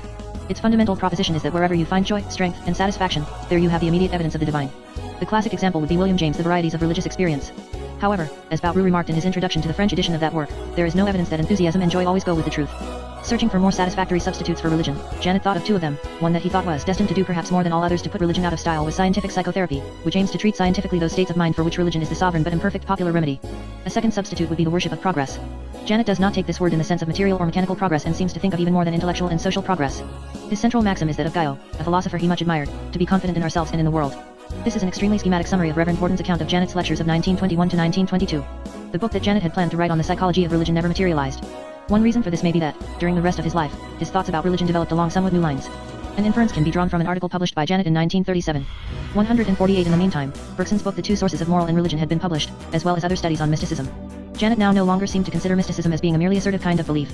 He now tended to consider mystics as a group of progressive thinkers who tried to go beyond the types of belief that the science and logic of their time offered to them. Mystics have opened up new avenues to mankind. Many notions which are current today have started in the works of the mystics as mere aspirations towards a more perfect knowledge. They were the first to consider truth as a virtue acquired through ascetic practices and deserved through moral conduct. The mystics have also inaugurated a new kind of logic that considered human feelings, particularly that of love, as having a demonstrative value. In the same connection, Janet points out how the concept of individuality is penetrating even physics, the concept of value into society, and how history in the 19th century was pervaded by the two principles of historical truth and of progress. That is, two concepts that are absolutely foreign to positive sciences. It is as if history assumes that the past of mankind is a permanent space that someday should be accessible to man's direct investigation. Here again Janet concludes with his favorite Promethean thought that the evolution of mankind is not terminated and will eventually take an undreamed of course. Janet's source is the first and most immediate source of any creative thinker is his own Pierre Janet and Psychological Analysis 401 Personality. Though Janet carefully avoided speaking of himself, he did give a few hints that throw some light on certain aspects of his work. In Psychological Automatism, Janet incidentally mentions that he belongs to the motor type. When I am awake, I can think only by talking out loud, or writing, and my thought is always a half-arrested gesture. By night, on the contrary, I keep, as I have often noticed, the most absolute immobility. I am merely a spectator and no longer an actor, images and sounds forming tableaus and scenes pass before me. I see myself acting, or hear myself talking, though rarely and I always keep. At the same time, a vague feeling of my immobility and powerlessness. Precisely because of this great difference between my dreams and my thought in the waking state I find it difficult to remember my dreams. 149 Elsewhere in the same book Janet makes a curious digression about the phenomenon of falling in love, which he considers to be a kind of illness that would not occur in a perfectly healthy or balanced person. 150 In these two places, Janet gives a clue that could explain the general direction of his thinking. He obviously belongs to the active, non-emotional type of individual. All those who knew him emphasized his prodigious activity, as well as his equanimity. It is not surprising that Janet was led to elaborate a psychological theory centered around the notion of activity and in which emotions were considered a somewhat troublesome disturbance of action, or at best regulations of action. No wonder that Jean Delay called Janet the psychologist of efficiency. Two other features in Janet's personality are also noteworthy. The first is the episode of depression that he underwent at the age of 15, and the tendency to psychasthenia, which was not much visible in his mature years but came to the fore later in his life. One may assume that his fine analyses of psychasthenia were to a certain extent derived from self-observation. The second feature is the religious crisis that he underwent at age 17 and which no doubt was also a decisive event in his life. It is doubtful that he would have so attentively followed the case of Madeline for 25 years, had it not been for his continuous preoccupation with the lost faith of his youth. In Janet's family, his uncle Paul was among the main sources of Janet's thought. Paul Janet was a representative of the spiritualist school in philosophy, a school whose credo can be summarized in 3 points: belief in human liberty based on the direct testimony of consciousness, amorality based on the principle of absolute good, and belief in absolute duty, which relates human liberty to absolute good, as a means to its end. Paul Janet expounded his philosophy in many books whose principal merit, according to Fouilly, was the great number of secondary questions, examples, and arguments treated by him and not to be found elsewhere. L51 Though Pierre Janet, under the influence of the positivist spirit prevailing at that time, distanced himself from the spiritualist outlook professed by his uncle, and shifted from philosophical to scientific psychology, the lasting influence of Paul Janet's thought can be recognized in his nephew's work. What Paul Janet expounded in detail under the name of moral was incorporated by Pierre Janet in his hierarchy of tendencies under the name of rationalergetic, experimental, and progressive conducts. A more personal influence on Janet was that of J.M. Guyot, the author of The Irreligion of the Future, which had greatly influenced young French intellectuals of Janet's generation. I-52 Guyot's Weltanschauung was that of a deeply religious man affiliated with no established religion, and who could neither adopt a religious creed nor atheism. It is not known which philosophers were the particular object of Janet's studies at the École Normale Supérieure and during his teaching years. He seems to have had a fairly good knowledge of the history of philosophy in genre. J.L53 Among the philosophers he most often quoted were Francis Bacon, the subject of his Latin thesis, Malebranche, Condillac, the school of the ideologists, and particularly Maine de Byron. The latter is both a direct and an indirect source of Janet's psychology. In the 18th century, a prevalent theory was that sensation was the primary substance from which the entire life of the mind developed. Around 1750, philosophers became interested in occurrences of blind persons who became able to see after surgical operations. They began speculating about the role of vision and of each of the other types of sensory perception in mental life. Thereupon, Condillac, 1715–1780, published his once famous trait Des Sensations, 1754, in which he imagined the myth of a statue whose physical makeup would be that of a human being, but which would be devoid of psychic life and would then be endowed with one sense after the other. Condillac speculated on how the statue would become animated, passing from sensations to images, ideas, thoughts, judgments, and the elaboration of science. Maine de Biron, 1766–1824, elaborated a new theoretical construction of the human mind in which the basic fact is effort. 154 Consciousness is the apperception of the effort.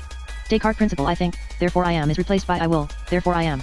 Voluntary effort creates consciousness and uplifts the mind from sensation to perception and to higher operations of the mind, and furnishes the notions of force, causality, unity, identity, and liberty. Beneath that properly human life of conscious effort there is an animal life that is the realm of habit, elementary emotions, and instincts, a life that continues below consciousness and is manifested in sleep and somnambulism. Later in his life, Maine de Biron came to assert that above the properly human life of voluntary effort there was a third spiritual and religious life. Maine de Biron's influence on Janet's psychology was both direct, seeing that he had read his works, and indirect, on account of the great influence Pierre Janet and Psychological Analysis 403 exerted by Maine de Biron on the French alienists of the middle of the 19th century. Henri Delacroix has well shown how the theoretical concepts of Bayle Larger and Moreau de Tours derived from Maine de Biron's teaching. 155 In his theory of hallucinations, Bayle Larger contended that hallucinations and delusions occur when memory and imagination emancipate themselves from the conscious personality. The same idea is more systematically expressed in Moreau de Tours' theory of the disaggregation, which would today be called regression. Hallucination and delusion occur through a gradual weakening of free will, of the power through which we bind and coordinate our ideas. For that reason, Moreau de Tours considered the dream as the key to the knowledge of mental illness. Janet constantly referred to what he called Moreau de Tours' basic law of psychic life. Among psychologists, Janet's master was undoubtedly Theodule Ribet, for whom he had the deepest personal respect and affection. Whereas experimental psychology at that time developed in Germany under the influence of Wundt as the science of the measurement of psychological factors, the French school with Taine and Ribet preferred the psychopathological approach. Ribet had borrowed from Claude Bernard the idea that disease is an experience instituted by nature. He applied this idea in the field of psychology. In order to study the normal functions of memory, will, and personality, Ribet investigated the diseases of those functions, and devoted a monograph to each one. However, not being a physician, Ribet had to rely on the descriptions given by a psychiatrist, whereas Janet took his medical degree in order to perform direct clinical studies. Ribet also introduced in Franz Jackson's principle of evolution and dissolution and of the positive and negative symptoms in nervous illness. Ribet applied this principle to the psychopathology of memory, that in senile amnesia, the more recent memories disappear before the earlier ones, has been called Ribet's law, and to will, in diseases of the will, Ribet said, voluntary activities disappear before automatic ones, and this is the origin of Janet's theory of psychasthenia. From the clinical point of view, Janet is usually regarded as a disciple of Charcot. It is often overlooked that, before coming to the Salpêtrière in 1899, Janet already had 6 or 7 years' experience in clinical work with neuroses and mental diseases in Le Havre with Dr. Gibbard and Dr. Paul Alwiz, so that he came to the Salpêtrière, not as a student, but rather as an experienced collaborator. He learned to deal with psychotics, mostly on the wards of Dr. Seglas and Dr. Fowlert at the Salpêtrière. Another fundamental source of Janet's work was the first dynamic psychiatry.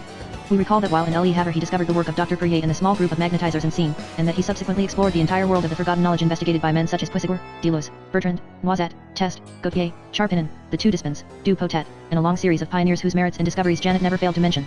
Janet's theories of psychological energy have much in common with ideas that had been expressed by George Beard and S. Were Mitchell, and particularly by William James. William James' paper The Energies of Man treats the problems of our energy budget, of the rate of energizing, and of the various ways of mobilizing energy. 15.6 William James mentions effort, prayer, and religious conversion among dynamogenic factors. Janet's favorite notion of psychological tension is foreshadowed here. Janet's later theories of the hierarchy of tendencies, his enlarged behaviorism, were also undoubtedly largely inspired by the work of Josiah Royce and James Mark Baldwin. Josiah Royce contended that the distinction between the self and the not-self had a predominantly social origin. Our empirical self-consciousness, he added, depends upon a series of contrast effects, whose psychological origin resides in social life.